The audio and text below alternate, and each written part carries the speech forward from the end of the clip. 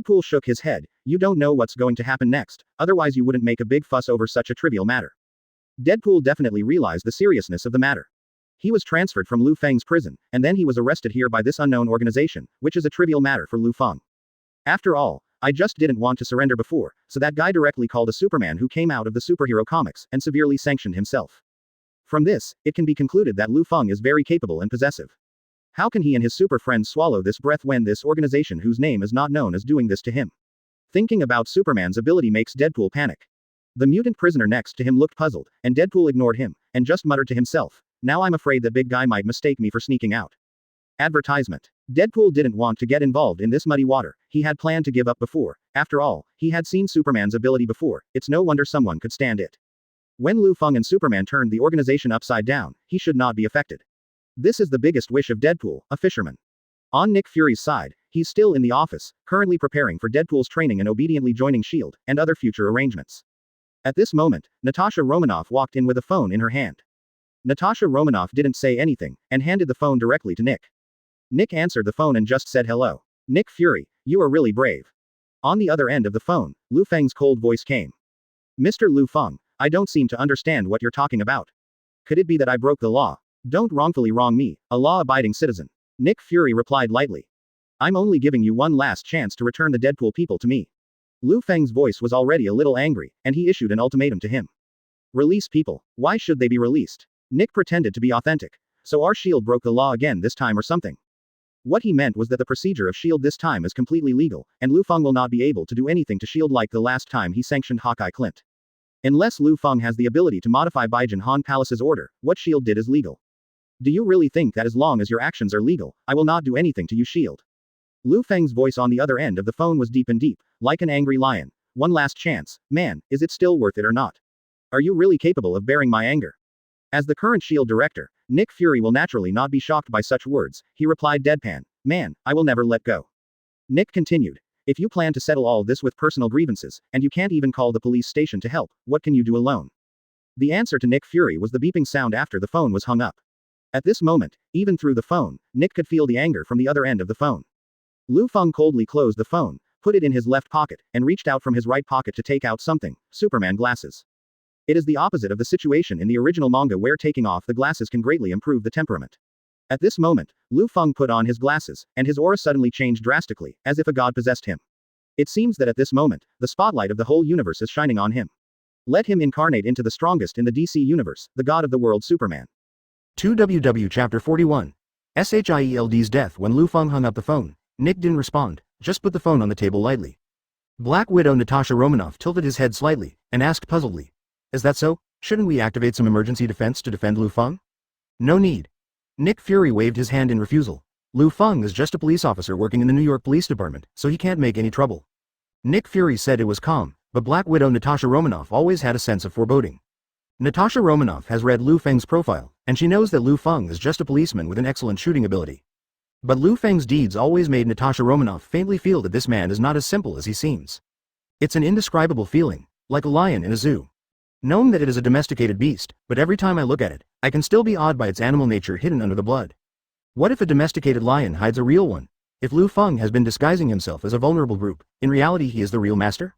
Although Natasha Romanoff had such a conjecture, Nick definitely didn't take it to heart, so Nick said directly in a conclusive tone. "If I say don't worry about it, don't worry about it."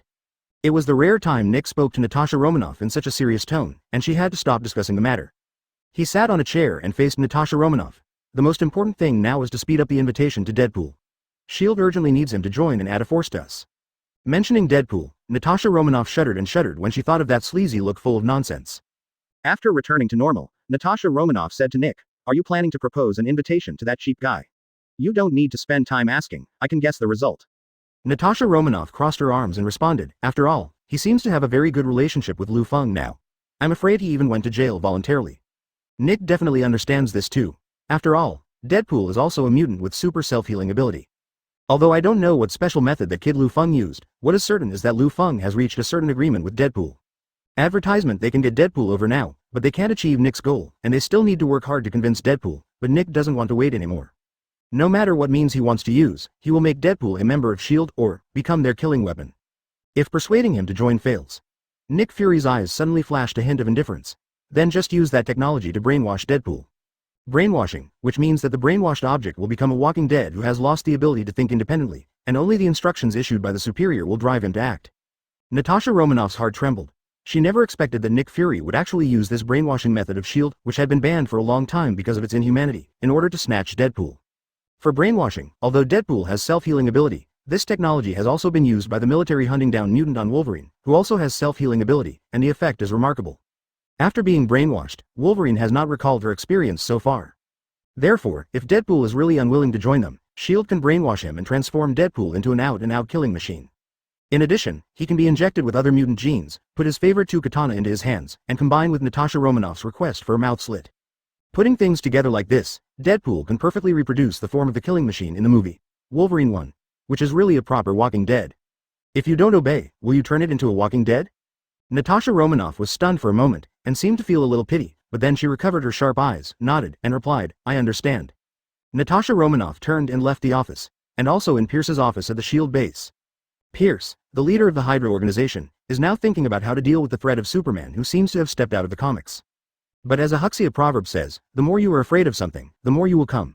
Just as Pierce was thinking, the phone on the desk suddenly rang. He glanced at the number. It was an unfamiliar call, but it was marked on his special phone that this person had spoken to him. Pierce squinted his eyes halfway, feeling an ominous premonition, but the phone kept ringing, and he had to answer it again. Pierce calmed down, reached out and connected the phone. Advertisement. Before he could speak, he heard Liu Feng on the other end of the phone say, You must have recognized my voice, head of Hydra, Pierce. It's really this guy Liu Feng. Liu Feng, did you dial the wrong number? Pierce gritted his teeth viciously when he heard the other party's voice. We Hydra didn't mess with you. Liu Feng on the other end of the phone heard Pierce's anger, and smiled even more happily. That's right, you are not only the leader of Hydra, but also the former S.H.I.E.L.D. director and the current second in command of S.H.I.E.L.D. Isn't Nick Fury's business your business? Liu Feng replied. I know you should have persuaded him not to mess with me. After all, the ground you were razed to the ground last time hasn't cooled down yet, right? Liu Feng continued. When I said this, there was anger in my words, but your advice is useless. Nick Fury still wants to challenge my bottom line, so let me show you some color, is it okay? Pierce sighed. It seems that this big battle is inevitable. He can only try to get a concession from Liu Feng. What should I do so that I won't be involved? You shouldn't be the kind of person who calls to tell the enemy to clean their A** before attacking. Pierce pointed out. What do you want when you call? You're not too stupid, Liu Feng said. Liu Feng asked in an extremely arrogant tone. I can give you a chance to live, but the premise is that you have to tell me all the bases of S.H.I.E.L.D. S.H.I.E.L.D. has many bases in the United States, which Liu Feng definitely knows, but no one except the S.H.I.E.L.D. agent seems to know the specific addresses. So he set his target on Pierce, the leader of Hydra, and Liu Feng also had enough capital to make this guy answer obediently. Pierce originally wanted to try to bargain again, but then thought of the man standing behind Liu Feng with destructive fighting power, Superman. Liu Feng was already irritated by that idiot Nick, and now Pierce is going to provoke him, and Liu Feng asked Superman to help in a fit of anger. The consequences are simply unimaginable. Chapter 42. Pierce surrenders, sanctions begin. Have you decided? Liu Feng on the other end of the phone said like a ghost. My patience is only 10 seconds left. You don't want to see what I look like when I lose my patience. The pressure hit Pierce's heart like a hammer. Always being threatened by Liu Feng, but he has nothing to do. 10, 9, 8. Liu Feng started counting. 7, 6, 5. Pierce sighed. Stop. The corner of Liu Feng's mouth on the other end of the phone raised. He has already firmly grasped Pierce's heart. Pierce will have no way to refuse to trade with Liu Feng. So Pierce opened his mouth and revealed the locations of all S.H.I.E.L.D. bases distributed around the world. The flow of people and the degree of development in each region are different. Liu Feng wrote down these names, and then asked, So, which base is Nick Fury at? This sentence shows that Liu Feng is going to directly settle accounts with Nick Fury and then burn that base to the ground. But Pierce has no other choice. Since becoming the leader of Hydra, Liu Feng has been the most difficult person to negotiate in his life. Because his negotiating capital Superman is too big, no one is willing to take the risk of hard steel with him, otherwise the end will be death. Pierce had no choice but to tell him where Nick Fury was again. Now Nick is in the S.H.I.E.L.D. base in Washington. Beep beep. After Pierce told Nick Fury where he was at the moment, Liu Feng hung up the phone. It was the first time in Pierce's life that he, the head of Hydra, was treated like this by others. Most importantly, he couldn't get angry, because the man who hung up on him was a man he couldn't afford to mess with. And the current situation is self-evident. Knowing the location of the S.H.I.E.L.D. base, cutting the Superman behind Liu Feng can no longer stand up. Pierce looked outside the office, and could vaguely feel the bloody storm before the storm. His feeling is indeed right. As soon as the screen changed, there was a certain S.H.I.E.L.D. base. The security guard outside the base suddenly noticed something through the binoculars, and started talking to his companions on the walkie-talkie. Advertisement. A strange thing appeared in the sky. Is there any new weapon being tested by the Ministry of Science and Technology? Things that appeared in the sky. No, as far as I know, the Ministry of Science and Technology hasn't made any strange weapons recently. The companion on the walkie-talkie expressed doubts. Did you miss it? Is it an airplane or a bird? The security guard looked at the sky with the walkie-talkie. Airplane? Bird? No, that's... He watched the thing get closer and closer to him. When he got closer, the red and blue met, with a human figure with huge amounts of S embroidered on his chest, came to him at a speed like a meteorite from the sky, allowing him to see the other person's face clearly. The sudden scene was coupled with a sense of oppression. For a moment, the security guard forgot to raise the weapon in his hand and shoot at the monster. He just opened his eyes wide and spit out a name, Superman. Boom. Huge amounts of pressure fell from the sky, and dust and smoke were everywhere. The companion who talked to the security guard could only hear the hissing sound from the walkie-talkie due to damage. The security guard on the outermost layer of the base looked at the walkie-talkie in his hand suspiciously, and couldn't help but secretly said, "This is the latest version of the walkie-talkie made by the Ministry of Science and Technology. How can it be so easily damaged?" He looked up at the gate of the base, and beckoned a few people on duty to check it out. This is a door made of titanium alloy. It is not only strong, but also has the effect of sound insulation, so that no matter what happens outside the base, the people inside the base will not be aware of it. This usually seems to be a pretty good thing. It can isolate the inside and outside of the base, so that people inside the base can be prevented from being disturbed by people outside the base. But the disadvantages are also obvious. The security guards in the base are completely confused about what happened outside the base. Even the surveillance outside doesn't know what just happened and got damaged. Normally, this is a trivial matter. But now, the security guards looked at each other, and no one dared to go forward alone. According to the security guards, each of them looked at the door with deep and inexplicable fear. Although they know that the shield base is one of the safest bases in the world, the troops deployed within a radius of 10 miles outside the base can easily fight against a well-trained army. But the situation at this moment still made everyone feel fear in their hearts. But this is still an order, and they must obey without fear. At the strong request of the leader, several security guards walked towards the titanium alloy gate step by step with their guns in hand. Advertisement: there is a monitor in front of the gate. The range is large enough to see the situation within a radius of 2 kilometers of the base. Now they only need to approach the gate and check the situation. Standing in front of the gate made of the strongest metal, his body suddenly trembled, which was a reaction beyond their control. It was as if their bodies were all warning them at this moment. That is the oppression from the biological force field of powerful creatures. But when the warning was issued, it was too late. Outside the door, there was a sonic boom that caused high-frequency vibrations in an instant due to the speed. The security guards looked at each other, panicked and wanted to escape, but the moment they turned around. Rumble. Huge amounts of impact were suddenly applied to the titanium alloy gate.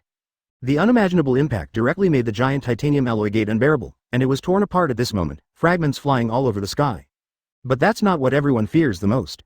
What really made people shiver was the one that caused all this, the tall figure who suddenly appeared at the door, wearing a huge amounts of red cloak and a tight red and blue uniform. This F*** she is Superman.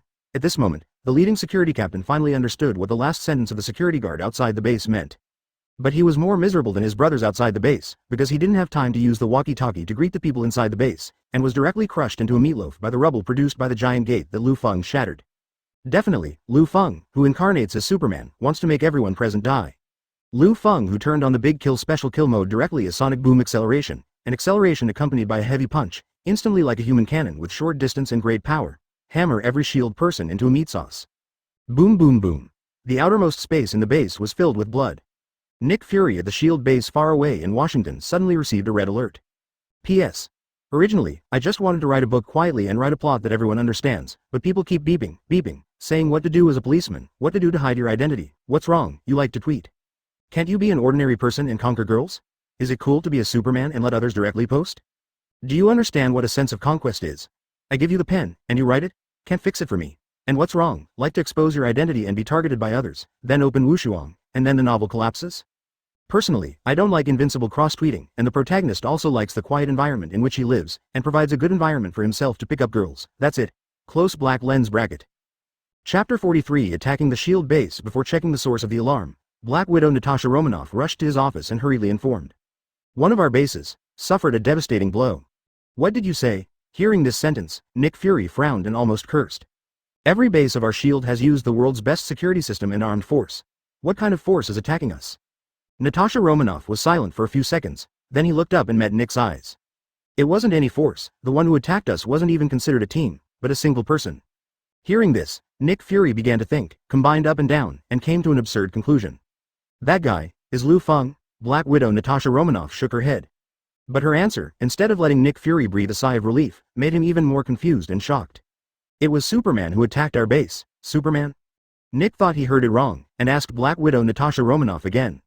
You mean the one in the superhero comic book for kids, Superman? Natasha Romanoff looked seriously into Nick's eyes and said that she was not stupid enough to joke with him in such a critical situation. Yeah, Superman from comic books for kids. As she spoke, she handed a tablet to Nick. If you think I'm crazy or hallucinating, then you should believe the computer surveillance footage. Nick took the computer and clicked to play, and an unbelievable video appeared on the screen.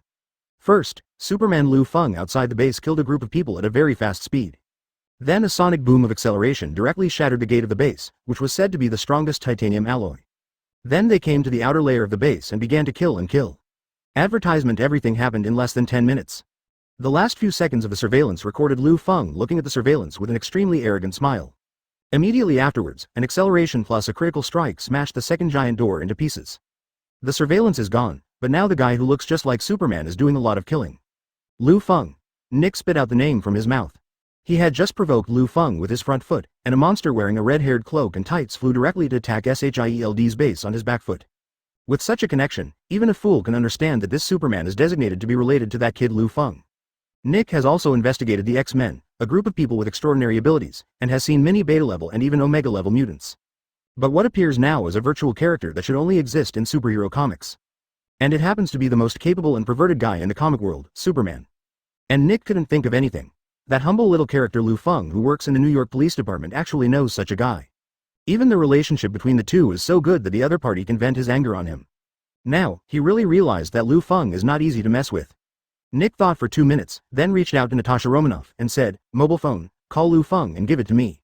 But Natasha Romanoff shook her head, looked at Nick helplessly, and replied, "I've tried it, and now, Liu Feng's phone can't get through at all." "What did you say?" Now, Nick is really in trouble, because Liu Feng has directly blocked the back road, and he didn't even leave Nick Fu Rui the reconciliation. It seems to be telling Nick clearly that once Nick angers Liu Feng, he must pay the price in blood. As soon as the camera turned, Liu Feng ended the life of the last agent with a kick in the innermost part of the shield base and other regions. Then he looked around, looking at the corpses and destroyed buildings all over the place, and muttered in his mouth, "The base in Florida, solve it." He started recalling what Pierce had told him not long ago about Shield's bases scattered across the United States, and then said to himself, "Next." After saying this, Liu Feng stomped his feet on the spot and took off at the speed of sound. The air was shaken out of a sonic boom, and the surrounding debris was blown away by the airflow. Liu Feng flew in the sky and began to head to one of the shield bases purposefully. After finding out that Liu Feng's phone call could not be reached, Nick Fury sent a message of full alert to other bases, asking them to activate the highest level of defense. Advertisement. So when Liu Feng came to the new base and was about to kill him, there were already heavily armed agents waiting for him outside the new base with guns. The moment he saw Liu Feng's figure, a rocket hit him first, igniting Liu Feng's whole body like a firework. Everyone was very happy to see this scene. They also thought that this guy was strong because he could dodge other people's attacks, or what, but the first shot he fired at random hit the target. This bazooka is the weapon of the SHIELD Science and Technology Department, which has been improved and upgraded to the best form. Even a tank can easily explode. But they miscalculated. The defense power of the guy floating in midair and surrounded by flames was not comparable to that of a tank. Not long after everyone was overjoyed, an agent first discovered something was wrong. Why didn't he fall when he got hit? Immediately afterwards, an agent with sharp eyes suddenly caught something wrong. There was still a figure in the flames, and it began to get closer and closer to them.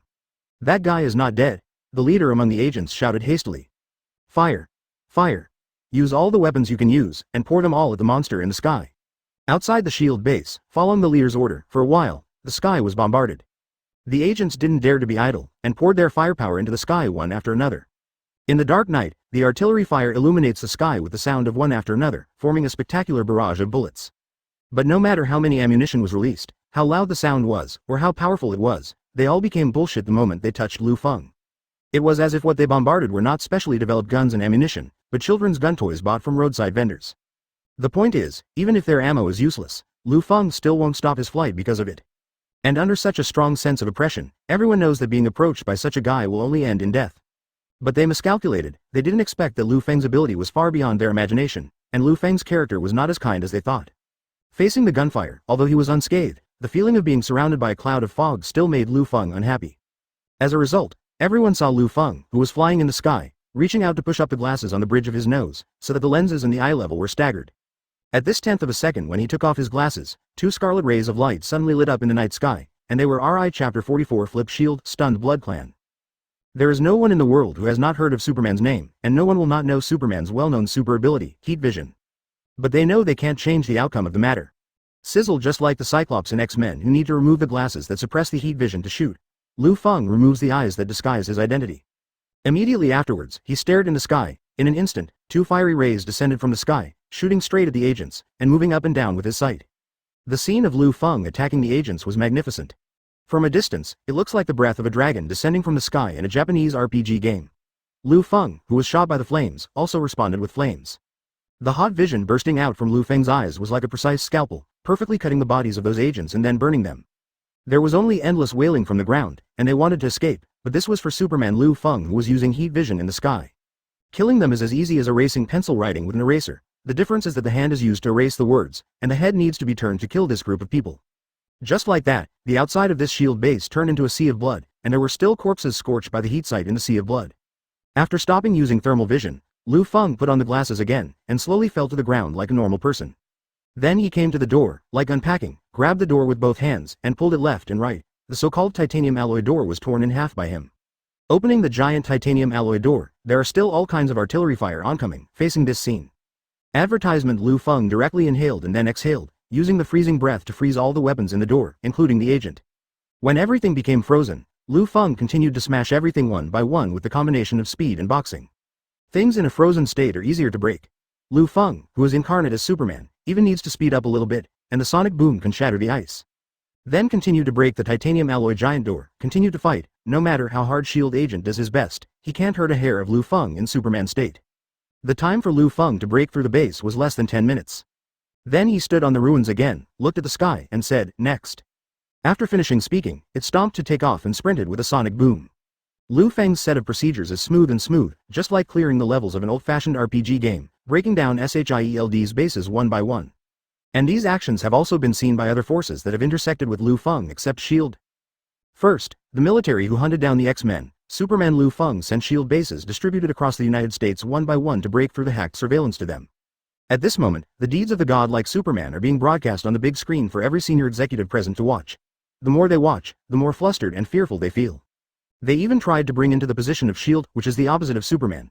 If the military is against Superman, what is the winning rate? The results are simply unspeakable.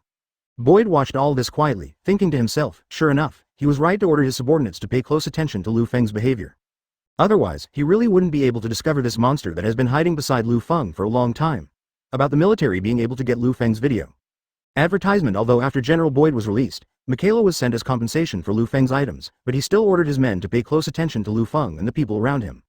As a result, today he learned about this amazing existence, a virtual character that only exists in superhero comics, Superman. For them, who have studied and hunted down the X-Men all their lives, this is a big step forward in their technology. But after thinking about it, they dismissed the idea of experimenting on Superman's body. After all, this guy was acquainted with that ridiculously powerful guy Liu Feng. He also has a perverted physique that can destroy a city with just a sneeze, not to mention binding him to do experiments. It is lucky to see him hiding far away. General, do we need to watch it again? Major Wilson in the military couldn't help asking. Look. Boyd responded briefly, the stronger the strength, the more we need to watch. Only in this way can we fully analyze this monster and avoid future conflicts. Boyd always had a hunch that they would eventually fight this monster.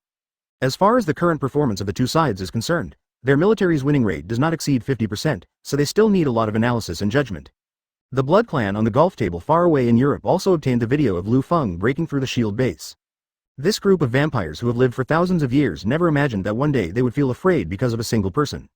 The Blood Clan elders sat around the table, except for the Blood Clan Queen Lilith and the vampire Dracula sitting on the second chair. The rest of the Blood Clan congratulated. One of the quick-talking Blood Clan just said what was in his heart. It's great that we didn't have too much conflict with that guy named Superman, otherwise, my old bone. Chapter 45. Nick Fury's fear. Dracula glared at him, and the latter realized the situation and shut up. Growing up others' aspirations destroys one's prestige. Dracula said with irony, after living for thousands of years, you have learned to live in the world? Trash is trash. The scolded Blood Clan elder wanted to refute, but couldn't find a suitable reason, so he could only suppress his anger, his body trembling uncontrollably. Enough. Lilith raised her hand to stop the conflict between the two sides. Watching a video can cause internal strife. When Superman really fought with us, the ending was one-sided. Hearing this, Dracula shrugged, turned his head away and stopped speaking. The rest of the Blood Clan elders asked Queen Lilith. So, Queen, in this situation, don't we really want to do something about this guy named Superman? The elder cast a glance at Dracula, and said, although he has not conflicted with us now, no one can predict what will happen in the future, if he really becomes our enemy.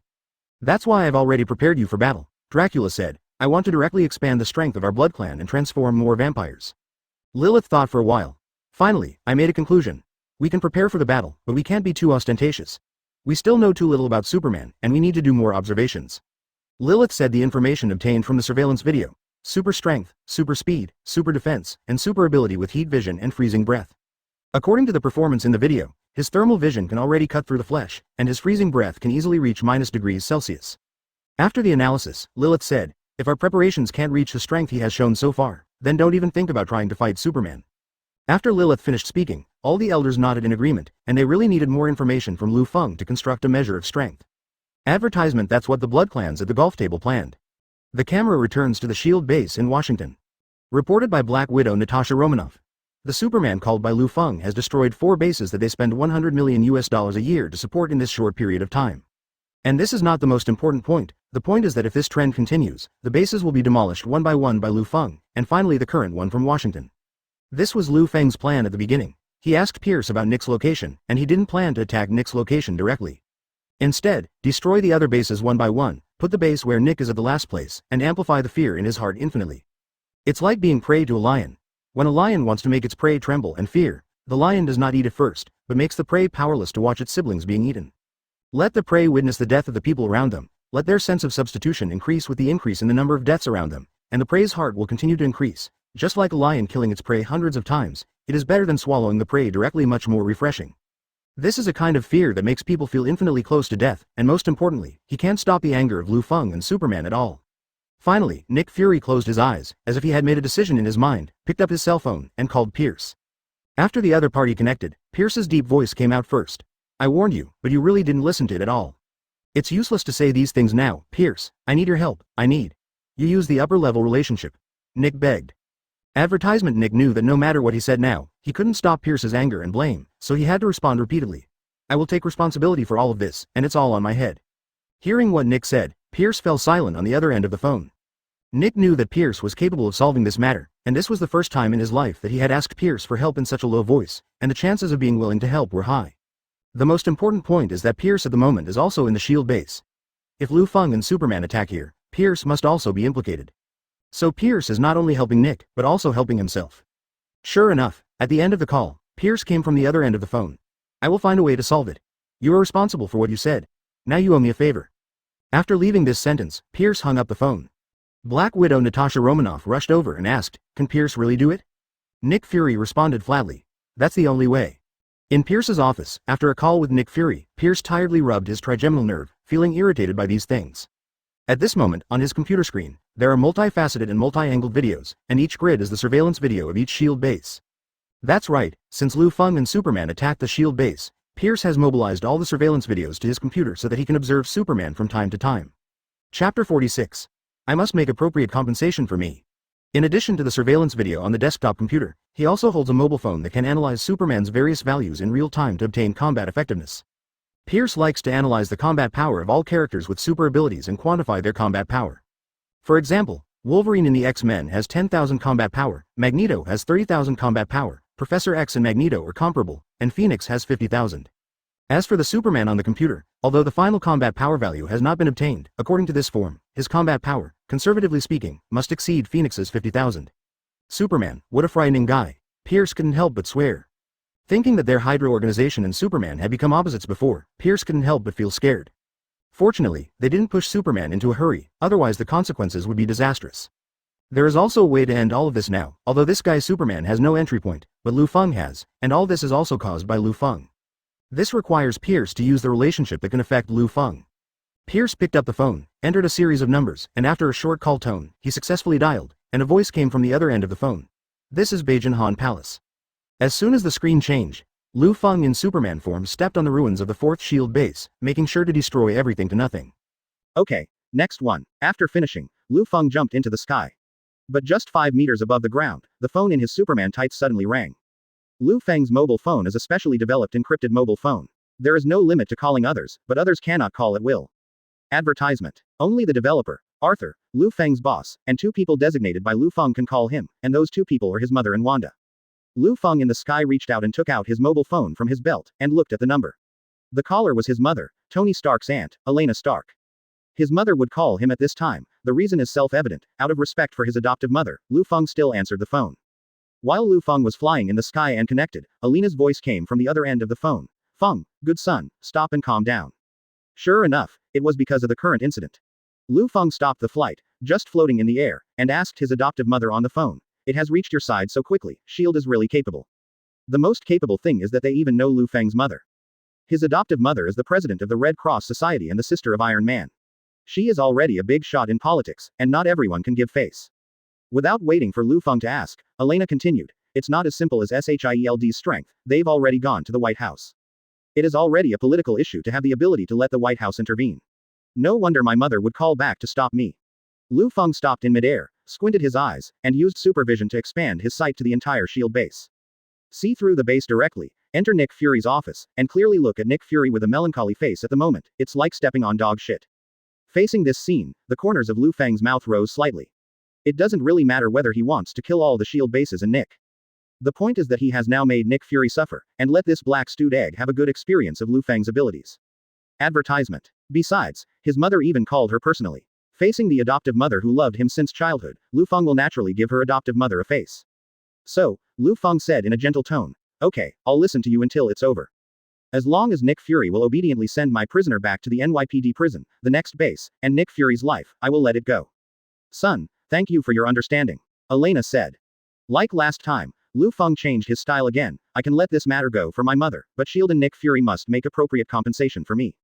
Hearing Lu Feng's request, adoptive mother Elena said very easily, don't worry, no matter what you ask, my mother will help you fight for it, and you won't suffer any disadvantages. The United States S.H.I.E.L.D. base. In the conference room of Nuo University, Lu Feng sat on the seat, with his legs crossed, humming a song comfortably, with a smug expression on his face.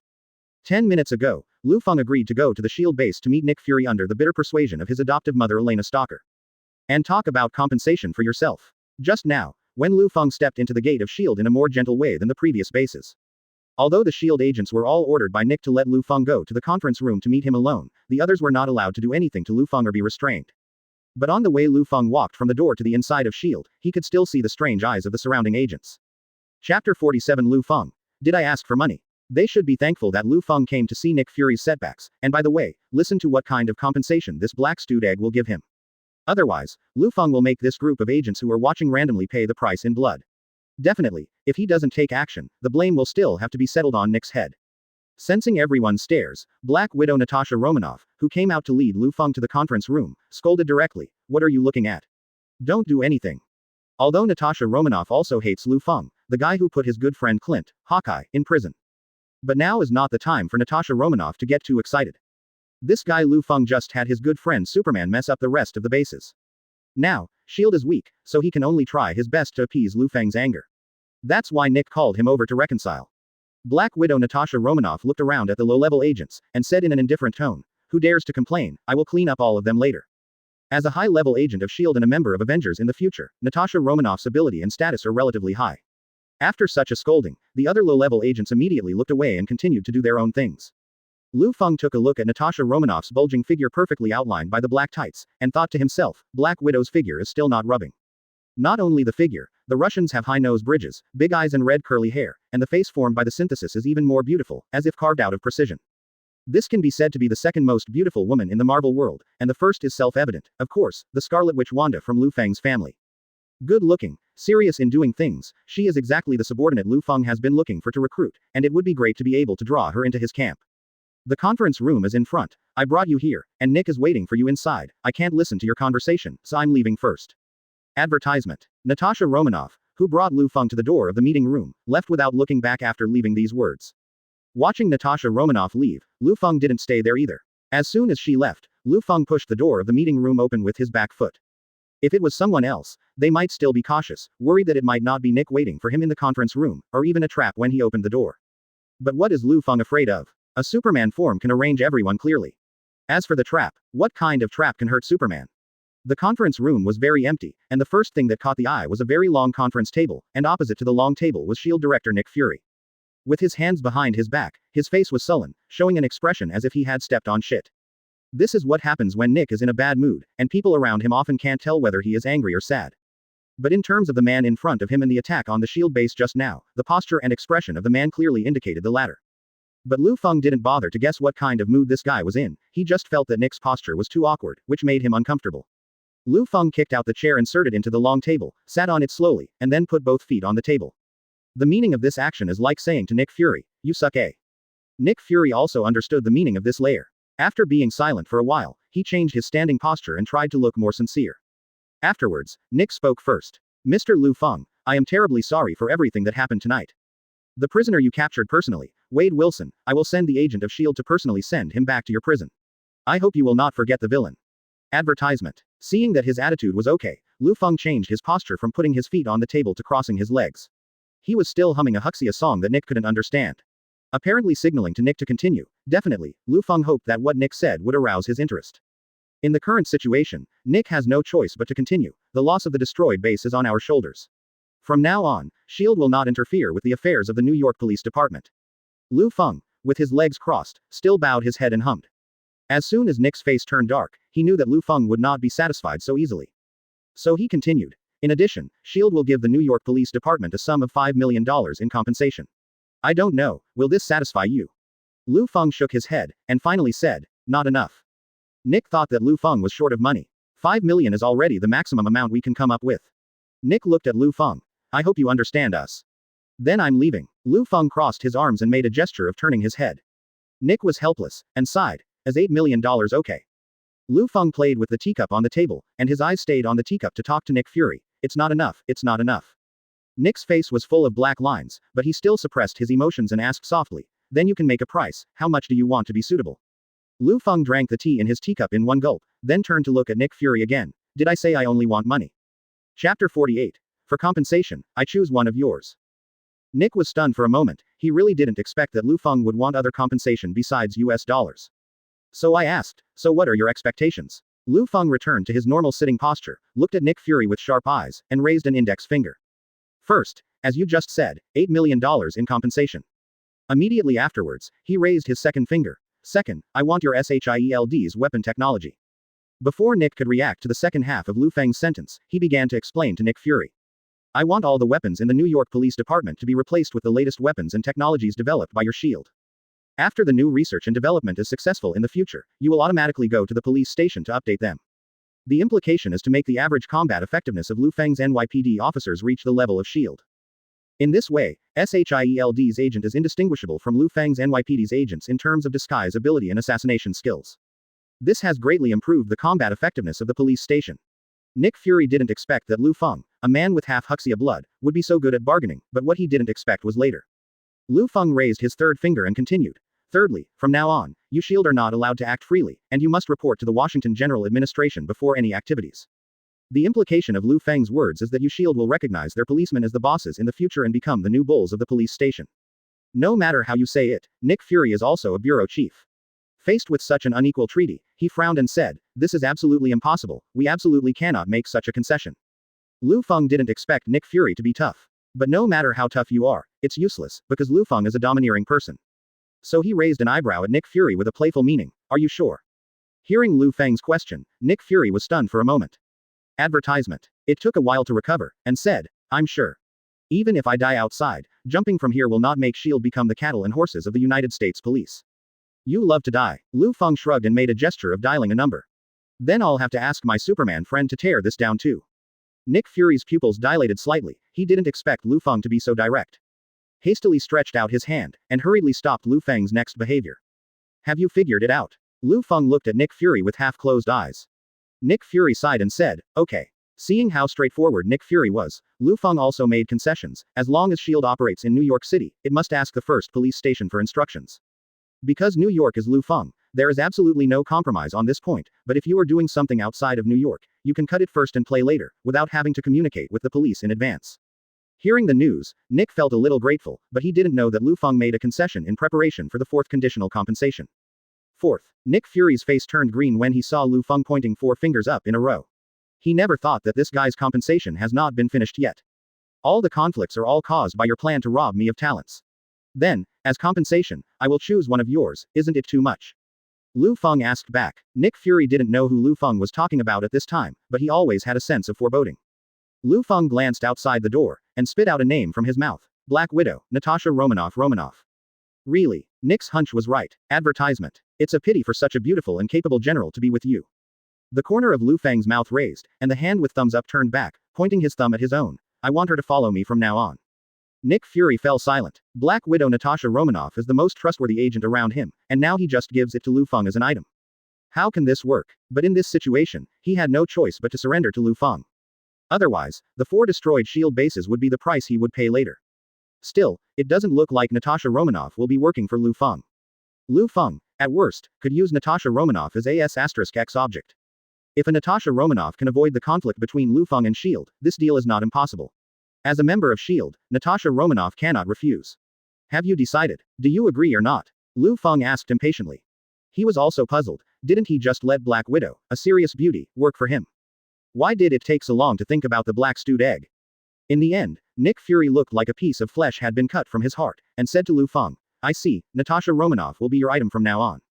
My items. Why is what the black stewed egg said is the same as the shapeshifting King Kong heroine Michaela given to me by the military? Did he misunderstand something? But it doesn't matter. Anyway, Nick Fury has already agreed to all his requests. As for what will happen to their shield, Liu Feng is too lazy to care. Chapter 49. Your boss, Liu Feng, successfully negotiated with our chief. All the compensation I asked for just now must be settled for me within a few days. After patting his butt, he turned around and left the meeting room after leaving the chair. The unrestrained Liu Feng walked out of S.H.I.E.L.D. just like that. As for the Deadpool Wade Wilson and Black Widow Natasha Romanoff he wanted, they were sent to the New York Police Department by S.H.I.E.L.D. Nick Fury watched Liu Feng leave. I want to smash the things around me to express my feelings, but I am afraid of being heard and seen by Liu Feng, so I dare not do it. He could only hold his head and analyze the huge loss this move had brought to S.H.I.E.L.D. Before the result was calculated, Pierce walked in again.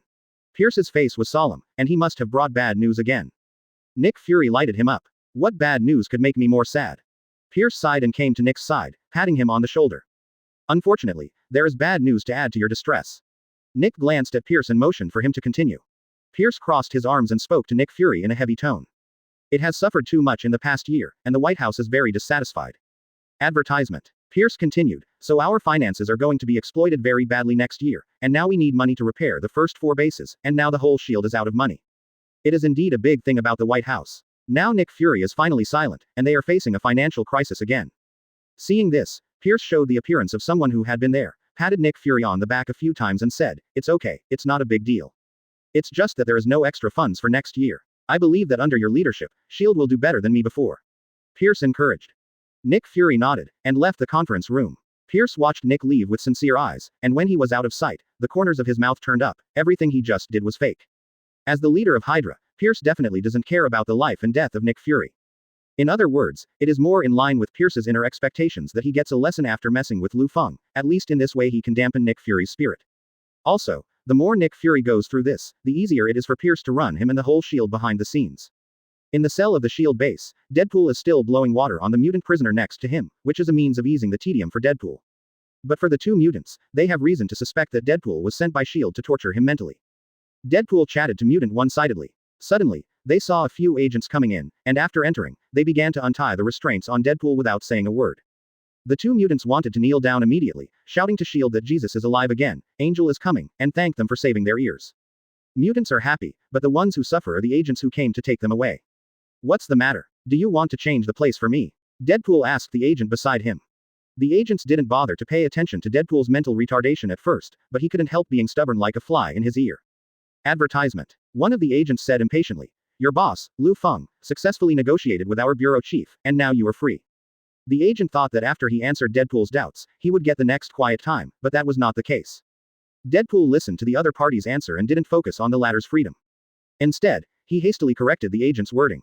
Hey, be careful what you say. Liu Feng is not my boss. I just lost to his super friend and was forced to go to jail. Although every place is a prison for me, I don't want to be imprisoned by you guys, otherwise Liu Feng will make trouble for me. Saying that, Deadpool became interested again, and asked a S.H.I.E.L.D. agent again. You guys were so rude to me before, but now you show this expression, looking at me upset but helpless, wanting to beat me but afraid of implicating the organization. I'm always afraid of offending me. Deadpool's face got closer and closer. Couldn't you have been taught a lesson by that kid Liu Feng with extraordinary means? The agent pursed his lips and closed his eyes without saying a word, and had already answered Deadpool silently, which made Deadpool very happy. Ha ha ha ha, it turns out that your famous S.H.I.E.L.D. sometimes suffers, and it's still eaten by an ordinary person. Deadpool laughed exaggeratedly. The agents gritted their teeth, and their anger gradually rose to a critical point, but they really couldn't do anything out of the ordinary with Deadpool in front of them. In the war between S.H.I.E.L.D. and Liu Feng, S.H.I.E.L.D. was definitely the defeated side. If the captives were to be slashed when they were released, Lufang didn't know what would happen. For the sake of the overall situation, the agent had no choice but to endure Deadpool's talk all the way until he was taken outside the S.H.I.E.L.D. base. Chapter 50. Deadpool that hurts. The original order given to them by Nick Fury was to return Deadpool safely to Lufang's NYPD. It contains the agent to pick up and drop off. But with Deadpool's performance, how dare the agent stay in the same car as Deadpool? So he called a taxi and threw Deadpool into it. Before driving, the agent is still instructing the driver. Take him to the NYPD within 20 minutes, and be careful not to let him jump out of the car. The Italian taxi driver was directly frightened by this sentence. Good guy, the person in this car is not a wanted criminal, is he? Is it really okay for big brothers not to tie him up? Seeing the uncle driver's eyes, Deadpool first waved and said hi. Then I showed my love to the uncle meanly. Then rant at a volume that several agents of S.H.I.E.L.D. can hear. Those guys are so stupid. If I didn't want to go to the police station, I would have killed them when I went out. After finishing speaking, he tilted his head harmlessly to shield agent humans and animals. It was only at this time that several people realized it later. I forgot to take protective measures when I brought this product out just now. Maybe, from the very beginning, Deadpool was planning to use his mouth to cover up his own danger level, so that they would lower their defenses against him. When he realized it later, Deadpool had already sped away in the taxi, and he didn't do anything out of the ordinary except chatting with the driver along the way. When he got out of the car and was about to enter the New York police station, the first thing he saw was a pair of peach buttocks wrapped in black tights. Thick, such a beautiful A. Deadpool said. Hearing a familiar voice, the other party turned his head slowly, and Deadpool looked up. Advertisement. Meet the dainty beauty with curly red hair, yes, Black Widow Natasha Romanoff from S.H.I.E.L.D. After seeing Natasha Romanoff's appearance, Deadpool flew over almost consciously controlled by his lower body. Little beauty, are you attracted by me and come to see me? Let me kiss you. Natasha Romanoff looked disgusted when she saw this cheap thing flying towards her. Via Black Widow Natasha Romanoff via fighting technique. The moment Deadpool was about to touch his body, a foot kicked forward from the bottom up. Sure enough, it precisely kicked Deadpool's baby in the crotch, and the piercing pain came out through his mask. Natasha Romanoff stared coldly at Deadpool writhing wildly on the ground like a fish out of water in pain. Perverts who are sexually harassed, they should let them castrate you when they bring you out, so that it hasn't grown out yet, at least it won't be so disgusting. Deadpool clutched his hands and stood up with difficulty. Although he is fast in self-healing, the damage he receives will not recover, and the egg pain really cannot stop. Deadpool had no choice but to endure the pain and asked, since you're not attracted by me, how did you? Natasha Romanoff thought it was okay to tell him, so she crossed her arms. As S.H.I.E.L.D.'s compensation to Liu Feng, I will work for Liu Feng from now on. Compensation. Hearing this word, Deadpool, who was excited, seemed to be relieved of pain immediately. Under the mask, he said lewdly, so you will be Lufang's RBQ from now on. Natasha Romanoff doesn't know what RBQ is, but she also bases it on Deadpool's sleazy expressions and movements. After understanding the meaning, just about to do it, a voice came. The people in S.H.I.E.L.D. are quite agile in their work. Liu Feng walked over with his arms folded, with a slight smile on his face. Black Widow Natasha Romanoff glanced at Liu Feng and paused for a moment. After sorting out his words, he bowed and said, Boss, you will be my new boss from now on. Advertisement. Liu Feng waved his hand. You don't need to call the boss so serious, I'm not like the black stewed egg boss in your S.H.I.E.L.D., just call me Brother Feng from now on. Okay. Brother Feng. Natasha Romanoff immediately changed her words. Regarding Natasha Romanoff's attitude, Liu Feng nodded in satisfaction. Deadpool on the side squinted his eyes, looked suspiciously at Liu Feng, then at Natasha Romanoff, and couldn't help asking. You really don't have any sexual master-servant relationship. As soon as Deadpool spoke, Liu Feng frightened him back with a stare. Seeing this from Liu Feng, Deadpool thought Liu Feng was blaming him for leaving the prison privately, so he hurriedly raised his hands up. I didn't sneak away, S.H.I.E.L.D. took me away. I didn't say you sneaked out. Liu Feng held his forehead slightly, not knowing whether to laugh or cry. I definitely know it's S.H.I.E.L.D. that's doing it, or I wouldn't have gotten you out of there. Deadpool patted his little heart. So you already knew it, huh? I was always afraid of you, and would ask your super friend to come out and get me. The corners of Liu Feng's mouth turned upward. As long as you are obedient, stay in the prison obediently, and fulfill our agreement occasionally, my super friend will not come out. Listening to Natasha Romanoff at the side, it turned out that Liu Feng had asked Superman to teach Deadpool, the talker, a tough lesson, exactly as she had imagined. Hearing Liu Feng mention the prison again, Deadpool deflated like a deflated rubber ball. I know. Deadpool, a guy who loves to play, definitely doesn't want to be imprisoned and free, but he made an agreement with Liu Feng before, so he can only agree to him. After all, no matter from which point of view, Liu Feng is not to be messed with. Chapter 51 S.H.I.E.L.D. Creator. Okay, you two will enter the police station later. My little brother Chen Long will arrange for you to be hired by Natasha Romanoff, and will also send you back to prison, Wade. Liu Feng straightened his collar. I need to talk about the survival of a certain force. When Liu Feng came to the designated restaurant, a tall black man, Arthur, the chief of the Washington Police Department, had been waiting at the table for a long time. I found that you kid is really very revengeful. Seeing Liu Feng appear, Arthur squeezed his face into a ball. Last time I asked you to wait for 10 minutes, but now you have dragged on for 20 minutes. Maybe you're thinking too much. The corners of Liu Feng's mouth turned upward. If it's someone else, I might think it's overthinking, but if it's you, I'm sure you did it on purpose. The tall black Arthur, in front of Liu Feng, who is half Asian, behaved like a little girl in love. You are very revengeful. Liu Feng shrugged and said, I don't intend to deny that. Arthur was at a loss for words. Okay, I believe you are not free enough to talk to me about these unimportant things, let's start talking about business. Liu Feng sat down and looked at him. About the fact that I called you here, how do you think it should be implemented? When it was time to discuss business, Arthur put away his joking look and returned to a serious expression. You said you were going to ban S.H.I.E.L.D. completely, well. Yes, there is no need for S.H.I.E.L.D. to exist at all. Liu Feng said. Bringing their technological strength and technology to our side, we can achieve more achievements than them. Advertisement. But, institutions like S.H.I.E.L.D. can't be solved just by saying they can be solved. They even have the support of the White House behind them.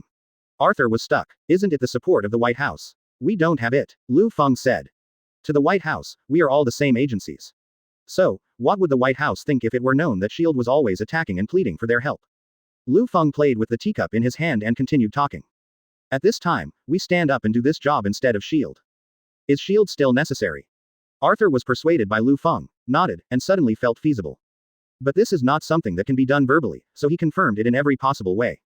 Are you really ready to annex S.H.I.E.L.D.? Don't ask, your mother's opinion. My mother. Liu Feng was a little puzzled. Now that there is no White House involvement, what is he doing with S.H.I.E.L.D.? Liu Feng was still in doubt when the phone on the desk rang suddenly. The caller ID was Arthur and the woman he was talking about, Liu Feng's adoptive mother, Elena Stark. Liu Feng picked up the phone, and a voice came from the adoptive mother's side. Feng, are you planning to ban S.H.I.E.L.D. with Arthur now? Without waiting for Liu Feng to ask, Arthur said independently, I informed Ms. Elena. I think she has an obligation to know this, after all S.H.I.E.L.D. is also related to her. Liu Feng didn't mean to blame Arthur, after all, he would tell his mother when the time came. What he wondered was, how could his mother be so excited? What's the matter, Mom, doesn't your voice sound good? Did the White House say something to you again? Advertisement. This time there is no intervention from the White House. Elena replied. This is Mom's own idea. I hope you don't ban S.H.I.E.L.D. Liu Feng listened quietly, then asked. What's the reason? Elena didn't hide it either, and answered directly. Because the person who created S.H.I.E.L.D. is Tony's dad, my big brother, Howard Stark. Elena's words reminded Liu Feng, yes, S.H.I.E.L.D. seems to be created by Iron Man's father. And now, his adoptive mother is Iron Man's aunt, Howard's younger sister. So, I really have a relationship with S.H.I.E.L.D. Elena on the phone continued. Although my big brother Howard has passed away, and S.H.I.E.L.D. is also in charge of someone else, it stands to reason that it does not belong to our Stark family. But I still can't bear to see the S.H.I.E.L.D. created by my big brother disappear. So, Feng, you can't eradicate S.H.I.E.L.D. no matter what, okay? Liu Feng listened to the phone, the corner of his mouth twitched, he didn't expect to have such a relationship with S.H.I.E.L.D. It made me unable to do S.H.I.E.L.D. now. But my mother called Liu Feng to intercede, and Liu Feng couldn't say anything more. I had no choice but to say, okay, I see, I will stop for Uncle's sake. In the end, Liu Feng could only give up the ban on S.H.I.E.L.D. But as a price, Liu Feng demanded that S.H.I.E.L.D. no longer have law enforcement powers from now on. S.H.I.E.L.D. must lead the way for the New York Police Department and the Washington General Bureau. In addition, it has to give a lot to the Stark family of its adoptive mother. After talking with his mother on the phone, Liu Feng and Arthur exchanged a few more words, and they left the coffee shop one after another. For the next thing, his younger brother Chen Long will take care of everything, and Liu Feng can leave work early. But he didn't intend to go home. Chapter 52. Quicksilver appears. Liu Feng drove fast and finally stopped in front of a hotel. Skillfully go up the elevator and press the floors, come to a room, and open the door with the spare key. Shapeshifting King Kong heroine Michaela. He was watching TV at first, but when the door was opened, a pair of beautiful eyes looked over. 2 hours later, Liu Feng silently lit a cigarette beside the bed. The tired Michaela glanced at Liu Feng's slightly heavy expression, and asked with concern. What's wrong today? Are you unhappy? Liu Feng did not expect that Michaela would actually care about his mood. He didn't intend to hide it from Michaela, so he said the worst thing in his heart. I've been disgusted recently. According to your personality, you should make the other party suffer.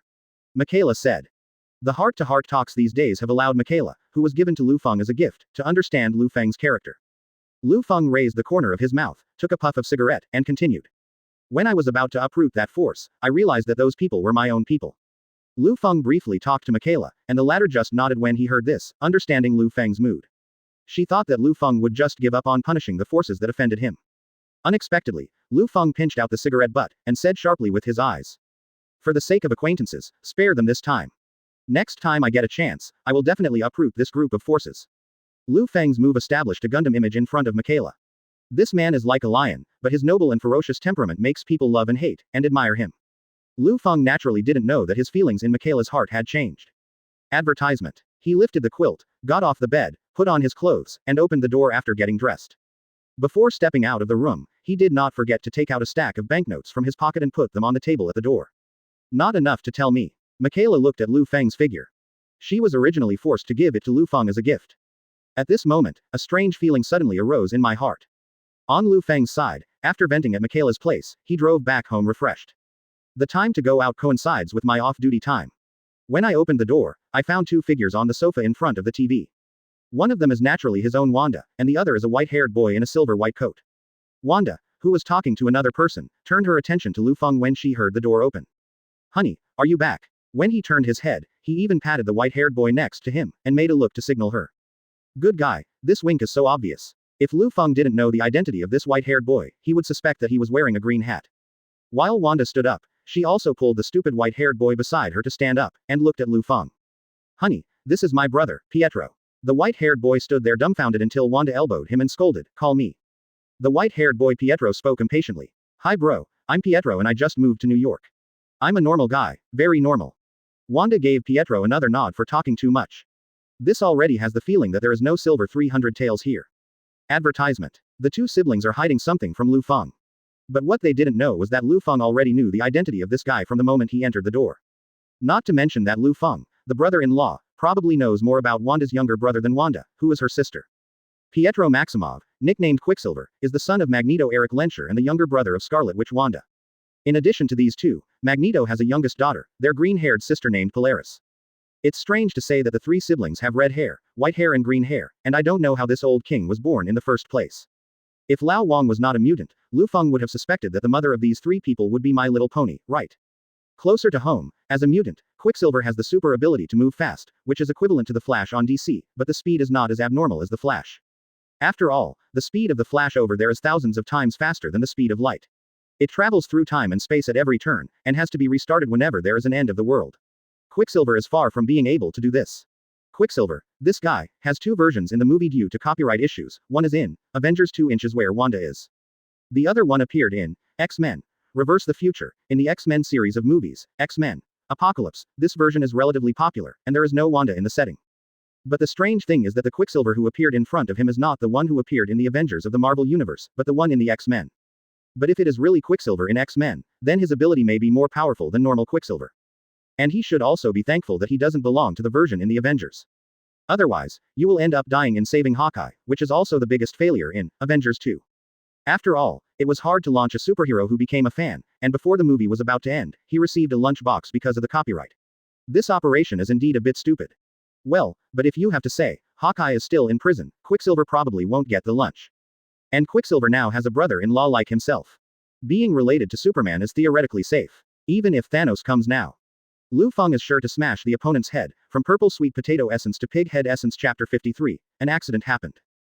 According to the timeline, the X-Men have disappeared now, and Quicksilver has already died in the battle in the movie, X-Men Apocalypse. It's understandable that different universes are merging, and this Quicksilver becomes that Quicksilver, but the question of timelines is a bit more interesting. According to the preliminary judgment, it should be due to the butterfly effect. Lu Feng didn't intend to think about it any further. Anyway, whether Quicksilver died or not didn't have much effect on him. When Lu Feng was with his wife Wanda, he did not reveal that he knew Wanda's identity, and Wanda never told Lu Feng that he was a mutant. That's why when Quicksilver came today, Wanda had to let her younger brother pretend to be an ordinary person in front of Lu Feng. Knowing this, Lu Feng also played tricks, and pretended that he didn't know Quicksilver and knew nothing about mutant. Then he said in a brother-in-law's tone, hello, you can call me Lu Feng from now on, sit wherever you want, as if this is your own home. Okay. Receiving Lu Feng's answer, Pietro, a somewhat childish guy, sat down on the sofa again. Really low EQ, Lu Feng couldn't help but said, brother comes to our house, delicious food and drink, if you need brother-in-law's help, just tell me. As the head of the family, Lu Feng still has to say polite words. As a result, as soon as Lu Feng finished speaking, Wanda trotted to Lu Feng's side, held his hand, and said, I really need your help with something, my husband. Lu Feng. My younger brother Pietro recently transferred from another city to work, and he is currently struggling to find a house, Wanda said. Husband, you are so capable, help him find a house to live in. Okay. The 5-meter-tall green muscular monster wreaks havoc in Times Square, the most crowded place in New York. Advertisement. People were fleeing in all directions like a tide, the screams combined with the growls of the green muscle monster. The good thing is Muscle Monster isn't specifically hurting anyone or any group, it's just wreaking havoc like a madman. Woo. The green monster suddenly covered its head with both hands after it was half destroyed. After a while, he kept beating his chest like an orangutan. He roared while beating, and then began to look for everything around him to vent and destroy it. The policeman who just arrived here had a panoramic view of all this.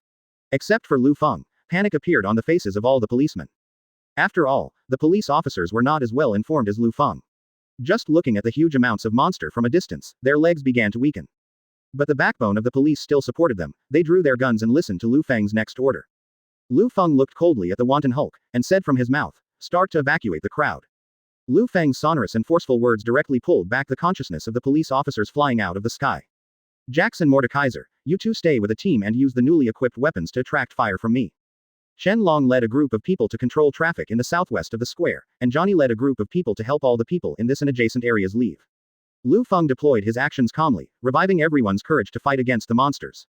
Everyone work hard, within 10 minutes, I don't want to see any moving crowd in this area. Do you understand? Understood, everyone said in unison. After the deployment was completed, everyone directly put forth their energy to perform their duties, achieving the highest efficiency. Advertisement. This is the status and significance of Liu Feng in the police circle. His existence is like a lighthouse that can give others courage and hope. All police officers acted according to the arrangement. After the scene stabilized, Liu Feng made a phone call to General Ross, who was in charge of the Green Titan, that is, the Super Soldier Serum Project. I said before, if you mess with me, you will have to pay the price. Liu Feng's flat tone was filled with anger. Could it be that you want to see with your own eyes what I'm capable of? Rose also knew that he had offended Liu Feng, and after a moment of silence, he replied with a little apology. Don't get me wrong, we have no plans to target you. After the last call, we have tried to increase the dose to control it. Rose quickly explained to Liu Feng. But we underestimated its strength, and the large amount of tranquilizers injected into it suddenly failed, perhaps because of the resistance. You mean, you tried your best? Are you sure? Liu Feng coldly interrupted Rose's next explanation. Hearing this sentence, Rose's body shook, as if Liu Feng at the other end of the conversation was standing in front of him to judge him. Ross wanted to speak again, but Liu Feng interrupted again. I don't want to hear any more explanations. In short, my city has been damaged, and all the costs of the city's loss, including construction costs, casualty costs, lost work costs, family pensions, police equipment repairs, all are recorded in the Do you have any complaints from the top of your military? General Ross on the other end of the phone clenched his fists angrily, but he could only answer, no complaints, we will compensate. My guys will hold Hulk and come over and fix this mess. Chapter 54. TV Reporter. After Liu Feng finished speaking, he was about to hang up the phone, but he heard Ross on the other end of the phone saying, wait a minute, Mr. Liu Feng. Say. Liu Feng was getting impatient. General Ross on the other end of the phone paused for a while, there is currently no way to solve the rioting Hulk. It just so happens that you know Superman, look at your super friend, would you like to help solve this trouble? Superman. Liu Feng sneered and said, what's the matter with Superman that you've made trouble? Find a way to solve it yourself. Are you willing to watch Hulk wantonly destroy your city? Ross tried to persuade Liu Feng. You pay compensation for Hulk's destruction. If you plan to watch the city be destroyed, then I hope you have enough money to pay for the entire New York. After finishing speaking, Liu Feng hung up the phone directly. On Liu Feng's side, looking back at the battle situation, people in a radius of 10 miles had fled to a safe place, and the surrounding area was blocked by the police who came to support. At this moment, the entire area was like a Green Titan's playground, allowing him to wreak havoc. Police officer Chen Long came to Liu Feng and said, Brother Feng, the situation is under control. Liu Feng nodded. Good job, everyone is on standby, just wait for my next instruction. One more thing, Brother Feng, the destruction of this green monster has attracted several reporters from the TV station, and they insisted on coming in for interviews. How should we deal with them better? Chen Long asked. Reporter. Liu Feng narrowed his eyes, thought for a while, and then replied, let them in and interview them. What? Ask them to interview? Chen Long was stunned. Liu Feng would agree to be interviewed, which was beyond his expectation. But he still obeyed the arrangement and asked, which TV stations are we going to interview? Or are we asking them to send a representative? Advertisement. No representative. The corners of Liu Feng's lips turned up, and he said, hold a press conference in the name of the police. Let as many reporters as there are, and the more TV stations, the better. Chen Long couldn't understand what Liu Feng was thinking, but he went back obediently and arranged a press conference as Liu Feng said. After a while, Liu Feng stood in front of more than a dozen people holding cameras or microphones. Liu Feng adjusted the microphone on the podium. Okay, now you can ask questions one by one. Looking at the hands raised one by one, Liu Feng randomly ordered a few like picking fruits, so the reporter asked. Excuse me, Officer Liu Feng, what kind of creature is the giant green monster that is wreaking havoc in New York City Square, and where did it come from? Liu Feng cleared his throat, and said. The monster was created by the military's human experiments, and now it has become something neither human nor ghost, and it is difficult for modern weapons to cause damage to it. Liu Feng called another reporter, who asked. What is our current casualty situation? Will the casualty situation increase in the future? Liu Feng replied. Under the control of the police, the number of injured people does not exceed 10, and the number of deaths is none. We will try our best to prevent the number of casualties in the future. Another reporter asked. So what should we do with this monster now? Liu Feng revealed a helpless expression, and replied. Advertisement. The police have tried their best to control that monster, but they are still indifferent. Perhaps only the military that created this monster has the ability to solve it. On the military side, General Ross watched the press conference on TV with a livid face. His left and right hands asked. What should we do now, General? Liu Feng refused to let Superman come forward at all, and even held a press conference to blame us. Just when Rose was in trouble, the phone in his hand rang, and he picked it up, and a deep voice came from the other end of the phone. Ross, get rid of this matter. At the end of the press conference, Liu Feng informed the police in a few words to expand the range of crowd flow in the area where Hulk was located, and then drove back home. Hulk just let him wreak havoc like a child. As long as the scope and flow of people are controlled, there will be no casualties. As for the incarnation of Superman to solve it, if it doesn't exist, Liu Feng can't be bothered to pay attention to such things. Anyway, the military will pay a huge amount of compensation for this, and the cost of Hulk's destruction of New York should be paid to the military. If they are willing to spend it, Liu Feng will spend it with them. Liu Feng didn't believe that the military didn't have weapons against Hulk at all. After all, Liu Feng in his previous life has already seen this movie, and there is no Superman in Invincible Hulk. Liu Feng felt that the military urgently needed Superman to come forward, maybe because he thought Superman couldn't beat Hulk, or because he wanted to see where Superman's limit was. With this little thoughtfulness, you don't even need to guess. If you want to make troubles, I will accompany you to make troubles. Let's see who can't hold it up first. Liu Feng returned home, turned on the TV and watched the TV station's live broadcast of Hulk. The TV station is narrating the incident from a tragic perspective, and through interviews with injured personnel, it enhances the sympathy of the audience and accuses and abuses the military that created this monster. Chapter 55. Betty arrives. The public opinion came to the military side, which is what Liu Feng wanted to see. After all, this is how the real world is. The pressure of public opinion is far more powerful and useful than Superman's fists. As for the statement made by other TV stations that the police did nothing and did not do their best to protect the citizens, Liu Feng completely ignored it. The United States crowd is like this, and this kind of convulsion often occurs. Just when Liu Feng wanted to continue watching, when other TV stations would bring public opinion pressure to the military, there was a sudden knock on the door. Liu Feng was subconsciously startled, not because he was afraid that someone would flesh him out. I wanted to touch something in reality, but I was more curious, how could someone knock on the door at this hour? After all, Wanda is already on a business trip, and the people who eat melons with a sense of justice will not come here at this point. Curious, Liu Feng opened the door. Unexpectedly, Betty, the daughter of General Ross, who has a good figure with a bulging figure and a beautiful face, came into view. Liu Feng asked, Betty, why are you here? I'm very angry with my dad right now, very angry. Betty said while clasping the air with both hands. Then he walked around Liu Feng, as if he had returned to his own home. Carelessly to lie down on the sofa, its movements are very indecent. Liu Feng shrugged his shoulders as usual, closed the door, walked to the sofa next to Betty and sat down. It seems that you should have guessed what your father was doing from the police press conference. Advertisement. Press conference. No, I knew it was my father's experiment when I saw the news report that there was a green monster in Times Square, New York. Betty became even more resentful when she said this. I didn't expect my father to make such a mistake and put that monster in New York. He is such an idiot. I. As Betty was talking, her eyes suddenly caught sight of the potato chips on the table. Then he tore open the package without saying a word, and started to eat caw. Eating potato chips was not enough, so I opened another bottle of Coke, holding potato chips in my left hand and taking a sip of Coke in my right. Crazy to vent their dissatisfaction through food. Liu Feng didn't know whether to laugh or cry, but he had already gotten used to it. This little girl has liked eating to relieve her emotions since she was a child. Girls of the same age have envied her for a long time for eating without gaining weight. At one time, some girls even thought that her cup size was enlarged by eating potato chips. Liu Feng, you won't understand my feelings. My dad turned into a bad guy who created monsters to attack humans in one day. Even I hate him. Is there anything more upsetting than this? Liu Feng smiled. What is this? You don't know yet. The green muscle monster reported on TV is actually your good friend, Bruce Banner. What did you say? Bruce. Is he the monster? No, it can't be. Betty put down the snacks in her hand, stared at Lu Feng with wide eyes, and couldn't believe what Lu Feng said at all. Are you so sure? Have you ever seen it with your own eyes? Lu Feng asked back. Betty immediately replied firmly. I have seen it. I have seen the super soldier serum with my own eyes. Father, he used Dr. James to conduct experiments at that time. And the experiment at that time was very successful. Dr. James said that he could control the super soldier serum, and there was no sign of transforming into a green monster. Advertisement. Having said that, Betty stopped talking as if she understood something. Lu Feng pointed to the TV. If the Dr. James you're talking about has been tested and can control the super soldier serum, there won't be any news about green muscle monsters destroying New York. So you mean, Father, he lied to me? Betty covered her mouth, her face full of disbelief. Lu Feng nodded and said, he must have lied to you. The military is so dark, Betty. Not everyone can be selected for this kind of human experiment. Maybe your friend Bruce Banner was investigated by your father. The most suitable candidate to participate in the experiment, and he didn't want you to know. He played a scene in front of you. After Lu Feng finished speaking, he found Betty with her head buried, speaking in a grieved manner. It's not the first time that something like this has happened. My father has always been like this since he was a child, saying that he lied to me for my own good, and wouldn't let me do this or that. When Betty looked at Lu Feng again, her eyes were full of tears. Then he gritted his teeth as if thinking of something, then leaned forward, and directly gave Lu Feng a strong kiss, still the French style.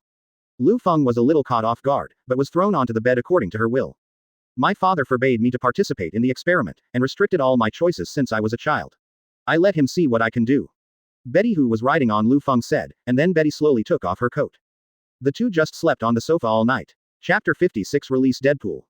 The next day, Lu Feng, who had just woken up and was still asleep, felt Betty's movements. Opening his eyes, he found that Betty was holding the clothes to support her waist, and was slowly preparing to leave with her hands and feet. The corner of Lu Feng's mouth raised, and he said, leaving. Won't you stay for a while? After Betty was discovered by Lu Feng, she remembered something and shuddered. Then he hurriedly fled while putting on his clothes in a panic. No, I suddenly remembered something urgent, so let's go first. After the disheveled Betty fled, she was still muttering to herself. Lu Feng is too strong. When I was a child, I didn't realize that this guy is like a fighter. Betty would have liked to channel the dominant vent through Lu Feng. I didn't expect to be countered by Lu Feng before it even started. All night long. Sorry, I am not worthy, Betty said secretly. After Betty left, Lu Feng, who was lying on the sofa, crossed his hands behind his head. Sighed slightly. Lu Feng clearly knew that what happened with Betty last night was just an accident. It is reasonable for a girl in the rebellious period to resist her father through this behavior. At other times, Lu Feng might have refused, but at that time, he also had dissatisfaction with Rose in his heart, so he would really attack Betty. Both of them did it out of revenge for him. Well, only the world where Ross got hurt came out. But this is only a trivial episode. If you want to calm my anger, I have to see if you, Ross, are sensible or not. Lu Feng got up and put on his clothes after secretly thinking like this, and then called the police station to inquire about the current situation. The police officer on the other end of the phone answered. Brother Feng, another muscular monster appeared last night, but this time it's shit yellow. Advertisement. The arms and back were covered with spikes. When the two monsters met, they fought without saying a word. The fight was so dark that the two monsters disappeared in the end. According to the police officer's description, the second thing that appeared was Green Titan's old opponent, Abomination. Also the final villain in the movie The Invincible Hulk. The fighting scene between the two, Lu Feng can also understand a thing or two from the movie screens he has seen. It can be said to be a classic monster fighting scene on the screen. But whether it is as grand as his action scene last night will vary from person to person. After understanding the situation, Lu Feng said to the police officer on the other end of the phone. I see, you withdraw from the team. Brothers have worked hard. You can eat, drink and play freely. Just fill in my name for reimbursement. After hanging up the phone, Lu Feng sneered. With ability confrontation, you have to wait for Superman to sacrifice. Ross, it seems that you have to lose blood before you are willing. Afterwards, Lu Feng called the director of the general administration. Arthur, I want you to do me a favor about the Ross military.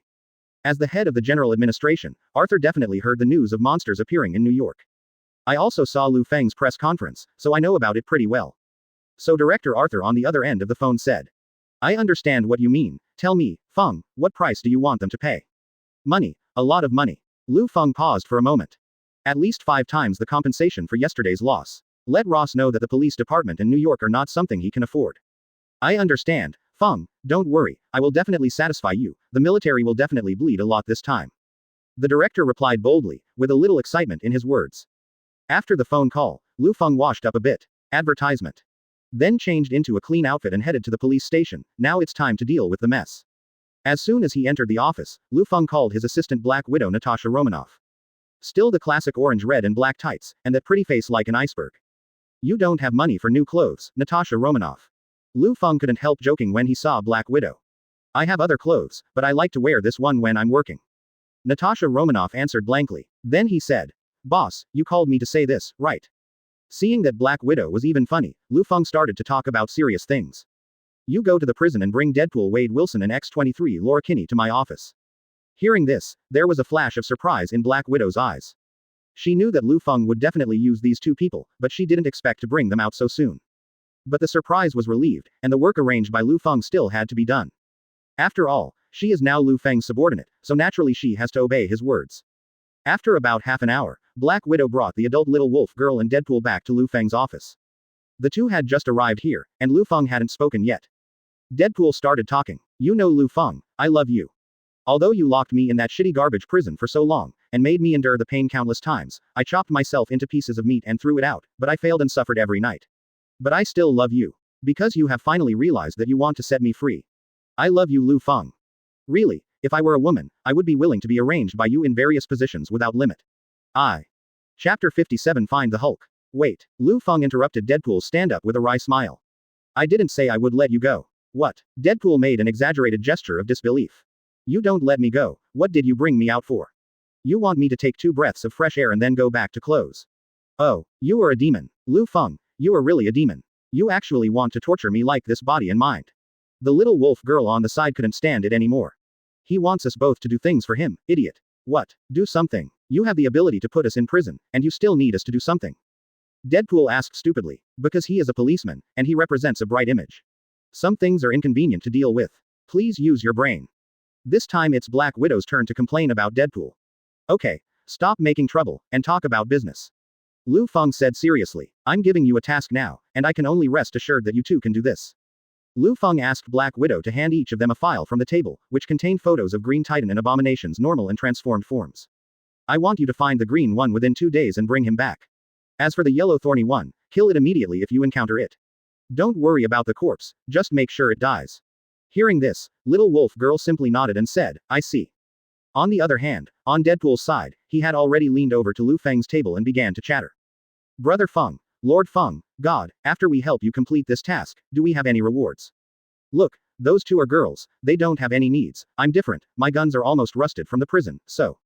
Liu Feng pushed Deadpool away in disgust, and said, I promise you, after completing the task, both of you can take a day off, go and play wherever you want, and reduce your detention time by 1 month.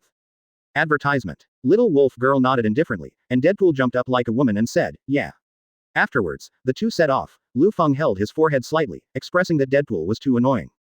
However, Black Widow asked at this time, I don't quite understand why you captured Hulk alive. Definitely to control him and use it for me. Liu Feng said. Black Widow heard the words and directly concluded, no one can control Hulk, he is an extremely unstable factor. What's so difficult about it, just subdue him. Liu Feng said casually. S.H.I.E.L.D. also has this experiment by the military, and we have counted all the possibilities. It can be said that there is nothing in the world today that can threaten Hulk. Black Widow confirmed. Hearing this, Liu Feng shook his head. There is an old saying in Daxia, there are people outside the world and there is a sky outside the sky. In short, don't worry about it, I have my own way to deal with him. Black Widow still has too little understanding of the entire world and ability users, and a Hulk is nothing in the Marvel universe. At present, those who can play can beat Hulk. Odin counts as 1, Ancient One Magician counts as 1, Thanos counts as 1, and Captain Marvel counts as 1. And Superman, of course, is among them. The United States, somewhere in the jungle.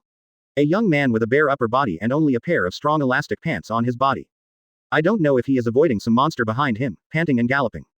The man was half naked, with dirt and sweat all over his body, like a tramp. However, his healthy body and the stamina he displayed while running are hard to match with the term tramp. This is Bruce Banner. He was also the chief culprit who wreaked havoc in New York's Times Square yesterday. He originally thought that he was about to become an out-and-out demon. Advertisement. Unexpectedly, another monster similar to him appeared last night. After a one-night battle between the two, they were tied, and Banner, who regained consciousness by the opportunity, had to flee New York overnight. However, that guy still didn't let himself go. Only faintly, monster-like roars came from behind Banner. Like a demon in hell, Banner understood that that guy was getting close to him. Sensing the threat, Banner's black pupils faintly showed a strange green color, and a restlessness rushed into his heart instantly. But soon Banner shook his head vigorously and suppressed it. Banner understands that he must control his emotions well. Once he turns into a monster again, Banner may not be able to recover in this life. Absolutely cannot transform. Banner firmly secretly said, and continued to flee. And 2 kilometers away from Bruce Banner, the yellow monster Abomination covered with terrifying spikes was frantically chasing the Green Titan Hulk. That is, Bruce who has been transformed into a human form. Although the trees in the jungle blocked his view, he couldn't directly see Banner's figure. But he can feel Banner's there, because he can feel Hulk's presence. Both are creatures created from super soldier serum and gamma rays. As long as 2 people of the same origin get along in the same territory, the blood in their bodies can feel each other. Bruce Banner. Hulk, I won't let you go. The winner hasn't been decided yet. I want to prove it. I'm the strongest. Kill you. I'm the strongest. Hate so secretly in my heart. Unlike Banner, the Abomination and his human form Bronski did not separate into 2 personalities, but merged into one. So they share a common desire, to kill the Hulk. Chapter 58 The hatred is seconded, Banner resists and turns into a Hulk. After all, humans still can't run away from hatred. Finally, after a big leap from the Abomination came to Banner and cornered him to death in a canyon. Banner was cornered, but still refused to transform. Seeing this, he hated it, thought he was being underestimated, and directly rage prepared to attack. If you don't change your body, you will die in such a posture. Banner clenched his fists, trying to restrain all of this, trying not to let Hulk appear. Just at this critical moment, Hate suddenly felt someone shoot a pistol in the back of his head. Although it didn't take any damage, it found it annoying. Turning his head to look, he saw a psychopath wearing a strange red tights, twisting his body while firing a gun, still muttering words. How many years has it been since your brother lived that way? Rage. The Abomination doesn't know this guy, but it's red-eyed and will kill whoever gets in his way. So the Abomination turned around and stepped forward, tearing Deadpool in half, blood spraying, and internal organs falling all over the floor. Faced with this scene, the kind-hearted Banner almost collapsed and was about to transform. Unexpectedly, the next moment, there was the sound of blades rubbing against each other in the air. A figure came at a high speed, and the person who came quickly climbed onto the back of the Abomination. The steel claws of both hands directly and easily inserted into the back of the Abomination's neck, and the Abomination roared heart-piercingly.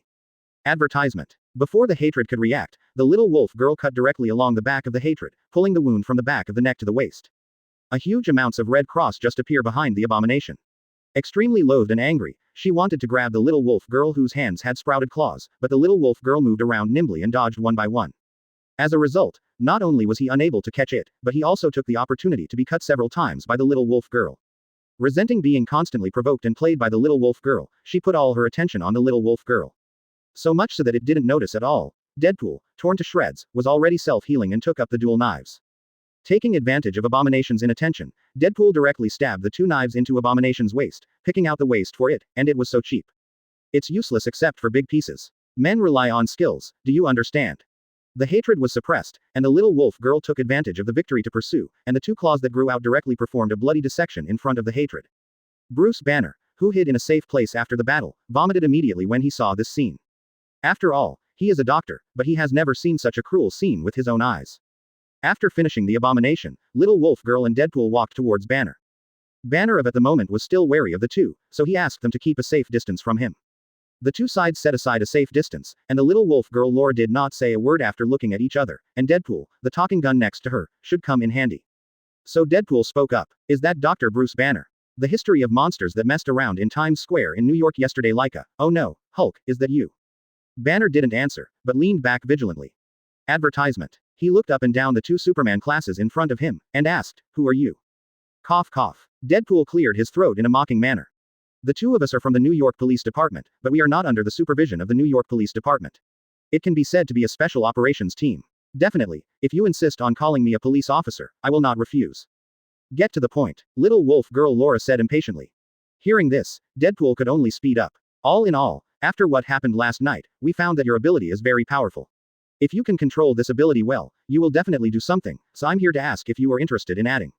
Stop it, I won't join you. Banner directly interrupted Deadpool's next words.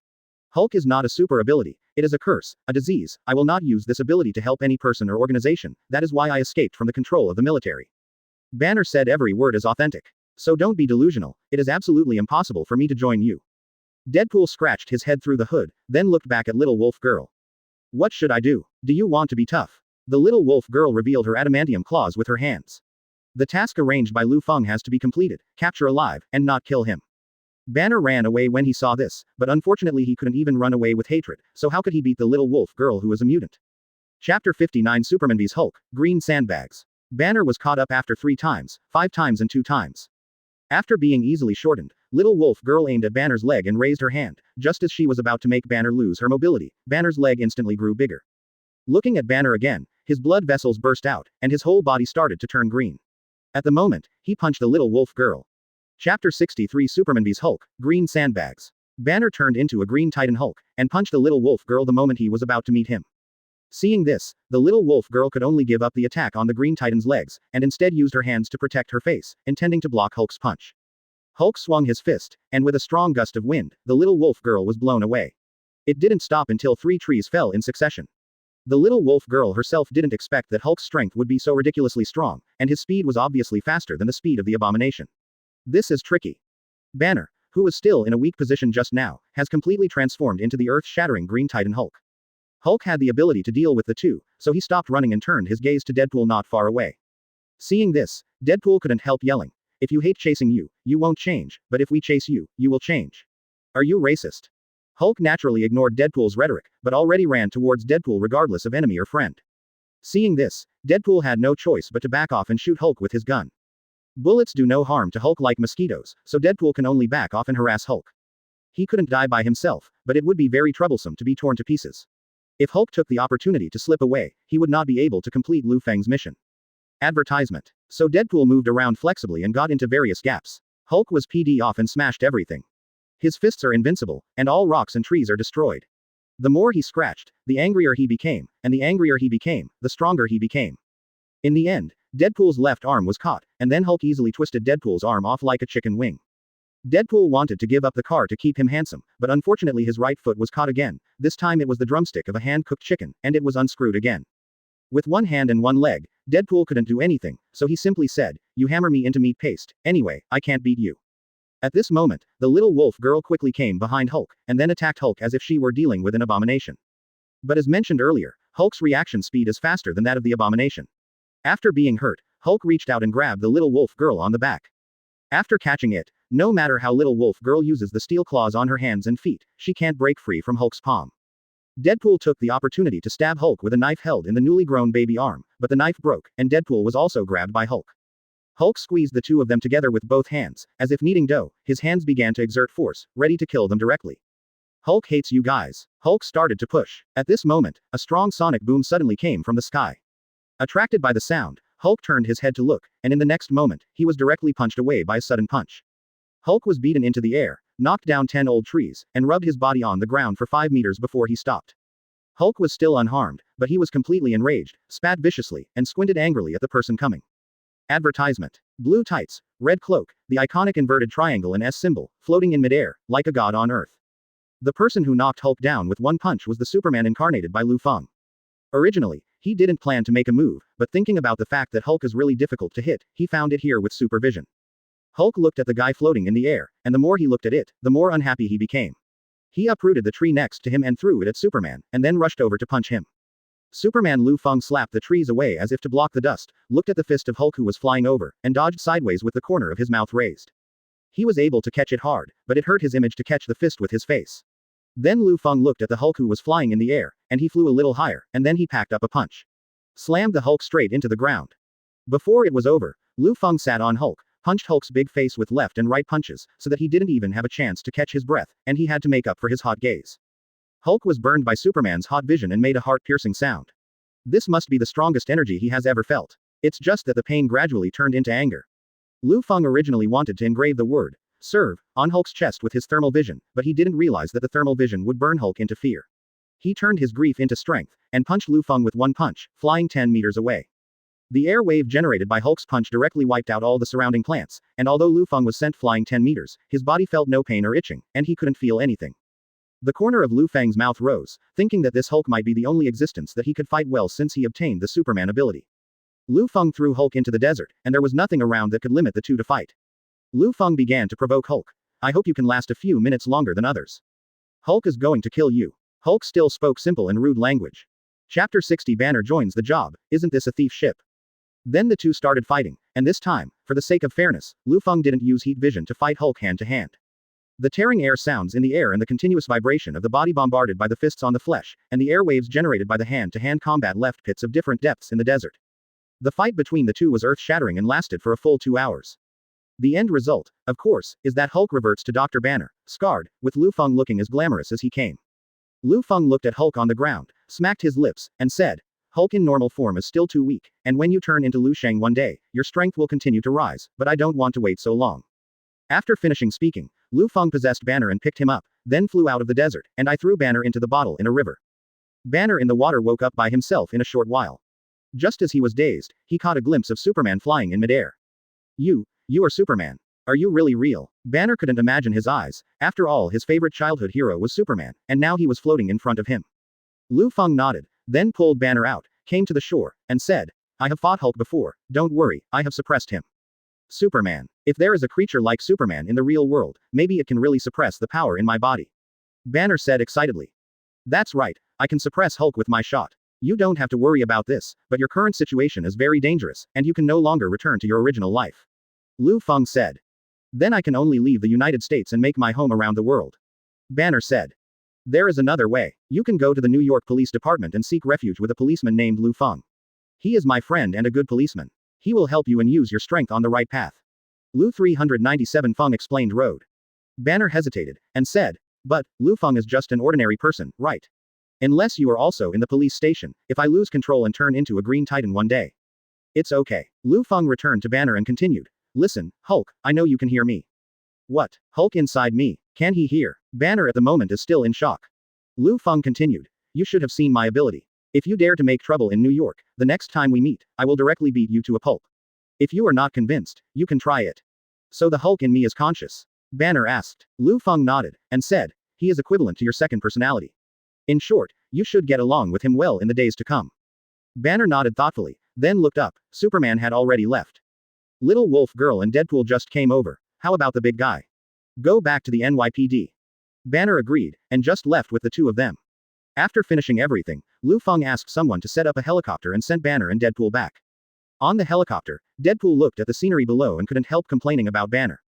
FK you big pineapple, you little chubby look fat, you run very fast, did you come to this jungle from the city because you are a green version of Tarzan? Banner apologized and said with a smile, escape for your life, that's all that matters, just run away. Don't run so far next time. This place is full of mosquitoes, so I don't dare to show my butt. Pull me in the tights so many times. Deadpool still had a cracking joke. The little wolf girl sat a little further away from him as she listened.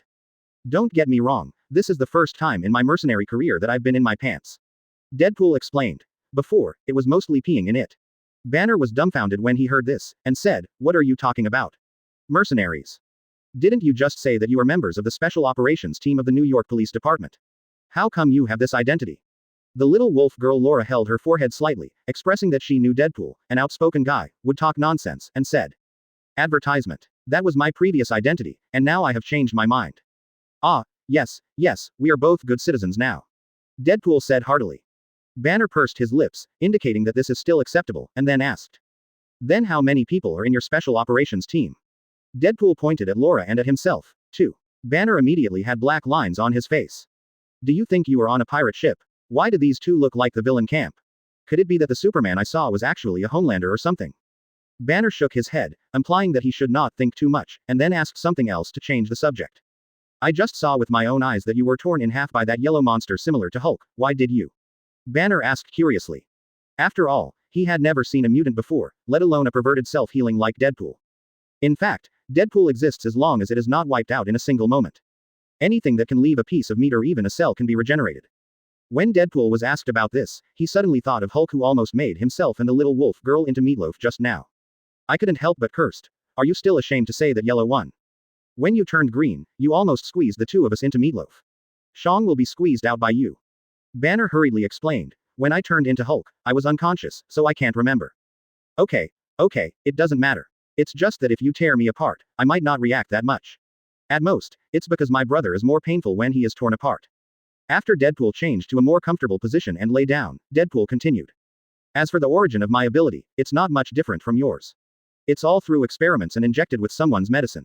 Usually I shoot others. It's the first time in my life that I'm shot by others. Deadpool lightly described the experiment he had experienced, but when he mentioned so-and-so, the little wolf girl's eyes moved slightly. See-day, it's just that they were jealous of my handsome face and turned my face into a chrysanthemum, and it was the kind of Granny's chrysanthemum. Deadpool showed half of his face under the hood. Only a few hot girls would sit on my face. Then this beauty? Banner asked curiously. The little wolf girl looked up at Banner and said, I have no parents, I am a clone, and the body that treats me like a daughter is also missing now. Okay. The little wolf girl's answer directly fooled Banner. Unexpectedly, the misunderstanding made the atmosphere even more embarrassing. The three of them just stayed in the helicopter. Occasionally, there will be unexplained whistles played by Deadpool. The last three were taken to New York. Then Deadpool and Little Wolf Girl were taken by the police to eat, drink and have fun. Banner was taken alone to the hotel by Black Widow Natasha Romanoff. Advertisement. After eating, Black Widow opened a room for Bruce Banner and prepared clothes for Banner to change. Why don't they two come with me? Perhaps it was a little embarrassing for the lonely man and the widow, Banner asked Black Widow a little confused. Black Widow, who was standing outside the bathroom door of the hotel, explained unhurriedly, Dr. Banner, don't worry about them. My orders are to receive you and bring you safely to the police station, and they will go there when the game is over. Go back inside. What does that mean? Banner asked curiously. In prison. Black Widow returned. Banner was directly shocked. What? Prison? The two of them are still prisoners. Didn't they say they belong to the special operations team? Yes, the action team in the prison. They have been tasked with taking you back to New York so that you can get a lighter sentence. Black Widow answered unhurriedly, because Lufang told her that she could say this to Banner. Banner was stunned, feeling that he had entered a pirate ship, and hurriedly asked, Then I want to join now, doesn't it mean that I will also go to prison like them? Banner, who has not received an answer, has already started looking for an escape exit in the bathroom. Fortunately, Black Widow's next sentence immediately relieved his hanging heart. You are different from them. They joined as prisoners, so they are still in prison most of the time. But you and I are both free, and Lufang will arrange formal jobs for us. Banner exhaled. It's okay, it's okay. It seems that he was not kidnapped into a thief boat. Then the two came to the police station, and Black Widow first took Banner to meet Liu Feng in the office. Before meeting Liu Feng, Banner thought Liu Feng was a middle-aged Asian. Only now did I realize that Liu Feng is a young mixed race, with a Western physique and an Oriental charm. Dr. Banner, I believe my friend has already met you. Liu Feng asked knowingly. Yes, Superman said that you are worth relying on and will help me use Hulk's power on the right path, but I'm still worried that, Haochuan is out of my control. Nay said he hesitated again. That's up to you, Dr. Banner. Liu Feng said. You have to understand one thing, you are not controlling Hulk, you should try to reconcile with him. This matter needs to be taken slowly. You don't have to worry about whether he will be rage, after all, we still have Superman behind us. I believe Hulk won't be so stupid to provoke Superman. Liu Feng's last words were addressed to Hulk inside Banner. After all, Hulk has just been severely beaten by Liu Feng Superman, and now he doesn't know how cowardly he is, so he won't mess around with a little warning. Okay, Natasha Romanoff, go and take Dr. Banner through the entry procedures, and let Dr. Banner become one of us. Liu Feng ordered to Black Widow. Natasha Romanoff was a little dazed, he didn't expect that Liu Feng would actually ask Banner to apply for the job directly. But official police officers either graduated from the police academy, or passed the exam to come in. Banner, how does a PhD in biology get hired? Black Widow didn't understand, but obeyed the order and took Dr. Banner to the personnel department. Unexpectedly, Black Widow went over to explain the situation, expressing that it was arranged by Liu Feng, and saw the internal police officer of the personnel department typing in front of the computer. The blonde-haired female police officer from the internal affairs department asked for Banner's personal information while typing, and Banner also cooperated. A few minutes later, the female police officer replied, Okay, Mr. Bruce Banner, you are now a member of my NYPD. Black Widow was startled, and couldn't help thinking to himself, successful. It's that simple. Chapter 61. It's the New York Police Department again. It's Liu Feng again.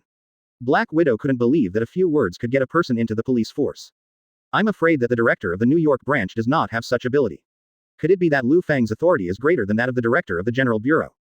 Black Widow shook his head, letting himself stop thinking about these irrelevant things. Banner knew that he had joined the job, but he didn't know what to do next. Black Widow understood what Banner meant, and explained, according to Liu Feng, you just need to follow his orders. Other times are free to arrange, but it's best to be near the police station, so that he can prevent the Hulk in you from messing around. Banner heard this, paused for a moment, then smiled wryly. Isn't this equivalent to retirement? Retiring in the police station is still a bit different. Black Widow said. Furthermore, Liu Feng doesn't support idlers. He said that there is an old saying in Daxia that they raise soldiers for 1,000 days and use them for a short time, so when the time is right, they will still arrange you to work. Banner nodded, thinking to himself, it seems that his first priority now is to make peace with the Hulk inside him. No matter what it was for, it was a matter of great benefit to him. In this way, the matter at the police station came to an end. Over at Deadpool, who's having a blast at the club right now? In the nightclub, the lights are everywhere and the music is loud.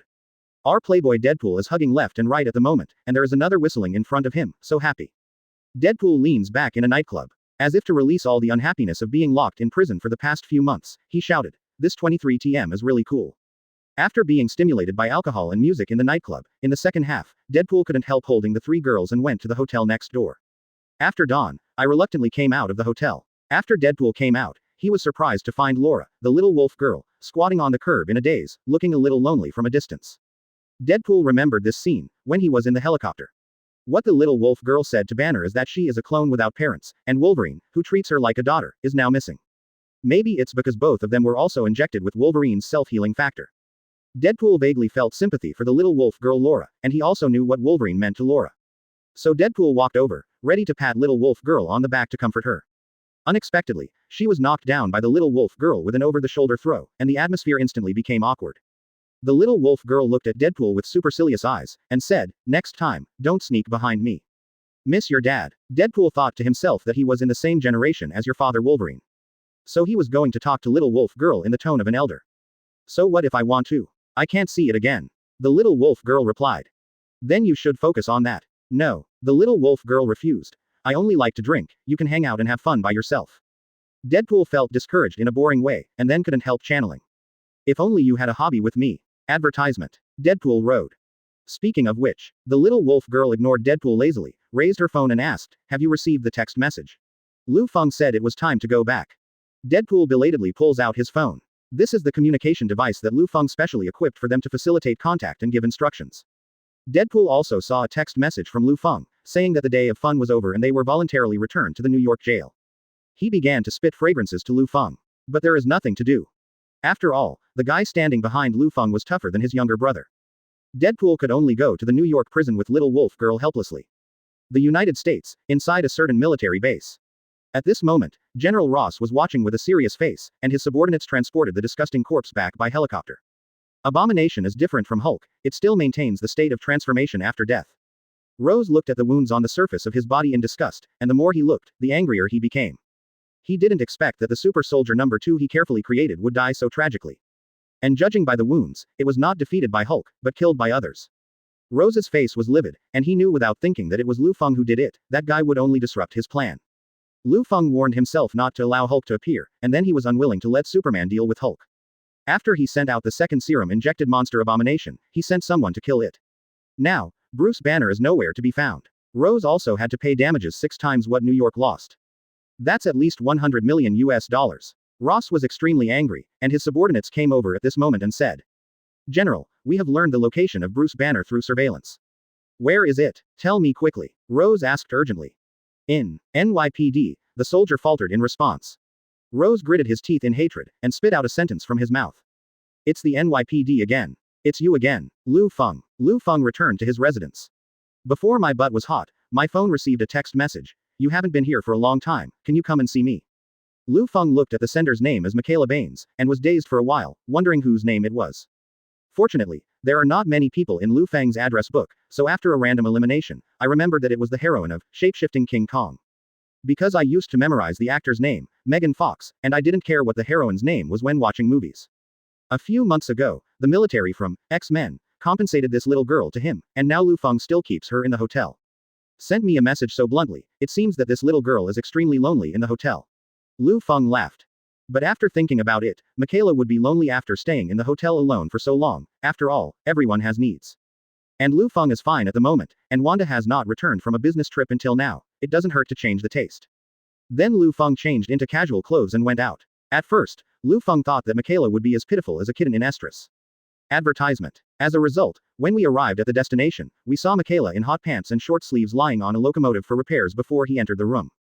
There was another woman standing next to her, who was the landlord of the hotel. It seemed that the landlord asked Michaela to help her when she learned that she had the skills to repair motorcycles. Looking at this figure from a distance, Liu Feng is extremely hot, motorcycle, hot girl. Your fuel tank is fine, and I also fixed the clutch plate for you. After Michaela finished repairing, she turned her head and saw Liu Feng who had been standing there for a long time. Excited, she ignored the sweat on her body and hugged Liu Feng's arms without saying a word. "I miss you so much." 3 days later, I found that my mobile phone had more than 99 missed calls, and all of them were made by Ross alone. Liu Feng looked at it, and then called Ross back. Ross on the other end of the phone seemed to be standing in front of the phone all the time, and Liu Feng got through the call in only 3 seconds. Playing missing for 3 days, playing hard to get is very good, Mr. Liu Feng. General Ross said sarcastically. Liu Feng held his forehead slightly, thinking that whoever is playing with you, an insignificant guy, is missing. I am having fun, okay. Then he said impatiently. If you have something to say, just talk about it, and call me directly when the compensation is ready. We have indeed prepared the compensation, and it is not bad. Ross said a little coldly. Our military does things with credibility and morality, but your police seem to be not very moral. The corners of Lufang's mouth turned up, as if he already knew what Ross was talking about, but he still asked knowingly, what are you referring to? Bruce Class 187. Rose's voice rose. It's fine if you send someone to kill my number 2 test subject, but you actually hired Bruce Banner to the New York Police Department later. Rose thumped the table while talking. You are stealing other people's things. Is Bruce Banner a thing? Liu Feng asked a little arrogantly. No, he is human, he has a sense of autonomy, he chose to become a member of the New York Police Department, and it has nothing to do with you. Hulk is the product of my experiments. Roth yelled. Liu Feng shrugged and said. He is Bruce Banner now. When he becomes Hulk and you have the ability to conquer him, then talk to me about ownership. Liu Feng yawned pretentiously. It's getting late. General Ross, I'm going to bed. Remember to put the indemnity on the card, or New York won't let you go.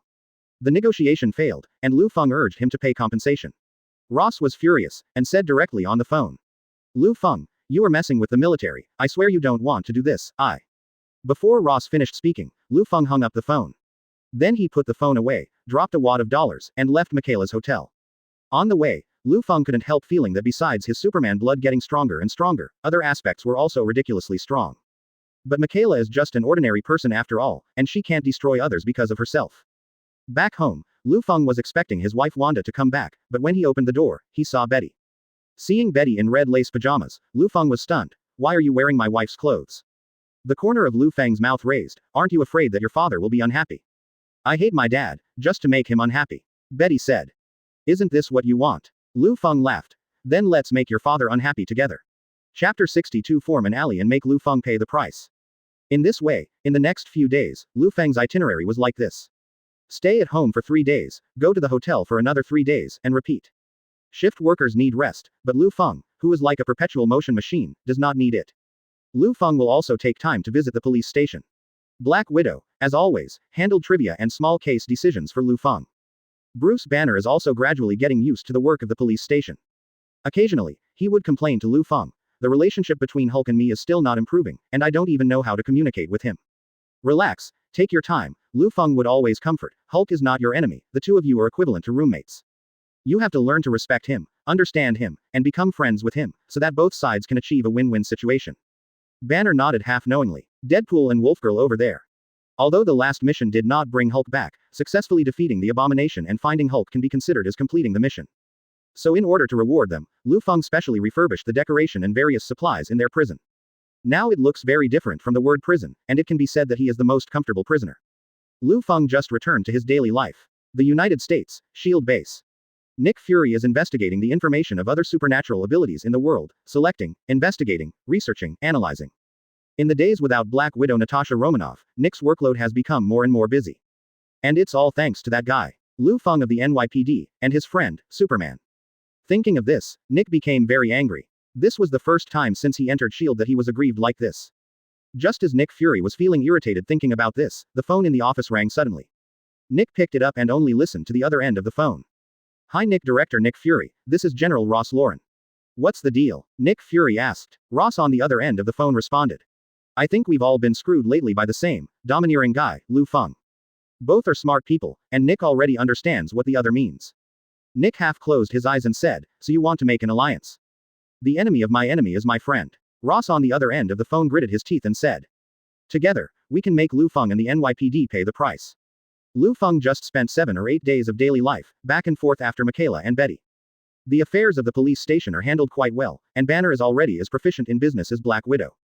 After Liu Feng received the compensation from the Ross military, he also equipped the police station with good equipment. This is all thanks to the Russian military, as well as the new weapon technology provided by SHIELD before. As for whether the two of them were bleeding, it's up to him. Since Liu Feng took over New York, the crime rate in New York has reached the lowest among all states and cities in the United States. It's just that recently, for some unknown reason, crimes have suddenly increased. Advertisement. At this time, Liu Feng will send Deadpool and Little Wolf Girl who call themselves a special operation team. These two people are actually quite easy to use, but sometimes they are a bit bloody. Deadpool often defends his behavior. I just met a Huxia person who said that there is an idiom in your Huxia language called cutting weeds and eradicating roots. You also have Huxia blood, so you must understand this sentence better than me. That's why I chopped the enemy into meat paste. Definitely part of the reason is that it looks good when chopped into meat sauce. Liu Feng said that Deadpool's understanding of this word is quite correct beyond his imagination. Anyway, dead people are not good things, and it doesn't matter how they die. Then how did you meet this friend? Where is he now? Liu Feng asked curiously. Deadpool replied with some embarrassment. That person actually met last night, and he is gone now. Liu Feng couldn't help but smile bitterly, co-authoring an idiom you learned from the assassination target. Deadpool waved his hand and said, it sounds useful, so use it. After all, that person is a gangster leader, and his words are quite good. Although it was a bit embarrassing for him to cut his throat in front of his little brother, but I also beheaded his little brother. We will be buried together, there is no problem at all. He, Deadpool said with a smile. The little wolf girl held her forehead slightly, expressing that she didn't want Zhongyang to work with this guy. Deadpool, on the other hand, played cheaply. Live to learn. Wade, I'm a person who likes to learn poses. Yes, you know what I mean. Wait a minute, Liu Feng interrupted Deadpool's dirty joke. Then he raised his eyebrows in displeasure, and said, I didn't ask you to assassinate any Asians last night, did I? Deadpool paused for a while as if he was thinking, and then he suddenly realized. Killed the wrong person, he. The little wolf girl beside him rolled her eyes at him, and then said to Liu Feng. I reminded him, but he cut the other party's throat before he finished speaking. The movements of the hands are also like a little girl's cuteness. I made a mistake, he, but they are all bad guys, it's okay. Liu Feng couldn't laugh or cry for a while, he didn't know how to evaluate this product. However, Liu Feng didn't really do anything to Deadpool, he just deducted the number of vacation days and play dollars for this reward like a class teacher punishing a student. Liu Feng will reward them every time they complete the task, and every time Deadpool plays the most vigorously, that's why they work so hard. But this time the deduction made Deadpool depressed for a long time, thinking that he would have to save a few more shots. It doesn't matter to little wolf girl, after all, she only likes to drink. Liu Feng will not hide Deadpool because of this, and they will still let them do some difficult things. Deadpool's question just needs to teach a few words. The matter between the two of them came to an end, and Liu Feng went back to the gentle village. This depraved life continued until my wife sent a text message to notify me to come home tonight and ended. Betty had lived in Liu Feng's house for a long time. Betty didn't move out until she heard that Wanda was almost back from a business trip. Definitely, Betty has to wash Wanda's clothes before moving out, which is the consequence of seeking excitement. I should go home too. Liu Feng sighed and lifted the quilt from the double bed. Naturally, this is not Liu Feng's house, nor is it the hotel where Michaela lives, but As soon as Liu Feng got up, the person beside the pillow with a large tattoo on his body looked at him reluctantly. Are you leaving? Will you miss me? When will you come again? The opposite S*X has eyes full of admiration, is pitiful and very pitiful, it is really difficult to combine it with the image of the younger sister on behalf of her. Advertisement. If Liu Feng hadn't paid the rations tonight, he would definitely have to arrange another judge. So Liu Feng touched the other person's face first, and said, I have something to do today, I will come to you again next time, okay. The tattooed girl nodded lazily like a kitten, yeah. After Liu Feng went out, he silently memorized the address here. Liu Feng hadn't been here a week ago. Unexpectedly, this little girl got her own phone number from nowhere. Out of nowhere, he made a phone call, hinting that it was time for a spring night with Liu Feng. I thought I would never contact him again, but I didn't expect to contact Liu Feng secretly recently, and I still stick to myself like a bird. So Liu Feng had no choice but to accept the third P friend, counting, including Wanda, Liu Feng has 4. Fortunately, I have the blood of Superman. An ordinary person would not be able to hold on for at most 2 weeks at most. After Wanda went home, as expected, Liu Feng had to pay rations again. Fortunately, the advantage of the Superman bloodline is that it is the same as the first time for countless times, and the color is so pure that Wanda didn't notice the difference. Lying on the bed, Liu Feng noticed that Wanda was not in a good mood, so he asked casually. Has anything bothered you lately? Wanda leaned into Liu Feng's arms and said. My brother, there seems to be something wrong recently. He goes out early and returns late all day long, and he smells of alcohol when he comes back. Liu Feng thought it was Wanda who found out that something was wrong with her, so she breathed a sigh of relief. Then Liu Feng said casually. Young people of this age are always spending time and drinking, so stop thinking about it. Liu Feng thought to himself, he has been surrounded by so many women recently, who else could be crazier than himself? You're tired from running around all day, go to bed early. Channel Liu. Wanda nodded. Yeah, just when the two were about to fall asleep, Liu Feng's phone rang suddenly. Picking it up, it wasn't the police station or the person in the address book, but a call from a special mobile phone. Liu Feng immediately understood that it was the special communication equipment of Deadpool and Little Wolf Girl, and it would only be the case when they dialed from their mobile phones. It's just that why are they calling him so late? Liu Feng got up, went to the kitchen and answered the phone. Deadpool on the other end of the phone spoke first. Gui Ning, Master Liu Feng. Don't imitate the Huxia accent. What's wrong? Did you get the target wrong again this time, Zhao's? Or did you overdo it again? Lu Feng asked. Deadpool and Little Wolf Girl basically seldom call Lu Feng. If they do, it's due to lack of money, killing the wrong person and getting lost. And calling so late, it should be killing the wrong person. Deadpool on the other end of the phone replied. Oh, it's okay to kill the wrong person, Deadpool won't fall twice in the same place. Then why did you call in the middle of the night? A saint Deadpool who won't fall twice in the same place? Lu Feng asked. Deadpool on the other end of the phone is a little awkward and authentic. Actually, it's nothing, the main thing is that I was having S*X with 4 women just now. Oh, one of them has a really great figure, it perfectly interprets what twigs bear fruit, the feel of the hand, the trajectory of movement. After all. Lu Feng interrupted Deadpool angrily. Did you change careers to PPU? I don't want to hear the details of these beds, tell me the key points. Okay. Deadpool was a little disappointed because he couldn't show his skills, and continued. It's just that when I came out from the shooting and was about to go back to the prison with Laura, I suddenly couldn't find her.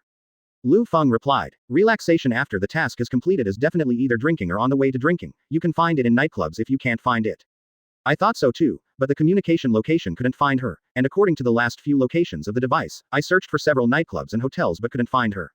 Deadpool explained. Chapter 63 4 Beauties, but Superman has a good kidney. Can't find the location of the communication equipment. Under normal circumstances, as long as it is in any area with a signal in the United States, even if the phone is out of battery, it can be located. Lu Feng became slightly concerned. That's why I'm dumbfounded. Quote. Deadpool responded, and went on to say. By the way, when Laura's group of little boys heard me asking them, they thought I was her boyfriend and pulled me up. Then I chopped up 1 or 2 of them, and there were almost 8 of them. I took care of all the corpses. When the time comes, you can take care of them. I love you. Deadpool blew a kiss to Lu Feng over the phone. Lu Feng scolded directly. G killed ordinary people again. Lu Feng raised his forehead slightly, saying that Deadpool is always not letting himself worry, but this is still insignificant compared to the missing Little Wolf Girl. Little Wolf Girl is one of Lu Feng's more worry-free subordinates, and she has basically never lost any chains. And now the communication between the Little Wolf Girl has disappeared, and even the communication can't be contacted. This is not a coincidence, it means. Lu Feng raised his head again, with a sharp look in his eyes. I, Lu Feng, have been provoked by forces who don't know how to live or die. Deadpool on the other end of the phone was extremely excited. What? Is Linkaching provoking us? Really? Then I can start killing again. Who are those people? Come on, tell me, I want to kill people. Deadpool was as excited as a child with a new toy. It's not clear yet, so you need to investigate. Lu Feng said. Just pay attention to setting the scope of investigation in some military forces and supernatural humans, such as mutant. The reason for investigating these forces is that many military forces in the United States have a lot of connections with Lu Feng, and it is not clear that it is the unscrupulous force that dared to provoke him. Secondly, Little Wolf Girl is also a genetic clone of Wolverine, no matter how many ordinary people there are, they cannot control it, and those who can catch her are basically supernatural humans. No matter which force it is, as long as the 650 finds and proves that they have moved me, you can kill them. Lu Feng directly issued such an ultimatum. Deadpool was overjoyed and said. Understood. Don't worry, Mr. Lu Feng, this time I will definitely confirm before making a move. Kill their family absolutely fair and just. Deadpool ends the call with inexplicable excitement. Immediately afterwards, Lu Feng picked up his mobile phone again and called Arthur, the director of the General Administration. The phone was connected, and the director of the General Administration over there asked. Feng, what's the matter? Hasn't the compensation from the military been sent to your account yet? Lu Feng replied. It's not about the compensation, it's about someone bullying me and blatantly provoking me. What? Someone is blatantly provoking you? This is provoking the United States Police. Which force is it? Do I need to use public power on my side? The director of the General Administration asked immediately. We will soon know which force it is. Lu Feng said coldly, I can solve it here. You don't need to do anything. You just need to help me find Laura Kinney. He was last seen in some of the best bars in New York, and that's enough to help me find out who took her. Okay, I will try my best to arrange for someone to help you find her. Arthur responded and asked again. It's just, Feng, are you sure you don't want to take action from me? The public authority can solve all this more easily. You know my character. Lu Feng directly refused, and then the evil wolf said. Advertisement. In my territory, whoever provokes me, I will personally make the other party pay the most painful price. When Arthur on the other end of the phone heard this, he no longer insisted on using public power. Then he said. I see, Feng, I will arrange for people to find Laura Kinney and the CDEF forces behind the person who kidnapped her as soon as possible, and I believe there will be results soon. The two ended their conversation, and both Deadpool and the Director General launched an investigation into the Little Wolf Girl, Laura Kinney. S.H.I.E.L.D. base side. Ross from the military and Nick Fury from S.H.I.E.L.D., who are behind it all, don't yet understand the seriousness of the matter. The two parties sat together in the conference room, discussing how to teach Liu Feng of the New York Police Department a big lesson. The two were talking, and Nick suddenly asked, General Ross's experiment on super soldier serum and gamma rays has failed, and it is still the time of hemorrhage. Are you sure you can withstand the forces of Liu Feng of the New York Police? We have other allies, don't worry about that. Ross said. Besides, I never said that our super soldier serum experiment failed. Nick was slightly taken aback, and Ross began to explain. The Hulk is gone, the Abomination is dead, but the experiment isn't over yet. Rose drank the red wine in his hand and said arrogantly. The third-generation experimental subject is ready to be redeemed. Liu Feng will only be torn to pieces by our new experimental product. The United States, 10 rings fell in prison. I don't know how long it took. The little wolf girl gradually woke up from the coma, and began to look at this ghostly place. I was arrested again. The little wolf girl couldn't help complaining in her heart. It's just that this time it's not as perverted as before, surrounded by steel walls, dark and dark. This place looks like an ordinary dungeon, with iron bars of unknown material. The little wolf girl looked outside a little, and found that there were still two people standing guard at the door of the dungeon. The little wolf girl showed a sneer, and then said to the two people at the door of the dungeon. What kind of mind is your boss? Locking me up in this crude place, thinking that sending 2 guards will prevent someone from taking me away. One of the guards retorted. Shut up, little boy, you don't know you're in the world-famous 10 rings. Another guard echoed. Who doesn't know that claws can emerge from your body? But if your limbs are locked, what can you do? You can be wheeled. There are our people for 100 miles, how can you run away? 10 rings. Why did they come to catch her? The little wolf girl wondered to herself. This gang has been making waves in the history of the United States for many years, and the little wolf girl has naturally heard of the name 10 rings. The leader of 10 rings is a Huxia, a mortal, and rumored to be the king of Mongolia, Genghis Khan. But this is just a legend that has been circulated, and the little wolf girl herself does not know what the truth is. And she couldn't think of a time when she had offended members of the 10 rings or stood in their way. Could it be Liu Feng? It's just that 10 rings doesn't haunt New York, so there shouldn't be any conflict with Liu Feng. Perhaps the answer is not the relationship between 10 rings and Liu Feng, but that 10 rings was hired by other powerful people to try to threaten Liu Feng by kidnapping himself. The little wolf girl thought about it, and finally smiled. The 2 guards were dumbfounded when they saw this scene, and one of them asked the other next to him. Is this woman out of her mind? The people over there said they wanted to keep her alive. Will we be scolded if we scare her into a fool? Advertisement. Idiots, I think you are so stupid that it makes people laugh. Do you think that your gang has a lot of people and has a lot of influence, so you cannot be afraid of any influence? The little wolf girl shook her head and said, you have no idea what kind of existence you are facing. Outside the dungeon, around the location of Little Wolf Girl, the members of 10 rings, armed with all kinds of weapons, stand on a high wall with 3 floors inside and 3 floors outside, guarding nearly 10,000 people. This is the favorite formation used by the leader of 10 rings, and it is usually used to imprison heavy criminals. In the history of 10 rings, there has never been a record of being breached. Hey, brother, today is the 3rd day we've been imprisoning this mutant, isn't it? A guard on the outermost wall asked the guard next to him to fish and chat. The guard didn't want to fish at first, but he was bored, so he replied. Yeah, it's been 3 days, and no one has come. I don't know if the other side is cowardly or too stupid to find it. My superb marksmanship has nowhere to be used. How long does it take for someone to come with this posture? The first guard asked. The third guard asked curiously. You guy, are you new here? That's right, I just went to work today, and my ability is outstanding, so I was assigned to the outermost layer. The first guard replied. For the felons were imprisoned, someone tried to break in almost the next day or even that night. If you hit them earlier, you'll admit defeat sooner. But why does your voice sound so weird? The second guard noticed something strange while talking. What are you talking with in your mouth? The first guard waved his hand and said. It's nothing, maybe because I wear 2 masks so it sounds a little weird. 2 masks. Others find it strange. Yes. The guard took off the armed mask, revealing the red tights mask under the mask. This is the mask. UF ******** G. The guard panicked and was about to shoot, but Deadpool was 1 step ahead of him and headshot him. Then there were 3 bang bang bang bangs, the bullets flew, and none of the guards around could stand still. When the guards not far away saw this scene, they all came to support with their guns. Deadpool stretched his muscles, and then he handed katana, and the residents excitedly said. Let's kill. After saying that, Deadpool rushed into the crowd to slaughter. 3 floors inside and 3 floors outside, with a knife in his hand and a knife in his hand, he killed an unknown number of 10 Rings members. Deadpool performed his slaughter game like this for more than 2 hours. In the end, he himself was shot in the head by a sniper standing in the distance. The sniper who had seen the strength of Deadpool's self-healing ability even added a few more shots to Deadpool's body, and did not stop until Deadpool was beaten to pieces. That guy should be dead, right? The cannon sniper heaved a sigh of relief.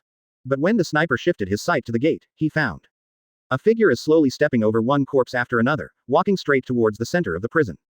Just as the sniper aimed at the strong guy and was about to start, the other party had already spotted him first. I saw the corner of his mouth raised, and then the pistol was raised, and with a bang, the bullet directly hit the sniper's forehead.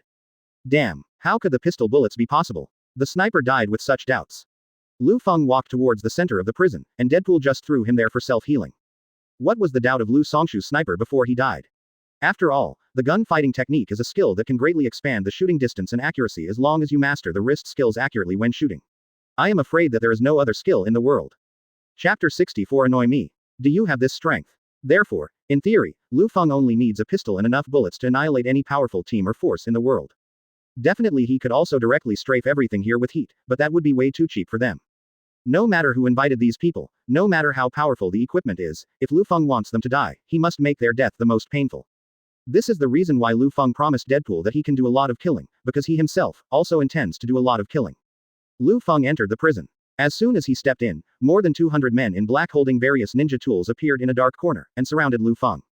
You are finally here, jailbreaker. Our group of ninjas have been waiting for you here for a long time. The leader-like man in black looked at Lu Feng meanly, and said. How dare you enter the interior with a pistol? We have more than 200 ninjas, what do you use to fight us? Lu Feng showed his pistol and 4 magazines, and then said disdainfully. With this pistol, it's enough to shoot you ninjas who are living a good life one by one. The leader directly raged, Biga crushing the road. Cut him off. The ninjas rushed forward in an instant. In the darkness, gunshots mixed with the iconic roars and wailings of the islanders. Each spark from the pistol briefly illuminated the darkness. And every time it is illuminated, an islander will fall at Lu Feng's feet.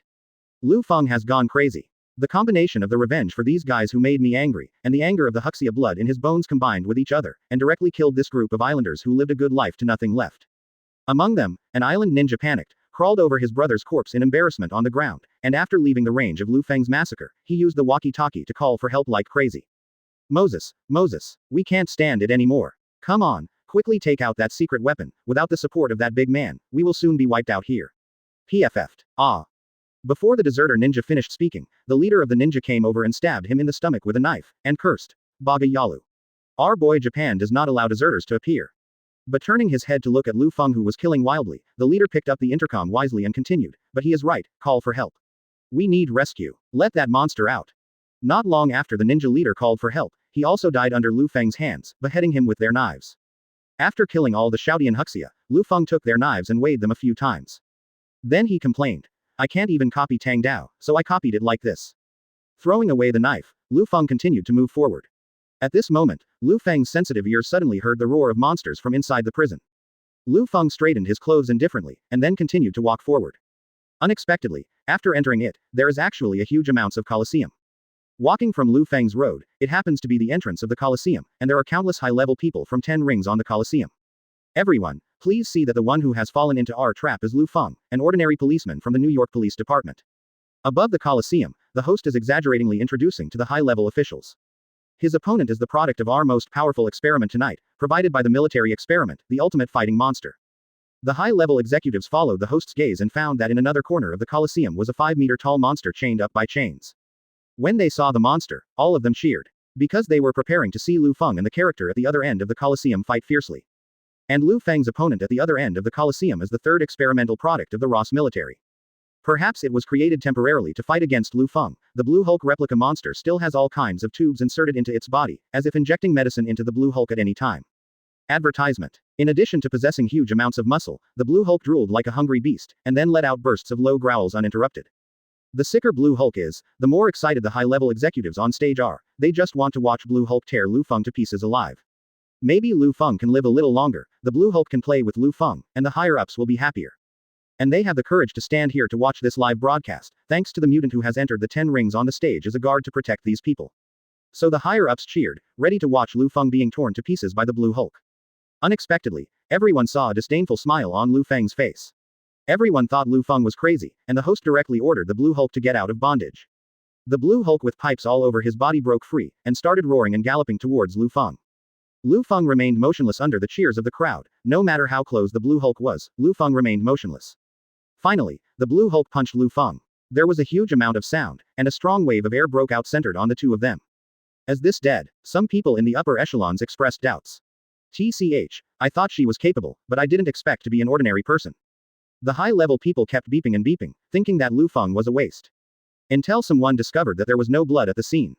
Then someone exclaimed, he didn't die. Not only is he not dead, but FK, he's all right. Lu Feng easily received the Blue Hulk's fist with his palm. The monster still didn't believe it, and continued to punch it with 2 punches. Lu Feng let it hammer this time. As the Blue Hulk became weaker and weaker, not only the Blue Hulk, but also all the senior executives present were dumbfounded and panicked. It's my turn. Lu Feng simply responded, followed by a simple punch. In the next instant, the Blue Hulk was directly sent flying. The blue monster's body was driven deeply into the wall. Just as it was trying to get out of the wall with all its strength. On Liu Feng's side, 2 red lights quietly lit up. Immediately after, the heat sight swept directly, swallowing the Blue Hulk. So, in such a short time of less than 2 minutes, the blue beam turned to ashes. My god, what's going on? Run. Come on. Come and protect me one by one. The high-level people finally panicked and started running for their lives in panic. And Lu Feng flew up on the spot, scanning all the high-level people present with his red eyes, and said coldly. 1. Don't even think about living. Quote. Lu Feng is like a demon, floating in the air, sweeping the audience with his red eyes. No grass grows anywhere in sight, and no living thing can escape from it. The entire Colosseum was blood-bathed, whether it was mutants or ordinary humans. On the side of the dungeon where the little wolf girl is, the 2 guards vaguely heard the wailing from above. Asking for flowers. Advertisement. This is definitely not the voice of Lu Feng alone, and it is impossible for the subordinates brought by Lu Feng to come here. So there is only one answer. These voices over there are all from their own people. In an instant, the 2 guards panicked. There are thousands of people with high-tech weapons and mutants outside. Definitely, they can't panic for long. In the next moment, the sound of gunshots came to mind, and 2 bullets that could turned just like that sank into the heads of the 2 guards. Then holding a pistol, Lu Feng, whose upper body was naked and covered in blood, came to the little wolf girl. Seeing little wolf girl, she smiled and said, Superman is done, we can go now. Little wolf girl nodded without showing any surprise. After all, she had already expected all this. Over there at the shield base, Ross looked contented, and was imagining how miserable Lu Feng would be screaming before he died. And Nick had an ominous premonition and asked, Are you sure your subject number 3 can fix this? Nick asked. Relax, what do you think of Lu Feng? He's just an ordinary person, not a Superman. Ross said arrogantly. 0. We jointly arranged so many manpower. There are also 10 rings, there are also mutants, and there are also ace experimental subjects. A little Lu Feng is enough to kill him millions of times. Nick Fury retorted. Lu Feng is not Superman, but he knows Superman. We probably don't have enough power to make Superman fit his teeth. So aren't we monitoring everything within a 100-mile radius of 10 rings prison? General Ross called up hundreds of surveillance videos as he spoke. There are so many monitors, and they work in all aspects without dead ends. As long as Superman appears, the monitor can capture his figure. This is also thanks to the technical support from your shield, Ross said with satisfaction. Nick looked at the surveillance video and nodded. Indeed, they were covered with surveillance cameras in every direction of 10 Rings prison. Under the surveillance screen, neither Nick nor Rose noticed the presence of Superman. The monitoring only saw Deadpool, who went in front of him, and Lu Feng, who waited for Deadpool to finish everything before entering. When the 2 saw this scene, they still taunted, Lu Feng, this lifeless guy, didn't know what was waiting for him. Hundreds of lurking ninjas from the Little Day Kingdom, as well as the number 3 test subject and mutant, are waiting to tear him apart. It was also after seeing this scene that Rose began to celebrate. So it's been so long now, shouldn't we ask for information? Nick eagerly wanted to know the situation. Ross nodded, and made a call to someone from 10 Rings, but no one answered. What happened? The 10 Rings didn't follow orders. Rose's subconscious thought. Then Ross called the military guard next to the prison, but he didn't answer. The 3rd and 4th calls still didn't answer. Ross was already a little panicked. Nick saw this, and quickly called out the positioning device hidden on Mutant's body. It was found that all positioning devices were damaged. Under normal circumstances, even if it is dead, the positioning device does not exist. And the fact that such a thing happened at this moment proves that that group of people is not only dead, but even dead without a whole body. Impossible. Absolutely impossible. Ross was stunned. 10 Rings and others were wiped out. Nick Fury said in disbelief.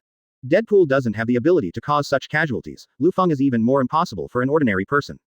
Chapter 65 Annihilate 10 Rings, Kill and Kill. So, it's him who's causing all of this, it's always been him. It's Superman. When Nick Fury said this, the tragic image brought about by the destruction of the last Superman immediately appeared in his mind. For a moment, Nick Fury was furious and yelled, FK. FK. Fake. Nick cursed and threw something, then pointed to Rose's nose and said, You promised me, you said it was safe this time, that you could kill Lufang before Superman showed up. But what's going on now? 10 Rings, Mutant, and the 3rd layer experimental subjects are all wiped out. Do you dare to say that this is caused by Lufang, an ordinary person plus a Deadpool? Ross was dumbfounded by the question, but he didn't know how to refute Nick Fury. Because his plan did fail. He thought that Lu Feng would break into 10 Rings prison alone because of anger. If Lu Feng really does this, what awaits him is torture and death. But that didn't happen, and Superman never showed up under surveillance. Could it be that Lu Feng has other tricks? Lu Feng, how much more can he do? On the NYPD side, inside Lu Feng's office, Deadpool, Little Wolf Girl, and Black Widow stood in front of Lu Feng, waiting for the next step. Why ye? After listening to everything roughly described by Lu Feng, Black Widow asked. So, the force that has the audacity to provoke you is the military controlled by Rose Lauren. It's the military, and not just the military. Lu Feng replied with sharp eyes. The military alone cannot create so many different forces, so the military also has allies. Black Widow Natasha Romanoff nodded and did not speak anymore. The task of uncovering another faction partnered with the military will be taught to you too. Deadpool and Laura, and the people from the general administration will cooperate with you. Lu Feng gave orders to the two. Deadpool still replied indecently. Received, sir. I, Wade Wilson aka Deadpool, will do my best until I die. Although I can't die he. Lu Feng ignored Deadpool's indecency and warned instead. You still run the train with your mouth full. If you lose Laura again this time, I'll put your knife in the bone of your hand and sew your mouth shut. Thinking of himself like this, Deadpool immediately shuddered. Is Deadpool the one who can't talk going to be the villain in a solo superhero movie? After thinking about it, Deadpool said aggrievedly. She was arrested for being negligent, so it's none of her business, huh? Not long after the rant, seeing Lu Feng's cold eyes, he immediately changed the topic. Understood. I understand, this time I will definitely put Laura in my first place. More brave than protecting my younger brother. Little wolf girl Laura just took one more look at Lu Feng, then nodded without saying a word, not knowing what was going on in her heart. Lu Feng then gave instructions to Black Widow and Natasha Romanoff. You have worked in S.H.I.E.L.D. before, and you are very good at investigating and analyzing forces. After the people from the general administration come down, you go to assist them.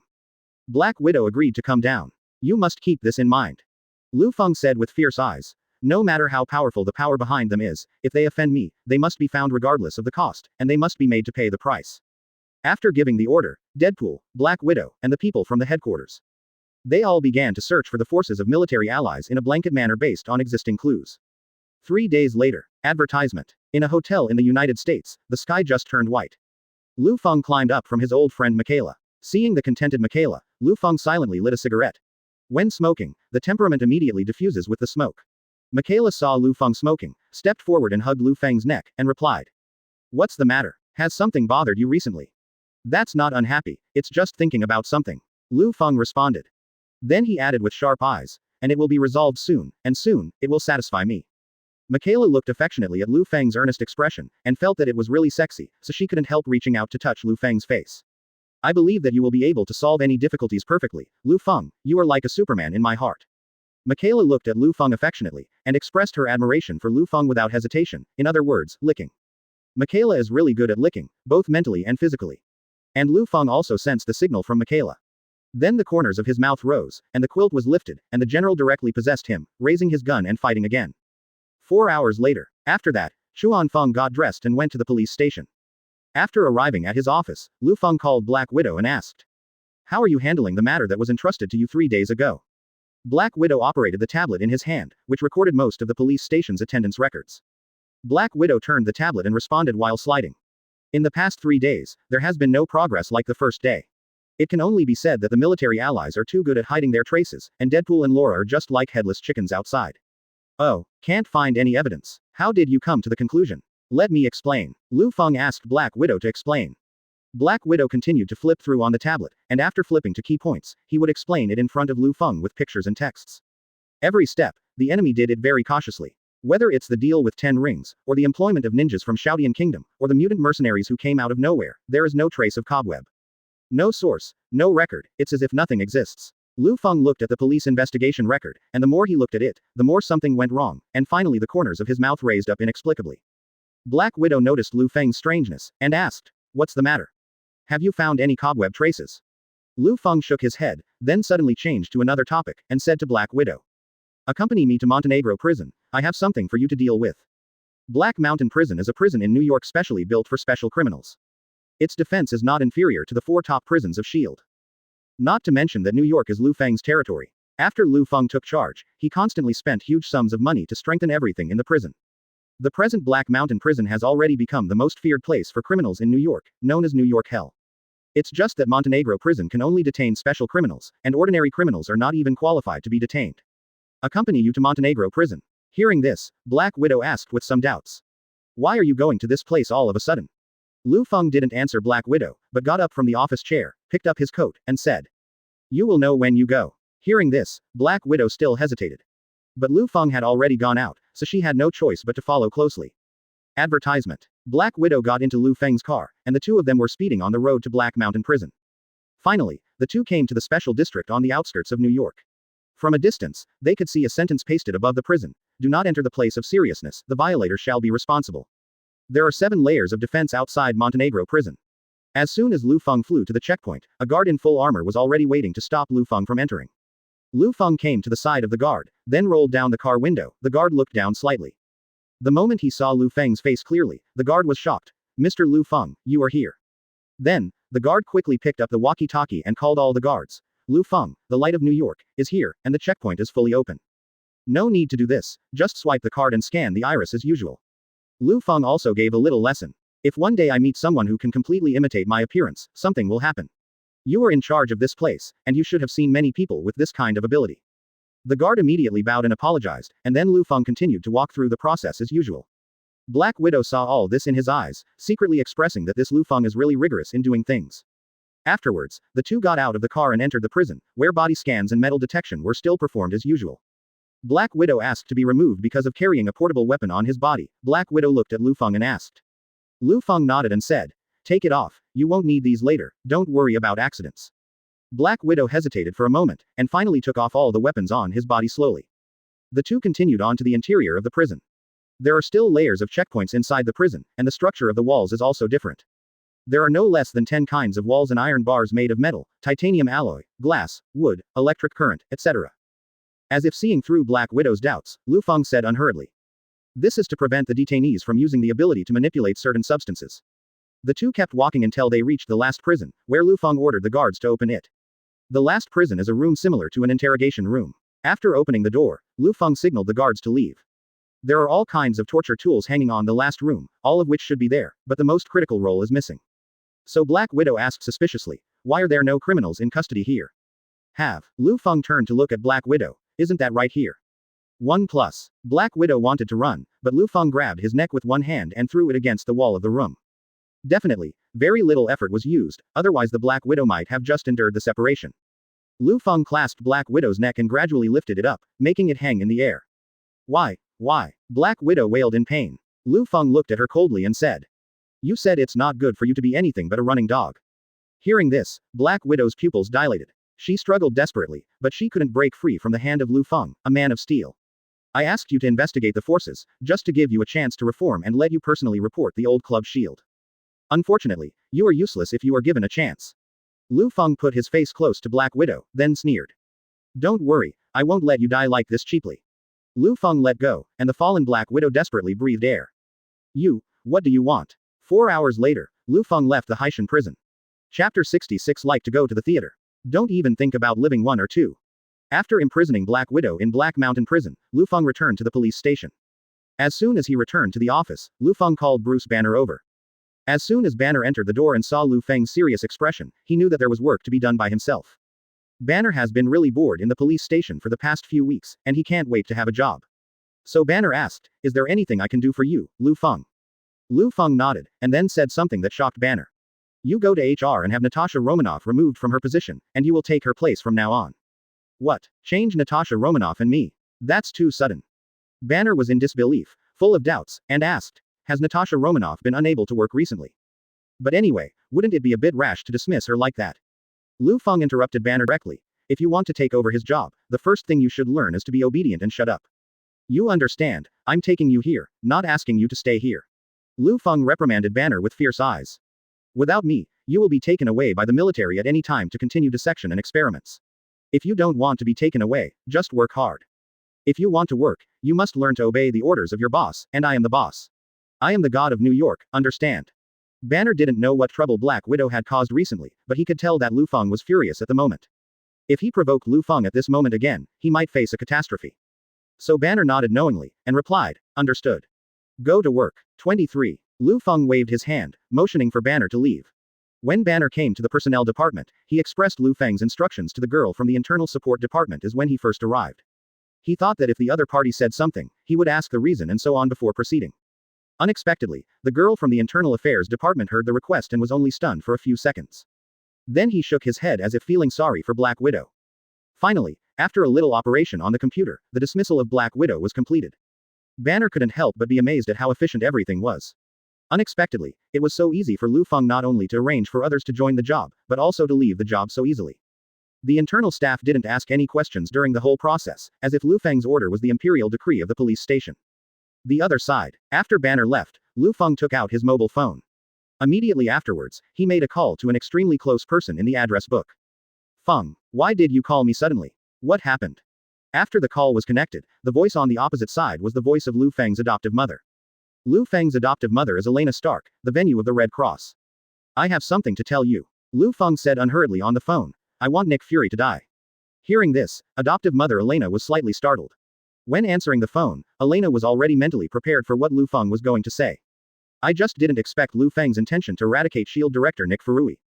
It would be easy to kill him, but S.H.I.E.L.D. will definitely make trouble because of it, and the aftermath work will become troublesome. I know that killing him will be difficult for you, but I gave him a chance last time. Liu Feng said coldly. He didn't learn anything from the lesson I taught him last time, but this time he angered me unknowingly. Since you are given a chance and he is useless, let him make up for the tuition with his life. The adoptive mother Elena heard the words and replied. Since you have made a decision, Mom will support you unconditionally, and I will help you settle the matter at S.H.I.E.L.D.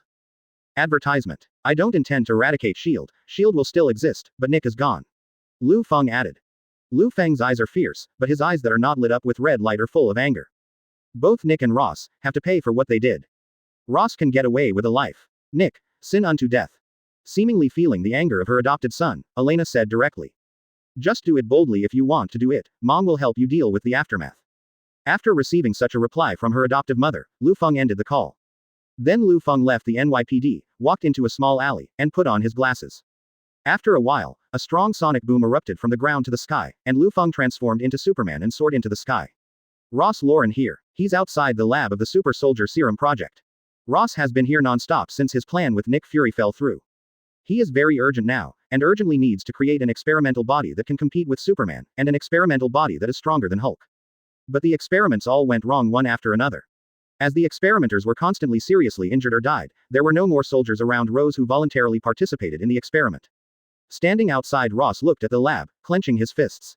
With a heartbeat, a bold idea appeared in his mind.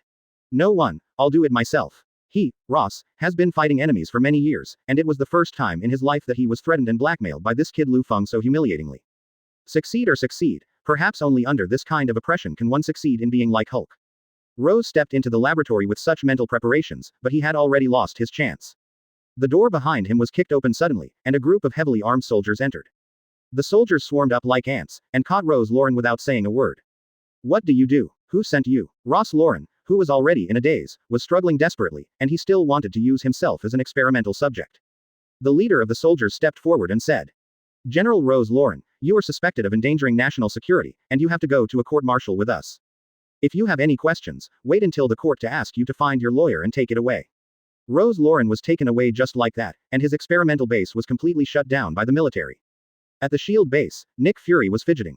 Because he just messed with the friend of the worst guy in the world. Although his inner ghost, Black Widow, has helped him prevent the police from searching S.H.I.E.L.D. and himself, he is still in a panic. In his heart, Liu Feng has become an omnipotent being. He was very afraid, so afraid that he would subconsciously feel that Liu Feng had come to the door of S.H.I.E.L.D. Just when Nick thought so. On video at the gate of the S.H.I.E.L.D. base. There really was an existence that made Nick Fury extremely familiar and extremely flustered. But he is a more terrifying guy than Liu Feng. Superman. He's standing at the door of S.H.I.E.L.D. right now. Liu Feng outside the door looked at the surveillance camera with the corner of his mouth raised, and said. Director Nick Fury, I believe you already know who I am. I need your help with something, can you let me go in and talk about it? Nick panicked, and at the moment he saw Superman as if he saw a ghost. Advertisement. No, scarier than ghosts. Ghosts at least have the weakness of being wiped out by sunlight. As for Superman, he can only let himself be bullied and remain indifferent.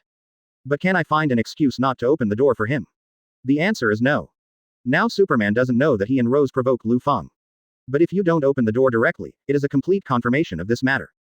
So I can only pretend that I don't know anything, and act in front of Superman, so that I can escape. Calm down, Nick. Nick Fury thought to himself. So Nick stepped forward to open the gate of the S.H.I.E.L.D. base for Liu Feng. After opening the door, Nick Fury squeezed out a Sema face and looked at Superman Liu Feng. Superman, you just come to S.H.I.E.L.D. asking for my help. Mr. Superman, we don't even know if you're friend or foe. I'm Superman. If you ask your children, you can conclude that Superman is definitely a good person.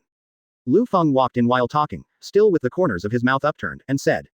But Director Nick, why is your forehead covered in sweat on a hot day? Did you just go to the hospital? The air conditioner in the office is broken. Tell me if you have anything to do. I'm very busy, Nick said in a bad mood. Superman Liu Feng passed by Nick Fury, walked straight to his office, and sat in his chair. Seeing Liu Feng's behavior, Nick was extremely flustered, but he still calmed down, folded his arms and said. Mr. Superman, even if you are very famous, if you still have this attitude, I think it will be difficult for me to help you. 303 inches. You don't need to be full of malice, Director Nick. Liu Feng stretched his feet on the table, and then raised the corner of his mouth and said. Actually, it's not a big deal. It's just that my good friend Liu Feng was recently RD'd by people from the military and another force. Now I can't find any trace of another faction, so I think you S.H.I.E.L.D. should be able to help me investigate. Nick panicked and broke out in cold sweat, but he still said, investigate. Couldn't your friend in the New York Police Department even investigate this? Liu Feng walked to Nick's side, put his hand on Nick's shoulder and said. Yeah, that power is quite powerful, and the police on Liu Feng's side can't find anything. Your S.H.I.E.L.D. network is quite large. Is it possible that you also know that faction? There are many forces that have done a good job in the aftermath. You say that Liu Feng was offended. Who knows which force it is? Nick Fury was a little trembling when speaking, but he was already trying his best to control himself. Really? Superman Liu Feng and Nick looked at each other closely. It seems that you really don't know anything. Nick and Liu Feng looked at each other, and the more they looked, the more they lied. In the next moment, Liu Feng made a direct move. Liu Feng directly crossed his hands and tore off Nick Fury's arm. Nick clutched his bleeding arm in pain, looked at Liu Feng in horror, and stammered. What are you doing? You are killing innocent people indiscriminately. Whether you killed the wrong person, you and I know very well, right? Nick, who heard this sentence suddenly hesitated. Then a bold idea came to mind. You, Superman you are. Liu Feng didn't give Nick a chance to speak out, but punched him straight away. The tearing air sounds instantly reverberated, and Liu Feng's fist blasted away like a missile. The fist hit Nick Fury's head and smashed it directly, blood and brains splattered everywhere. The moment Nick Fury died, the S.H.I.E.L.D. base was immediately alarmed. Liu Feng didn't bother to care about it, and directly kicked the titanium alloy gate of the S.H.I.E.L.D. base, and walked out swaggeringly. Chapter 67 Nick, it's time for you to die. At the moment, Phil Coulson, deputy director of S.H.I.E.L.D., came over after hearing the alarm, and was stunned when he saw this scene. Great gift to Shete. So the asterisk is. Superman, Phil Coulson couldn't help but swear. What do we do now? The men asked. Phil Coulson doesn't care, even if it's Superman, it's not okay to come to S.H.I.E.L.D. to kill people. So Phil Coulson fired wildly, and his men also opened fire. But it was useless at all. Liu Feng didn't feel any pain, and the sound of steel clashing could be heard in the air. Liu Feng didn't want to start a killing spree today, so he just took a look at Phil Coulson, and then took off on the spot and left this place. Looking at all this, Phil Coulson couldn't help muttering to himself, what the hell is, what's going on? Another floor, inside Pierce's office. Pierce, who had witnessed all this, watched Superman go away, drank the wine silently and said to himself. Nick, I warned you not to mess with him. After returning to New York, Liu Feng changed his attire before returning to the police station. When they entered, Deadpool and Little Wolf Girl had already been waiting in Liu Feng's office for a long time. Seeing Liu Feng, Deadpool jumped up. Liu Feng, you are so cruel. We all saw from the sky that you sent Superman out. It's clear that you already know which force has provoked you, but you still direct us to run around. Let people eat and sleep in the open every day, wash their faces with tears, and eat soil for a living. I am really tired of being a human being. 555. BB won't give you money to drink and have S**X again. Liu Feng warned directly. Deadpool shut his mouth immediately. This is the best way for Liu Feng to control Deadpool. Just kidding, if you can't have S**X, what's the fun in life? Deadpool secretly thought. After Liu Feng sat down on the chair, he unhurriedly explained to the two. Yes, I've known for a long time who did it. As for why you were dispatched, I just want to see your abilities. Hearing this, Deadpool jumped up again. What? Boss, are you right? The ability of Deadpool, the #1 mercenary in the universe, still needs to be questioned. Then let me ask you, Mr. #1 mercenary in the universe, how did Laura Shengwen get captured right under your noses? Liu Feng was speechless, once again passing the death pass. In short, this matter has been resolved, and you don't need to ask again. Liu Feng threw 2 stacks of US dollars on the table. I'll give you 1 more day off, and after 2 days of indulgence, you'll go back to prison consciously. Deadpool happily put away the dollars, looked around and asked again. But where's Natasha Romanoff, that glamorous redhead from S.H.I.E.L.D.? We haven't seen him for like a whole day. The corner of Liu Feng's mouth raised, and he said meaningfully. She's where she should be right now. The next day, Lu Feng drove alone again to Haishan prison. After learning Liu Feng's lesson, the guards still let Lu Feng pass through the checkpoints as usual. Entering the gate, Lu Feng came to the last prison. In the prison, Black Widow still hasn't recovered. But after seeing Lu Feng coming, a little panic flashed in his eyes. It seems you can't stand everything, Natasha Romanoff. Black Widow looked at Lu Feng. Did you come here just to make fun of me? I'm not that free, Lu Feng said. I've come to tell you bad news. That's your favorite S.H.I.E.L.D. director Nick Fury. Already dead. Advertisement. Hearing this, Black Widow opened his eyes wide. After a while, he returned to normal as if he had accepted the fact. But it was only mental recovery, and the body did not improve at all. You are Superman. Hearing this, the corners of Lu Feng's mouth rose. Unexpectedly, Ross Nick's brain is not even as good as Black Widow. But Lu Feng did not respond to Black Widow. Instead, he opened the prison door and came to Black Widow's side. 4 hours later, Lu Feng left the prison. And Black Widow is a few steps from last time. Guards. This Big Brother's punishment method is really different from ordinary people. That's right, I don't know if that woman will become addicted to it. Another guard said. While talking, one of the guards came to his mind and said.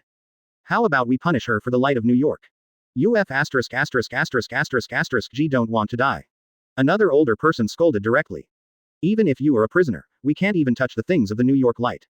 The guard of the upper brain immediately nodded and stopped talking about it. In fact, he was just talking about it. He also understands that no one can touch the things of the New York light. And the ground needs to trouble the sweeping ant in the prison. After solving Black Widow, Lu Feng returned to work in the police station. In the past few days without the troubles of Ross and Nick, Lu Feng is not as busy as before. Plus New York's crime rate is low enough to ignore. So Lu Feng only needs to do calculations every day. Banner is also very quick to get started. After all, he is a Ph.D., and his intelligence should also crush ordinary people. So Lu Feng also entrusted him with the task of replacing the police station with new police equipment. Let Banner be responsible for the inspection and repair of weapons, and more time can teach the police how to use them. This kind of technology, I have never seen. During his research, Banner couldn't help but be amazed by the new police gear. Banner was originally a Ph.D. and a half scientist. Therefore, Banner's love for technology is as strong as men's love for women. You can study it for a few days and wait until you figure it out before going to the police station to popularize it. Lu Feng said. I still have many weapons like this. These are all from S.H.I.E.L.D. before. However, because it is too new and no one has successfully analyzed it, Lu Feng has been left until now. It's all obtained before, maybe it's been stored for too long, and it's almost gathering dust. Lu Feng explained to Banner. It just so happens that you are here, and you have learned something, so I will let you study it and save me from going to a professional. After all, you can't ask the people at S.H.I.E.L.D., right? Nick is belching, and S.H.I.E.L.D. is probably still messing around.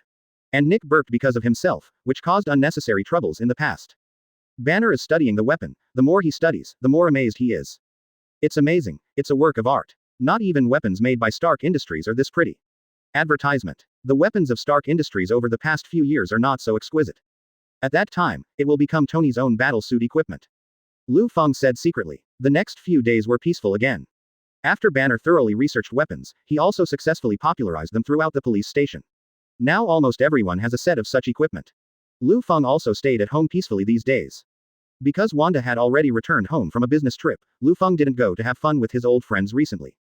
Accompanying his wife to do housework at home, he is almost becoming a house husband, while Wanda always lies on the sofa and watches movies. Wanda is a strong woman, but that doesn't mean she doesn't need to be taken care of by others. On the contrary, because of the lack of father's love in childhood, she yearns for father's love and finds a reliable man. After all, since Wanda was sensible, her father, Magneto, has not been with her very well. It is normal to lack fatherly love. It was because of this that Lu Feng successfully attracted Wanda to marry him at the beginning, and after marriage, he also fully played the role of father. Lu Feng just lived a two-person world with his wife. Until one day, someone from Lu Feng's family came to visit. Lu Feng opened the door and saw that it was Betty. He thought Betty was here for something. He hurriedly glanced at his wife in the kitchen, and then said. It won't work recently, my wife is at home, so please bear with me. Unexpectedly, Betty didn't come here at all. She came forward to hold Lu Feng's hand with tears in her eyes. With a choked voice, he said, Lu Feng, I beg you, please let my father go. Lu Feng frowned, walked out of the house and closed the door before talking to Betty. It seems that you already know that something happened to your father. Betty knelt down directly. Lu Feng, I beg you, please let my father go. Although he is heinous, he is still my father. You can see that I played well with you when we were young, and Liao Nuo stayed with you for so long before, so you can let him go. Lu Feng looked at Betty coldly. Finally took her hand away and said. No, Betty wanted to continue pleading, but saw Lufang's indifferent eyes. Ross messed with me and I have to pay this price. It's useless for anyone to beg for mercy. In the hotel.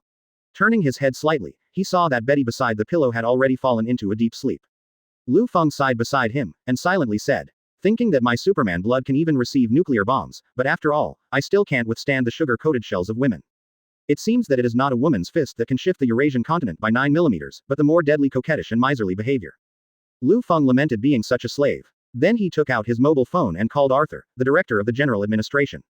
Arthur, about that Ross Lauren. I was just about to tell you this, Feng. Director Arthur said, we just tried Ross's crimes, and learned that among the crimes committed by Ross, the maximum penalty can be executed directly. Didn't he PS off you and our police? This time, it's just right to behead him in a fair manner. Are you relieved? As long as you give an order, I will help you solve it immediately, and Ross Lauren can be beheaded within 3 days. Chapter 68. I'm here for a second, what can I say? Arthur said very excitedly. He thought that Liu Feng, who heard the news, would be as excited as him. But Liu Feng interrupted. There is no need to execute him. What? Did I hear you right? Arthur was stunned. Knowing Liu Feng for so long, Arthur naturally knows Liu Feng's character of revenge and repayment. If you can die, you will never keep it. If you can become disabled, you will never soften your heart, but it is unheard of to say that there is no need for it like today. Leave him a life during the trial, set an indefinite date, and let him sit in prison. Liu Feng said. Arthur asked suspiciously, but you didn't say that before, what made you change your mind? The other party offered a good price. Or are you selling to others to save face? Arthur was extremely curious until Liu Feng replied. It's cannonballs. Sugar-coated cannonballs. Arthur was taken aback for a moment, then smiled after realizing. It seems that this is what you Washa people often say about a hero's sad beauty. Liu Feng smacked his mouth, a little embarrassed, and didn't speak. Who would have thought that the proverbs he taught Arthur would be used by him on himself? I think this is Liu Feng's Arthur in his memory, and after getting enough medical treatment, we can get back to business. In that case, I respect your choice, and I will take care of Ross's affairs. After completing the execution of Ross, Liu Feng ended the call with Arthur. Then he sent a text message to Betty, who was still asleep, on his mobile phone. Said that her father Ross will only go to jail, and nothing will happen. Every time I wake up before the person next to the pillow wakes up, I almost confuse the person next to the pillow. Liu Feng secretly complained. Then Liu Feng put on his clothes and left the hotel. Because I had a spring dinner with Betty last night without my wife behind my back. So Liu Feng had to go back and greet Wanda first to enhance their relationship. After that, Liu Feng put on formal clothes and went to the New York Police Department. There was nothing important today. Liu Feng stayed in the office, turned on the News 88 when he was bored. Turning on the TV, the person who caught the eye was reporting the most familiar figure of Liu Feng. Genius, dreamer, patriot from the Stark family. Tony Stark. I saw Tony's figure in the form of a poster, and the voiceover host was explaining on TV. From a young age, Tony Stark, the son of Howard Stark's legendary weapons developer, quickly gained attention for his ingenuity. At the age of 4, he made a circuit board. At the age of 6, he made his own engine, and at the age of 7, Tien skipped a class and graduated as the best student at MIT. Although Tony disappeared for a while after Howard died in a car accident, Stark Industries was managed by Howard's best friend, Battiston. Battiston, that is, the villain in the Iron Man 1-inch movie. The best friend or partner of the protagonist's father is the final villain of the film. This kind of plot has long been used badly in Hollywood movies or superhero comics in the era that Liu Feng traveled to. The news continued on for Tony. Battiston was in charge of the Stark Group until the 21-year-old Tony returned to Stark Industries and took over as the new president. And with smart weapons, high-level robots and satellite positioning technology, he has led his father's legacy to world-renowned heights. This is Tony Stark, the leader of the world's top 10 weapons industrial empires, the new CEO of Stark Industries. A true hero who defends American freedom with weapons.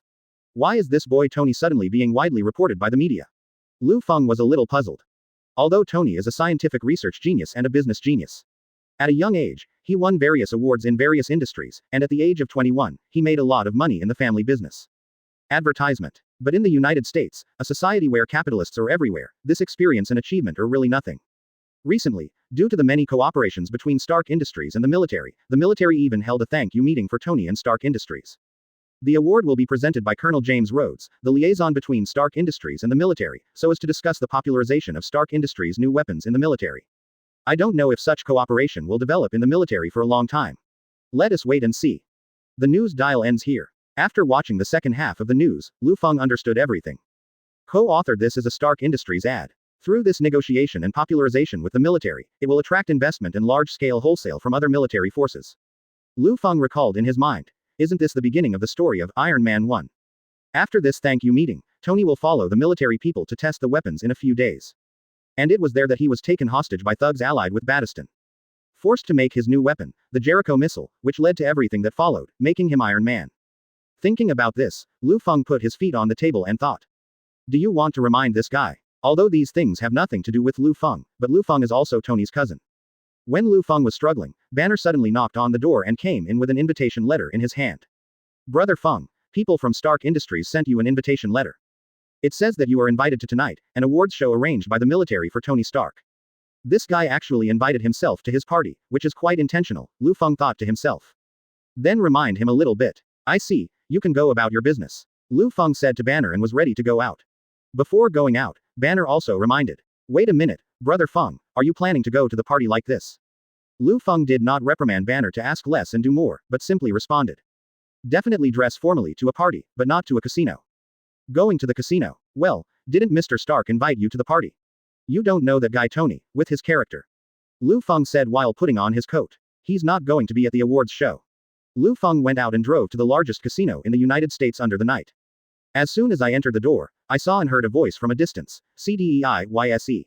It's mine again. Did I say it? Ma'am, you are my lucky lady tonight. Playboy Tony is hugging left and right at the moment, throwing dice in the casino. Liu Feng walked over the crowd and said, looks like you're lucky today, President.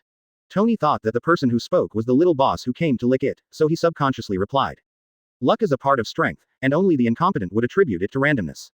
But when he saw the face of Liu Feng, the serious intense expression suddenly relaxed, and a smile appeared on his face. Liu Feng, why are you here? Look everyone, this is my dear aunt's child, my eldest cousin, come on, let's hug each other. Knowing that Tony's personality is like this, Liu Feng is already used to doing things like Zhongyang, so he hugged Tony. After that, Tony pushed away the blonde and red-haired beauties on the left and right, and turned to chat with Liu Feng on the other side. Definitely, chatting while gambling. Got it figured out. Come talk to me about business, right? I said before that your New York Police Department's equipment is really outdated. Advertisement. Why don't we trade with Stark Industries for a batch of new police equipment? While gambling, Stark discussed business with Liu Feng, saying, you are an acquaintance, you can get a 10% discount, isn't it bold? I have a suitable one here, let's place an order now and buy a set of 6 or 7,000. The price is a small change, $800,000, just ask my assistant to swipe the card, and I will call her over now. Hearing this, Liu Feng responded with raised lips. Your words almost moved me. Unfortunately, the police station has changed a batch of equipment a while ago. For the time being, there is no need to seek cooperation with Stark Industries. This time Tony was dumbfounded. Not doing business. Then what do you ask me for? Gambling. No, you don't look like a gambler. Liu Feng went straight to the point and said, I'm not here this time to do business with you, nor to catch up with you, I'm here to remind you. Remind. Tony was a little puzzled, and then smiled. Remind me to make less money, don't lose myself. If you really have this plan, it's already too late bro, I've exceeded the standard no matter the money or myself. Liu Feng didn't bother to pay attention to Tony's indecency, and continued. In 3 days, you will go to the test site under the leadership of the military. You're going to test a new weapon that's about to be traded in, the Jericho missile. You're pretty well informed, but what do you want to remind? Tony still asked nonchalantly, aren't you worried that the military will take away the weapons and not pay you? Liu Feng replied unhurriedly, no, I mean, on that day, your life may be in danger. Tony was stunned for a moment, then smiled and said, are you joking, Liu Feng? Liu Feng took a sip of the whiskey in his hand and said, anyway, it's better not to go, otherwise you may die somewhere. Tony sneered and said, how is it possible? Is the military here to eat shit? My safety will definitely be guaranteed. Do you know how good Colonel James Rhodes has a good relationship with us? He can call out enough troops to protect me at any time. Tony was so conceited that he didn't take Liu Feng's reminder seriously. If you can trust the military so much, don't blame me for not reminding you if you were arrested when I didn't tell you. After Liu Feng finished speaking, he was about to leave. Before he left, he kindly added a few words. Be careful with your partner Battiston, they are all businessmen, you know it well. After Liu Feng left, Tony stayed alone for 3 or 4 minutes, and then went back to gambling. 3 days later, the military sighed. As long as such a missile is launched, I can guarantee that all the enemies will only dare to stay in the cave. This is a new product of the Stark Industries, Freedom series. Standing in front of the military front, Tony raised his hand, indicating that it was ready to launch. The opponent followed suit and fired thick bullets. Ladies and gentlemen, stay tuned, Jericho missile. As soon as the words fell, a missile landed in the valley behind Tony. All of a sudden, the waves behind Tony directly set off a large cloud of sand and dust. Its scope is terrifying. Chapter 69 Spare Ross, Iron Man News. The test was completed, followed by Tony's polite conversation with the military. After the experiment, Tony also made a video call to Buddy Stan, the former president of Stark Industries. "Hey Tony, how's the experiment going?" "Of course everything is going well, and I'm preparing to return," Tony replied. "Okay, then I will form a queue for you tonight to celebrate your successful test today."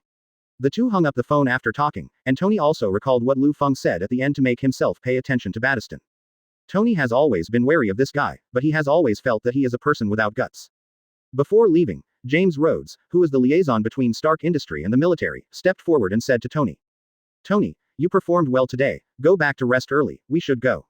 "Well, don't forget what I told you when I came here," Tony responded. Then Rhodes and Tony parted ways, and before leaving, he sent a few more cars to follow him according to Tony's instructions. I was still wondering in my heart, when did Tony become so afraid of death? After getting into the car, Tony felt panicked for no reason. Because the range at the moment is very quiet, like the calm before the storm. The quieter he is, the more frightened he is, and he will vaguely think of Lufang's warning. Seeing Tony's flustered expression, the soldier sitting beside him thought to himself that the rich boy was timid, and comforted him. "Mr. Stark, don't be nervous, our military will protect your safety." "That's right, our military in the United States doesn't live for nothing, and there is no possibility of terror in this kind of place." Boom. As soon as the soldier finished speaking, a missile hit a military jeep in front of Tony with such precision. The missile exploded, followed by the firing of bullets. Seeing this, the soldiers raised their guns to fight. But the comers were so vicious, Mie Li was so ferocious that Tony couldn't resist sending more soldiers. Tony cringed with his head in the car, and constantly read. It's F*********** G true. What Liu Feng said is true. I should F******** G listen to Liu Feng. I shouldn't F****** G be here. Fortunately, Tony still listened to Liu Feng's persuasion, and arranged more people to protect himself before coming. So much so that Tony was able to stay safely in the jeep, not sure how long, but at least not dead. Now Tony is desperate, and he only hopes that he can escape here alive. The rich kids are quite afraid of death. On the side of the terrorists who attacked Tony, the leader of the villains found out the number of bodyguards Tony brought. But what's the use of any more? Tony Stark, will the military send everyone to protect you? Nope. But I will send enough or even all of them to catch you. This is the gap. Then the terrorist leader said to those around him, call more people. I'm going to see Tony Stark and his bodyguards completely lose their ability to escape within 5 minutes. On Tony's side, he vaguely felt that there were more and more people on the opposite side, and couldn't help but yelled, FK. The soldiers on Tony's side were killed one by one, from the back row to the front row, and then to his own car, and finally even the soldiers driving were shot dead. Tony from at the moment didn't care about other things, so he had to run with oil on his feet. Tony pushed open the car door and ran out of the car, then circled behind the boulder for cover. However, the next moment, a Jericho missile from Stark Industries falls in front of him. The source of Stark Industries is also jokingly written on the missile. Advertisement. FA. Tony was about to run away, but it was too late, and the missile exploded directly in front of him. Fragments sank into his chest. I do not know how long it has been. Tony opened his eyes dazedly in a dimly lit place. Inexplicably, there is an extra one on the chest, a round glowing strange thing like a light bulb wrapped with wires. Tony was panicked and helpless. Another scientist beside him stepped forward to comfort him. This is an electromagnet device that prevents the shrapnel in your body from touching important parts. It can save your life. After a while, the leader of the terrorist led people to open the door, and spoke a foreign language to Tony with hands and feet. The scientist next to him hastily translated. He said, Welcome, Mr. Tony Stark, the most famous murderer in American history. He brought you here because he wanted you to build the Jericho missile that you demonstrated in front of the military in this cave. Here are all the materials for making the missile. After the missile was built, he also asked you to make a bill of materials, so that you can start working now. After the matter is over, he will let you go. After the translation, the terrorist leader squeezed out a smile and held out his hand to Tony. Tony also held it with a smile on his face, and then said with a smile, No, he won't let me go. The scientist also looked at the leader and smiled while responding to Tony. Yes, he won't, and you may die after making it. Tony looked at the leader's face, and an unprecedented idea came to his mind. Building Jericho missiles for them like a dog. Nope. What he did was make the sons of ABCH pay. At the same time, in a hotel in New York, the United States. Since leaving the casino, Liu Feng stayed with his old friend Michaela until the morning of the third day. As always, the person next to the pillow didn't wake up but Liu Feng woke up. Because he was bored and it was still early, Liu Feng turned on the TV news. But found that the news report was still about Tony. Only this time it's not as glamorous. The current president of Stark Industries, Tony, disappeared on his way to the suburbs to test missiles with the military, and his whereabouts are still unknown. Next we will come to interview Colonel James Rhodes, who was in charge of this outing. Let us cut the camera to the outdoor reporter Lisa. Looking at the news reports, Liu Feng didn't feel any disturbance in his heart. Instead, he cursed. It's really stupid not to listen to persuasion. Although this is the beginning of the story of Iron Man 1, it does not mean that Tony must go through the cave to become Iron Man. The time when his metamorphosis is worthy of the title of Iron Man is at the end of the first part of the Avengers Alliance, and he realizes that he is a hero after sacrificing himself for others. The matter of the cave just changed him from a playboy who likes to sell arms to a playboy who likes to build battle suits. When Liu Feng was thinking secretly like this, his phone rang suddenly. Liu Feng saw that it was his adoptive mother Elena. After connecting, Elena's voice came. Feng, did you see the news? Your cousin Tony was killed. I know, I've warned him before. Liu Feng responded unhurriedly. I said that his life would be in danger. He was too arrogant to pass, and he couldn't blame others. But now that something like this has happened, think of a way. The adoptive mother on the other end of the phone said anxiously.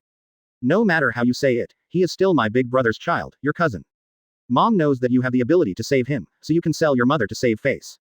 Liu Feng held his forehead slightly, thinking that this was his adoptive mother after all. It was really hard to refuse, and said. Advertisement. Asking for flowers. I see. I will send someone to bring him back. You don't have to panic. After hanging up the phone, Liu Feng couldn't help complaining, why do I always fall on women? After that, Liu Feng called Banner again and asked him to take Deadpool and Little Wolf Girl to the police station to wait for him. When they arrived at the police station, Liu Feng told Deadpool and Little Wolf Girl the mission and what happened. Hearing this, Deadpool couldn't help complaining. Isn't it Liu Feng? You actually took on this job of rescuing the big boss. Although the bonus will definitely be a lot. But I thought that you would only do things that are beneficial to you. I didn't expect you to take on outsourcing. Sure enough, money can turn ghosts around, and I, a mercenary, can be regarded as returning to my essence. Liu Feng returned a look, and Deadpool immediately shut up. At this time, Laura the Little Wolf Girl asked, but how did we find Tony Stark? Yeah, we don't even know where the terrorists who captured him came from, Deadpool responded. Tony dropped a person's file on the desk. The two opened it and saw that it was Stark's former president, Battiston, the big boss in Iron Man 1. 0. Investigate him, study his direction in the past 3 days and what forces he has made deals with. Liu Feng said and took out another device. After determining which villain it is, take this electromagnetic wave scanning instrument and look for the small arc reactor. The reactor can emit 3 billion joules per second, and it is easy to sense. If you find this thing, you can find Tony. Because this so-called arc reactor is what Tony put on his chest at the beginning. Hearing this, Deadpool was extremely surprised and said. Liu Feng, I misunderstood you. I thought you were only good at dealing with criminals. I didn't expect you to know this. You don't come from some kind of MIT, do you? Liu Feng definitely understands this. After all, Iron Man is a significant first movie in the Marvel Universe. As soon as it was released, Iron Man's cool high-tech battle suit quickly caused an uproar in Daxia. Therefore, Liu Feng has a little understanding of a series of nouns that are described in the movie, including the things on Paine's chest. But there was no need for Liu Feng to explain this to Deadpool, so he directly said angrily. Whether I understand or not is not the point is that the two of you who performed the task understood. Understood, I just use this instrument like mining to go to the suburbs to detect it. Deadpool replied triumphantly. Liu Feng thought to himself, actually it's not too much difference.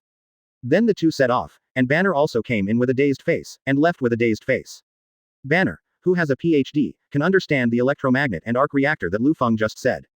Don't know anything about Tony Stark, military cooperation, Jericho missiles.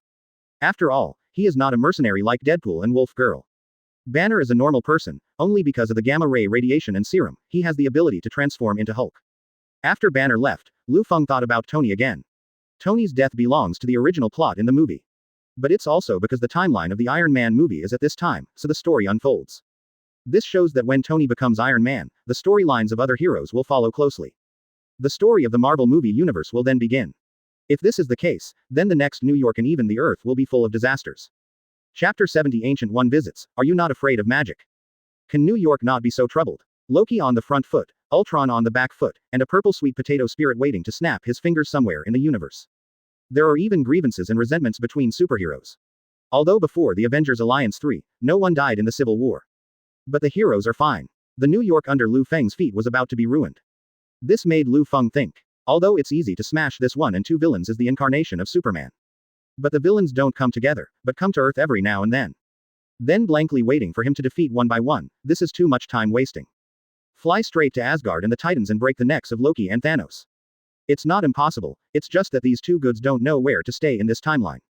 And there is no clear route of Asgard and Titans in movies or comics.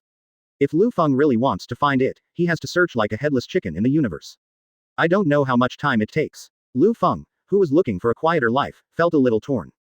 Otherwise, I can move by myself, and save Cuneo on Bishantian. But New York is so bustling. I'm still building a piece of the sky here. I'm really reluctant to leave at this time. Lu Feng said secretly again. 380. Just when Lu Feng was struggling, Lu Feng suddenly felt that the surroundings suddenly became quiet. No, not only the office, but the entire police station became quiet. Lu Feng narrowed his eyes slightly, and felt a strange aura. Lu Feng uses Superman's see-through eye to scan the entire building directly. Lu Feng scanned the entire New York Police Department with a perspective eye like an X-ray scan, but did not find any strange people. However, during the scan, it was found that other people outside the office were motionless, which felt weird. Time paused. Lu Feng came to a conclusion and was puzzled. This timeline can have the ability to control time. When Lu Feng said this, a portal behind him quietly opened.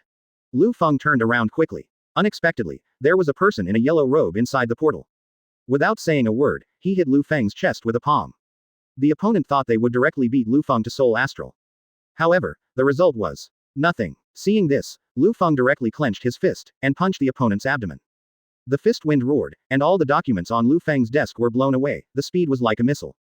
The moment Lu Feng swung his fist violently, the yellow-robed man exploded into pieces the moment it touched the opponent. It's not a corpse, but it's really turned into pixel-like fragments. Lu Feng knew it was a fake, and was about to find the enemy's figure. Suddenly, a glowing golden whip swung from Lu Feng's side. The golden whip bound Lu Feng. Immediately afterwards, two textured geometric figures approached from the top and bottom of Lu Feng to the middle. Advertisement. The two shapes are like circular saws with strong energy. The corners of Lu Feng's mouth raised when he was tied up, and then he squeezed his hands hard, and all the golden things around him exploded and turned into pieces. At this time, the man in yellow reappeared behind Lu Feng, and said unhurriedly.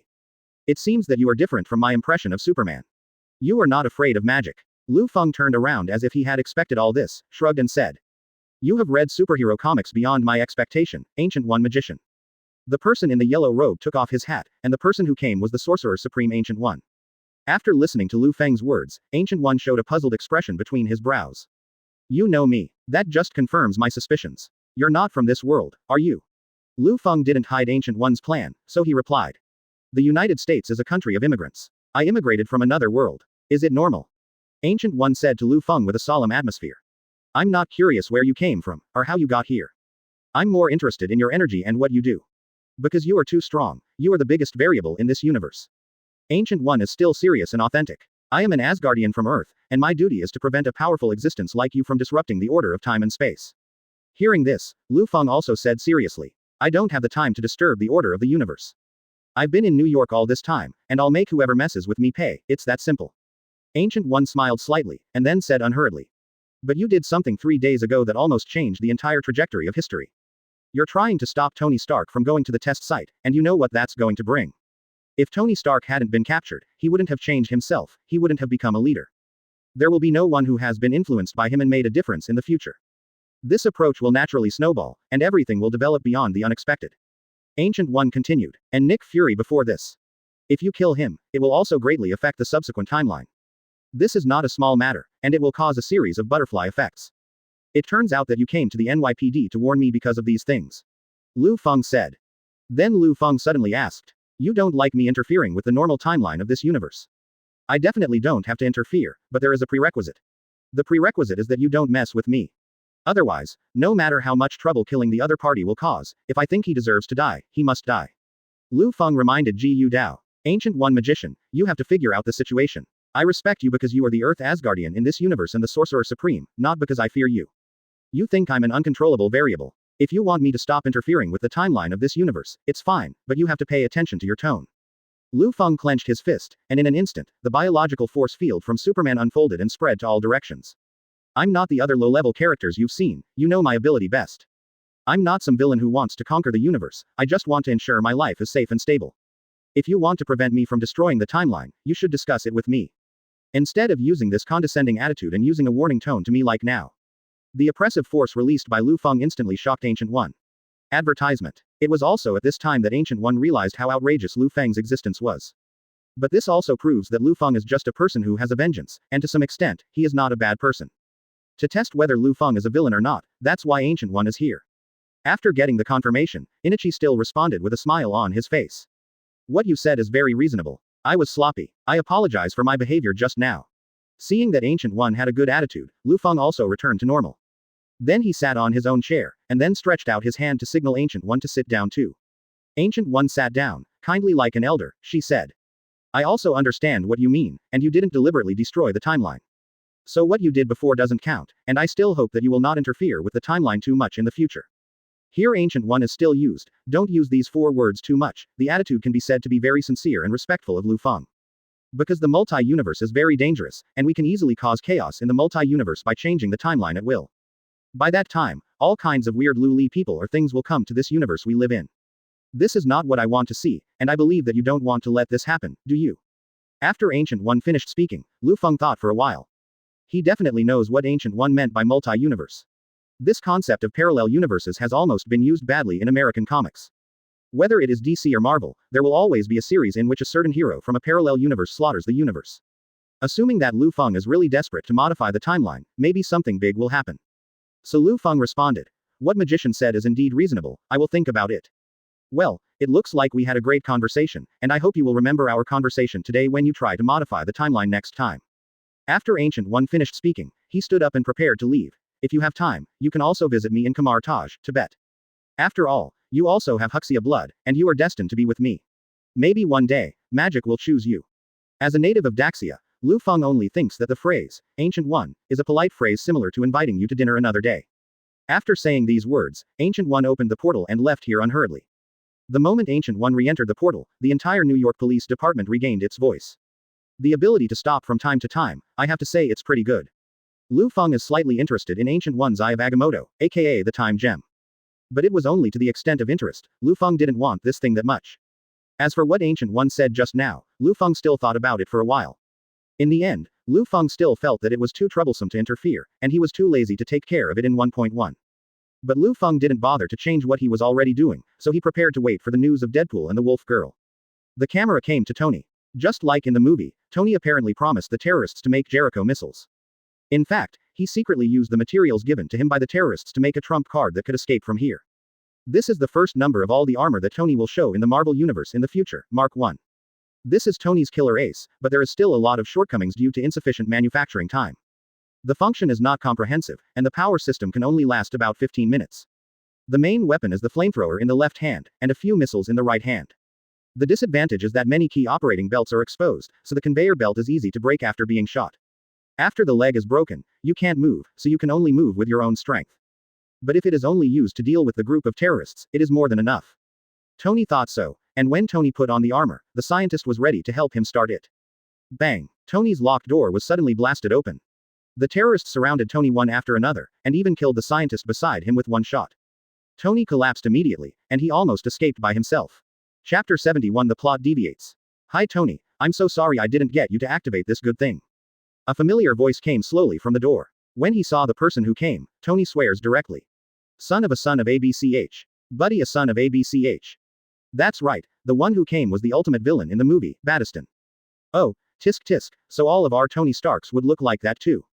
Battiston, who was in the upper hand, arrogantly came to Tony, who was still unable to move, humiliating him wantonly. No, speaking of it, I have indeed seen you like this. Yes, I remembered, it was when your father was gone. Ha ha ha, you cried louder and more miserable than now, like a stray dog that no one wants. Hearing this, Tony clenched his fists. He desperately wanted to activate the flamethrower of the armor on his body, and roast the son of ABCH in front of him into carbon. But he is still indifferent, because the armor has not been fully activated at all, and he can only be slaughtered now. Do you think that you have become a genius scientist and entrepreneur who is being reported by the media now? Have you become a master? No, Tony, you're still a stray, you were, and you'll be. Battiston cursed, pointing at Tony's face. You think I can't see that you're making more than just Jericho missiles? You wanted to fool those bumpkins. It's a pity, you didn't expect me to appear here, did you? Tony hates it very much now, gritted his teeth with hatred, and the biggest obsession in his heart is to tear this guy's mouth with his own hands. After he listened to Liu Feng's reminder, he should have sent someone to shoot Battiston without stopping. He regrets it now, regrets it extremely, regrets why he didn't choose to believe everything Liu Feng said at the beginning. Battiston walked over to Tony's desk and picked up the blueprint of the Mark armor that Tony had made. While watching it, I couldn't help admiring. It's really wonderful, Tony, you look like a good tailor in the arms industry. It's a pity that this will be the last work in your life.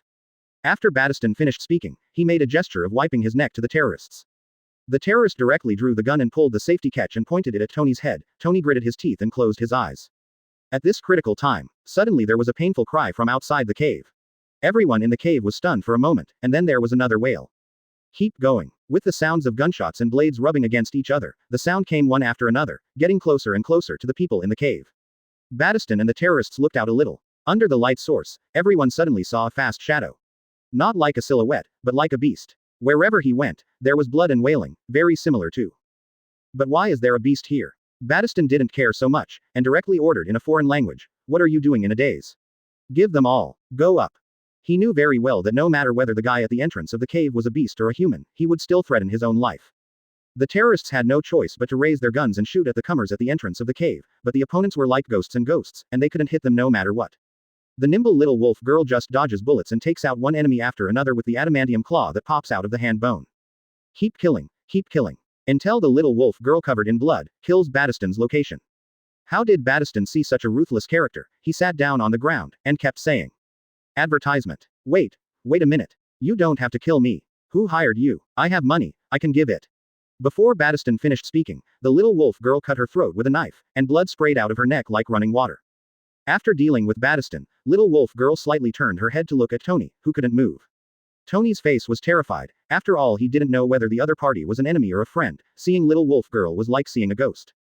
The little wolf girl walked up to Tony unhurriedly, looked at him intently, and then said, "Well, you're Tony Stark." It wasn't until this time that Tony realized that the female ghost was here to save him. "I was sent by your cousin," the little wolf girl explained. Tony was also shocked when he heard this, thinking that Liu Feng actually has such a ruthless person as his subordinate. "Let's go. Reinforcements will come soon. We have prepared transportation." The little wolf girl was about to use her claws to chop up the battle armor and help Tony get down, but she didn't expect Tony to say, "Don't take it off. Start it for me. The computer is over there." "I don't know how to do it." The little wolf girl responded blankly. Tony hurriedly said, "It's very simple. I can teach you. I have to activate him." Afraid that little wolf girl would not agree, Tony went on to add, "I don't want to be a turtle anymore. I want to kill all the dogs." The little wolf girl nodded after hearing the words. A few minutes later, Tony's Mark I armor was activated. Just like that, Tony walked out of the door wearing this heavy metal battle suit. At this time, reinforcements arrived, and the desperate Tony directly used the flamethrower and missiles under the battle suit to burn and shoot. "Die, you idiots." Tony frantically vented his dissatisfaction, and he constantly killed countless terrorists.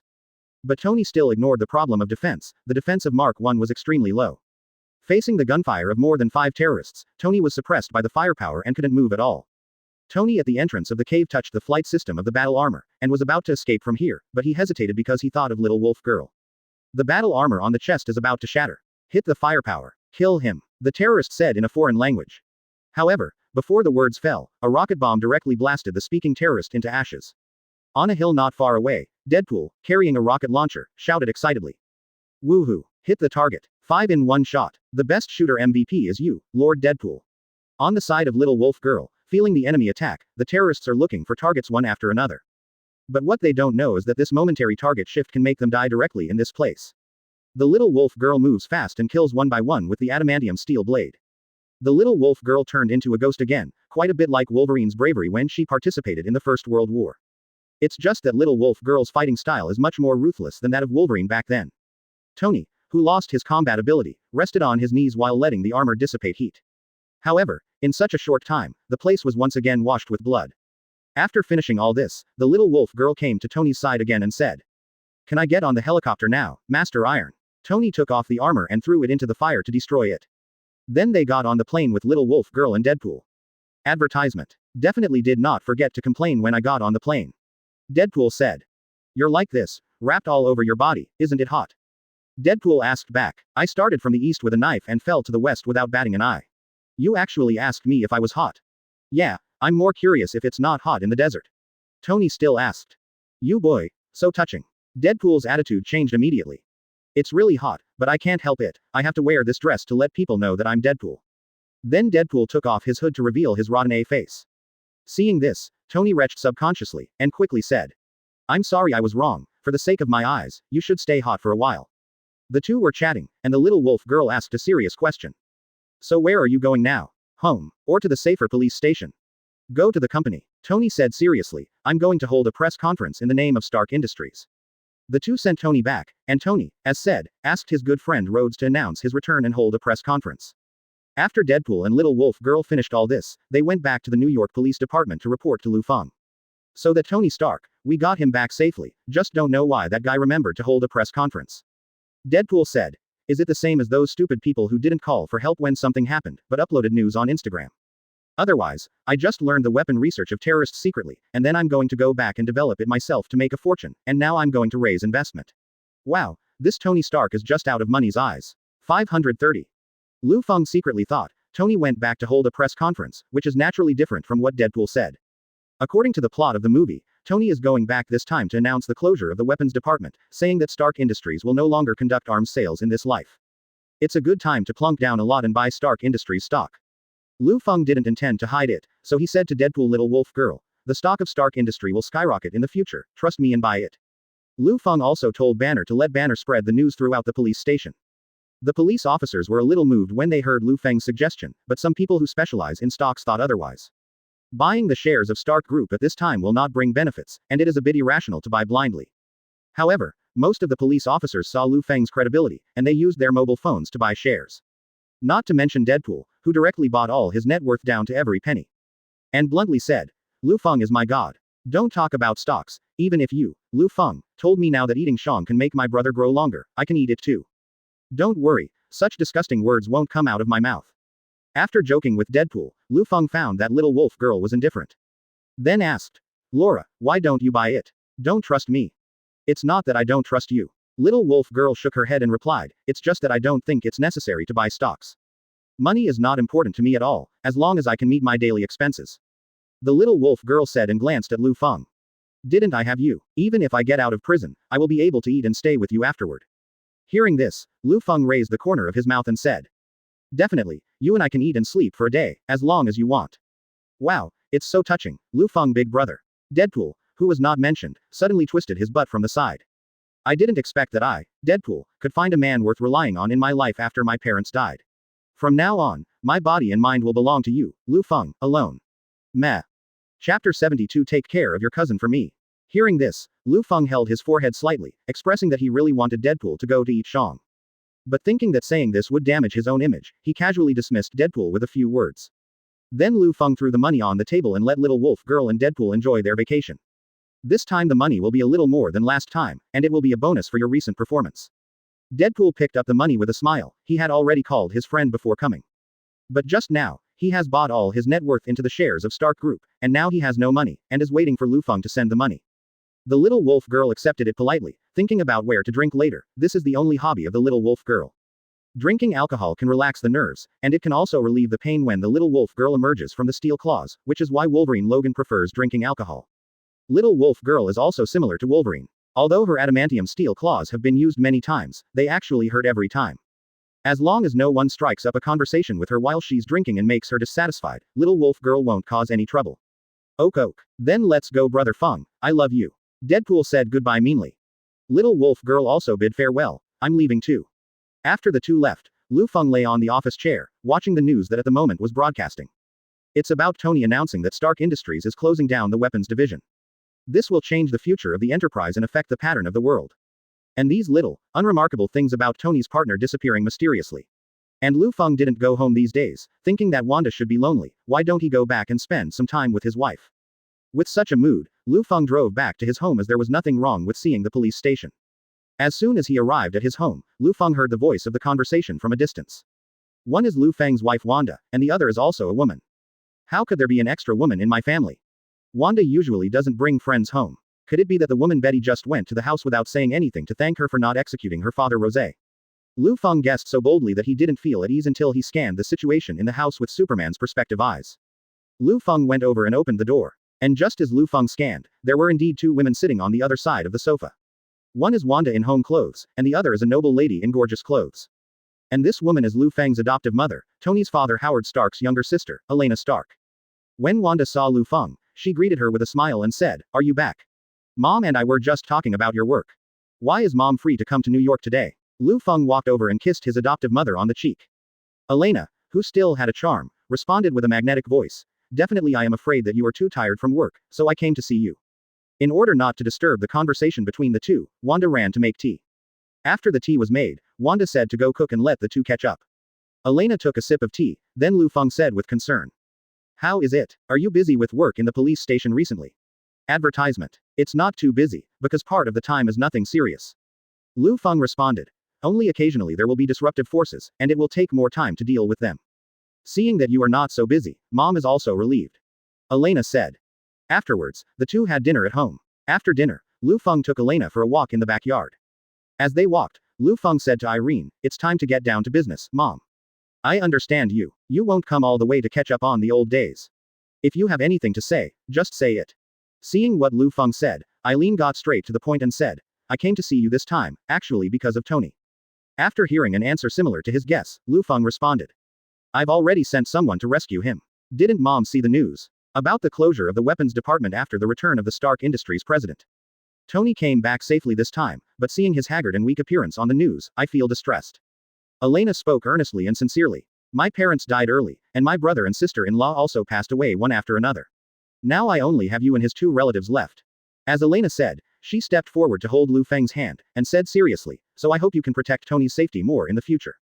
I've helped him, but he has to learn to be smart. Lu Feng shrugged and said, if you are worried about accidents, let him go out with more bodyguards. But there are some things that bodyguards can't solve, just like what happened to Tony this time. This is no longer a problem that can be solved with more people. Eileen persuaded earnestly. I've already reminded him at that time, it's because he doesn't trust me, what can I do? Lu Feng spread his hands, expressing helplessness. Hearing this, Elena grabbed Lu Feng's ear like she was treating a child and said, are you sure you mean to seriously solve it? You know your cousin's character is so conceited. If you talk to him like this, he won't believe it. Elena continued. And you already knew all this at that time, you can directly arrest that terrorist. But you didn't choose a sample to do. In fact, your cousin doesn't hold enough weight in your mind. It didn't hurt Lu Feng to be pulled by Elena's ears, but he still had to pretend to be in pain and beg for mercy. Stop, I'm wrong, Mom. Mom has discovered that you are outstanding since you were a child. Even the financial crisis in 2008, you were able to predict and tell us in advance, so Mom knows that you are capable of helping Tony. Elena let go of Lu Feng's ear, and snorted arrogantly. I don't intend to ask you about the origin of these abilities. I just hope that you can use this ability to help Tony and our two relatives. Don't you even want this? In fact, what Elena said was not wrong. Lu Feng really didn't want to help Tony much. One is that he is too lazy to help, and the other is that Tony is so arrogant that Lu Feng wants to kill him. Elena rubbed Lu Feng's temples with her hands and said, You just don't know how to cherish family affection now. When I was young, I was only thinking about making money. When I made almost the same money, I looked back and found that my relatives had passed away one by one. Now I'm left with only you and Tony, and I really don't want anything to happen to any of you. All right. Lu Feng looked at Elena with a gentle smile and said, I see, I will help Tony as much as I treat you in the future. I promise, nothing will happen that could threaten Tony's life in the future, and I won't make you worry about it anymore. Elena turned her head, smiled kindly and said, Advertisement. Well, Mom knows you are a trustworthy person, and Mom can rest assured that you can make such a promise. Lu Feng hugged his adoptive mother. Then he continued to play in New York with his adoptive mother Elena. On the second day, Elena said that there was still a lot of work waiting for her to deal with at the Red Cross. Before leaving, Elena also reminded Lu Feng not to forget the promise she made last night, to protect Tony well. After receiving Lu Feng's affirmative answer, Elena left contentedly. After Elena left, Lu Feng raised the corners of his mouth, lit a cigarette, and said to himself. Tony, you are very lucky. Quote, if you didn't have my relative, you would have died at the hands of that purple potato essence.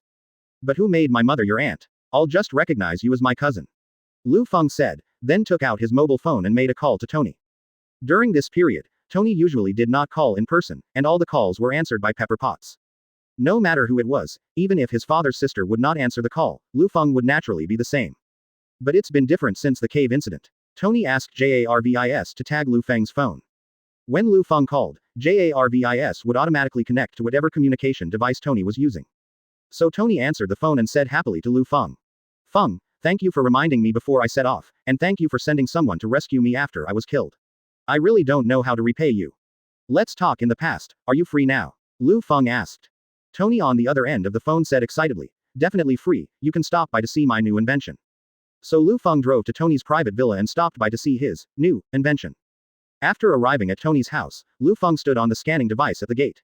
After the scanning was completed, he heard the voice of Jarvis. NYPD, Mr. Lu Feng, granted access, my boss has been waiting in the basement for a long time. Lu Feng entered Tony's villa and found the entrance to the underground studio following the instructions of Zhao Weiss. After entering the underground studio, I found that Tony was testing the classic red and yellow mark battle suit. Seeing Liu Feng coming, Tony began to introduce. This is an improved version of the armor I developed when I was in the cave. Before this one, there was a silver-white one, the Mark II. But that armor can only fly, and it's not resistant to cold. If it can't fly high enough, the armor will freeze, which is useless. Quote. As for this armor, it not only reduces the weight and will not freeze, but also strengthens some weapons such as anti-tank missiles on the arms and shotguns on the shoulders. Then when I was in the cave, I was influenced by your two subordinates. Especially that girl. I am very fascinated by the steel claws on her hands, so I am going to add vibranium, the hardest metal in the world, to cover the entire armor. This Mark III is the most perfect armor I think I have ever made. There is no perfect, you can make better ones. Liu Feng said casually. It's just that the idea of adding vibranium is quite advanced, and it's quite expensive. It's just that this last question is not a problem for a rich kid like Tony.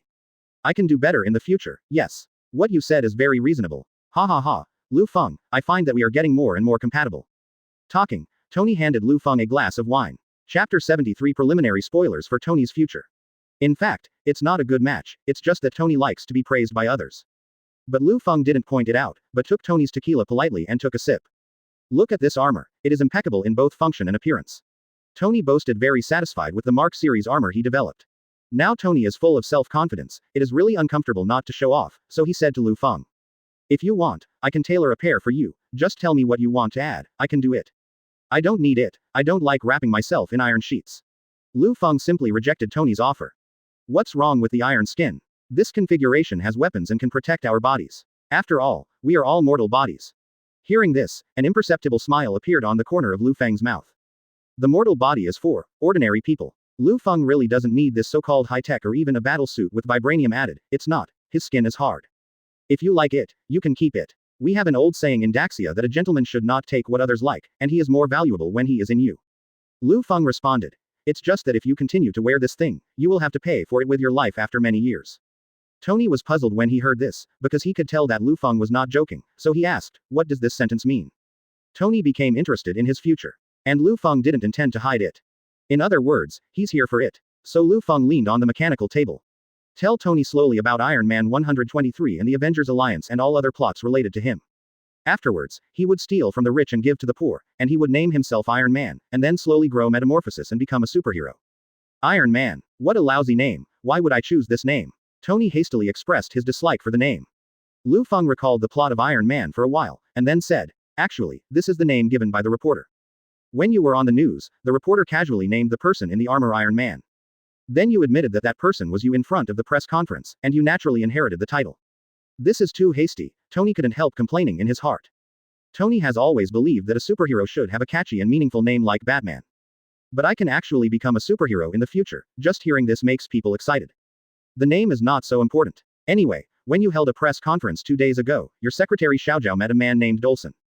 Liu Feng explained the development of the movie story to Tony. He said he was part of a special division of the Homeland Security Administration, which, as you'll learn later, was really called SHIELD. Tony's eyes lit up when he heard this, and then asked Jarvis to call up the person's interview records. Unexpectedly, as Liu Feng said, this person named Do Ersen really left a contact information and a message on Tony's side. They are looking for you because SHIELD is secretly forming a Superman team, and you were selected by them. Liu Feng continued. Afterwards, you meet a black marinated egg with no hair. Oh no, he is already dead. When Liu Feng mentioned this point, he suddenly changed his tune. It made Tony, who was listening to all this, even more confused. Advertisement. In short, the people of SHIELD will gather special humans like you and form a team called Avengers. Avengers, the name is quite impressive. Tony thought to himself. You will become a superhero group to fight against the supervillains who try to rule the earth and destroy mankind. Liu Feng summed it up. You will also have infighting, but every time you can fight off the villains before they destroy the world. One of the villains later became your good friend, definitely because his brother is one of your members. 17. Wait a minute. You mean, I will be a superhero in the future? Question baby Tony began to ask. We'll form a team called Avengers with other superheroes, and then go to destroy the villain and prevent the villain from destroying the world. That's right. Liu Feng nodded. Tony scratched his head, and then said directly, Liu Feng, it's not that I don't believe you, it's just that this story is too ridiculous. It's not like in the Superman comics, where the Justice League goes up against Darkseid and Doomsday like monsters. Liu Feng blushed slightly. Superman is standing in front of you, what is there to believe? But Liu Feng still didn't want Tony to know about it. So he shrugged his shoulders, expressing whether he believed it or not, and continued. Believe it or not, anyway, there will be alien villains one after another behind the earth, and they will make a mess of the world. Aliens. Speaking of this, Tony, a scientist, became slightly interested. So aliens really exist in the universe, and they will come to Earth soon. That's right. Seeing that Tony believed in himself a little bit, Lufang responded. You Avengers will fight against villains not limited to aliens, and you will end up dead at the hands of a purple sweet potato. Purple sweet potato essence. What? Tony asked. Thanos from Titan. Liu Feng explained. You just need to know that he is very strong. After collecting infinite gems on Earth, half of the people in the world disappeared.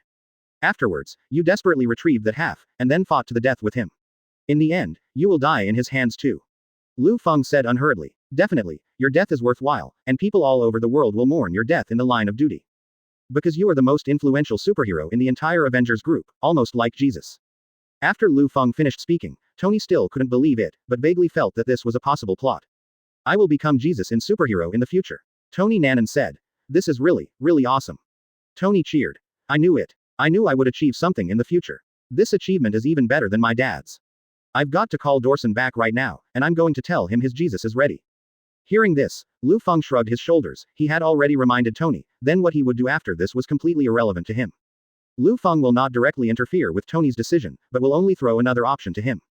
Since it is a multiple choice question, which answer Tony chooses has little to do with Liu Feng himself. After the reminder, Liu Feng drank the tequila in the cup and prepared to leave. You already know your own destiny, it's up to you what to do next, I'll go first. Asking for flowers. Advertisement. Just as Liu Feng was about to leave Tony's villa, Tony called him out. At this moment, Tony has put away his naughty clothes, came to Liu Feng, and asked seriously. You said so many unbelievable things, but I still wonder about one thing, what is your real identity? I am the son of your Aunt Elena Stark, it's as simple as that. Liu Feng answered lightly. Tony, who was rejected, smacked his lips and asked again. You don't want to tell me your identity, but you can always tell me how you know these things. Can't you just satisfy my curiosity? It's not important, you just need to know that I'm your cousin, and I'm on your side. Curiosity killed the cat. Asking too much won't do you any good. After finishing speaking, Liu Feng left the villa without looking back, got into his own car, and left this place. And Tony stood where he was, until Liu Feng's car drove away, and then he said softly as if he was talking to someone. Jarvis, what's the result? After asking, Tony's earphones immediately heard the response from Jarvis. The comparison is over, sir. The results of the comparison show that Liu Feng is 97% sure that he is Superman. Hearing what Jarvis said, Tony's eyes flashed, and then he drank the tequila in his hand. Liu Feng returned to his territory, but did not return home. Instead, he took out his phone, flipped through the address book, and the names of the 4 beauties slid across his fingertips.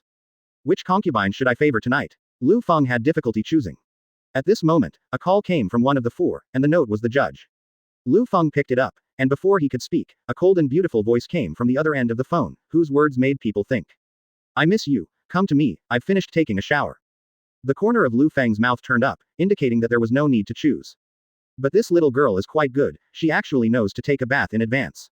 It seems that the judge just looked cold, but in fact it was full of contrast. With a twist of the steering wheel, Liu Feng headed directly to the judge's residence. After finishing, Liu Feng lit a cigarette and looked at the judge who was as lazy as a kitten. Liu Feng couldn't help teasing and said, What, you fell in love with me? Yes, I really like it. The tattooed female judge said this sentence with a blank face, which is quite straightforward. But I won't be able to accompany you for the next few days. The judge stretched his waist, sat on the bed, and said, I have something to deal with at the golf table. Liu Feng joked. Why? The golf table asked you to apologize to others. Since the creation of the golf table, I have only apologized and humbled to you alone, and there will be no next person. The judge said this is a compliment or helplessness, and then changed his mind and said. Originally this is an internal matter of our Assassin's Guild, but if you want to know, I can also tell you. Liu Feng shrugged and said, It doesn't matter if you listen to it as a story. So the judge said unhurriedly, the golf table asked me to deal with an ace killer in the organization. Over the years, he has never failed every assassination mission, and because he killed the object codenamed Night Demon, he inherited the name of Night Demon. His name is John Wick. Advertisement Chapter 74 I bet John Wick will not die. Listening to the judge's description, it seems that the story of John Wick is about to unfold, and what the tattooed girl is talking about is the male protagonist. Liu Feng said to the judge as if he had never heard of this name. This guy sounds pretty powerful, why did the people at the golf table deal with him? He was already retired, and the people at the golf table promised him a good life. After all, according to the agreement, he completed the impossible task, that is, killed the man named Night Demon. The judge said, after that his wife died, which caused him to get depressed and to have a fight with his superior's son over a dog. He's going to come out of the rivers and lakes and kill him right away. Up to this point, the golf table doesn't care about him. But in the end, because he had a conflict with his own token holder and killed someone in the Continental Hotel, he was expelled from the Killer Guild and wanted. Now, his bounty has reached a total of $14 million, and he has become the most wanted target of all killer organizations. Liu Feng nodded, thinking back, this should be the third episode of John Wick. The next thing to unfold is the hero John Wick, who started to kill the killers who came to assassinate but actually sent them to death. The judge put on his clothes while talking. Anyway, I was ordered by the golf table. I'm going to have to go to Winston at the Continental now and question him about why John Wick is still alive.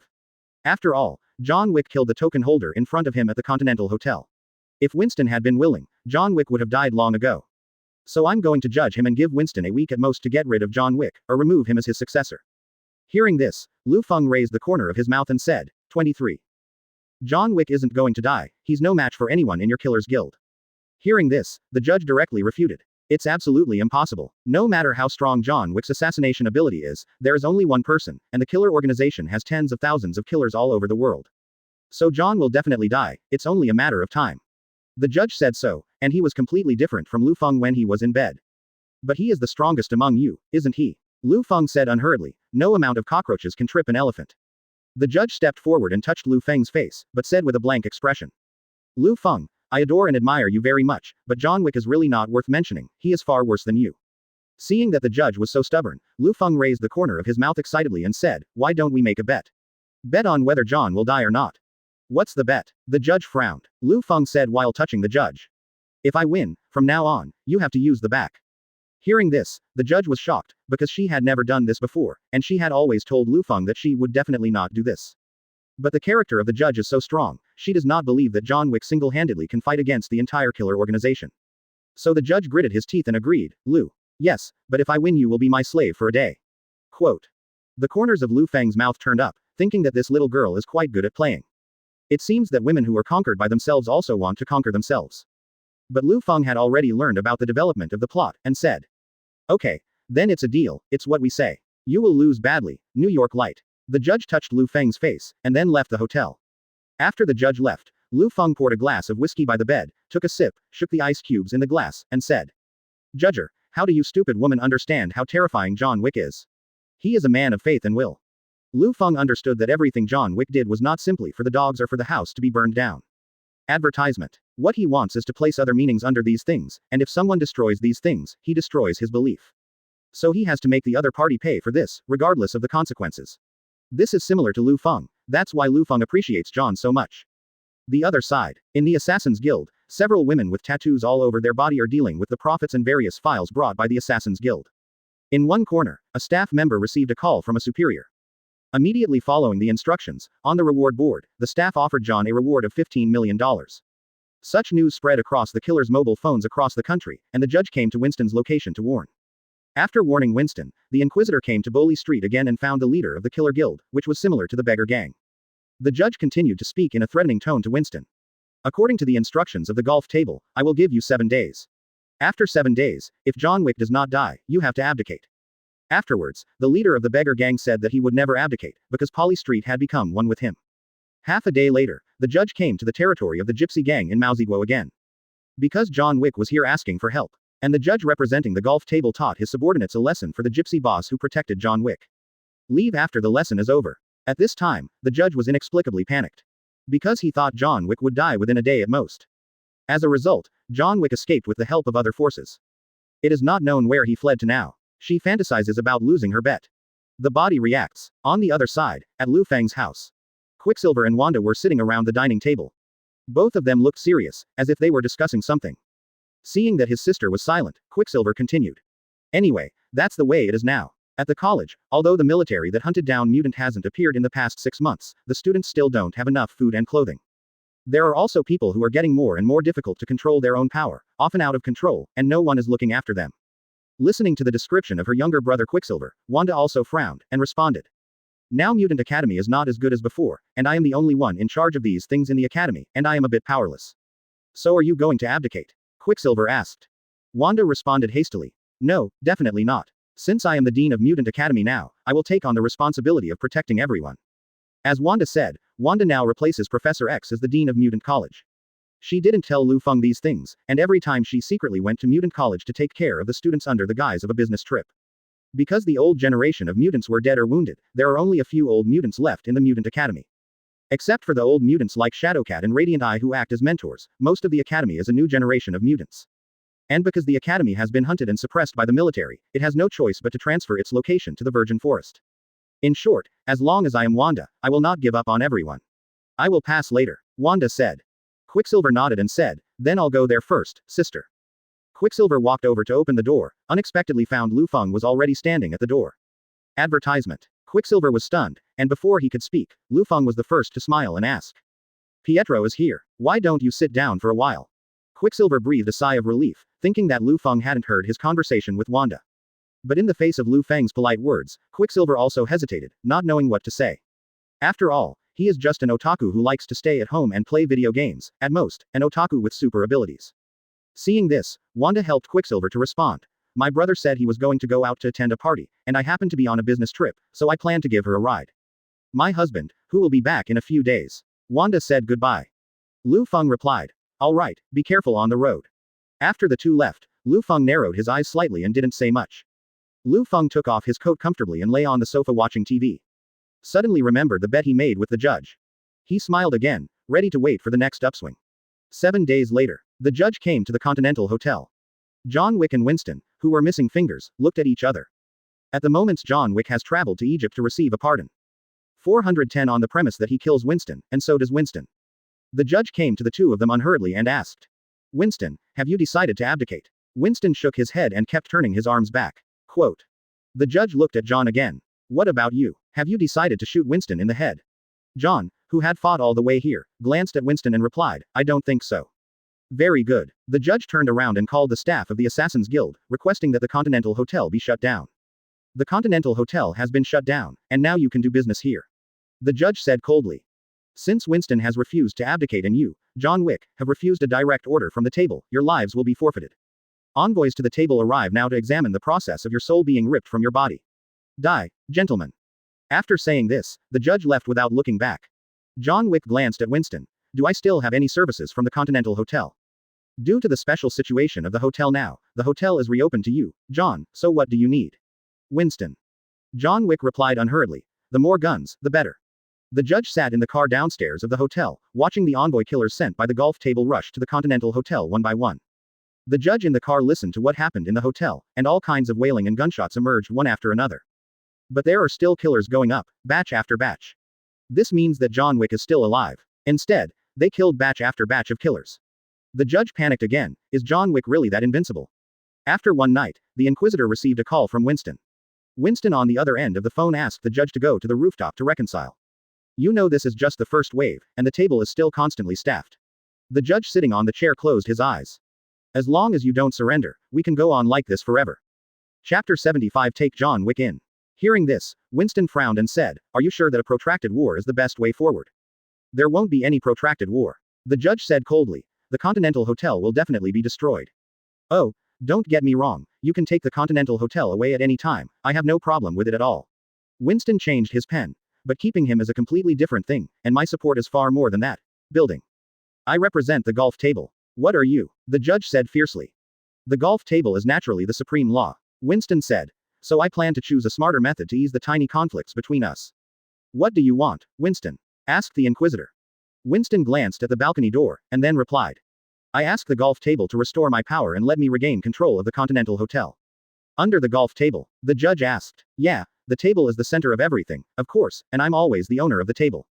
Winston said sincerely. I will renew my oath of allegiance to the golf table and do anything for the golf table to show my loyalty. At this time, John Wick also finished solving the last killer and stepped onto the rooftop. Looking at the scene in front of him, John couldn't believe it. What are you doing, Winston? Don't you tell me you intend to make peace with the table. The judge glanced at John Wick, remembered the order from the golf table, and remembered his bet with Liu Feng. The latter put too much pressure on the judge, and the bet was too tempting, so the judge said. Okay, the golf table can restore your power. The premise is to kill John Wick. Winston glanced at John and said, I'll do anything for the golf table. Winston opened his hands, walked to Lufang and said, definitely includes killing John Wick. After speaking, Winston fired directly, but John blocked it with his bulletproof suit. Winston, what are you doing? We have an appointment. Winston ignored John's words and continued to shoot, suppressing with firepower. John, who blocked with his suit, was forced to the wall just like that. finally fell off the tall building. The judge walked over, looked at John who fell motionless on the ground, and said, "Very good, sir. The Continental Hotel is now reopening, goodbye." John Wick finally died. The judge was extremely excited. It doesn't matter whether it's the golf table task or Liu Feng's bet, I have completed them all. Liu Feng, you have dominated me so many times, this time it's my turn to dominate you. Watching the back of the judge leaving, the black receptionist next to Winston said softly, "Good acting, boss." The corners of Winston's mouth turned up, but he didn't say much. The judge looked calm on the outside, but was actually excited inside. But what she didn't know was that John Wick, who fell off the tall building, had disappeared anywhere downstairs. Advertisement. The judge was extremely excited, seeing that the time was almost up, and before he had time to announce the completion of the task to the golf table, he drove to the vicinity of the New York police station, waiting for Lufang to get off work. When Lufang was about to go home, he was stunned when he saw the judge in the car looking at him. "I thought this little girl was too proactive, thinking about these things before she got off work." Lufang walked over, and before he could speak, the judge said first, "I won." Lufang became interested, raised his eyebrows, and asked, "You're talking about the bet about the ace killer John Wick?" "That's right, he's dead." The judge still looked at Lufang expressionlessly. "According to the bet, you will be my slave for a day, and I will whip you hard, conquer you, and make you beg for mercy all day long." Hearing this, Lufang raised the corner of his mouth and replied, "Although what you said is very attractive, but unfortunately, I don't like being dominated by others." "You mean, you want to go back on your word?" The judge asked with a frown. She did not expect Lufang to repent, and definitely Lufang did not repent, but instead asked him, "Are you sure you won? Let me put it another way, are you sure John Wick is dead?" The judge looked confused and said, "I watched him fall from the Continental Hotel." "Where's the corpse? Have you checked it?" Lufang asked provocatively. Seeing that the judge was silent, Lufang raised the corner of his mouth and said, "Get in my car and I'll take you to see what's going on." After the judge got into the car, Lufang took the judge to the site of the underground black market leader, who was also the leader of the beggar gang similar to the Washaw beggar gang. When Lufang led the judges to the site of the leader of the beggar gang, in the empty palace of the beggar gang, Bo Weirui, the leader of the beggar gang, was sitting on a golden seat, and in front of him was the scarred John Wick. Bowery supported his body with crutches, walked to John Wick's side, and began to complain. "That goddamn golf table, I hacked 7 times, under the golf table is the place to do these stupid things. And they will find that if there is a knife to a king, it is better to stab the Huxia book in the heart. Now the king is not dead, the king is very angry, now I ask you John, are you angry?" The scarred John got up and said fiercely, "Definitely." The two set out to exact revenge on the golf table, which will be the plot of John Wick 4. However, just after the two finished talking, a burst of applause gradually came from the door. Hearing the applause, Bowery and John were shocked, especially Bowery, he was the most shocked. This is his own territory. Who would dare to be so arrogant? He secretly thought in disbelief. It wasn't until they saw the judge and a tall and mighty man with an Asian face standing beside her that they were truly stunned. "I was very angry just after I said it, and when I made an appointment with that person another day, the next second he came to your site with applause, ready to make you up, and no one will be deceived." The two exchanged winks, and Bowery moved his body slightly, preparing to take out the 911 pistol that had been hidden for a long time from under the throne. As long as he got the pistol and handed it to John, everything would be resolved. The two have already started discussing how to deal with Liu Feng and the judge, but fortunately Liu Feng does not intend to be hostile to these two, otherwise Bowery's move just now Liu Feng found out and then. He is dead. So Liu Feng said, "You two gentlemen, don't get excited, I'm not here to kill you, and I'm not a member of your killer union. It's best not to try to get a gun, you don't know what I'm capable of, but I'm not going to do it." Hearing these words, Bowery silently withdrew his hand from touching the gun. Liu Feng walked forward and said, "I am from the New York Police Department, maybe you have heard my name is Liu Feng." John, who has been retired for a long time, is still very confused, while Bowery, a know-it-all, shows a surprised expression. Advertisement. "Are you the one called the Light of New York, Liu Feng?" John was still confused, could this person be a copy of himself in the police world?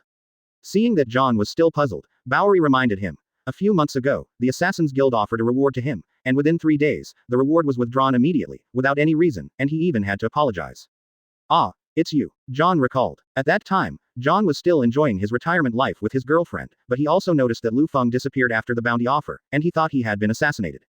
In the end, the truth turned out to be that the golf table lifted Liu Feng's bounty and lost money. This was the first time John had seen such a situation in his life, and he looked at the man who also had Huxia blood in amazement. After all, a killer of John's level never misses, let alone the bizarre incident of apologizing after being lifted from the bounty. Bowery looked at Liu Feng and the judge, and guessed. It seems that the New York police were also bribed by the golf table. "For someone like you, I'm curious how much money the table paid to let you join them." "By me. The golf table doesn't have the qualifications yet." Liu Feng raised the corner of his mouth and said, "If you think I'm with the golf table because I'm standing with the judge." Then you are wrong. Quote. As Lu Feng said, he put his arms around the judge's waist, and said, the one standing here is only my lover, and has no working relationship. Hearing this, both of them were dumbfounded, and Bowery shouted directly in surprise, this frigidity who hacked me 7 times is your lover. After finishing speaking, Bowery's eyes showed shock, as if to say, this kind of woman can handle it, brother, you are so fierce. It was John who asked the most critical question. You are not from the golf table, nor are you from the killer union, so what are you? In order to make someone's PY suffer. When Lu Feng said this, the judge beside him trembled slightly. Feeling the judge's reaction, Lu Feng raised the corner of his mouth, and continued, by the way, come here to solve your 2 problems. You mean, you're just killing us out of justice? John Wick asked. John, can you not get old, get Zhao, as killing, and a civilized society needs civilization. Talking about civilization to the killer, both of them were dumbfounded. Lu Feng continued.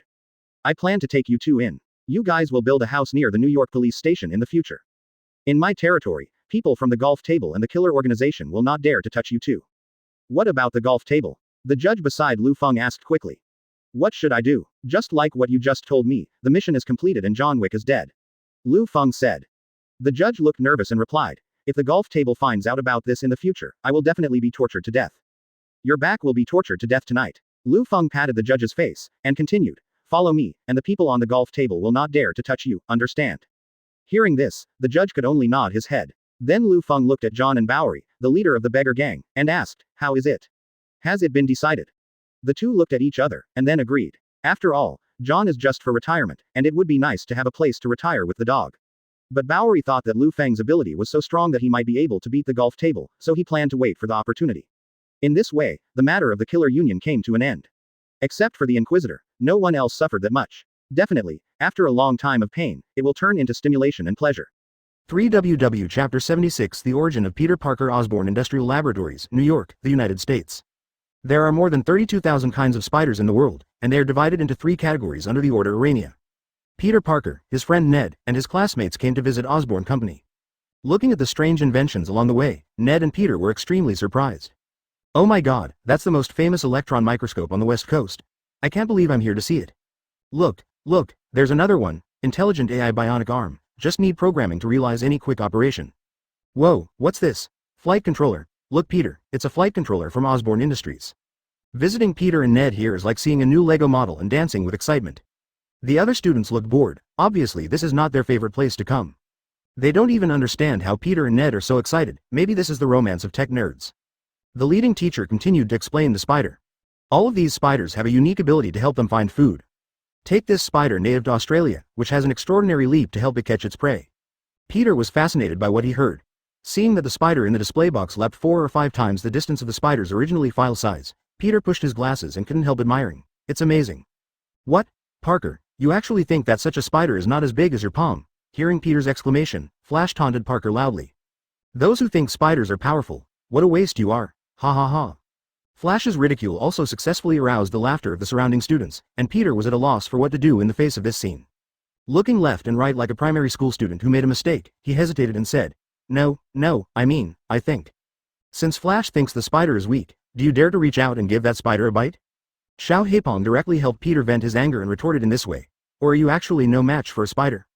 Flash was stunned speechless, and the people around him also managed to transfer the laughing point to Ku Pingxi, who was more embarrassing than Peter at first. Little black fat Ned managed to relieve Peter of the embarrassment once again. Peter stepped forward and hugged Ned.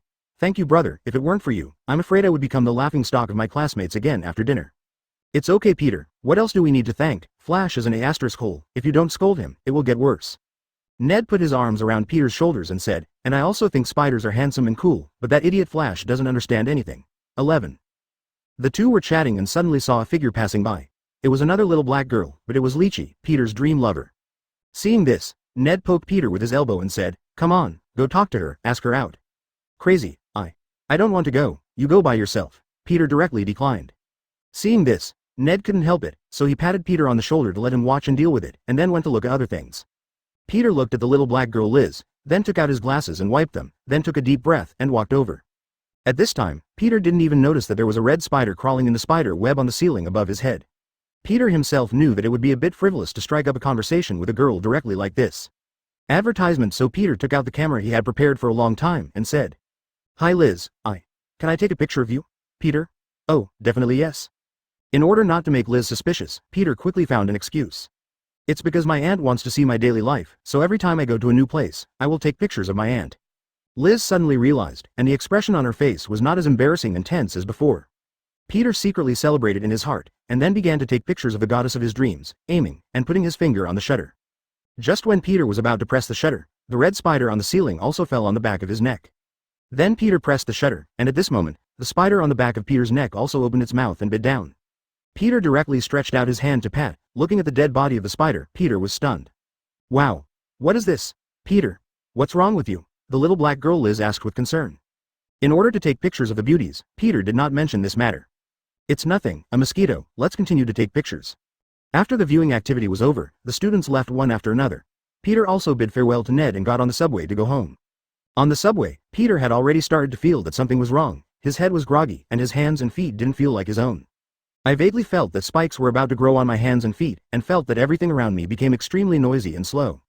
On the subway, Peter's high school classmate Flash found Peter asleep, so he took a bottle of drink and decided to play tricks on him. Just when Fresh's drink almost touched Peter, Peter with his eyes closed slapped him flying. Flash was sprinkled all over by the drink, and directly scolded. You pretended to sleep, didn't you?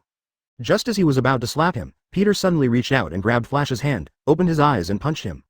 At this scene, both of them were dumbfounded. The United States, the White House, at the commendation ceremony. Liu Feng sat in the auditorium in a formal dress, beside his wife Wanda. The auditorium was full, and Wanda was inexplicably flustered at first. But sitting next to her is a man who can make those around her feel full of security. So he slowly returned to normal, and whispered in Liu Feng's ear. I've never been in the same venue with so many high-level people. Definitely, the appearance of mutant in so many high-level locations means that an assassination or threat is about to be carried out, Liu Feng secretly thought. Then Liu Feng patted Wanda's hand and comforted him. Don't worry, the protagonist tonight is me, and they are all supporting. Surrounded by flashing lights from various reporters, CDCF, the President of the United States, Trump, revealed the identities of tonight's awards. Then next, we invite our New York Police Department Sheriff Liu Feng, who is known as the Light of New York, to give us a round of applause. Advertisement under the intense applause, Liu Feng walked onto the stage slowly, and Chuanpu personally put on the Medal of Honor for Liu Feng and said, Liu Feng, you are worthy of the name of the Light of New York. Since you took office, the crime rate in New York has continued to decline, and there have been almost no murders, making New York the city with the lowest crime rate in the history of the United States. Thank you for your dedication. In addition to the Medal of Honor, the White House will also donate a $50 million encouragement fund to the New York Police Department. I hope you will continue to work hard. The future of New York depends on you. After finishing speaking, Chuanpu shook hands with Liu Feng, and then asked Liu Feng to give an acceptance speech, and said a few words casually. Thank you for the honor given by the President, and thank you for your praise of me, Liu Feng. I don't think I am the Light of New York. I am just a people's policeman representing justice, thank you. After speaking, Liu Feng stepped off the stage, followed by Chuanpu's 2 to 3 hour-long bullying, and the ceremony ended perfectly. Liu Feng walked out of the White House, and the police officers stood at the gate, all admiring and envious of the fact that Liu Feng was honored by the White House, and at the same time feeling grateful for having such a good boss. Seeing that everyone was so happy, Liu Feng raised the corners of his mouth slightly and said, Okay, I'm so happy today. Tonight, all the staff will have a holiday and find a place to eat, drink and have fun. I will reimburse you. After Liu Feng finished speaking, the audience cheered, and everyone in the police station began to eat, drink and have fun in such an atmosphere. The United States, New York, Queens. Great gift Chiete, great gift Chiete. In front of the mirror in his own room, Peter constantly swears to express his surprise. Peter has been in a daze since the spider bite, and now he finally sees what's wrong with him. Starting from the body, the senses become extremely sensitive, the hearing range of the ears is wider and wider, and my myopia is also directly restored, without wearing glasses of any degree. Peter, who has never exercised, also had a perfect figure overnight, interpreting a state of dressing and undressing to show flesh, and his fists became more powerful. And most importantly, he can climb. Like a gecko or a spider, he can easily climb to any surface with friction through his clothes. Peter is very excited now, because he feels that he is so strong now that he punched Flash in the subway and sent him to the hospital, which made Aunt May teach him a lesson for a long time. At this moment, Peter inadvertently saw the flyer of the boxing match that had been stuffed into his school bag at some point. Win an underground boxing match and win $20,000, win 3 times and double it. The accumulation is more and more, there is no upper limit. Peter looked at the flyer, then at his casserole-sized fist, gritted his teeth, and said, give him a vote.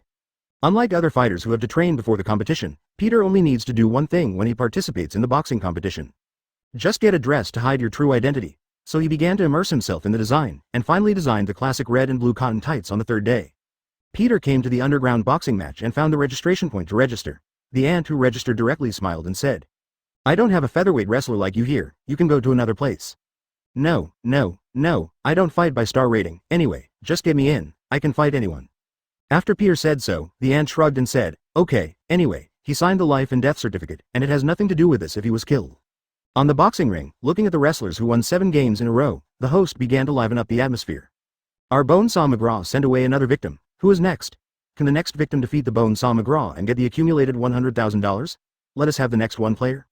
The host stepped back slightly to the front of Peter, who was about to appear on stage, and asked, young man, what's your nickname? Peter behind the curtain cleared his throat and responded, my name is a humanoid spider. What the hell? Humanoid spider? That's it, you just think of this rubbish name. The host couldn't help but complain. Yeah, I think it's pretty cool, Peter responded silently. Advertisement Chapter 77. The Birth of Spider-Man, Human-Shaped Spider, the name. The host directly scolded, it's so shameless and stupid. The host is a professional atmosphere activist, and mentioning this rubbish name to the audience will affect the atmosphere. So the host directly ignored Peter's own name, picked up the microphone again, and said to the audience. The next person who will fight McGraw in the ring is the most famous god of war in New York, the fantasy partner of women, and the lifelong idol of men. Audience friends. The host succeeded mobilized the atmosphere to the climax. Let's have this agility, strength, skill, the extraordinary Spider-Man. The curtain was opened, and Peter, who was wearing a red and blue uniform similar to pajamas, appeared in front of the audience. Extraordinary Spider-Man. At this moment, Peter murmured in a dazed voice, I've already said that I'm a humanoid spider. But seeing the high voices from the audience, it seems that everyone likes the name, so Peter quickly accepted it. Forget it, it doesn't matter. Spider-Man is Spider-Man, the word extraordinary is too pretending, so let's delete it. Peter just accepted his name and stepped onto the stage step by step. In the aisle, there were muscular women from the opposite camp, the so-called Bonesaw McGraw. They all took the microphone and constantly taunted Peter from head to toe. Bonesaw McGraw will tear you to shreds, you ignorant little piece of shit, you're nothing. The Bonesaw will rip out your 8 skinny legs. What Spider-Man, you're a loser. The Bonesaw will eat you alive, little man. I hope you brought your mother over here, because in 2 minutes you will be looking for her all over the world. Please let your mother comfort your good for nothing. Peter ignored the group of muscular girls, and also ignored the brainless audience in the audience who looked down on Peter and threw things at him.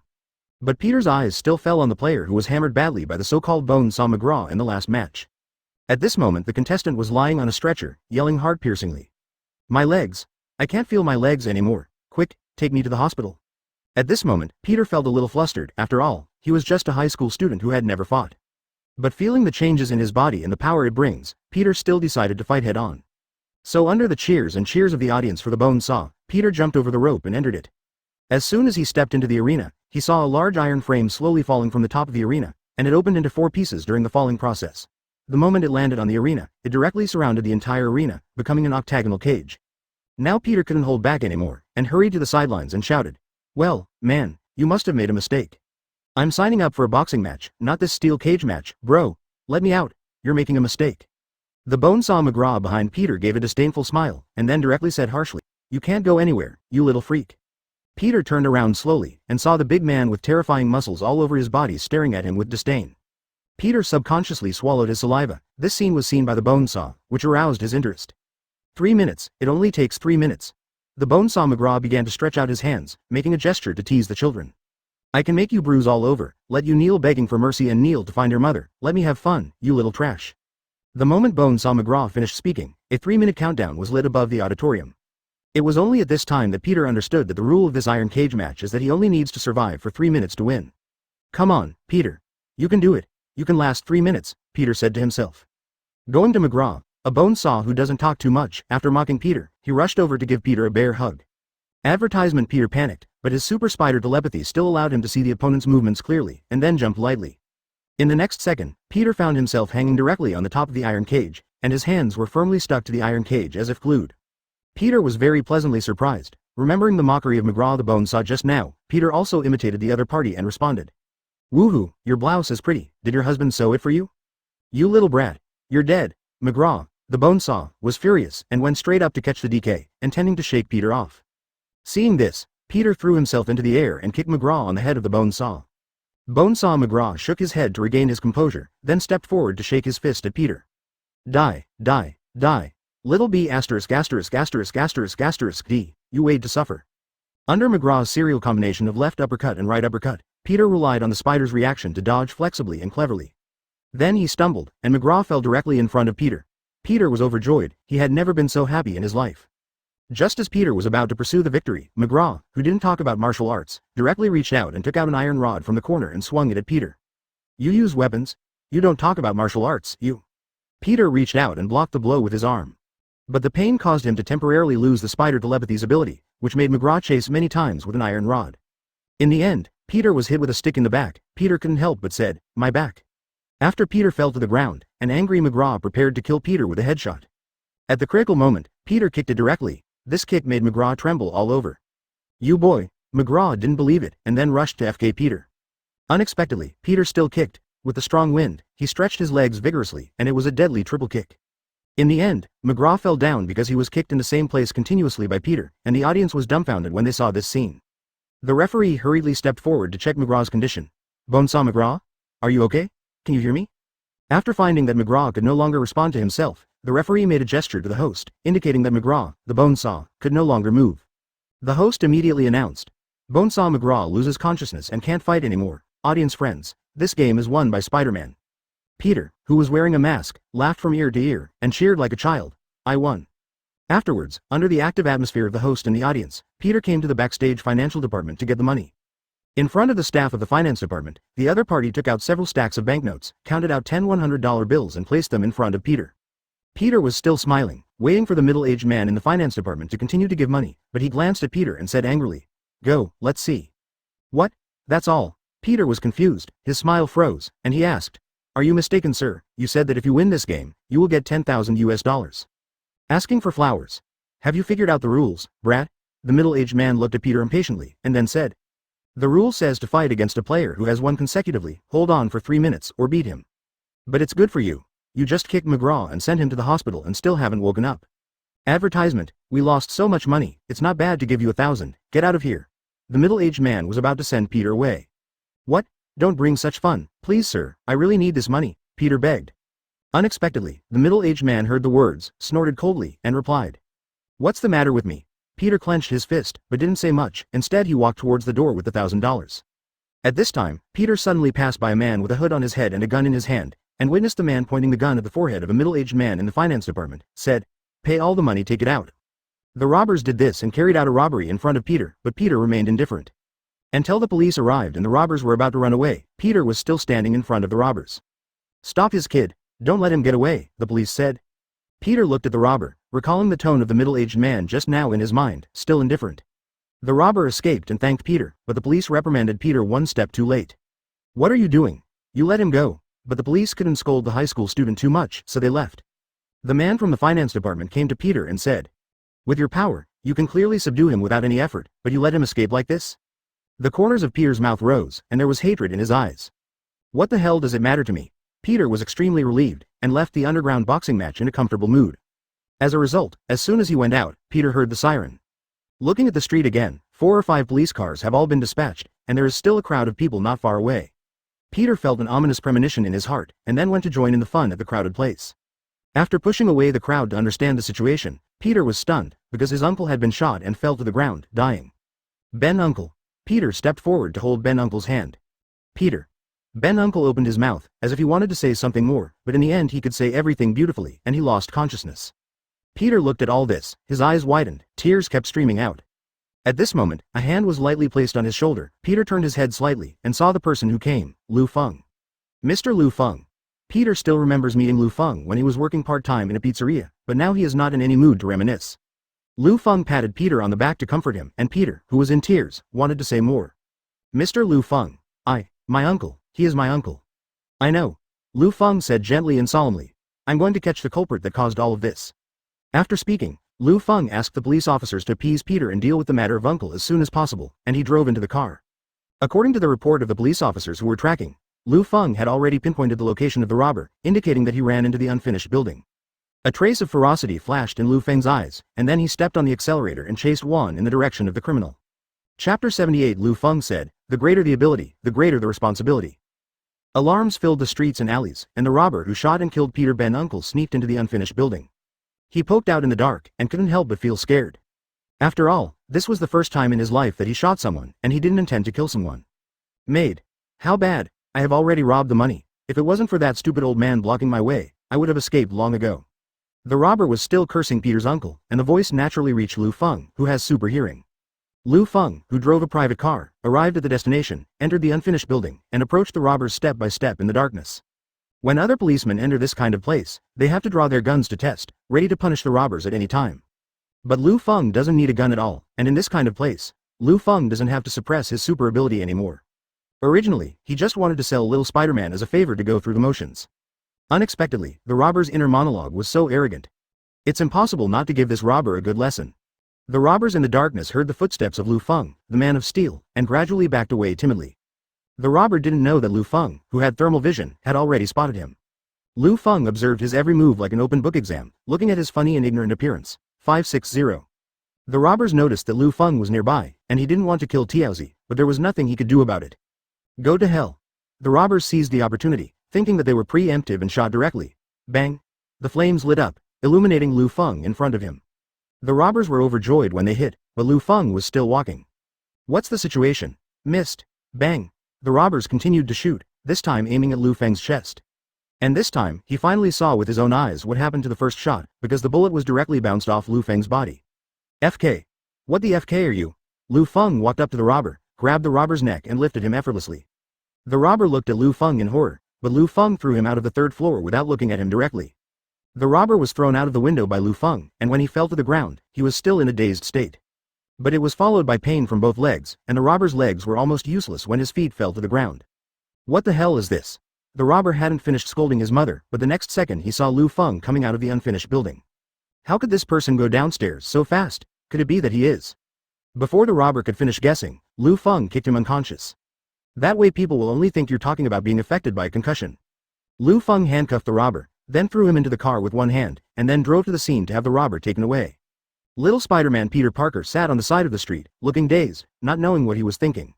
Liu Feng came and sat down beside Peter, with a hot barbecue pizza next to him. He said, "Pizza, I don't know what flavor you like, but barbecue should be right." "Thank you, Mr. Liu Feng, but I don't have any appetite right now." Little Spider-Man politely responded to Liu Feng, and continued. "Advertisement, when you caught the murderer, I saw what he looked like. That person is actually the robber who robbed the underground boxing match." Liu Feng took out a pizza and ate it nonchalantly. After all, Spider-Man's origin story is almost to his stomach. Peter continued. "He was right in front of me, and even the police who were chasing him from behind were asking me to help catch him. At that time, I could obviously stop him. I obviously had the ability to do such a thing, but After finishing the pizza in his hand, Liu Feng was about to turn on the tutor mode and said to Peter, "People cannot be resurrected after death, and we cannot change what has happened, but we can learn from it." Lesson. Peter muttered to himself, then suddenly said, "Yes, Uncle told me before that the greater the ability, the greater the responsibility, and people with abilities should make a difference." When thinking of this, Peter looked at Liu Feng. "Mr. Liu Feng, I remember you also said the same thing." "No, you said it earlier than Ben Uncle. Could it be that Ben Uncle's words were influenced by you?" Liu Feng did say this famous quote to Little Spider-Man before that. Now he can also logically say that it is his own originality. But doing so is so tasteless and shameless. So Liu Feng put his hand on Peter's shoulder and said, "You uncle probably haven't heard me say that. As for why you said this sentence by chance, maybe it's because you, uncle, are the ones who have the same thoughts as me. At the same time, we also hope that you can become such a person." Speaking of this, Peter's eyes filled with tears. He really saw the shadow of his uncle in Liu Feng. Peter stepped forward and hugged Liu Feng without hesitation, because he already regarded Liu Feng as his elder. Afterwards Liu Feng took Peter to the NYPD to have a rest. After seeing that the atmosphere was getting better, Liu Feng decided to talk to Peter about something serious. "Peter, would you like to join our NYPD?" "What, join the police?" Peter was shocked. "But I haven't graduated from high school yet, and I'm a policeman or something." "It doesn't matter whether you have graduated from high school or not. Since it is my invitation to you, I will naturally take care of everything," Liu Feng said unhurriedly. "As for not wanting to be a policeman, actually, your main job is not arresting and guarding people." "What do you mean? What does Mr. Liu Feng want me to do?" Peter, who had just recovered from the blow of Uncle's death, was still a little dazed. After all, joining the police station is not such a thing as being a policeman. It is indeed very easy to make people feel confused. Liu Feng also guessed that little Spider-Man would be confused, so he said directly, "I saw your information when I was investigating your uncle file. Peter, you are very smart, you could even call it a genius. Your understanding of biology is dozens of times better than your peers, so you have won many awards. And I heard you've been working on a concentrate that instantly transforms from a liquid to a solid. That's a cool idea." Oh really? Thank you Mr. Liu Feng. My teacher and classmates think this is a very bad and useless invention." Peter was a little frustrated when he said it, but he corrected it immediately. Oh, not everyone, Ned is very supportive of me. Advertisement. Ned is my good brother, he always stands up for me, our days at school are. Peter walked away while talking, and asked Lufang to hold his forehead slightly, and couldn't help sighing. Why is this Spider-Man the same as Deadpool? I can't stop talking about it. No wonder fans and officials always use these two products to speculate on CP. Peter also realized that he talked too much, so he quickly asked. Excuse me Mr. Liu Feng, am I talking too much? Young man, it's okay, it's better to be more active, that's why I plan to invite you to join. In order not to let Spider-Man waste any more time talking, Liu Feng said directly. The New York Police Department is planning to build a New York laboratory. If you join our police department, you can conduct any of your experiments in it. Any experiment. Hearing this, Peter got excited, and then asked a little embarrassedly, do I need to pay for the experimental funds myself? I don't mean to take advantage of Mr. Liu Feng, it's just that my wallet is really. Seeing how excited Peter was, Liu Feng hurriedly explained. Definitely you don't need to spend money, I still have to pay you. In the end, Liu Feng even got straight to the point with Peter. In the lab, you can also focus on your ability. It's about those strange changes after you are bitten by a spider. What? Mr. Liu Feng, how do you? Peter asked in surprise. And Liu Feng replied unhurriedly. You don't have to worry about it, you just need to know that I am on your side, and I will support you unconditionally in everything. The more Peter listened, the more excited he was, and then he asked questions about his studies and vacations, and Liu Feng promised to help him. Only after solving the problems did Peter feel relieved. In this way, Spider-Man Peter Parker joined Liu Feng's New York Police Department, and then Liu Feng also asked Banner to bring someone to deal with the problem about the New York laboratory. Because they were almost recruited by Liu Feng also found that these two superheroes who have a little research in science from the police station are quite compatible. Then there is the robbery of the uncle who was shot to death, little Spider-Man. In the United States, the gangster with a gun is nothing, but it is a big problem in New York City where the world is peaceful today. Killing people with guns in downtown New York, not to mention that Liu Feng had just accepted a reward from Trump from the White House. Such a thing at this time is undoubtedly a slap in the face to Liu Feng. It seems that what New York needs to do is not to reduce the crime rate, but the root problem, the gang problem. Liu Feng thought secretly like this, and took out a file from the desk drawer, which recorded a man named Jin Bing. Liu Feng then made a phone call to Jin Bing, the boss of the biggest gang in the United States. After the call, Liu Feng said directly. 4.8 inches tomorrow at 8 o'clock, the Japanese restaurant near the Empire State Building, come over in person, or don't blame me for turning my face. Before Jin could respond, Liu Feng hung up immediately. Jin Bing on the other end of the phone was so angry that he directly crushed the phone in his hand, and veins popped up on his broad face. But thinking that the person on the other end of the phone was Liu Feng, Jin Bing could only ask his subordinates to bring a new mobile phone, and then said to his subordinates. Tomorrow, make an appointment for the Japanese restaurant in the Empire State Building, and book it out. The next day, at 8 o'clock in the morning, Liu Feng arrived at the destination, and Jin Bing had already been waiting inside for a long time. Sheriff Liu Feng, you've been quite angry recently, didn't you just receive an award from President Trump of the White House? Jin Bing, who was sitting in the most luxurious seat in the audience, asked. Could it be possible that someone has made your old man angry again? The corners of Liu Feng's mouth turned up, thinking that Jin Bing was still very good, so he didn't plan to beat around the bush anymore, and said directly. Yes, someone messed with me, and I'm very angry now, and I must solve these things. Seeing this, Jin Bing asked, which force offended you? Tell me, and I will try my best to help you solve the FA. You. Liu Feng pointed directly at Jin Bing's forehead and said, and your gang in New York and all their subordinates, all of them, messed with me. Chapter 79. If I'm not satisfied, I'll change someone. Jin hearing this, silently clenched his fists. But he could only suppress his anger and not let it show on his face. In front of Liu Feng, Jin Bing didn't even dare to fart. Even if he was upset, he could only hold back, and then he forced a smile and asked. No way, Sergeant Liu Feng, I and the forces distributed in New York are very regulated, how could I offend you? Your organization is very disciplined. Liu Feng took a sip of the tea in front of him, but your subordinates are not like this. Tell me, why do you control, the so-called honest subordinates, dare to shoot and kill people in the street? On the night I was received by the President of the White House, there was such a shooting case. Are you hitting me in the face in public? Liu Feng looked at Jin Bing coldly, as if the flames were about to explode in the next second. Jin couldn't help trembling while watching. But the pattern of being the boss still supported him to endure it, and kept the feeling of negotiating and asked Liu Feng. Although I don't know how such a disobedient kid suddenly appeared in the New York organization. But since it's my Jin Bing's problem, I'll give you a good education on the forces in New York when I go back, and then I'll give you an explanation. Hearing this, Liu Feng raised the corner of his mouth and said, Jin Bing, you really don't think you can get rid of me with just a few perfunctory words, do you? Definitely more than that, Jin Bing quickly said. I will send a $500,000 compensation to the New York Police Department in the future to express my apology to Sheriff Liu Feng on behalf of my little brother. Jin thought that Liu Feng only wanted money when he came here this time, and Jin was in charge of the entire gang in New York, and the things that could be solved with money were not a problem to Jin, and he was afraid that Liu Feng would find other people from him trouble.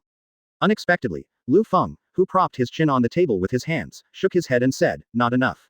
If it's not enough, you can add more. 1 million or 2 million is not a problem. As long as you can stop pursuing this matter, I have no complaints," Jin Bing said straightforwardly. Unexpectedly, Liu Feng took another sip of tea and asked coldly, "Did I say it's about money?" When Jin Bing heard this, a hint of displeasure appeared on his face, but he still held back and asked, "Then what do you think can solve it?" 1 month. Liu Feng raised a finger. Jin was puzzled. 1 month, what do you mean? Liu Feng pushed away the teacup, sushi and other food in front of him to Jin Bing. "Remove your power from New York for a month." Hearing what Liu Feng said, the veins on Jin Bing's face bulged, and the chopsticks that were supposed to add salmon were instantly pinched by Jin Bing. Jin Bing's face was livid, and finally he couldn't help it, and said in a heavy voice, "If it's just money, I can handle it completely, but let my forces leave New York." The black and white business stopped working at this moment, and I was losing money every minute and every second. "Your request is a little too much, Sergeant Liu Feng." Jin Bing crossed his arms, expressing that he would not agree to the compensation. In Jin Bing's understanding, during the negotiation process, if one of the negotiating parties expresses strong dissatisfaction, then no matter who the other party is, the conditions proposed by the other party must be reduced on this basis. This trick has proven to be successful. No matter how big the force is, it can be used in this way. But Jin Bing misunderstood the location of this meeting from the very beginning, because advertisement. "I didn't come to negotiate with you at all." Liu Feng held a pair of chopsticks in his hand and looked at Jin Bing. "I'm here to tell you." After finishing speaking, under Jin Bing's panicked eyes, the chopsticks in Liu Feng's hand flew away like a hidden weapon, directly piercing Jin's palm. Jin Bing's whole body is full of muscles, but the palms can't exercise muscles, and the pain surged into his heart instantly. While Jin Bing was paying attention to the wound on his palm, the next second the table in front of the two of them turned up and slapped Jin Bing directly. When he came, he had already been trampled on the ground by the Japanese dining table and Liu Feng's feet through the tableware, unable to move. Jin Bing wanted to break free, but found that with such a large body, he couldn't overturn Liu Feng's whole body, and he couldn't even move. "As I said, I'm here to tell you." Liu Feng stepped on Jin Bing, bent slightly, and said, "Your forces, no matter the underworld or the white, will withdraw from New York for a month. If you are not satisfied, I will change people at any time." "I don't know, did you hear clearly? Jin is not the boss." Jin Bing, who was trampled under his feet, was furious like never before, but facing Liu Feng, Jin Bing could only choke out a sentence, "Understood."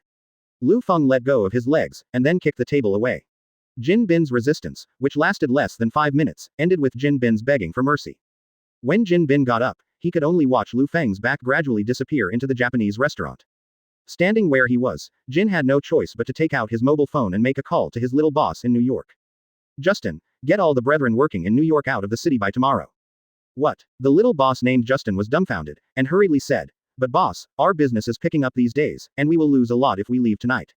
If I tell you to withdraw, you can withdraw. What is business? I have the final say. If you are dissatisfied, just kill others." Jin, who had just been taught a lesson by Liu Feng, could only vent his anger on the little boss. Justin, the little boss on the other end of the phone, didn't dare to talk back when he heard the words, so he replied, "God knows." After calling his subordinates, Jin Bing stayed where he was, and began to silently calculate his losses for the month. Then he remembered something, and called another person, and the note in the address book was Norman Osborn. Osborn Industries Building, Board Meeting. To this day, after Stark Industries closed its weapons department, Osborn Corporation has surpassed Stark Industries and become the main supplier of the United States military. Norman Osborn, who was sitting in the chairman's seat, said to the other directors, "In short, ladies and gentlemen of the board, the group is now reducing costs, increasing revenue, and the stock has reached unprecedented heights. We are booming." "Well said, Norman," the white-haired man opposite Norman said, "but recently, a big investor is preparing to divest." "What did you say?" Norman was stunned, and quickly asked, "Withdrawing capital at this time? Which idiot is it? Did you not receive his call?" The vice chairman asked. "Mr. Jin Bing has already discussed with us about divestment this morning. Although we tried our best to restore it, Mr. Jin Bing's attitude is very tough." When Norman heard this, he quickly turned on his phone to check, and found that Jin had actually called himself. Song Shi himself did not answer. Jin Bing actually chose to withdraw his capital at this time. This is the biggest investor among investors. Once he withdrew, Osborn basically didn't have to think about continuing research and development, and had to abandon other departments. Advertisement. Norman murmured. "Now is the time to invest in R&D funds. How can the R&D department continue? Mr. Jin Bing's investment largely determines the progress of our research and development. Once he withdraws the investment, it will have to wait until the year of the monkey to succeed in the experiment of the research and development department."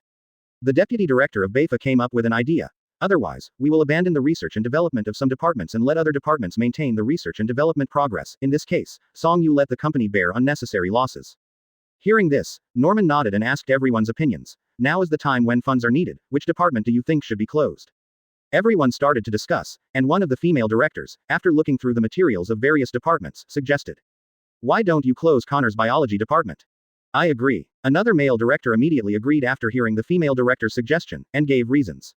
Connors has been researching in the biology department for several years about adding biological DNA to the human body and biological regeneration experiments, but there is still no progress.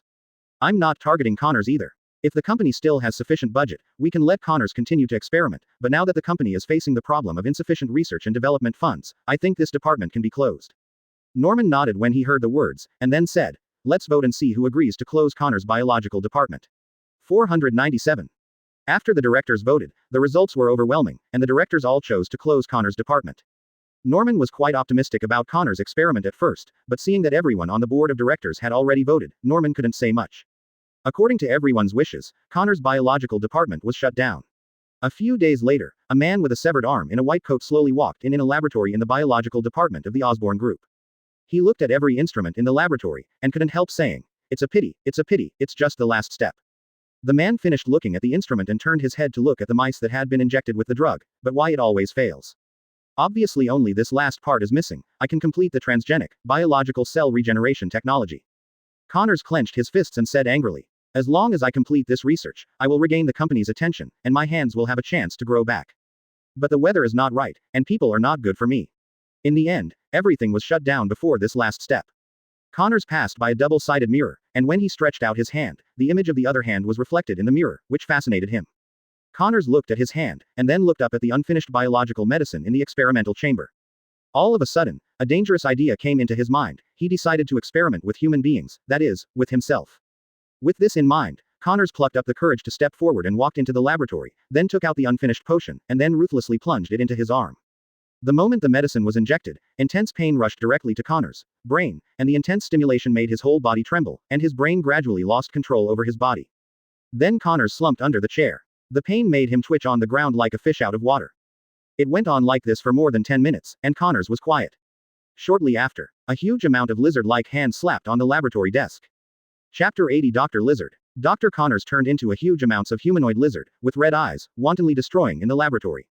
When it was destroyed, Dr. Lizard saw the names of the doctors in charge of the department and the directors of the companies posted on the wall. Dr. Lizard opened his hand, grabbed the job list, and then slid from bottom to top with his clawed fingers. Finally, it stopped at the penultimate person, and then the lizard said, Deputy Director. And that woman. Connors didn't know the decision of the board of directors, but he vaguely remembered that the people in the department were talking about these two. Connors' obsession turned into anger, and what he vaguely remembered in his mind was that the two were on a business trip to the other side of New York. Dr. Lizard clenched his fists, then smashed open the window, and jumped down from the height of the 4th floor.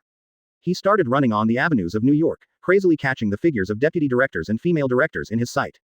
There was a traffic jam on the bridge that the deputy director and the female director must pass through, and Dr. Lizard also knew that the target would pass there.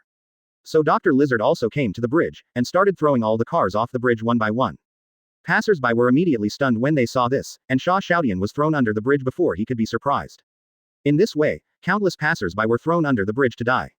And the white-haired deputy director and the female director came out of the car curiously, looked to the rear, and said in surprise. Courtesy Shet, what's that? A lizard. Unexpectedly, when the director came out, Dr. Lizard Connors also looked at them. After finding the target, Dr. Lizard was even more vicious, so he didn't go there, and just stepped on the car and rushed away. The two directors wanted to run, but they couldn't run Dr. Lizard, who had such a big stride. Just when Dr. Lizard was about to destroy both directors and the car, gunshots rang out, and Dr. Lizard was shot all over. Dr. Lizard saw the policeman and said viciously, "You treat me as a monster, then become monsters together." Immediately afterwards, Dr. Lizard squeezed the contents of the potion and threw the gas-like potion at his feet. The next moment, the police and some passers-by also turned into monsters, and Dr. Lizard fled here in a hurry. Infested isn't rage like Dr. Lizard, but still twitches wildly. Others had no choice but to tie it up and call an ambulance. Soon after, the ambulance and fire brigade arrived and rescued the people trapped under the bridge one by one. NYPD. Liu Feng is currently in the office discussing with Banner about the establishment of the laboratory. Banner is making suggestions, and Liu Feng is thinking about whether it is necessary to add these. In fact, there are 3 people in the office, but the little Spider-Man Peter Parker on the side can't get in his mouth. Peter can only silently study the cobweb that he is about to create a finished product, deriving various formulas. That's it, Brother Feng. I think the scale should be larger, so that we can expand the research later in.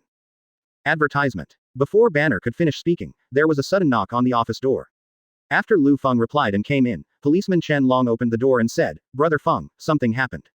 Don't panic, take your time, what happened? Liu Feng asked. Police officer Chen Long calmed down his mood, and continued. The masses called the police and there was a lizard monster with the file size of a dinosaur. Hearing this, Liu Feng frowned slightly, not because of fear or something, after all a Dr. Lizard is nothing.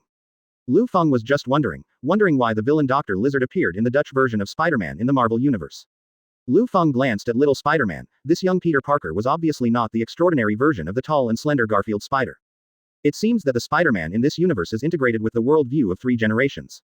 Liu Feng secretly thought, and came up with this conjecture. Chen Long, the police officer at the gate, thought that Liu Feng didn't believe in such absurd incident, so he quickly added.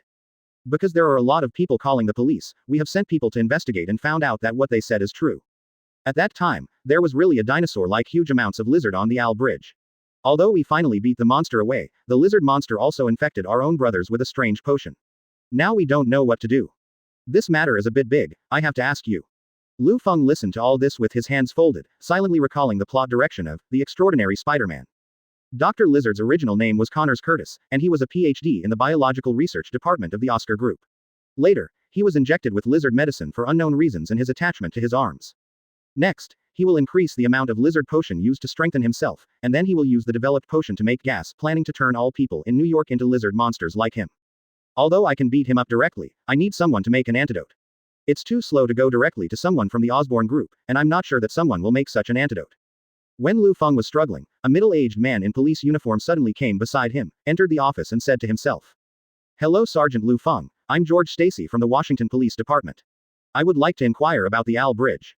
George Stacy, if I remember correctly, he is Gwen's father in The Amazing Spider-Man, and he is a cop like himself. In the original setting, he was the chief of the New York Police Department, but now because of his own existence, he can only go to Washington. And this bridge is the junction of Washington and New York, so George appeared and asked Liu Feng what happened. Mr. George, hello, it's me. I'm Peter Parker, a classmate of your daughter Gwen Stacy. Peter greeted hurriedly.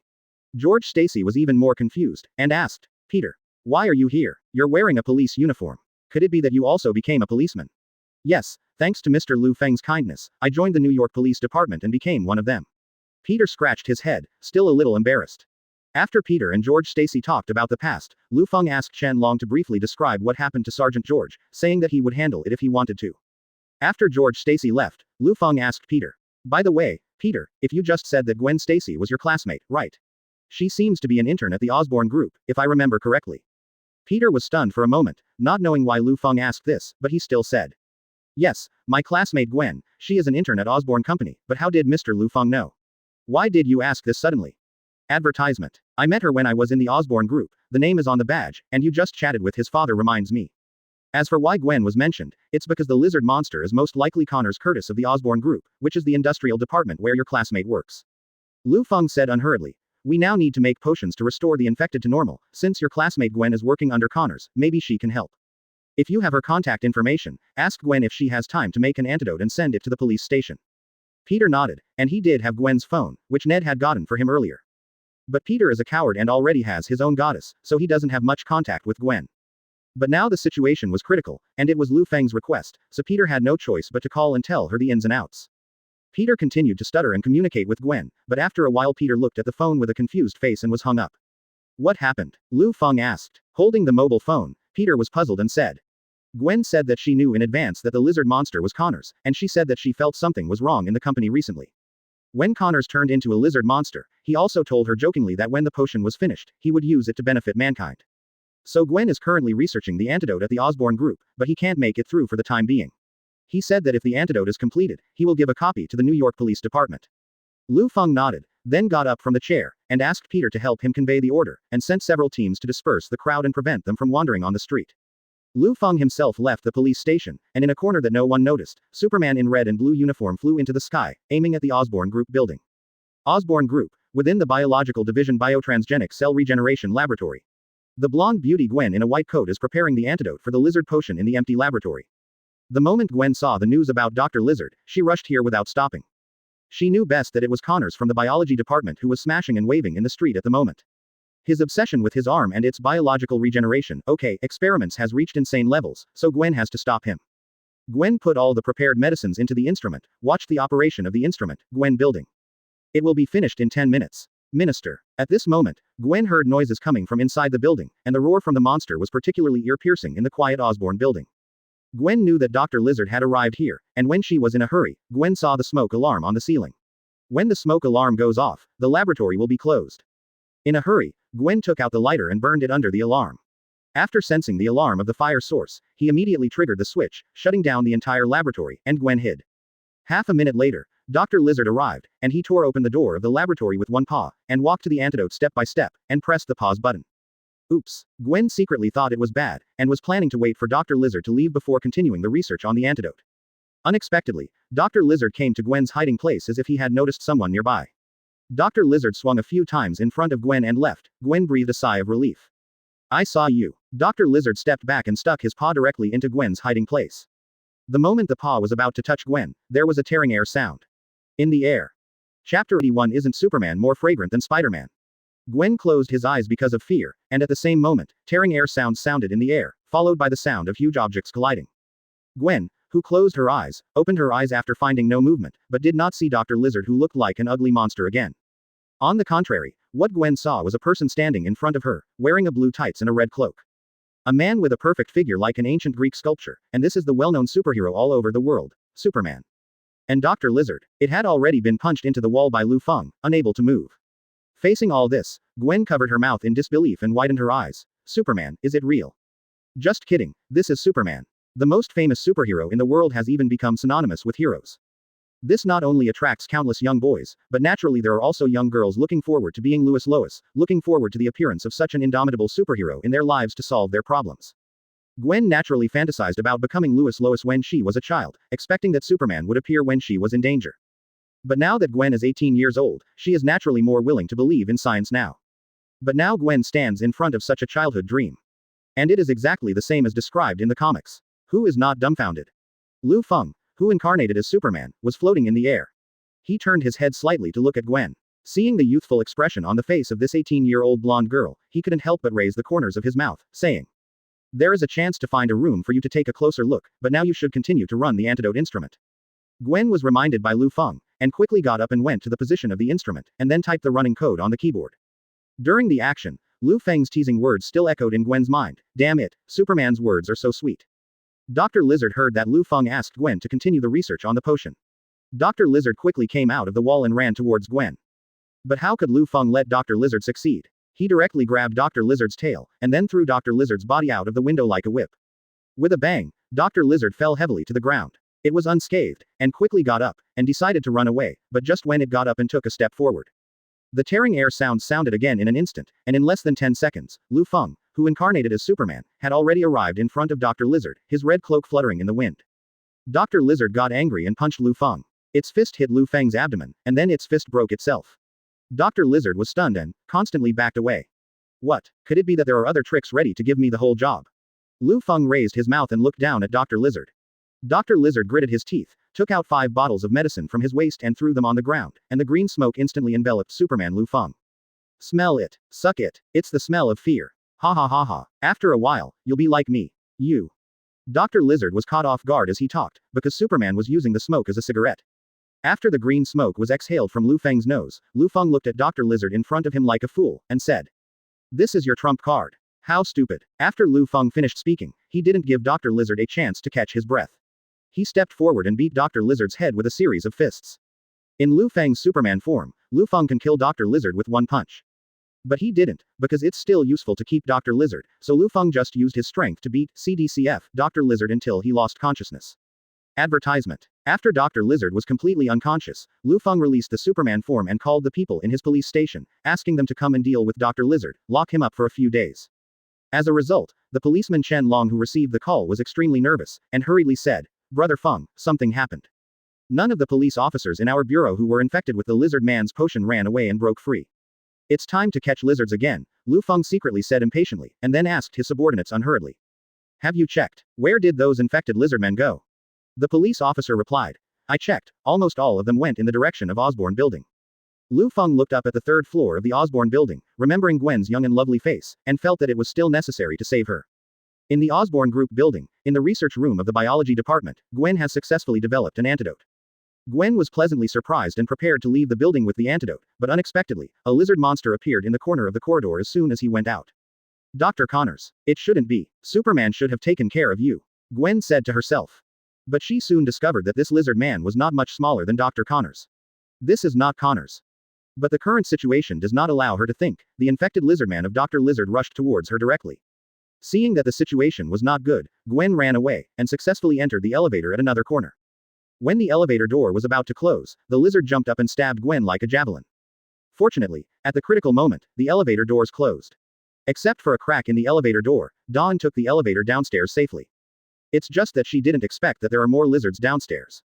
What the hell? Hell, ah. 6 lizard men, who were smaller than Dr. Lizard, approached Gwen step by step like zombies. Although Gwen held the antidote in her hand, these antidote were all injections, and these 6 big brothers would not give her a chance to inject them. Gwen held the antidote tightly and retreated, muttering, "It's over. Where is Superman going at this time?" As if he heard the call, after Gwen finished reading, gunshots rang out, and a lizard man who was about to run towards Gwen was shot and his leg was broken. Gwen followed the source of the gunshots, and saw the second figure tonight, which made her feel extremely handsome. Single-handedly, Lufang rolled and trotted with 2 guns in his hand, performing gun-fighting skills, fighting against one lizard man after another. Under the dim light of the gunfire, Lufang's handsome face with European and American skin and Asian skin was illuminated, and he broke through heavily among the lizard people. Gwen knows Liu Feng. In other words, as long as there is no one in New York who does not know Liu Feng, he is like a superhero in real life, and his popularity in New York is only the second son Superman. Under Gwen's gaze, Liu Feng ended the battle after 3 strikes, 5 cuts and 2 cuts, making all the lizardmen in front of Gwen crippled and not killed. After all, they are members of the police station, and they can recover after injecting the antidote, and they can gradually recover from gunshot wounds with Dr. Lizard's medicine. Liu Feng finished dealing with the group of young people, looked at Gwen, and then raised a pistol to point at her. Gwen was confused. She didn't understand why this imposing man called the Light of New York pointed a gun at him. Advertisement. Before Gwen could speak, Liu Feng fired directly in the next second. The gunshot rang out, and the bullet shot behind Gwen on the right side of his neck. Only then did Gwen realize that it turned out that Liu Feng shot and killed the lizard man who had come down from the elevator behind him. Less than 2 minutes later, all the people from the police station came over and carried away all the lizardmen on the ground. Liu Feng put away his pistol, and came to Gwen unhurriedly, and said, "What's wrong, sister? You were frightened just now." I'm not as weak as you imagined," Gwen said quickly, and held up the antidote to show that she was very capable. Okay, you are indeed very powerful. Without you tonight, New York will be in chaos," Liu Feng praised. Gwen was confused by Liu Feng's sudden appreciation, but she was actually very happy in her heart. After all, she had just seen Liu Feng's handsome appearance, and she had already developed a kind of admiration for Liu Feng in her heart. But she didn't want Liu Feng to see it, so, in order to hide her embarrassment, Gwen handed Liu Feng the medicine, saying, "Leave this to Mr. Liu Feng. I believe that the New York light praised by the people of New York will help us solve all this." Liu Feng took the antidote serum developed by Gwen, and replied, "Okay, then thank you for your contribution today. If you are free tomorrow, I can treat you to a meal for the general public." 7 o'clock in the evening. Gwen responded excitedly, and then changed her words feeling unreserved. "I mean, if I finish my homework early tomorrow and I really want to play but I don't know where to go. Tomorrow at 7 o'clock in the evening, I have a high probability, I may be free. And I prefer to eat Huxia food." The corners of Liu Feng's lips turned upward, and he didn't choose to expose Gwen's reserve, and said, "Okay, I will contact you tomorrow at 7 o'clock, goodbye, Gwen." After bidding farewell to Gwen, Liu Feng left. Gwen, who was standing still, slowed down by half the reflex before saying, "What? How did he know my name?" Liu Feng went back with the lizard mutant serum and handed it to Banner for him to develop it in batches to restore the police officers and other citizens to their normal state. But Dr. Lizard, Liu Feng did not choose to restore him to an adult, but tied him to the newly built laboratory for Banner and Peter. "Mr. Liu Feng, why don't we restore Dr. Connors to normal?" Peter asked in a daze. Liu Feng crossed his arms and said unhurriedly, "Because we want to use him as an experimental subject to improve and complete his self-healing ability serum." Experimental object. Human body. God, Mr. Liu Feng, I can't do this, I really can't. Peter quickly refused. Liu Feng leaned on the table unhurriedly and asked, "Why? Peter, don't you want to be a scientist? Scientists have to experiment, and in order to accurately create a serum suitable for humans, human experiments must also exist." Peter refused, and bowed his head like a child. "But I really can't, Mr. Liu Feng, human experiments are too cruel. Do you know what the human body in front of you means?" Like an elder, Liu Feng calmly reasoned with Peter.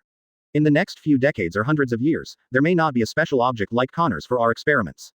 So what you have done may be a key step in the progress of all mankind. Then let me ask you again, Peter, are you willing to do this human experiment for the sake of all mankind?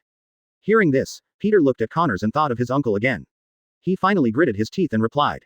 I know Mr. Liu Feng, I will do this research. Chapter 82 Date with Gwen. The matter of Dr. Lizard has been settled, Jin Bing's forces have all withdrawn from New York, and Lufang has been living relatively comfortably recently. Lufang usually doesn't let the people in the police station be too idle, and arranges some activities to exercise their bodies on weekdays. After all, the performance of this group of police officers on weekdays is really useless, even a lizard can be infected, so it's not good if they don't practice well. The police officers also complain from time to time, and some of them find out that they are also from the police station. How are Peter and Banner different from them? These two people go to the newly built laboratory every day and don't need to do any training. The thin one among the police officers complained secretly. Another one who was a bit more open-minded also said. That's right, then Peter Parker is just a kid, not as tall as my neck, and I don't know if he has strength. And Bruce Banner, this guy looks like a puffy otaku, he doesn't have the strength to move things, and it may not hurt to beat someone. The police officers just complained, and they knew that they couldn't do what Peter and Bruce did. All these gossips Lu Feng heard in his ears, and he just practiced more and it was over, until no one dared to break his mouth. After all, they don't know that Spider-Man and Green Titan are the ceiling of Marvel's mutant heroes. Are you sure you want to compete with these two guys? The maximum force of little Spider-Man's punch can reach 40 tons. The green fat is even more outrageous, the angrier and fiercer it is, the defense and attack power are soaring, and it can hold Avengers under the hammer. Although these two people are nothing in front of me who has the blood of Superman, but the people in the police station combined are not enough for these two people to punch. Corporal punishment alone can't cure the root cause, but fortunately, Peter and Banner get along very well on weekdays. After getting acquainted with each other, I don't have any prejudice against Peter and Banner. They will even be amazed and admired by their academic knowledge and learning ability. After the police station is done, Lufang will also find time to go a few times. Black Mountain Prison, the most feared place for New York criminals, has given Black Widow some punishment. It has been a while since Lufang visited the gentle township of Black Widow last time. During this time, Black Widow Natasha Romanoff has already recovered from the super shock caused by Lufang and got used to life in prison. Today Black Widow was still reading a book, unexpectedly when he looked up, he saw Lufang, and his body reacted directly. Lufang opened the door and approached Black Widow. Black Widow didn't say a word, just like that, after another 4 hours, Lufang left. So it was the same as before, Black Widow trembled and kept looking miserable, while Lufang turned his head away like a normal person. This little girl is more tolerant than others, coupled with her infertility after being injected with medicine, there are many ways to play, which is also a unique feeling. Lufang secretly said. It seems that she will be added to the permanent objects, so counting, there are 5 of them. When Lufang was thinking about leaving Haitian prison, he suddenly received a text message from an unfamiliar number. The text read, I'm Gwen Stacy, the high school student who interned at Osborne. Advertisement. I helped you research Dr. Lizard's antidote last time, and you said that because I helped you save New York, so. Anyway, I'm free at 7 o'clock tonight. I still like to eat Huxia food, especially fish. You can figure it out. Lufang looked at the text message of this little girl, and the more she looked, the cuter she became, so she called her assistant, police officer Chen Long, and asked him to book a better live fish restaurant in Chinatown before 7 o'clock. After the phone call, the corners of Liu Feng's lips turned up, and he thought to himself, it seems that there will be a 6th one. Liu Feng then went to the meeting. This time he didn't wear formal clothes or police uniforms, just ordinary casual clothes. It's just because Liu Feng's figure is very majestic, and his perfect figure can be easily outlined by casual clothes like close-fitting clothes. Seeing Liu Feng, whose arms were thicker than their necks, all the foreigners present gave Liu Feng admiring glances, and many of them flirted directly. But these coquettish sluts can't catch Liu Feng's eyes at all. In Liu Feng's eyes, these ordinary women are no different from trash. Fortunately, Liu Feng's strong figure can only attract people from the United States, so the Huxia girls in Chinatown will not show such unreserved behavior. Therefore, after the people from the United States left, Liu Feng regained his purity, not long after. Gwen is here, and she is also wearing the most common clothes of good girls in the United States high school. At first glance, she is different from those coquettish sluts who often go to parties and go to bars. This is the type that can make Liu Feng's eyes shine. As soon as he saw Liu Feng, Gwen, who was holding a book, came over and sat opposite him, and said differently from ordinary people. Are you investigating me, Sergeant Liu Feng? Are you planning to use me to complete your mission? Liu Feng didn't expect Gwen to ask this question, but he found it quite interesting, so he raised the corner of his mouth and said. How did you come up with the conjecture? If so, what would you do? Okay, let me answer you slowly. Gwen began to show off her mastery skills and analyzed it. The first question is about how I came to this conjecture. This conjecture, including your phone number, must have been learned from my classmate Peter Parker, who has already told me everything. He said that you suddenly mentioned my name in front of him, and then you also said that I was an intern at Osborne Company, and you also said that I would make the antidote. Liu Feng raised his forehead slightly. The version of Spider-Man co-authored by the Dutch brother is a guy who can't control his mouth both in and out of the play, and he just explained everything when Gwen was alone. Second question, what will I do? I will call my dad directly and say that you are suspected of plotting against me. Definitely, this is based on the premise that you really have illegal thoughts about me. It's just that I don't believe it. You, a police chief, will pay attention to the affairs of an ordinary person like me for no reason. It must be a conspiracy. After listening to Gwen's reasoning, Liu Feng puffed up, praised Gwen's good idea, and then ruthlessly dismantled it. Is there such a possibility? I know you because your father is the sheriff of the Washington Police Department, and I have the habit of investigating the details of my colleagues. Assuming your reasoning is valid, I did conspire against you. Then, in the situation last night, if I really want to do something to you, can I do whatever I want?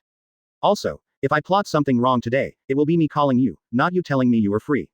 Liu Feng's series of rhetorical questions and rebuttals directly confused Gwen. Advertisement. Gwen, who finally figured it out, began to lower her head like a child who made a mistake, and then said, well, it must be my mistake, sorry Mr. Liu Feng. Liu Feng found it interesting, and continued to eat with Gwen, and because of such a misunderstanding later, the relationship between Liu Feng and Gwen became closer, and the relationship became better. Asking for flowers. Gwen was originally also a very cheerful person with a high EQ. After seeing Liu Feng being so reckless, she started playing with Liu Feng with confidence. Afterwards, the two went shopping together, watched movies, and went to the playground. After playing all the activities in one night, Liu Feng sent the contented Gwen home. Gwen bid farewell to Liu Feng, and before leaving, he did not ask, Mr. Liu Feng, I am very happy tonight, thank you for the reward you gave to the people of New York. Next time if you are free, you can make an appointment again. If you do more things that are good for New York City, it will be my reward. Liu Feng responded. Seeing this, Gwen hurriedly said, then next Saturday, can you accompany me to the aquarium? My dad promised me at first, but I have to work overtime later. Liu Feng agreed, and Gwen entered the house contentedly. Liu Feng could feel that Gwen had been taken care of.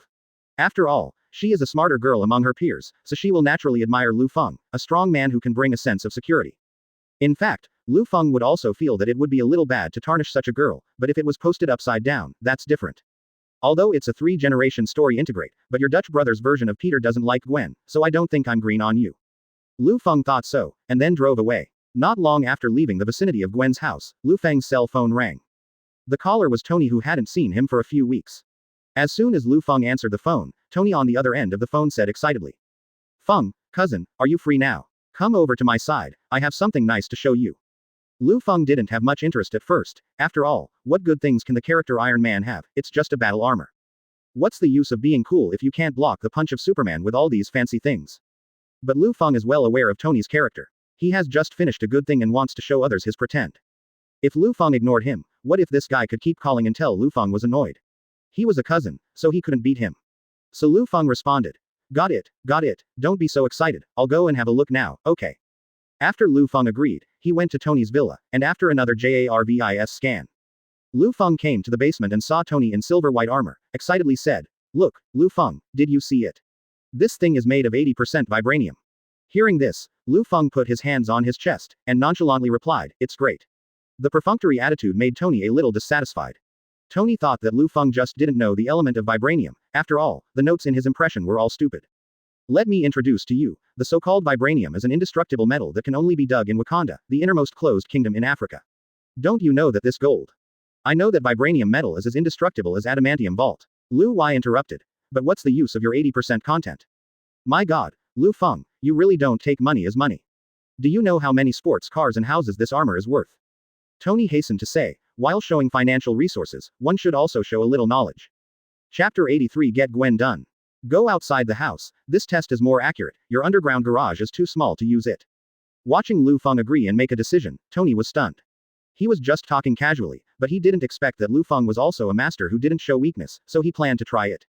What was even more unexpected to Tony was that the gun Liu Feng was carrying with him was not a small object like a pistol, but a sniper rifle more than 2 meters long.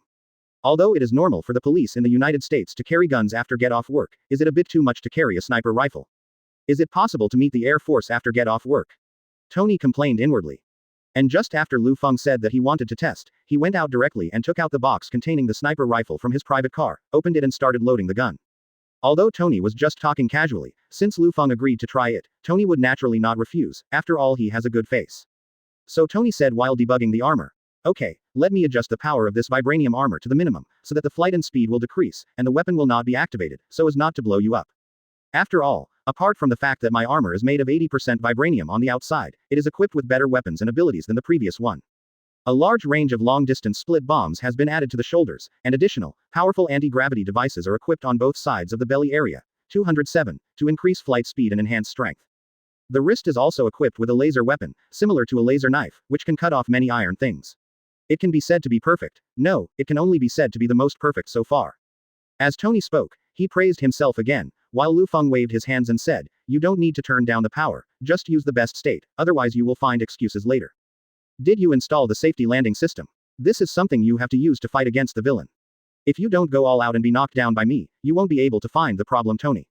Seeing Liu Feng's self-confidence, Tony was also a little upset, so he turned on the maximum power in a fit of anger and replied, "Okay, maximum power, who made you my cousin?"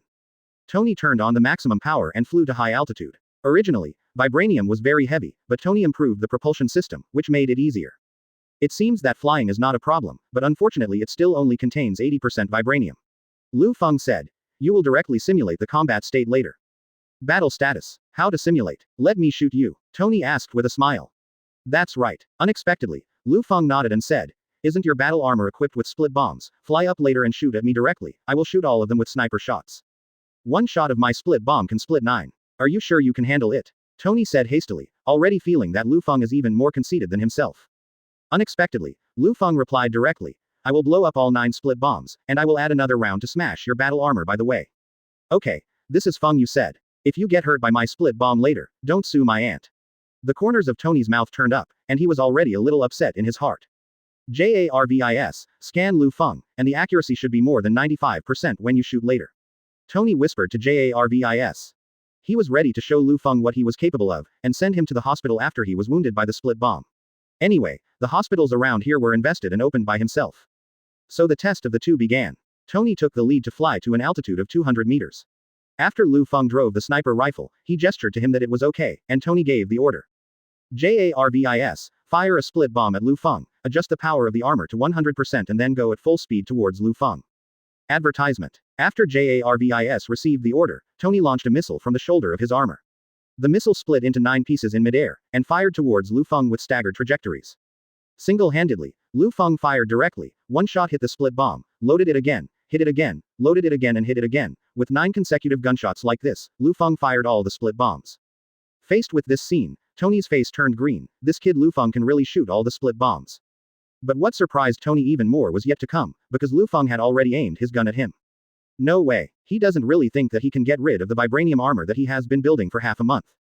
Liu Feng aimed at Tony and fired directly. Under the flames, the bullet flew away. Tony panicked at the bullet and dodged sideways. Unexpectedly, the bullet just hit the arc reactor on Tony's armor chest and shot it, directly darkening the reactor on his chest. "Sir, it's detected that there is a problem with the reactor. The armor's energy supply is insufficient, and it can't maintain balance. It will soon be forced to descend." The sound of JARVIS continued to surround, and Tony's armor was like a crashed plane, gradually descending with smoke and shaking. Tony hastily activated the armor separation system and landing device manually. After the armor was separated from his body, Tony slowly landed on the ground with the opened hang glider. "I told you, it's not a 100% vibranium armor. The enemy can defeat you with any gun." Liu Feng walked over with the gun and said directly to Tony. "Then I have to switch to 100% vibranium next time." Tony said and felt bad. However, the reactor cannot be wrapped by vibranium, otherwise it will not be able to dissipate heat. If it is completely covered by vibranium, it will be very inconvenient for me to move on the ground. This is not suitable at all.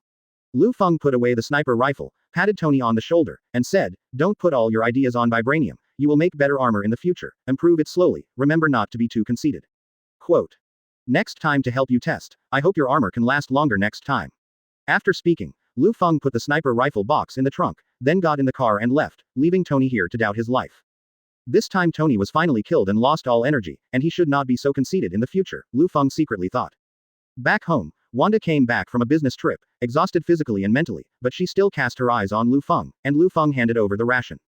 The next day Wanda had to go on a business trip again. Liu Feng did as she wished, and after she left, he secretly said, "Why are there so many things at mutant school?" Liu Feng remembers that the mutant schools in the X-Men series of movies didn't have so many things. Maybe it's because of the credit of Professor X. Without the professor, this group of mutants would be in chaos. But these have nothing to do with Lu Feng. If Wanda wants to deal with it, let her handle it herself. Unless Wanda and her students are bullied by some force, Lu Feng will take action. Next, Lu Feng went through daily life again. After getting used to high-intensity exercise, the people in the police station did not complain anymore. After all, they're happy when their bodies get better. Chen Long, a Huxia boy, would occasionally thank Lu Feng. Brother Feng, everyone is very grateful to you for forcing them to train. Now everyone is strong, but they are not very embarrassed to thank you, so they sent me to do it. Thank you on behalf of. No need to thank you, just train well. Next time you have an accident, be smart and don't lose face to the NYPD. Lu Feng responded. The implication is that being cannon fodder is about the same as being a cannon fodder that lasts a little longer. Chen Long nodded and went back to convey. After taking care of the police station, Lu Feng's address book became busy again. First, Gwen invited them to the aquarium in the afternoon. In the evening, Betty, the general's daughter, said that she wanted to have dinner with Lu Feng, and Michaela, who is a shape-shifting King Kong, booked Lu Feng's brand for tonight. Advertisement even tomorrow night, the judges of the Assassin's Guild booked 3 days with Lu Feng on the grounds that they had time to spend on business trips. Good guy, there are so many women, thanks to my Superman blood, otherwise I would die on that woman's bed someday.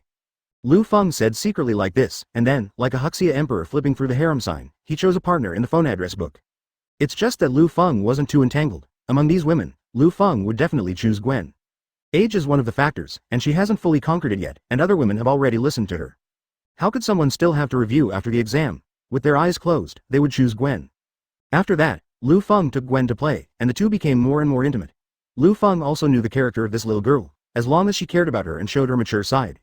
In short, Lu Feng only needs to remember not to take the initiative in this process, otherwise it will give Gwen a very greasy feeling, and young girls don't like greasy uncles. It was like this until the early morning, when Lu Feng planned to pass. Gwen looked at the handsome Lu Feng under the 12 o'clock bell, and unconsciously offered her first kiss to Lu Feng. The corners of Lu Feng's mouth raised slightly and he asked in a joking tone, "Do you know that I'm married, Sister Gwen?" Lu Feng originally thought that Gwen would become a little more awkward or entangled when she heard this sentence. Unexpectedly, Gwen hugged herself directly, and said in a coquettish tone, I don't care, 5.0. Don't you want to? If you think so, I can leave. Gwen looked at Lu Feng tearfully. Lu Feng smiled slightly, what are you kidding, and asked if he would like it or not. How is that any different from asking yourself if you want to eat? So Lu Feng hugged Gwen as easily as a child, and said, you'll know later. Then I went to the next stop, which was the hotel, with joy. Gwen was wearing a sailor suit, and her iconic stockings stretched out her fair thighs. Naturally, this is not what the United States high school students wear. After all, the United States does not have school uniforms. The reason why Gwen would wear this outfit was because of Liu Feng, who bought it. After all, the teacher of the Washa man is a native of Shaoshan, and Liu Feng in his previous life was no exception. After staying in the United States for so long, I plan to change my taste. This kind of series belongs to the existence of gold or other heaven. Gwen was not very happy at first, but she couldn't stand Liu Feng, so Gwen grew up. The next day, in New York High School, Peter in the classroom was doing homework assigned by the teacher. Unexpectedly, when he looked sideways at Gwen's seat, he realized that Gwen didn't come to class today. Is Gwen not feeling well? Peter thought to himself. Chapter 84 The Osborne group. Peter came over in the afternoon after studying at school all morning, and found that Gwen hadn't returned to school. It seemed that he had taken a day off. Why don't you call and ask? Peter thought so, and called Gwen after school. The phone was called, and after ringing for about 10 seconds, Gwen's weak voice came from the other end of the phone. Hello, Peter. Gwen, why didn't you come to class today? Your voice is so hoarse. Do you have a cold? Peter asked concerned. Gwen was lying on her own bed, remembering that she was so heartbroken last night that her voice was almost hoarse. She was a little ashamed and a little irritated. Gwen shook her head, and then said to Peter, Yes, I caught a cold last night and my throat was uncomfortable. It should be fine in a few days. Thank you, Peter, for your concern. It's true that a lot of people are sick during this time, so take care of your health. Gwen, I just felt relieved, and now I'm going to the New York Police Department. As Peter said, he suddenly thought of something, and said, By the way, you asked me about my boss, Mr. Liu Feng, last time. Have you met since then? What do you think of him? Liu Feng. He is good, anyway, very good. Gwen was stunned by Peter's sudden question, and subconsciously said a lot of nonsense. When Gwen came back to her senses and realized what she had said, she covered her face and felt extremely ashamed. Liu Feng definitely does. Liu Feng's lively appearance makes Gwen very confused. Gwen is not bad in her studies. She has naturally studied biology and a series of human systems, and knows what is the normal standard. But that New York light Liu Feng is not an ordinary man at all. No, he is not an ordinary human at all. The more Gwen 23 thinks about it, the more surprised he becomes. Fortunately, Peter is a slow reflex arc in interpersonal communication, and he didn't hear Gwen's strangeness from it. Okay then, you go to bed early, I'll go over there. Peter said so and hung up the call with Gwen. After the call ended, Gwen covered her eyes and rolled over on the bed, and put the quilt over her head and said, Peter, This guy reminds me of Liu Feng again. What should I do next? Just like that, another girl who was attracted by Liu Feng fell into it, and Brother Feng himself was at home with his wife. Osborn Group, inside the munitions laboratory. The Osborn guys are testing the glider. The military personnel watched from the side, shook their heads, and said, "With such an effect, it is impossible for us to invest in a large number of purchases. If the final product is like this, we should end the cooperation as soon as possible." The scientist next to him was stunned when he heard this sentence, and quickly said, "But you decided to try to use this glider at the beginning, and our industry will invest time and energy to build it. Now there are only a few final steps to complete. If you say no at this time, it will make it difficult for us to explain to the company. After all, you also know that many things have happened to our company recently, which has caused our company's capital to be unable to turn around, so." The military general shrugged and said, "I don't know what this has to do with me." At this time, Norman Osborn came in and greeted the military. "General Oz, Mr. Fisher, it's an honor to meet you." Norman Osborn, "What wind brought you?" The big chairman, Fisher, a technical officer from the military, said. "Definitely came to meet you and talk about business, about the glider that you talked to us before." Norman responded with a smile on his face. Advertisement Fisher, a military technician, shrugged his shoulders and said, "Actually, we don't need the glider now. And the results of this thing are not as good as we expected, so we are not going to buy." "That's not what you said before, General Oz. Our company is short of funds now, so you can't withdraw capital casually," Norman said hastily. General Oz next to him heard the words, and said, "We are not here just to withdraw capital, there is another thing, which is the green energy potion that enhances the human body to gain strength and speed." "Pharmaceuticals that enhance the human body?" Norman made a look at his own scientific research staff and asked him to start introducing. Osborn's research staff quickly said, "The finished product of this potion is almost done now. We did a gas inhalation experiment on a mouse before and found that his strength has directly increased to 8 times the original. If this is true, that's great. If the experiment is really successful, our military is willing to increase investment and purchase." But General Oz asked again, "Are there any side effects in the experiments so far?" The scientific researcher replied with some embarrassment, "Yes, but only once. Except for that one, the other experiments were all successful," Norman quickly added. General Oates frowned upon hearing this, and asked, "What side effects occurred in that failed experiment?" The researchers didn't know whether to say it or not, but in the end they said.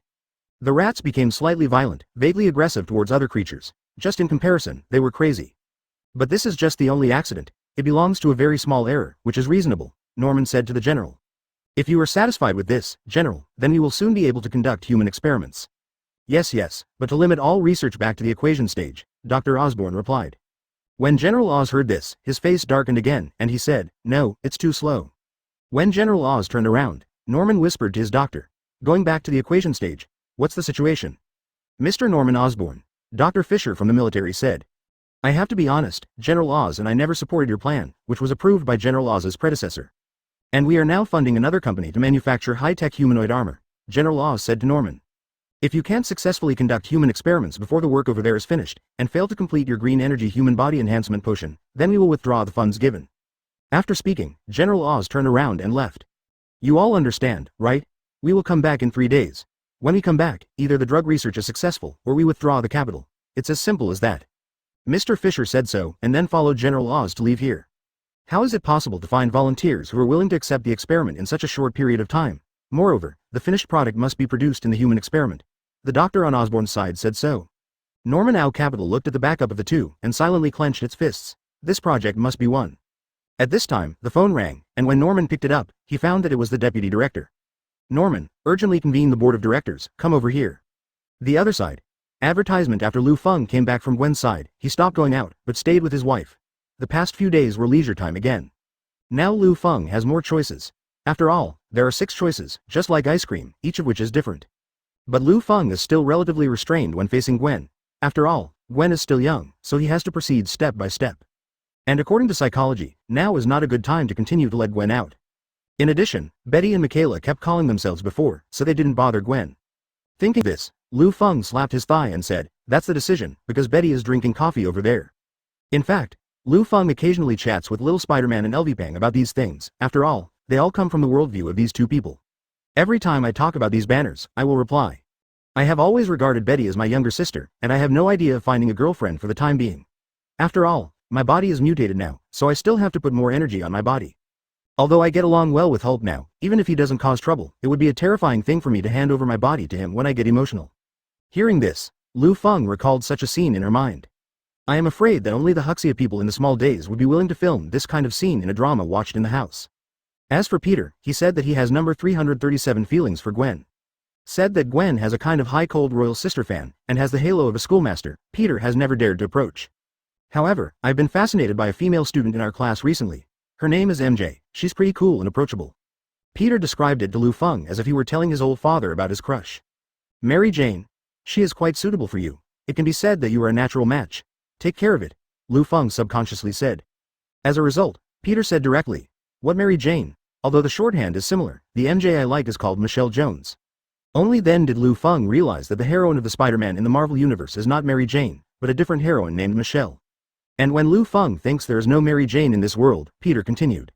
However, there is indeed a girl named Mary Jane in our class, but she already has a boyfriend, Harry Osborn, the son of Norman Osborn, the chairman of the Osborn Group. It seems that because of the integrated characters of the worldview of the three generations, there will still be some people who should be there. It's just that the characters after the integrate don't have any close relationship with the Dutch brothers version of Spider-Man. It's the Osborn Group again. Tony said that this company has also participated in the arms industry in New York. Dr. Lizard is also an employee here. It seems that we should pay more attention to this company, Liu Feng said secretly. Osborn Corporation, the directors are in a meeting. Everyone looked at each other, with heavy expressions on their faces, and Chairman Norman Osborn was even more worried, with 3 layers of wrinkles on his forehead. The deputy director looked around and found no one to speak, so he took the lead and said, Norman, now our Osborn company's funds are the lowest in history, and many projects have to be cancelled. Yeah, Mr. Jin Bing's divestment has had a great impact on us, as well as the Connors incident of the Lizard Man incident last time. The female director echoed. Connors not only broke a lot of equipment, but also caused damage to the building.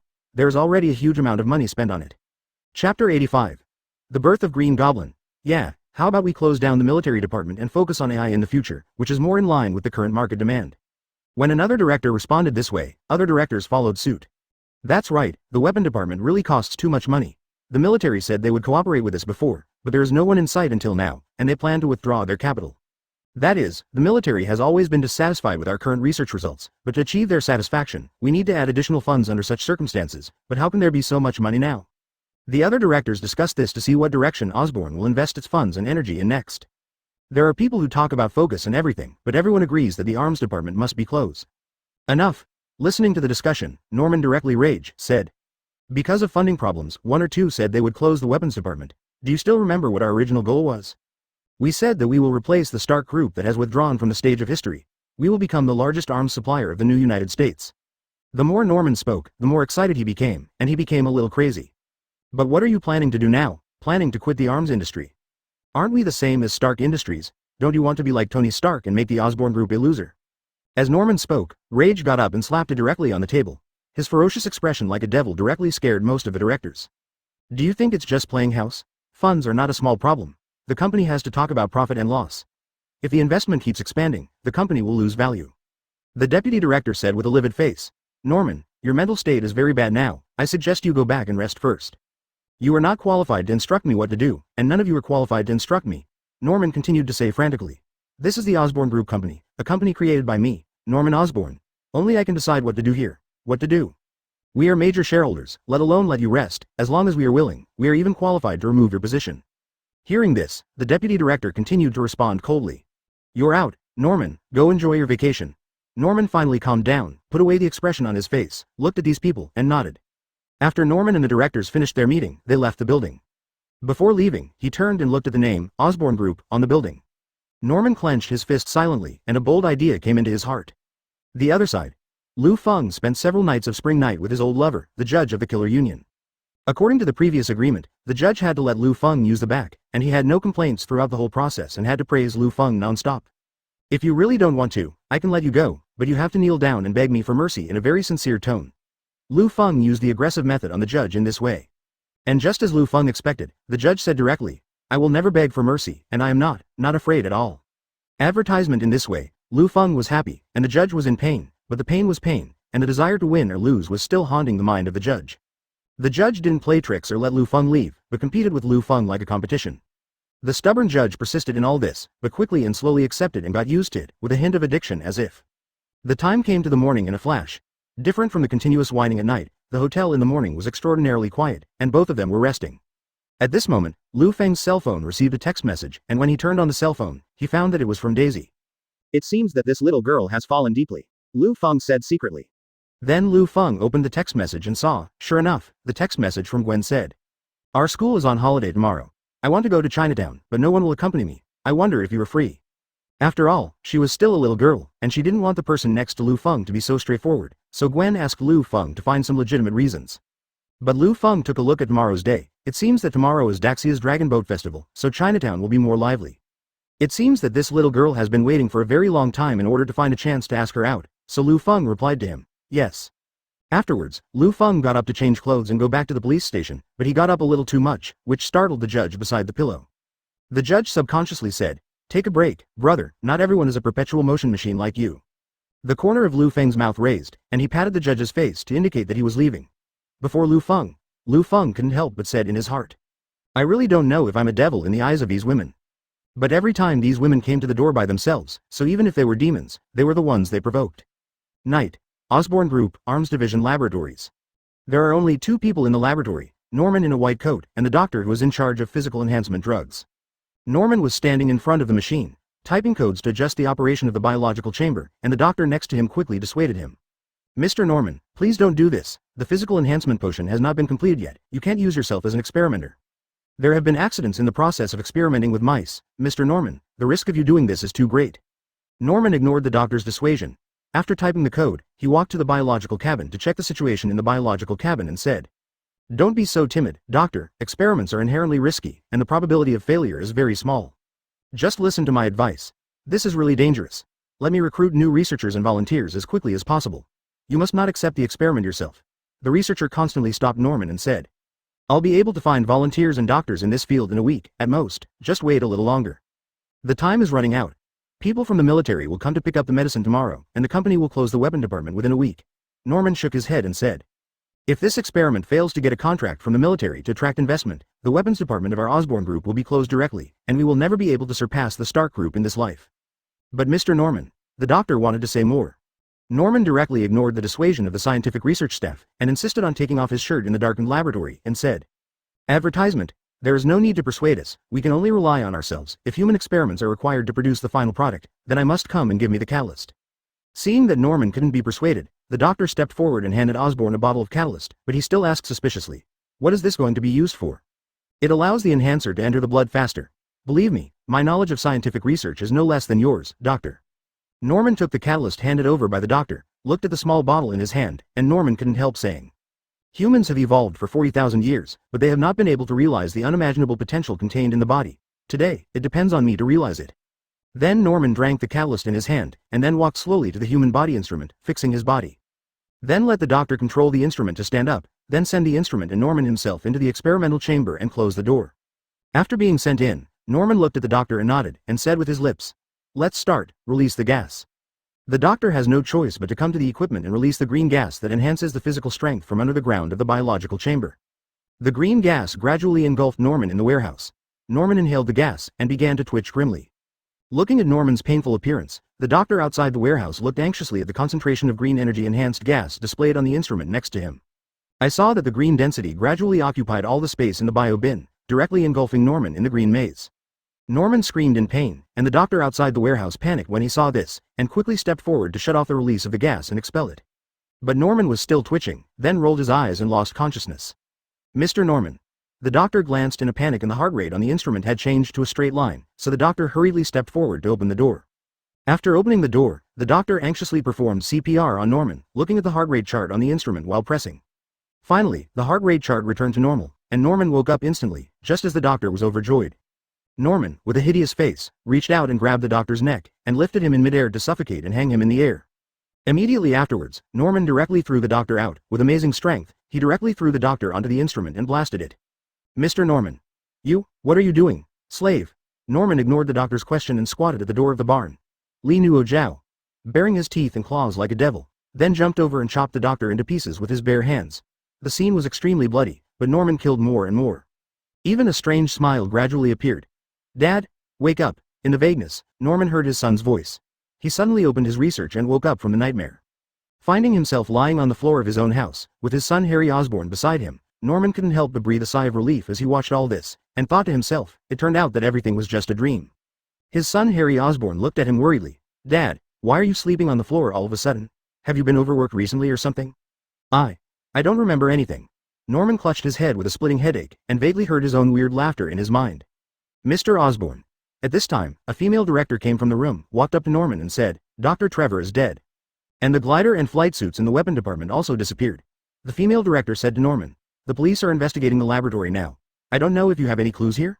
Norman was surprised to find that everything the director said was exactly the same as the dream he had last night, but he still responded. No. I slept in my own home last night and didn't know anything. Chapter 86. If you don't want this woman, I will take it. Norman's memories of last night did appear, but he still dismissed the female director on the grounds that he couldn't remember anything. The female director wanted to say something more, but Norman's son quickly stopped him. My father is not in good health now. I hope you don't bother him. If there is anything, you can let the police station tell me. Okay, Harry, you guys take a rest first, and discuss later if you have any questions. The female director has no choice but to leave. After the female director left, Harry asked Norman with concern, Dad, are you really okay? Do you want me to take you to see a doctor? It's okay, Harry, I just have some sleepwalking recently, it's a normal symptom, and I'll be fine in a few days, Norman said.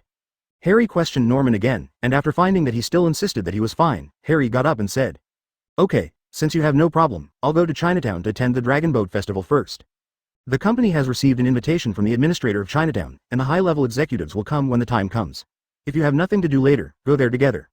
And I'll bring my girlfriend, Mary Jane, over here and meet you by the way, so if you can come, do your best. Harry Osborn added this sentence again. Chinatown, will all the high-rises be there? In Norman's eyes, there was an inexplicable flash of ferocity, but he quickly returned to normal, and looked at Harry and said, I see Harry, I'll rest for a while, and I'll go there later. After Harry Osborn left, Norman stood up unsteadily. He clutched his head, feeling a splitting headache. He even heard another person's voice in his head. Norman vaguely felt that another character who looked exactly like himself appeared in his mind. He looks the same as himself, and has the same voice as himself, but his expression shows a ferocious smile like a devil. The figure was yelling at him, Norman, give me your body, let me take control, let me ease your anger. Who are you? Don't stop me, get the hell out of my head. Norman yelled frantically, then staggered a few steps and bumped into the mirror, which made his head ache even more. When Norman raised his head again and looked at himself in the mirror, Norman in the mirror also showed a strange smile at him. Then, Norman's eyes went dark, and he fell down, his head was like a blank sheet of paper, and he couldn't remember anything clearly.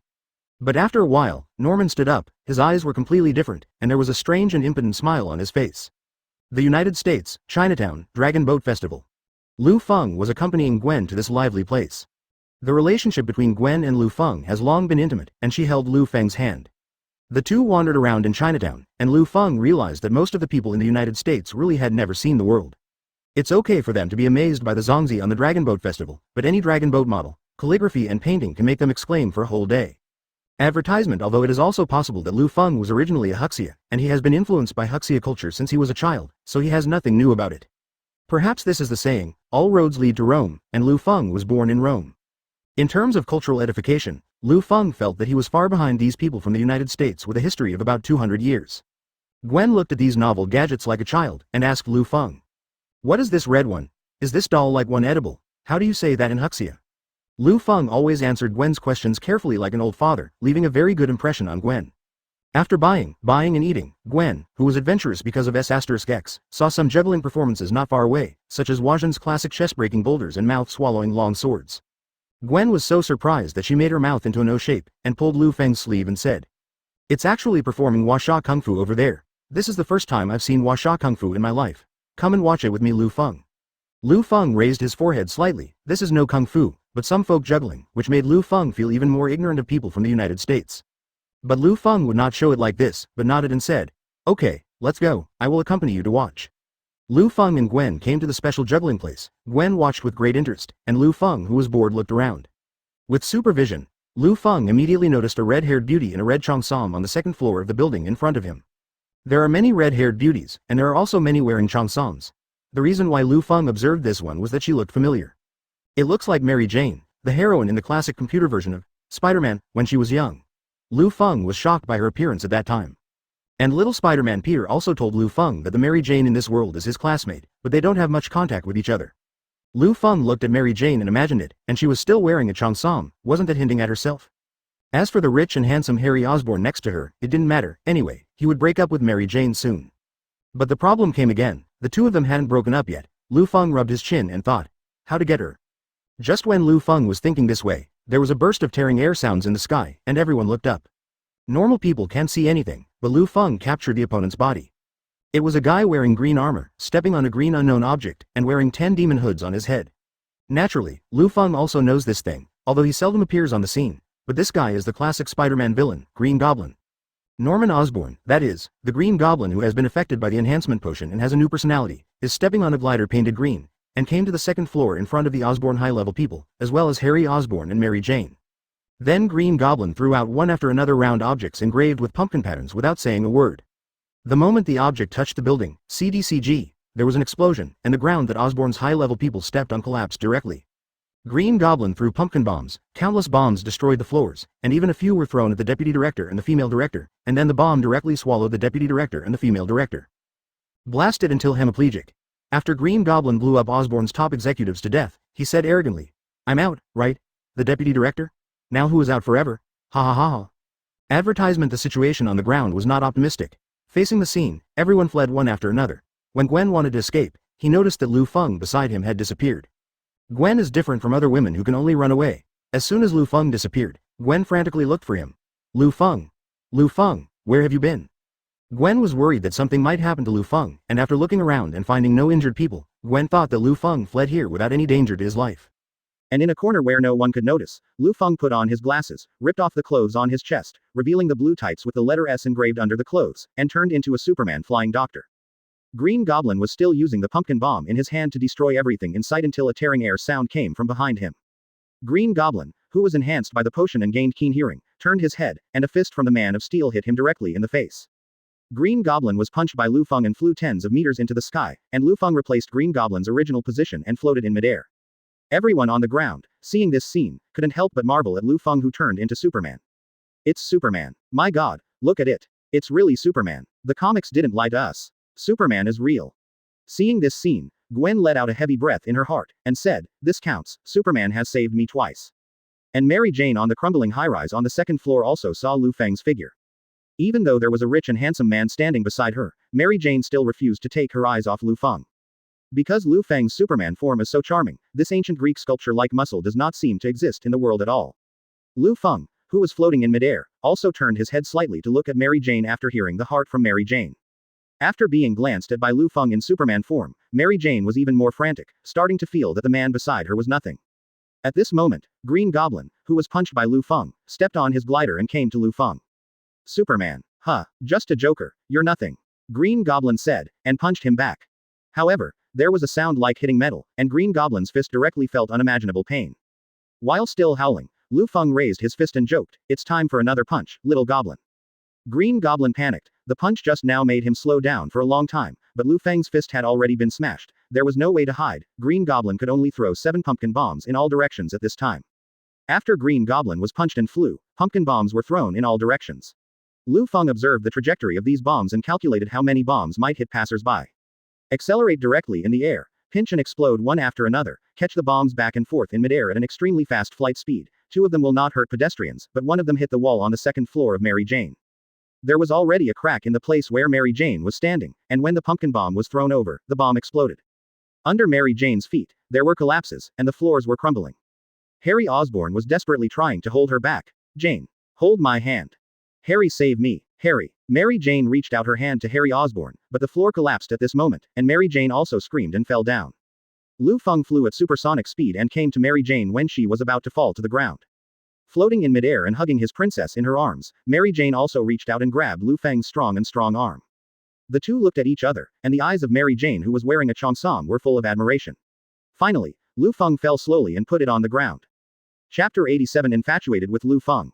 Seeing this scene, everyone couldn't help applauding for it, and Mary Jane gradually lost herself in the applause. In such an atmosphere, no matter who stands surrounded by people's applause, they will be affected by it and feel in love with them. What's more, the person opposite is a Superman with a body like an ancient Greek sculpture. In close contact with such a tall, mighty, majestic character, a normal-oriented person of the opposite S*X would bow down to him. Mary Jane looked at Superman Liu Feng, with an unstoppable smile on her face, and asked, "Are you really that well-known Superman? Isn't it obvious enough? You can feel it, you have the right to speak." Liu Feng responded jokingly. When Mary Jane's eyes flashed with admiration, Liu Feng immediately stopped and said, "Since you are fine, see you by fate." After Liu Feng finished speaking, he let go of Mary Jane's hand, floating slightly in the air and preparing to soar into the sky. "Wait a minute, you saved me, how can I repay you?" Mary Jane looked at Lu Feng, eyes full of nostalgia and shouted, "Perhaps you can tell me, what is your real identity?" Lu Feng left a sentence before flying away. "I can be anyone, and the one you should repay is not me. Maybe you can put your gratitude on the public security organs." Then Lu Feng soared into the sky, leaving only Mary Jane looking up at Lu Feng's back, leaving a lonely figure. She clenched her fists over her heart, as if she had reserved a spot for Superman. And Gwen, who witnessed the whole process, was actually a little depressed. Because it's like Mary Jane stole her Superman. Although Gwen knew that Superman did not belong to him, and Superman would not have S**X with anyone at will just to save others, but Gwen still felt an inexplicable sense of loss in her heart. It's like among Huxia groupies, fans will feel unhappy when they see their idols cuddling with other opposite sexes, and what's more, they will frantically take off fans or flesh each other out. Hey, what are you thinking about so much? Superman has nothing to do with me, I'd better focus on the people around me. When Gwen was thinking this way, the siren sounded. Gwen turned her head to look in the direction of the sirens, and found that the New York police had arrived, and the police officers quickly evacuated the crowd and sealed off the scene, and the leader was Sergeant Liu Feng.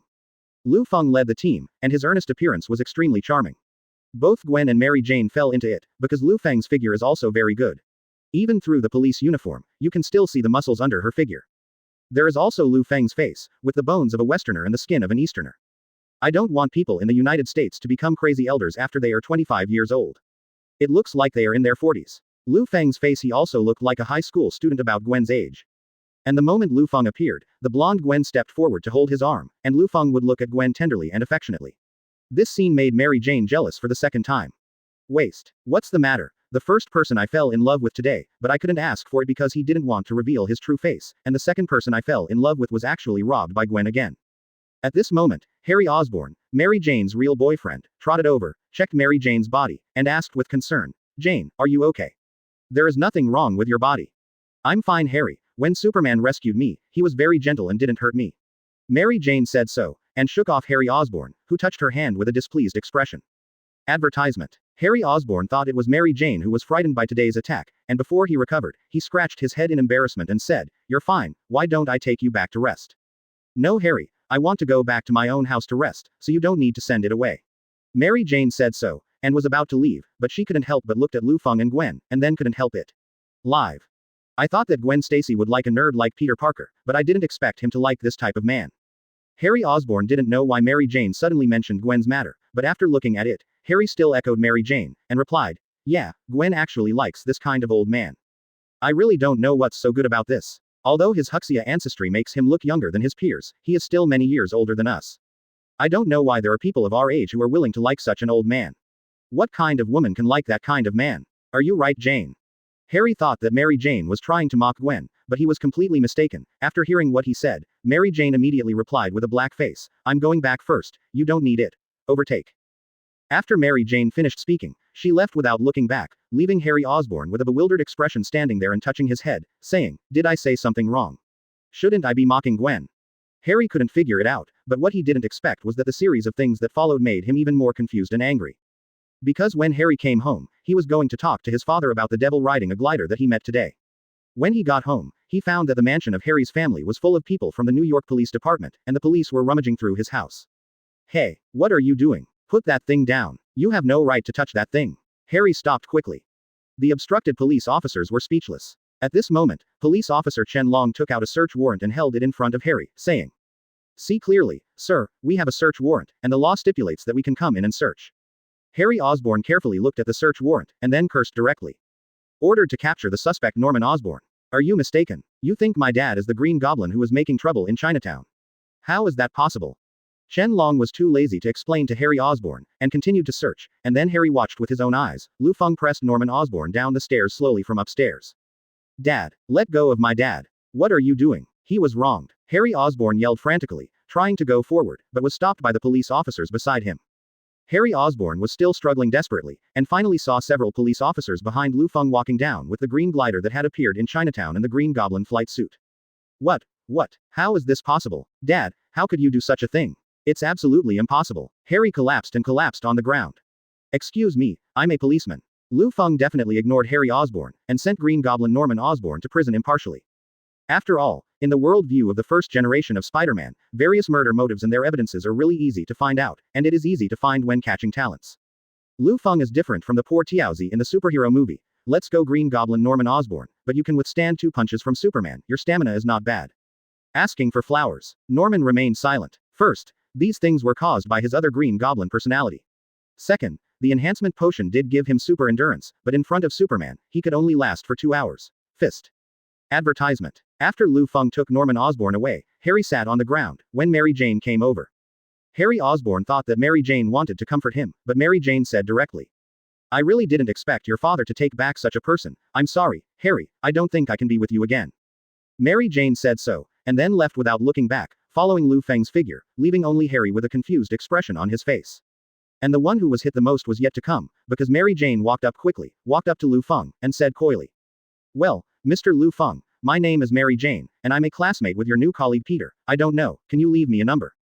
Hearing this, Liu Feng raised the corners of his mouth slightly, and said with a characteristic bright smile, "Definitely yes, I am Liu Feng from the New York Police Department. You can call me if you need anything from now on."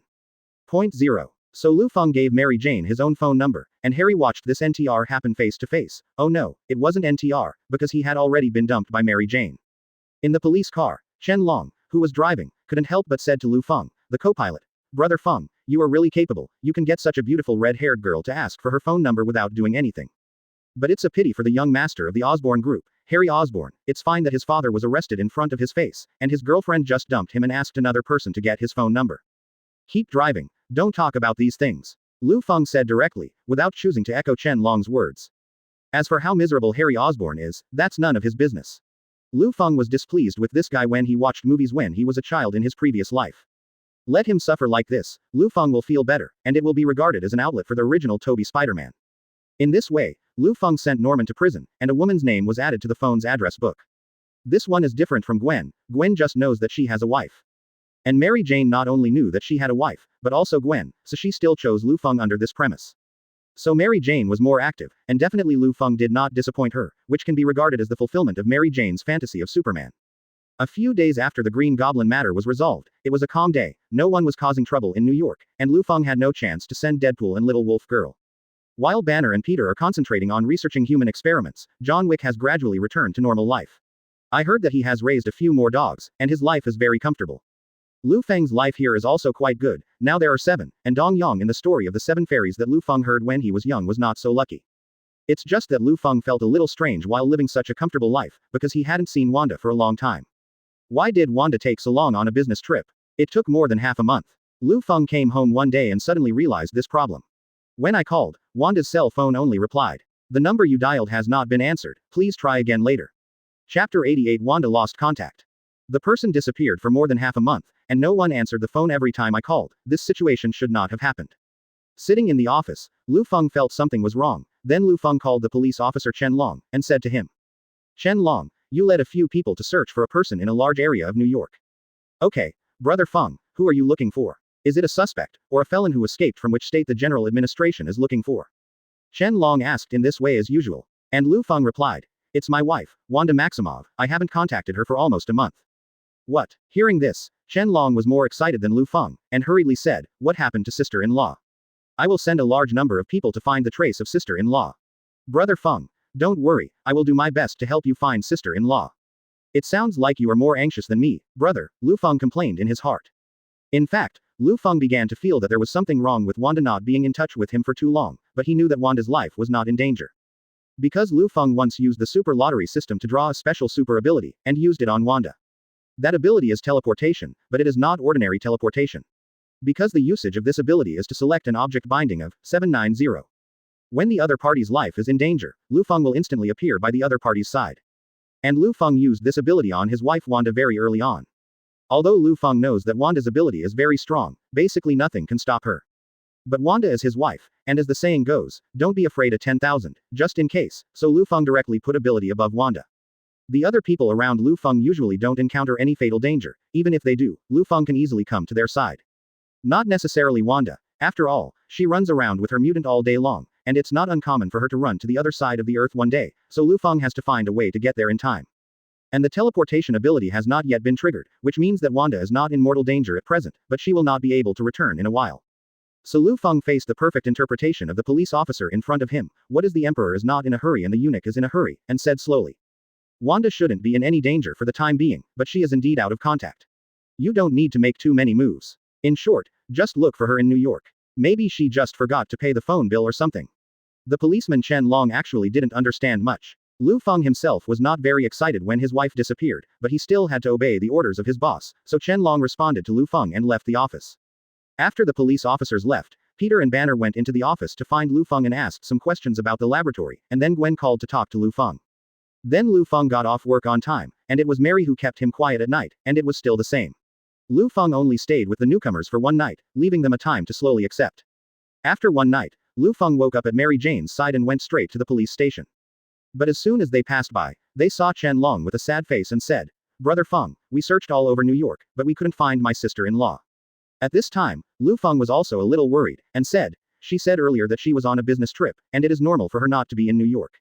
"I understand, you don't have to worry about it." Chen Long was still puzzled. Unexpectedly Liu Feng turned around and returned to the office after finishing speaking. Then he took out his mobile phone, pressed the number, and called Arthur, the director of the general administration. Advertisement. "Hello, Feng, what's the matter? You haven't called me for a long time, and you have a power to mess with you again." Director Arthur asked skillfully. Liu Feng straight to the point. "This time it's not some other force, but I haven't contacted my wife for half a month. It's a bit strange. I want you to look for it."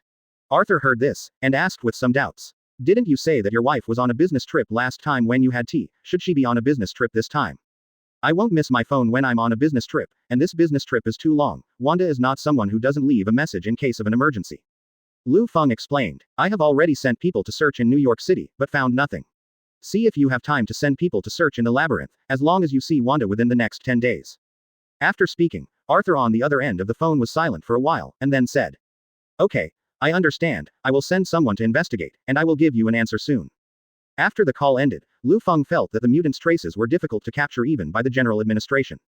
So Liu Feng immediately thought of the organization in this universe that knew the traces of super ability people all over the world, SHIELD. Since the people of SHIELD can have so many super ability users' data, it proves that they also have a set of means and devices that are more suitable for tracking super ability people. Liu Feng thought so, and then called his adoptive mother Elena Stark. After all, Liu Feng is not familiar with the people of SHIELD. Some time ago, he killed the director of the Black Stewed Egg. But Elena is different. She is the younger sister of the founder of SHIELD. It shouldn't be a problem to ask SHIELD to help her find someone. After the call was connected, Liu Feng told his adoptive mother the ins and outs, and the other party replied, "I see, Feng, I'm going to find them to solve this problem now." After the phone was hung up, Liu Feng was already getting a little angry. Because including today, Wanda and him have already been together for more than 20 days, so I don't need to think about what happened to Wanda. He propped his hands on the table, his eyes were fierce, as if he was about to burst into flames, and said, "No matter what kind of power it is, if you are brave enough to provoke my wife, no matter who it is, you will die for me." The next day, the head of the general administration told Liu Feng that within the past 20 days, Wanda could not be found in the whole of the United States, so Wanda is not in the United States. And Liu Feng's adoptive mother also called him, saying, "Feng, we found the place where Wanda appeared at the last moment, in the Beto forest in South Africa, but that happened 10 days ago, and then a fire broke out and sank, which burned more than half of it. Wanda didn't know." Liu Feng had clenched his fists when he heard this, but he hadn't teleported there yet, so Wanda's life was not in danger yet. The adoptive mother on the other end of the phone continued. Also, SHIELD also found out that more than a dozen days ago, a group of people from the United States dressed in weird ancient Huxia costumes traveled to and from various cities in the United States in a short period of time. Now fax the photo of the leader of that group to you. They shuttled around the United States, and the last stop was New York City, and then they disappeared completely in the United States, but 10 days ago, the SHIELD agent in South Africa reported that the group of people appeared in South Africa. After listening to all this silently, Liu Feng sorted out the clues revealed by his adoptive mother in his mind, and then replied unhurriedly, "I got it, Mom, you don't need to worry about the rest." Advertisement. After hanging up the phone, an angry Liu Feng picked up the faxed photo, which showed a Westerner in brown-yellow cloth with black unidentified substances around his eyes. Liu Feng looked at the person's appearance and clothes, and then slowly said the person's name, Kaicilius. Kaicilius is the magician who fell into darkness among the disciples of Ancient One, and the magician with the highest ability before Doctor Strange. He once appeared as a villain in the movie, Doctor Strange, with the purpose of destroying the 4 magical holy places on the earth, and summoning the demon Dormammu to devour the entire world. If you guys go to mess with Ancient One and her magician apprentices, I won't take care of you. Liu Feng held a photo of Kaicilius, eyes full of anger. But if you insist on running to New York to follow my wife, and if you dare to follow my wife and go to the school she runs to cause trouble, you will all die. Liu Feng clenched his fists and walked out of the police station. In an empty corner, a red and blue uniform and cape appeared. Under the powerful flight speed, a figure flashed across the sky of New York like lightning. The other side, South Africa, in the depths of the Stardoe Great Forest. In a large part of the forest that has been burned by flames. The mutant school stands among them, but has not received any damage. Because around the mutant school, there was a circular scarlet light. That scarlet light enveloped the entire school like a protective shield. Outside the protective shield, several dozens of magicians wearing similar costumes. The mutant school surrounded by shields has been surrounded. And batch after batch, they used magic to attack the shield on the school. Waiting behind closed doors to be blown up by us is really proud. Kaicilius among the group of magicians was standing not far away, watching all this with his hands behind his back, and said to himself. After we capture all of you mutants and brainwash and control them, you won't be so clumsy anymore, ha ha ha ha. Inside the mutant school, several mutant students were anxiously looking at 5.0, the Scarlet Witch, Wanda, who was using a magic shield to protect the whole school. Wanda was floating in midair, maintaining a meditating posture, and a burst of red light rose around her. Wanda has been casting spells like this for more than 10 days. Aren't you in a hurry? We can't rely on him alone, we have to do something. Said Shadowcat among the mutant students. Another old mutant angel heard the words and replied silently, then what else can we do? Can we fight against the group of magicians outside the school? That's right, who fought those magicians before? They can turn the whole world upside down. There are also all kinds of grotesque abilities to subdue us, no matter how strong our super abilities are, they can find a way to fight us. Hearing that another wolf who can transform into any form, the new mutant wolf Poison, said. They have a lot of abilities. After defeating us, they will open a strange door, and then throw all the disabled students into it. Now 10 mutants have been captured. The Phantom became more and more annoyed, and almost shouted, then what should we do? Can we just watch Wanda create a shield like this, and watch him consume his magic power until he is exhausted? Chapter 89 Magician. All to die. We are like trash. Hearing what Shadowcat said, everyone looked at each other, not knowing what to say.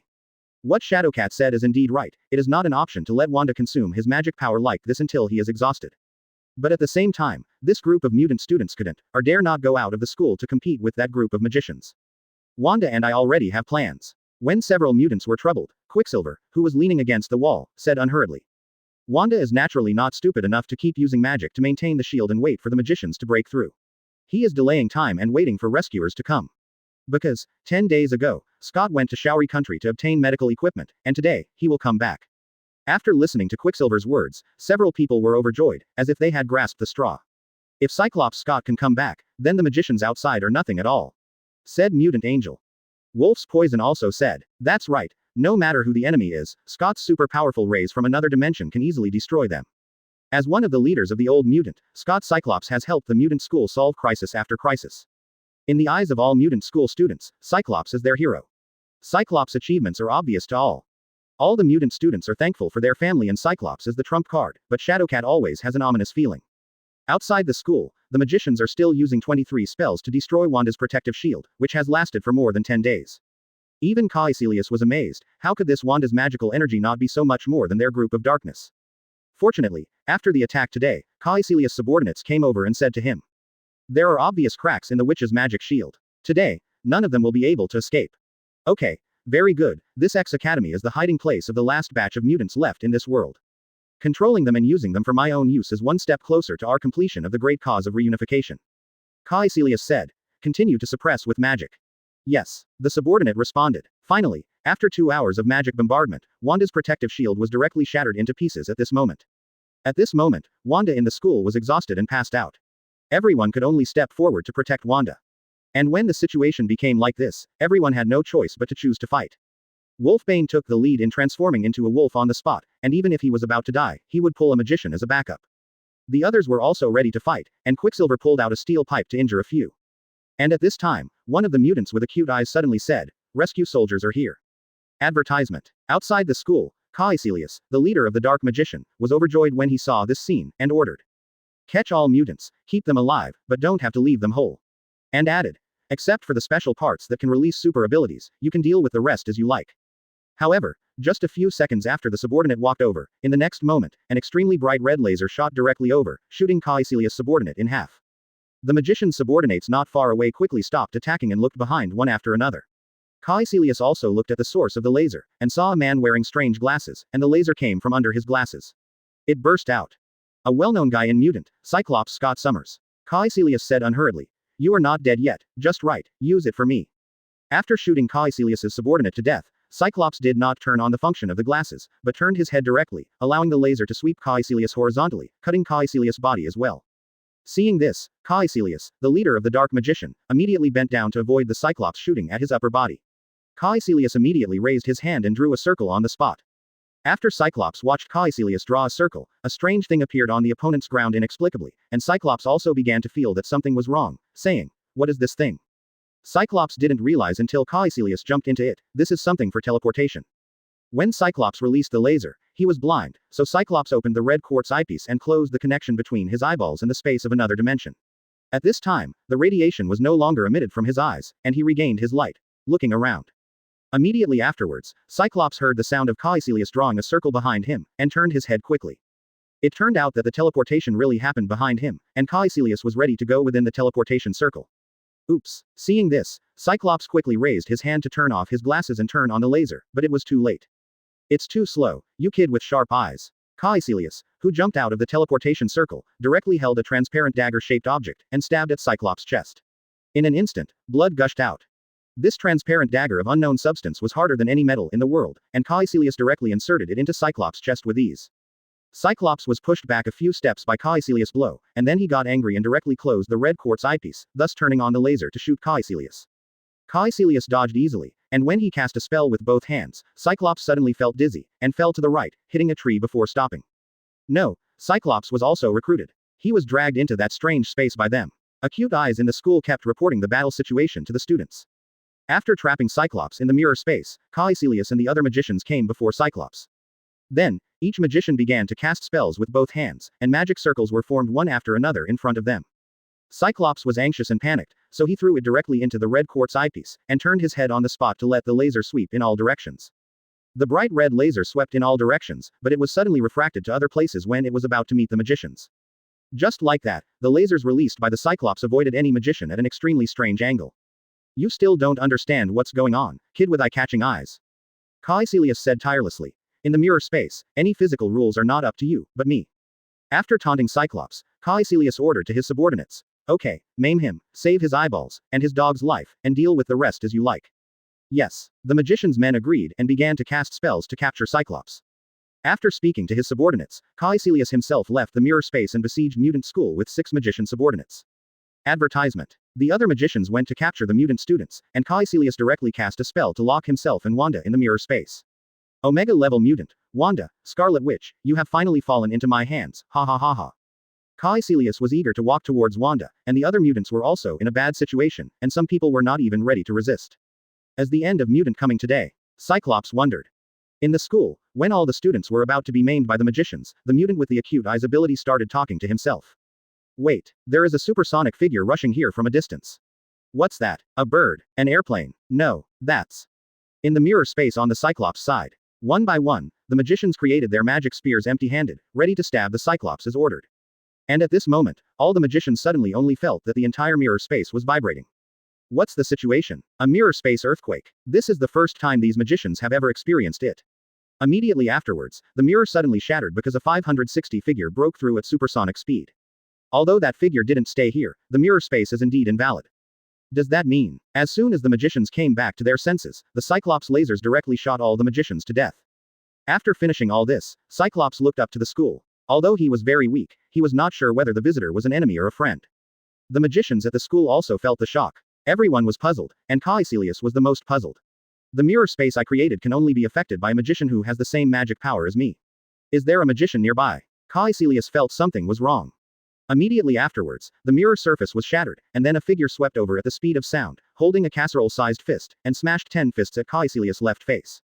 Before Kaicilius came back to his senses, he was thrown backward by the terrifying force, and the mirror space he created was also shattered at this moment. After Kaicilius was punched out of the mirror space by Lufang in Superman form, it was not over yet. He still kept flying at the same speed as Kaicilius, and made up for punch after punch. Left fist, right fist, repeatedly alternately, over and over again, the fist just punched Kaicilius in the face with anger. UF asterisk asterisk asterisk asterisk asterisk G. UF asterisk asterisk asterisk asterisk asterisk G, dare to touch my wife's crooked thoughts. Die. Liu Feng swore while waving his fists. He could have knocked Kaicilius out of the way with one punch, but he wouldn't let it go. He wouldn't be satisfied until he smashed Kaicilius' head into a pulp, punch after punch. Liu Feng beat Kaicilius to a bloody mess, spraying blood, and he couldn't move anymore, so he stopped what he was doing. After dealing with Kaicilius, Liu Feng turned his head and floated slightly, flying towards the unsolved magician subordinates at a slow speed. In the eyes of mutant, Liu Feng is the savior, but in the eyes of the dark magicians, Liu Feng is now a demon with glowing eyes. Chapter 90. Masochistic Explosion Magician. The dark magicians panicked. Looking at the muscular man in the red and blue tights who had just beaten his boss into a headless magician floating in midair, he flew towards them slowly like a demon. Magician subordinates couldn't help trembling their legs, feeling like an electric shock swam throughout their bodies. This is the fear from biological instinct, the most primitive instinct in genes. The cells all over the body of the dark magicians are warning them that if they meet that guy over there, they will die. But there are also people in the dark magician who are not afraid of death.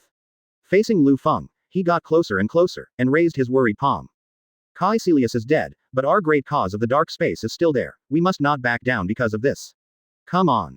The dark magician above didn't know what stupid things he was doing, so he condensed a magic circle in his hands and folded a transparent spear in the mirror space. Let me get rid of you. In fact, this dark magician is not very brave, he just simply read the comics of Superman, and Superman has two fatal weaknesses in the comics, one is kryptonite, and the other is magic. Superman will be affected by kryptonite so that he loses his combat ability, and his magic resistance and willpower are also ridiculously low. In the comics, casually using attack magic and hypnotic ability can make Superman a scum with a combat effectiveness of 5. He firmly believes that it was just a coincidence that Superman just defeated Kaicilius, because when the speed of an object is close to the speed of light, the mirror space will shatter, so he thinks it is just a coincidence. Since Kaicilius was killed by you, then get rid of you, I am the new leader of the dark magician, go to hell. The magician above thought so secretly, and threw the spear in the mirror space to Liu Feng violently. The spear pierced the air and pierced Liu Feng. Liu Feng reached out to catch it, and directly crushed the spear. The magician above was stunned, and threw another spear. As if wanting to give the dark magician a bad start, this time 433 Liu Feng didn't block or answer, and just let the spear stab him. And the spear sent out by the magician above pierced Liu Feng's shoulder directly. Facing this scene, the magician above was overjoyed. However, in the next second, as Liu Feng approached slowly, all the magicians could clearly see that the transparent spear stuck on Liu Feng's shoulder unexpectedly fell apart in less than 10 seconds. No. Impossible. The energy from the mirror space will directly tear Superman apart. The magician above was stunned, and murmured to himself in disbelief, and said to the other magicians. Hurry up and attack him with magic. Superman can't resist magic. Hurry up, or you'll all die. The other magicians are also confused at the moment, but the magician above is right, if you don't continue to use magic, you can only wait for death. So the other dark magicians could only grit their teeth, then opened the protective cover and used all kinds of magic to transform into a physical image of Superman Liu Feng to bombard it. At this moment, countless magical energy bombarded Superman like various high-tech weapons. The energy of magic is powerful, but the more they attack, the more confused the dark magicians become, because they start to feel that something is wrong. With this amount and intensity of magic, even the protective shield constructed by Wanda exhausting all the magic power can be defeated. But when it comes to Superman Liu Feng, the situation is not the same at all, countless magical bombardments are indifferent. This is clearly a black hole that can devour magic without limit. Whoever said that Superman's magic resistance is low just stood up. Advertisement. The Superman in front of him clearly has his skills on magic resistance since he was born. G idiots, fight him yourself. Realizing that the matter in front of him was not that simple at all, the magician stopped attacking, turned around and opened the pass CDBE to send the door, and wanted to run. When Liu Feng saw someone who wanted to escape, he opened his eyes directly, and a bottom-to-top cross-section slashed across. The deserter magician who had just stepped into the portal cut his body into cold salad and poured it into a pool of blood.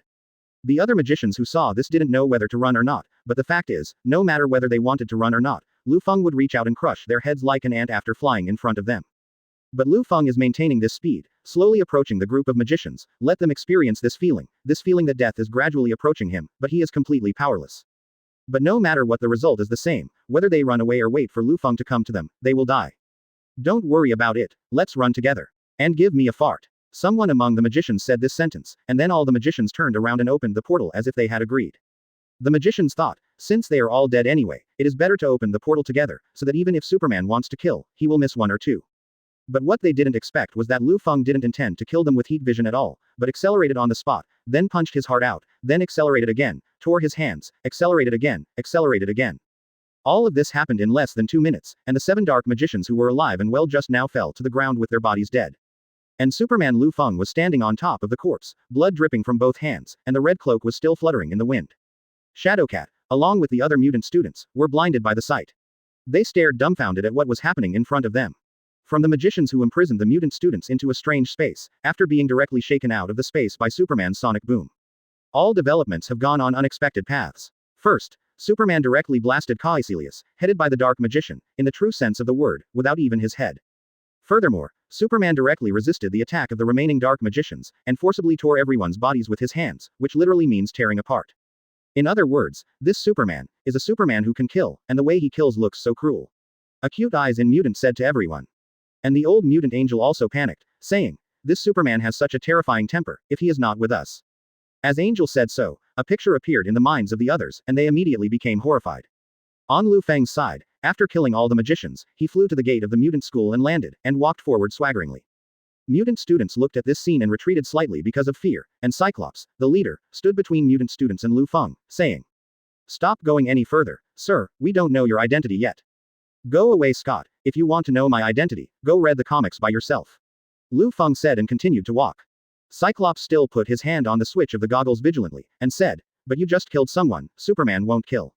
"That's true, but let me tell you, Scott, if I wanted to hurt you, I'd just be buried with you all at the Dark Magician Gate, so get out of my way," Liu Feng warns. "Also, you are very confident in your eyes. Lasers, it's useless to stand and shoot you all day."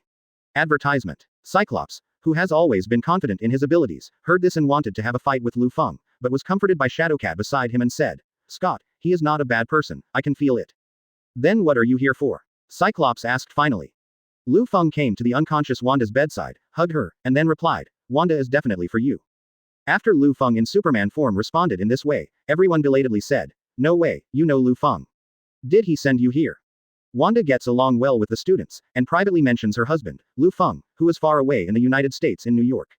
In Wanda's narration, Liu Feng is a good man who respects the old and loves the young, as omnipotent and upright. So at this moment, when they saw Superman taking Wanda away, everyone immediately thought of him as Liu Feng. After all, Liu Feng in the story is so omnipotent, and the mutants really don't know Superman. Sure enough, Superman Liu Feng nodded and said, "I am friends with Liu Feng, I will send Wanda back to Liu Feng, and when she wakes up, I will call you to report her safety." Liu Feng said so, and then directly hugged Wanda, stepped out of the gate, and flew into the sky. Everyone looked at Liu Feng's figure and wanted to say something, but after thinking about it, what Liu Feng said was indeed quite reasonable and irrefutable. And Liu Feng hugged Wanda just like that, left the big forest where Mutant Academy existed, and flew away to the United States. After almost a day, Wanda opened her eyes and found herself in the room at home, lying on the bed. Still in a daze, I turned around and saw Liu Feng leaning against the window, and Quicksilver sitting by the bedside table peeling apples to eat. The scene in front of me explained everything in one sentence, so there was no need to say more, everything was clearly laid out in front of Wanda. And Liu Feng pretended to come to Wanda's bedside and asked, "Shouldn't you explain it to me, Headmaster of Mutant Academy, Ms. Wanda?" Wanda pursed her mouth when she heard the words, a little aggrieved, and then she talked about everything about Mutant and her real identity. Liu Feng pretended not to have heard of Mutant and listened to Wanda's story, and then his acting skills were full. "Wanda, I'm very disappointed. I didn't expect you to hide so many things from me. It makes me feel that there is no trust between us. I am very sad. Do you think I'll think of you differently because you're a mutant, or even think you're a monster? No, Wanda, you've let me down." Seeing this, Wanda wanted to reach out to comfort Liu Feng, but Liu Feng refused to let Wanda touch it, making him anxious.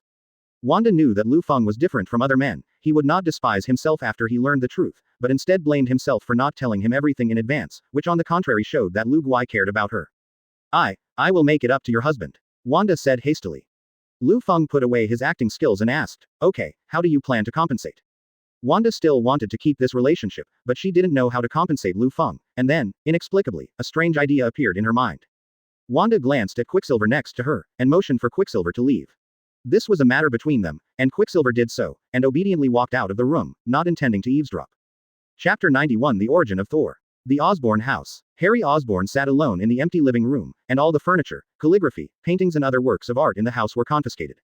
Harry looked around, flashing back to the day his father was captured. That policeman, that damned B*************** D who captured his father and kidnapped his girlfriend Mary Jane with his own hands.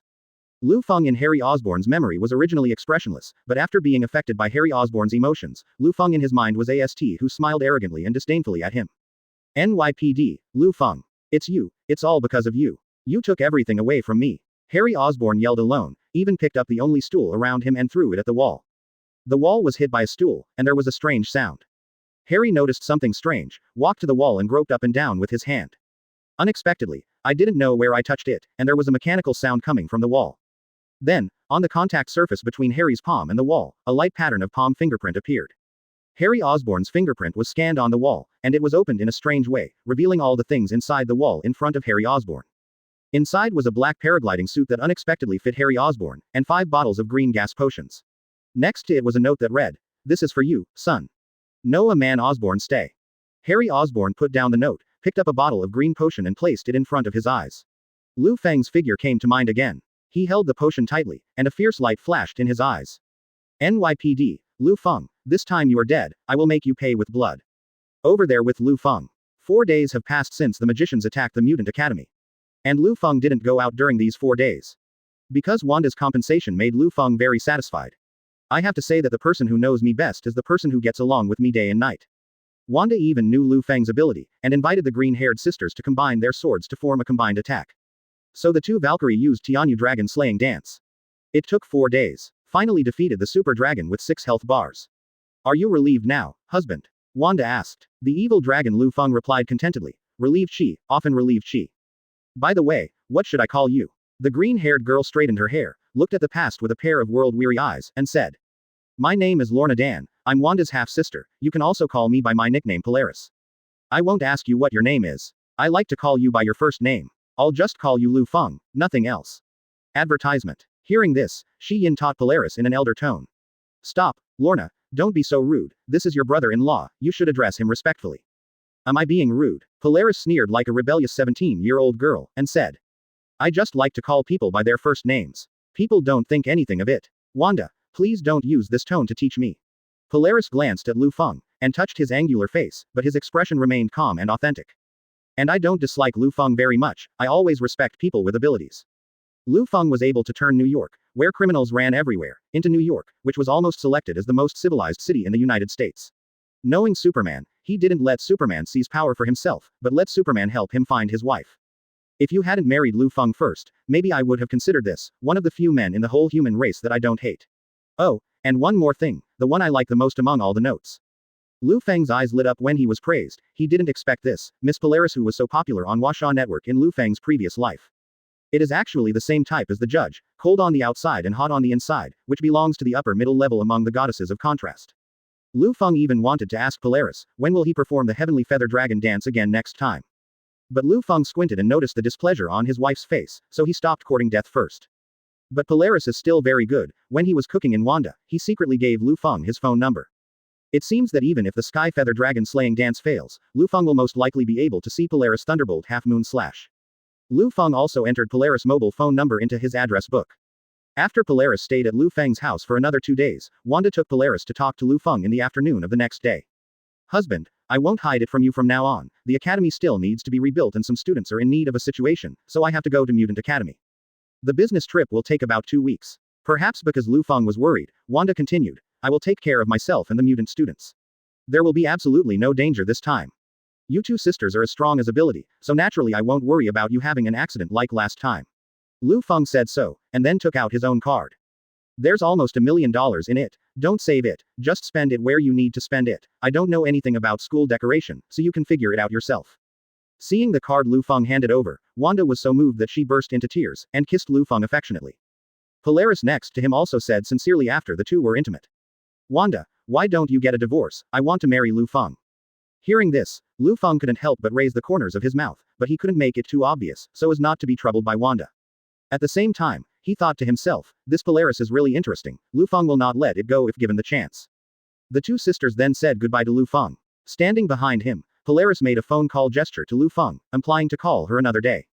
After the 2 walked away, Liu Feng was just about to take a rest when the phone rang suddenly. No way, this little girl from Polaris just called herself, Liu Feng subconsciously thought so. Advertisement. Unexpectedly, he picked it up and saw that it was the police officer Chen Long. It turned out that it was a matter of work, Liu Feng thought so, and then picked up the phone. After connecting, the policeman Chen Long on the other end of the phone took the lead and said, "Brother Feng, our people are on a business trip here in Old Bridge City, Mexico State, and the few of us found that a very strange thing happened here." "Strange thing? Chen Long, you have been with me for so long, so you don't need to make such a fuss about everything. Tell me, what exactly happened?" Liu Feng asked nonchalantly. Hearing this, the policeman on the other end of the phone straightened his wording a little bit, and then said, "On the undeveloped sand outside, a huge amounts of strange circle appeared. The inner 3 layers and the outer 3 layers appear in a state of getting deeper and deeper as they get closer to the center. There is no trace of anything around the circle, as if something has been thrown from the sky. Asking for flowers. At first, the local residents thought it was a normal phenomenon of meteorites falling from above, but when passersby checked for a while, everyone was blinded. Because the center of the circle has a sun hammer. Hearing this, Liu Feng narrowed his eyes slightly. The sky, the hammer, this is self-evident, so that hammer was thrown from the sky. Brother Feng, we swear, we didn't want to believe it at first, but the weirder thing is yet to come. Police officer Chen Long continued. After that, we went up to check the weird hammer, but it got stuck in the first step. Because we couldn't hold it at all. It's not because of lack of strength, Brother Feng. The training of everyone in the police station is obvious to all, but no matter how many of us pull it together like a carrot, we can't pull it out. Even the residents of Ponte Vecchio, Mexico, started a competition to see who could hold the hammer, and then all the strongmen couldn't pull the hammer out for a day or two. Liu Feng nodded after listening. It seems that the origin of Thor's story has already unfolded. The hammer that was thrown from the sky to the ground by Odin is Thor's iconic weapon artifact Mjolnir. The story is probably that Thor, one of the members of the Avengers, led the team to the Frost Titan site arbitrarily and let Odin clean up the mess after making a big fuss. Then Odin thought that Thor didn't have the qualifications to become a king, so he threw the hammer to the world, and also knocked Thor into the mortal world. When he is awakening, he can pick up the hammer and become the real king of gods, and then Thor meets his girlfriend in the world, and then gradually learns a certain character from humans. Take the hammer back to the heavens and become the king of gods, just this old superhero routine. Thor returned to the world with a mortal body and was qualified to be king, which is originally nothing to be concerned about. But the arrival of Thor's storyline means that the stories of other superheroes will also begin, and New York is ready to mess up at any time. It's not long since I've been comfortable, and this kind of thing happened again, and New York will be in trouble again. Liu Feng said secretly. Then he said to the police officer Chen Long, it's okay, you don't need to worry about it, just let other organizations take over.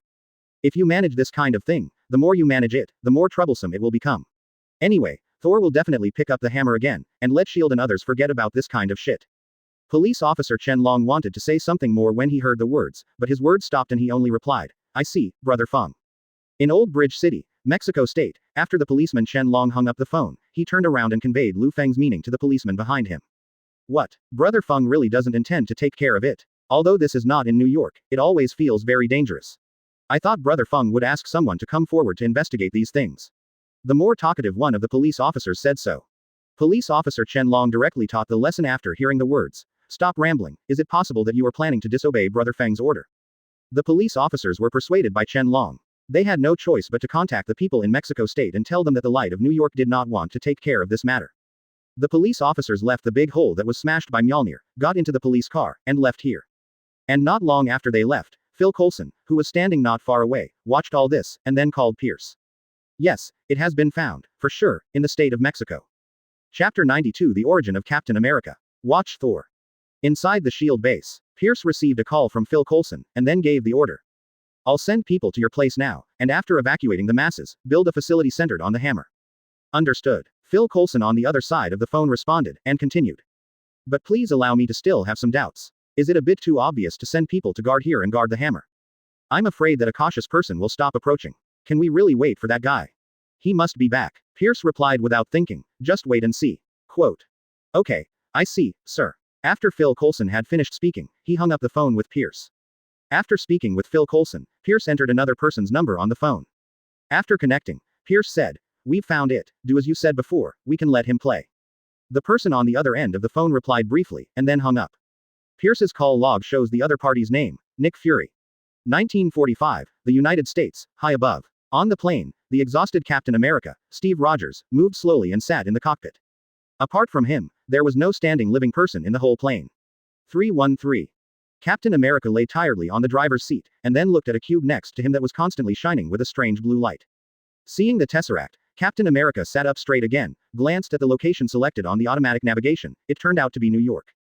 Rogers was flying the plane, watching the sunset above the clouds, as if confirming his fate of going into death.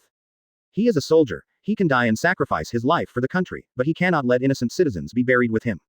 So he tightened his grip on the joystick, then picked up the pager. I'm Steve Rogers, can you hear me? Headquarters heard the voice of Captain America, and Peggy Carter heard the words, stepped forward and picked up the walkie-talkie. Steve, is that you? Where are you now? Are you okay? I'm on the plane, flying the plane, Captain America Rogers replied curtly. Are you flying a plane? Peggy said anxiously. Tell me where your coordinates are, and I will give you a safe place to land. In this way, Captain America glanced at the position on the operating table and was getting closer to New York, frowned, and said, I can't land safely now, but I will try to make an emergency landing to avoid further casualties.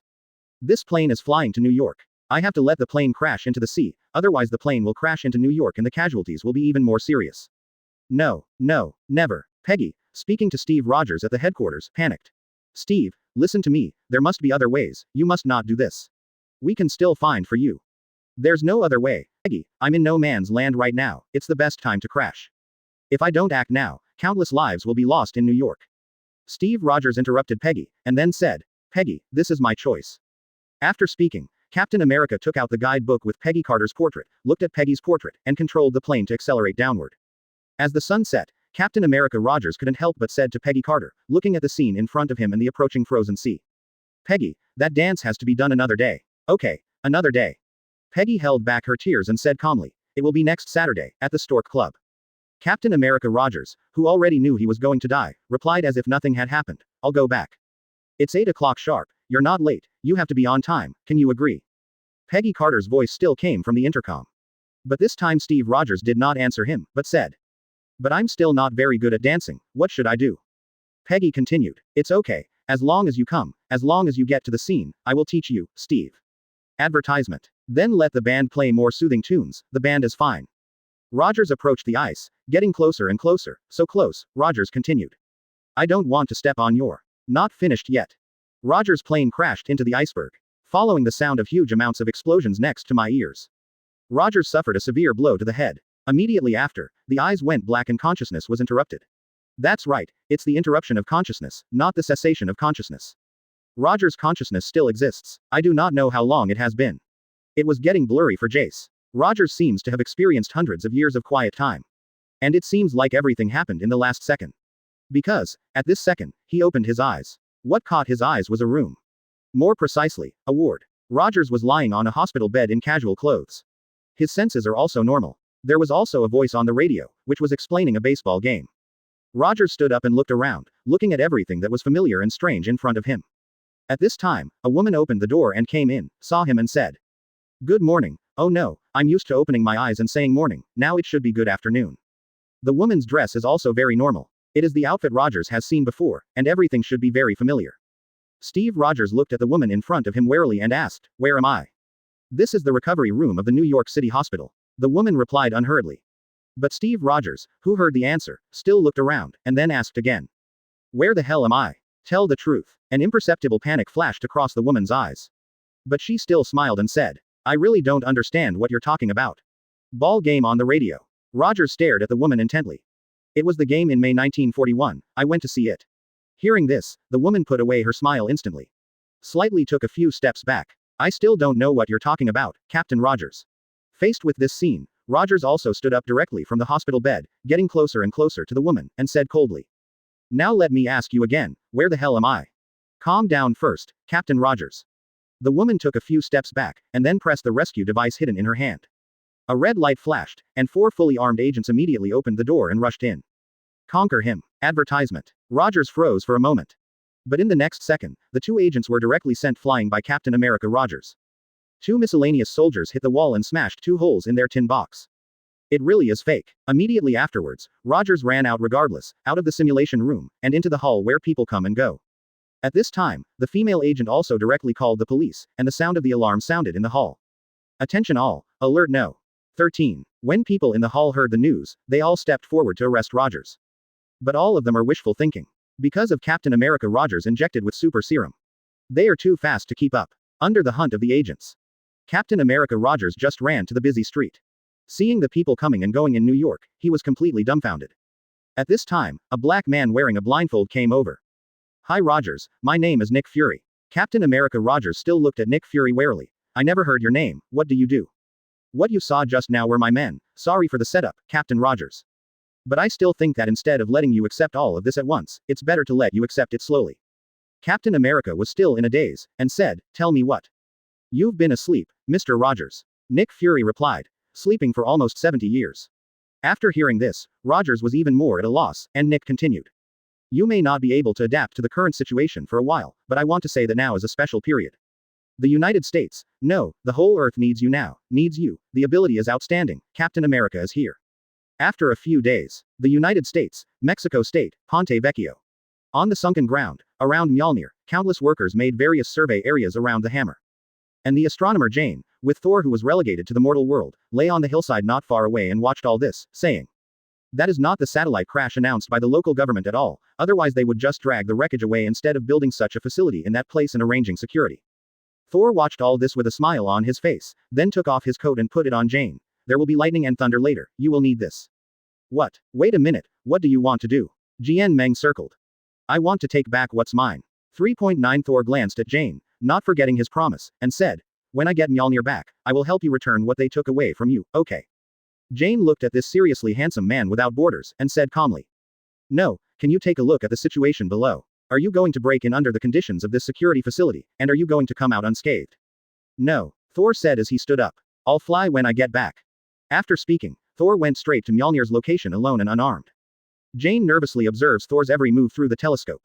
Watching him tear up the iron railings and knock down guards one after another, Jane's heart is extremely anxious and admires Thor again. But there are too many guards over there, and Thor, who has a mortal body, has a pair of fighting skills, but his physical strength is only slightly stronger than ordinary people. So when Thor knocked down the last enemy, he was exhausted, but he still walked up to Mjolnir's side, and reached out to hold the handle of the hammer. However, neither Thor nor the astronomer Jane discovered that on the second floor directly above Mjolnir's hammer, a figure was silently observing all this. The man was wearing a uniform of the United States flag and a round five-pointed star shield on his hand. Advertisement Chapter 93 Humanoid Weapon Destroyer. Captain America stood aloft and watched silently as Thor came to the hammer. And Captain America just observed the whole time, muttering to himself, "Come, Thor, let me see if you are worthy enough to be one of us." Thor, who defeated all the guards, looked at his own Mjolnir and smiled. He thinks he's done his father's experiment, and he's come to where the hammer is, and as long as he picks up the hammer he's Thor. Thor was so excited that he even felt that his father Odin and the people of Asgard were waving to him. Thor slightly attached himself, then reached out and held the handle of the hammer, preparing to pull the hammer out of the ground, and then regained his divine power and returned to the heaven. "Father, Loki, I'm coming back. Get ready to meet me, Heimdall." After Thor finished speaking, he grabbed the handle of the hammer with both hands and exerted force. But after a while he realized something was wrong, because he still couldn't pick up the hammer. No matter how much strength he used, Mjolnir was still unmovable, as if he had merged with the earth. Thor is confused, and even begins to grow manic. But he still could only helplessly and furiously raise his head and shout to the night sky of lightning and thunder. "Why can't I pick up Mjolnir yet? Do you still think I'm not qualified? Answer me." No one responded to him. The sky was still full of lightning and thunder. Thor finally gave up this idea and let go of his hands, kneeling on the ground. Captain America on the second floor looked at this scene, and vaguely remembered what he used to look like in his mind. "I remembered the skinny boy who hadn't been injected with super soldier serum many years ago, and was not recognized by the whole 23rd world in the same way." Captain America Rogers just stared at Thor for a long time, and then he put his hand to his ear, and said to Phil Coulson through the intercom. "Okay, Phil Coulson, the show is over, send ground troops to get him." "I see," Phil Coulson responded. Then Phil Coulson gave an order to his subordinates, and the people of S.H.I.E.L.D. stepped forward to pick up Thor who had lost his divine power. The loveless Thor didn't resist, his eyes still stayed on the hammer, but he let the people of S.H.I.E.L.D. grab him. Originally Phil Coulson wanted to keep Thor in the state of Mexico for interrogation, but Pierce told him to bring Thor directly to New York. After taking Thor back to New York, S.H.I.E.L.D. locked Thor in the interrogation room. Captain America then entered the interrogation room instead of Phil Coulson to meet with Thor. Because the two have opposite temperaments, Captain America volunteered to come to Thor and talk to him. But no matter what Captain America said to Thor, the depressed Thor chose not to say a word. Seeing that the communication was fruitless, Captain America walked out of the interrogation room and replaced Phil Coulson on stage, and then he secretly said, "If you want to deal with such a person, maybe this is not the best choice, you have to find a place where you can drink." However, the moment Captain America left, Loki came to Thor in front of Thor under the projection of Loki in the world. "Loki," Thor said with bright eyes after seeing Loki. "Are you here to pick me up? Father promised to let me go back, right?" "No, my big brother." Loki looked at Thor with teasing eyes. "You can't go back, don't wishful thinking." "What did you say? What does this mean? Father won't let me go back." Thor looked dazed, obviously not understanding the situation. "Thor, you still don't know what's going on, the sun's mouth is thick." Advertisement. Loki looked at Thor and said coldly, "He has fallen asleep, and now I am the king of all Asgard. As for you, I will send you a present in 2 days. You are in New York, right?" After Loki finished speaking, the figure disappeared immediately, leaving only Thor shouting, "Stop. What you want to do, you must not do it." As soon as Loki walked away, Phil Coulson walked over with a dazed look on his back and said, "Stop. Didn't I do nothing?" The other side. Liu Feng continued to live a comfortable and ordinary life in the calm New York. Although Jin Bing promised Liu Feng that the 1-month period will come, Jin Bing's forces will also start to return to New York.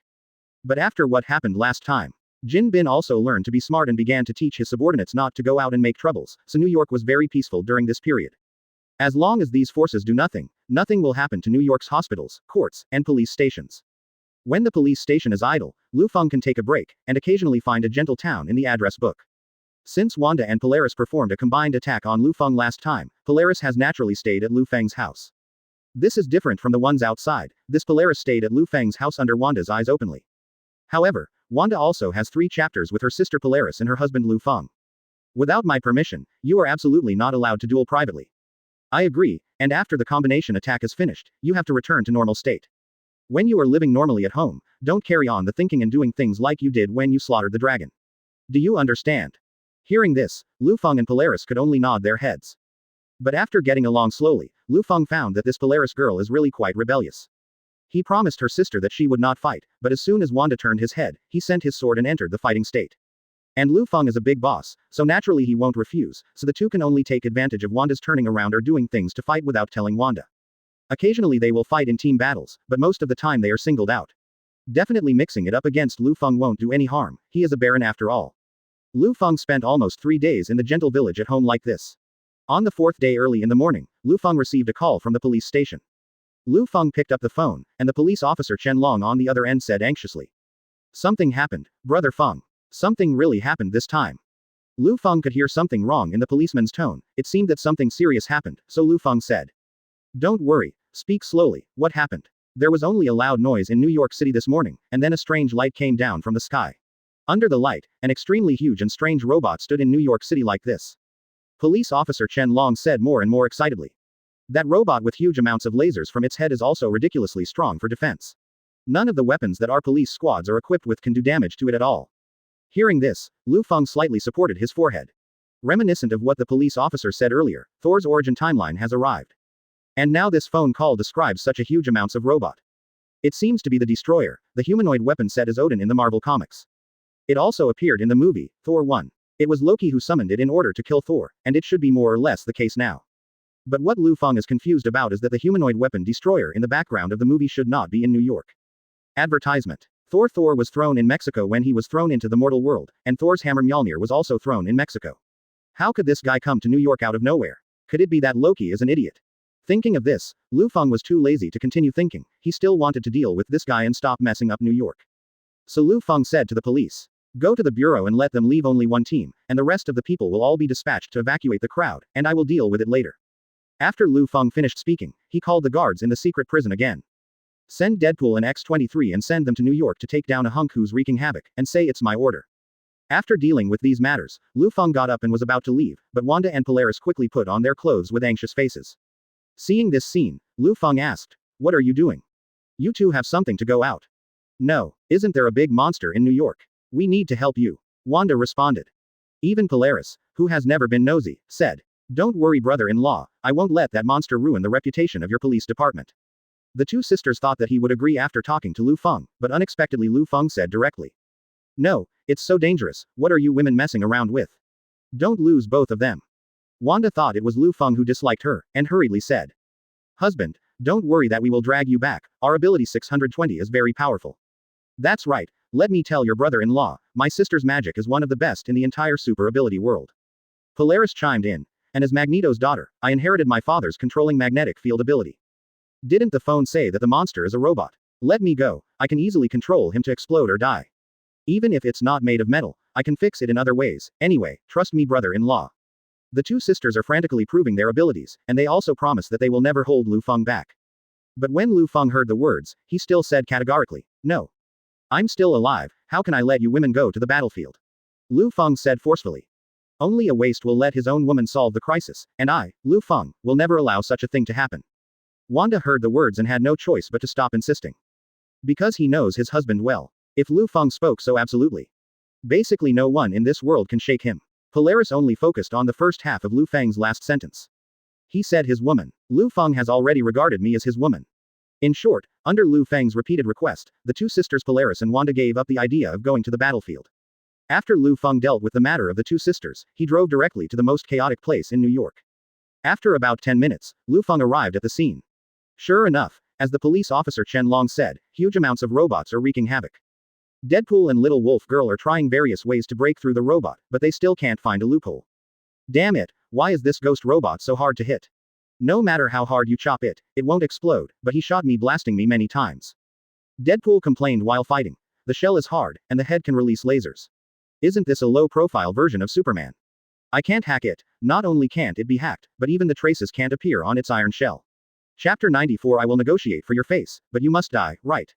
This guy's shell is just too tough. The Little Wolf Girl replied to Deadpool like this.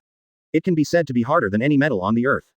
Little Wolf Girl can definitely say this, because no matter from which direction he stabs into the destroyer's body, the adamantium in her hand bones can't hurt the iron robot at all. During the battle between the two, they realized that the destroyer was about to use the laser, and the two quickly turned over to avoid it, and saw that wherever the destroyer laser went, all objects were instantly shattered. Passers-by said that this guy fell from the sky suddenly. Could it be the product of some god? Deadpool, an atheist, started talking nonsense upon seeing this. Who knows, now I only know that even if it is a weapon of the gods, the two of us can only bite the bullet and fight it. Little Wolf Girl and Deadpool are almost in doubt about fighting the destroyer, but in order to complete Liu Feng's task, the two are still fighting, trying to find a weakness in the destroyer. Seeing this, Liu Feng also realized that Little Wolf Girl and Deadpool couldn't beat him at all. Just as he was about to make the next move, something like a fighter jet flew in the sky, which was Iron Man. When Iron Man reached the sky above the destroyer, he released countless missiles to bombard it, and the flames produced by the explosion of the 12 missiles just swallowed the entire upper body of the destroyer. Not satisfied after seeing the destroyer being hit by the missile bombing, Iron Man Tony directly raised his hands, and fired another laser burst at the destroyer's forehead. The laser in Tony's hand continued to shoot like this for 5 minutes before it stopped, and the destroyer's forehead was also wrapped in smoke, like a machine that had lost power due to overheating. Seeing this scene, Tony turned around and looked at the police officers led by Liu Feng, then raised the corner of his mouth and said, "Okay, police uncles, the matter is completely under my Iron Man's hands, everyone can go back to wash and sleep." All the police officers breathed out a sigh of relief when they heard what Tony said. After all, Tony's performance after he transformed into Iron Man during this period is obvious to all. Although New York is relatively peaceful, Tony has no chance to punish evil and promote good in New York, but Tony also went to other cities to show his fighting ability and won the support of 10 supporters. And when the police officers were all cheering, Liu Feng looked at the position surrounded by the smoke of the destroyer, narrowed his eyes slightly, and then spit out a sentence from his mouth. "You underestimated him, Tony." Confident Tony was still a little dazed, but hearing that these words were spoken by Liu Feng, who had slapped him in the face countless times, Tony, who was flying in the air, still turned to take a look at the situation of the destroyer. As a result, just glanced at it, and the destroyer shot laser directly at Tony's burst.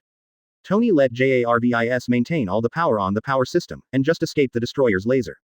After dodging the laser, looking at the destroyer, Tony couldn't help complaining. What is the structure of this thing? Where does the energy come from?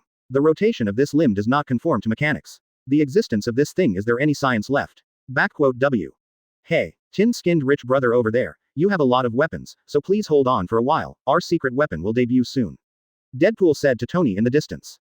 Iron Man is still a little confused at the moment, but now he can only choose to believe in these two guys. After all, his battle armor can fly. Then Tony started to circle the destroyer, circling around the destroyer like a mosquito, attracting firepower. And just 10 minutes after Iron Man attracted the firepower, huge amounts of vibrations were heard not far away. Listening carefully, it was actually similar to the sound of footsteps. Everyone looked up, but they didn't expect that the visitor almost frightened them to death, because it was another huge and muscular monster. Advertisement. Hulk came on stage, Little Wolf Girl and Deadpool were overjoyed. Iron Man understood that this was the secret weapon, Deadpool said, and left the battlefield. And the Green Titan Hulk went straight to the destroyer robot with a punch.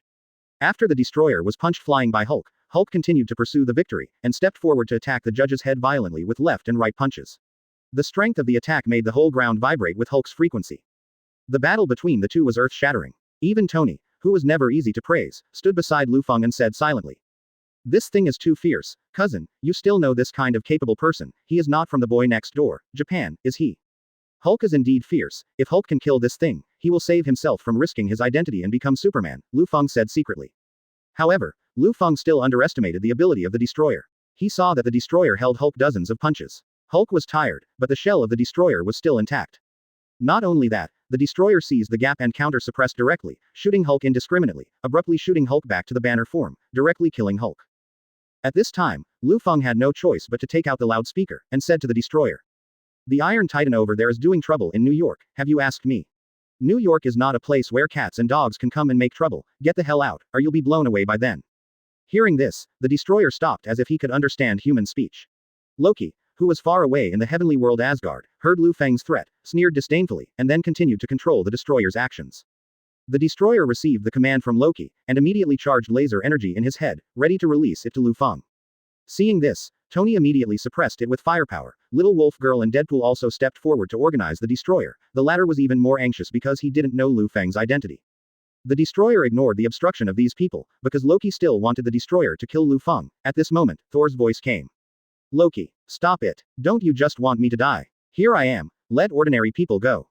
When Loki in the sky heard the words, he really stopped the destroyer, and then manipulated the destroyer to come to Thor.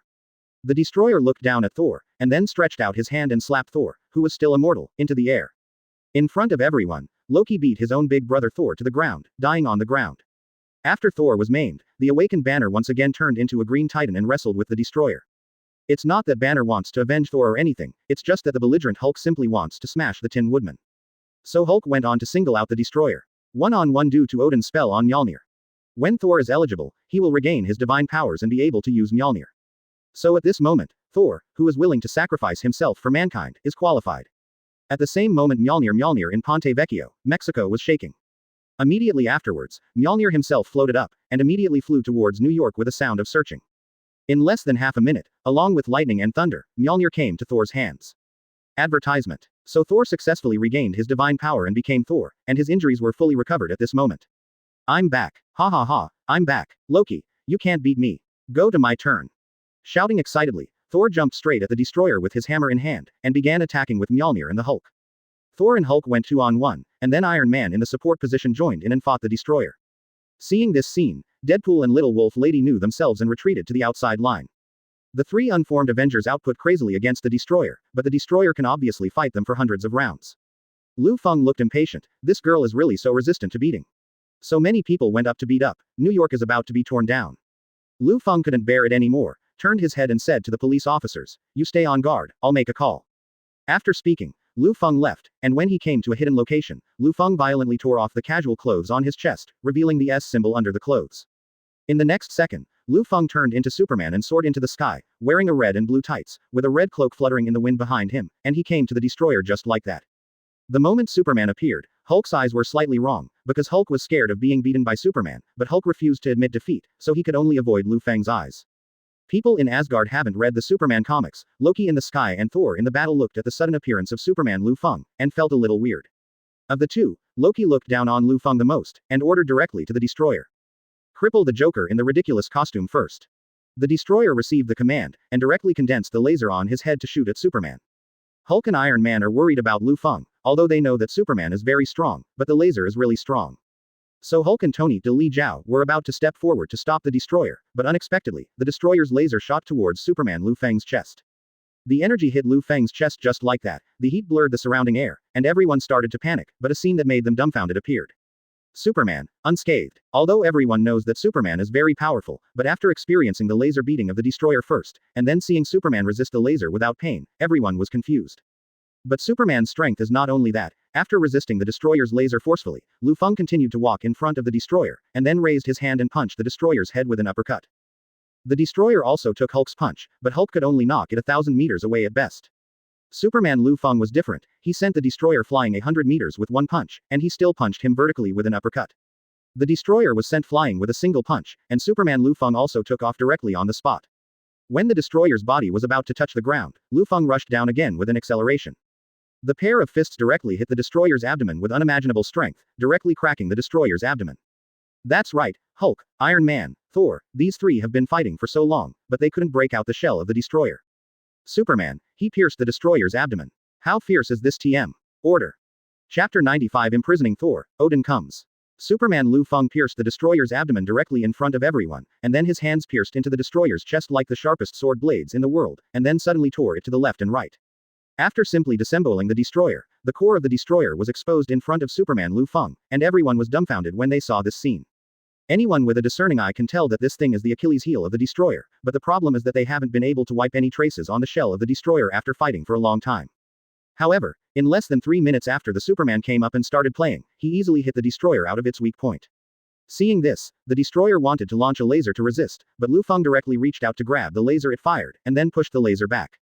The next moment, the destroyer's head exploded. Disemboweling, and headshot, Liu Feng then stretched out his hand to pinch the core of the destroyer, like squeezing a pimple, pinching and exploding the destroyer's body effortlessly. Close. In this way, the destroyer, who everyone tried their best to repel, was easily dealt with by Superman. Not only these Earthlings, but even Thor and Loki, who controls the destroyer, are confused, thinking to himself. Isn't this human too strong? How could there be such a guy in the small Earth? Loki couldn't help mumbling to himself. After all, in Loki's worldview, the strongest in the 9 realms are the gods of Asgard. Another point is Jotunheim's Frost Titan. But how can there be such a level of existence on this Earth? Thor was also stunned, approached Liu Feng in Superman form, and asked. I am Thor, Prince of Asgard, and I ask you now, who are you? Where are you from? Superman Liu Feng fell from the sky, walked slowly in front of Sol 310, and stopped when he reached the opposite side of Thor. But Liu Feng didn't answer Thor's intention at all, but directly stretched out his hand and snatched the hammer Mjolnir from him. What? Mjolnir. It is said that only Thor and qualified people can pick up the artifact, air. At this moment, it was easily held by Liu Feng in his hand. Thor raised his hand, trying to call back his hammer. But it was useless. Mjolnir held in Liu Feng's hand did not waver at all. Bold mortal, dare to take away the arms of the Prince of Asgard. How dare you take them? Give it back to me. Thor was angry, and turned to Liu Feng's face directly. Liu Feng took a look, and then kicked Thor directly in the stomach, falling down 50 meters with one kick. Thor was kicked by Liu Feng until he couldn't get up again. Thor cursed. The strength of human beings is so ridiculously strong. How is this possible?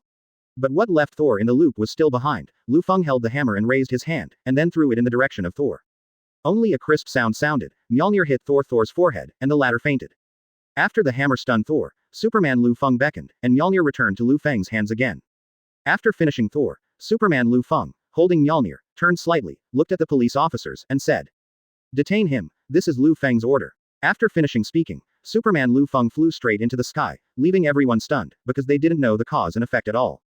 But the police officers could only follow suit, because Superman said that this was an order from Liu Feng, and the police officers stepped forward to tie up Thor. Tony in armor asked Jarvis to scan Thor, but Jarvis replied that it could not recognize. Thor was imprisoned by the police, and the others did what they should do. Little Wolf Girl and Deadpool returned to prison, and Hulk returned his body to Banner. Tony went back to study Thor in Asgard. Neither of them said a word about Thor's imprisonment. Because they know that imprisoning Thor is Liu Feng's meaning. What Liu Feng wants to do, even God cannot stop him. Advertisement. Far beyond Asgard, Loki is already in the loop. His original plan was for the destroyer to open the entrance to Jotunheim after killing his big brother Thor. Then let the Frost Titans invade Asgard, and then attack the King of Frost Titans to secure his status as the heir to the king. Now Thor was not killed, but was imprisoned by the people on Earth, and there is still such a powerful creature as Superman on the Earth. Loki was in shock. What surprised Loki even more, however, was yet to come. Because when Loki was about to implement the next plan, he turned his head and found. The king of God Odin stood in front of him. What, father, didn't you already? God King Odin gave Loki a cold look with a solemn air. Already unconscious. Hearing this, Loki was trembling all over, and Odin continued. I'm not unconscious, I've been watching you, Loki, you've let me down. Loki wanted to quibble again, but Odin directly lifted the scepter and swung Loki unconscious.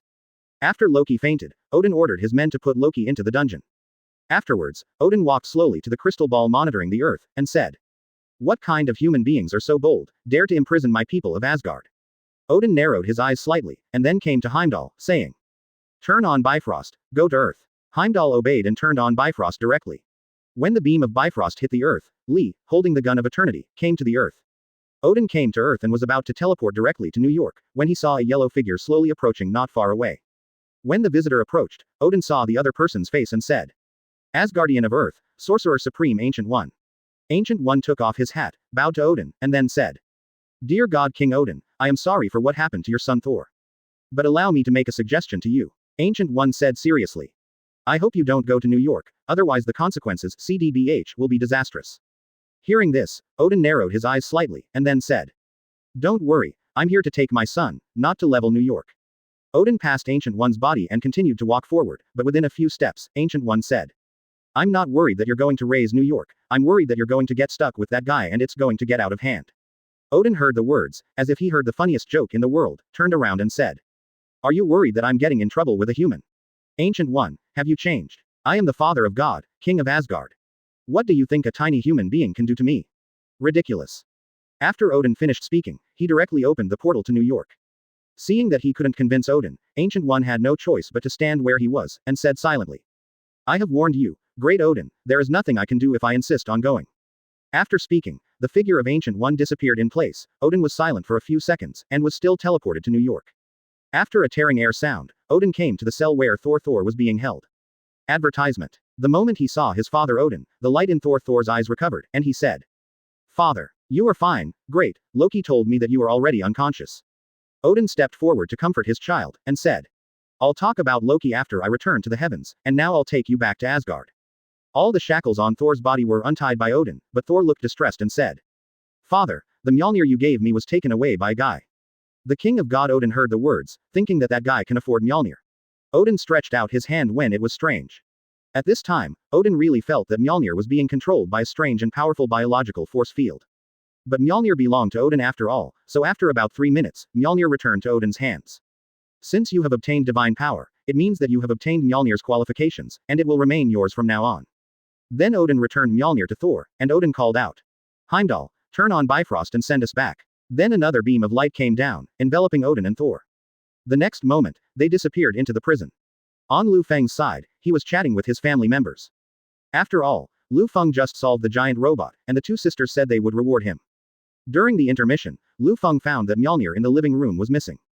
Liu Feng narrowed his eyes slightly, then put on his clothes and came to the prison, only to find that Thor had already disappeared. At this time, Deadpool next door quickly clarified. Brother Feng, Master Feng, I swear I don't know what's going on. When I came to awakening this morning, the person disappeared. I was still having S**X dreams, and I was scared to pee. It's okay, I know who it is. Liu Feng said flatly. Seeing this, the little wolf girl next door to Deadpool asked, do you need to send us to capture him? No, you don't have to worry about anything, just stay. Liu Feng said so, then turned and left here. Heaven, Asgard. Thor narrates the ins and outs around his comrades. Humans can't beat the destroyer controlled by Loki, not even my Mjolnir. And at this moment, the man I just mentioned has a 5-string in his chest. 2 punches to the stomach, 1 punch to open the chest, and another punch to blow the destroyer's head, bare-handed. Some of the comrades were amazed, and some felt that Thor was exaggerating the facts. But after seeing that Odin had to bring Thor back himself, the gods still understood. It seems that such a fierce man really exists on the earth. It's just that they haven't met before, so they can't imagine what kind of existence it is. On Odin's side, even the Queen Frigga couldn't help asking. There is such a strong person on the earth, do you really need to ignore it?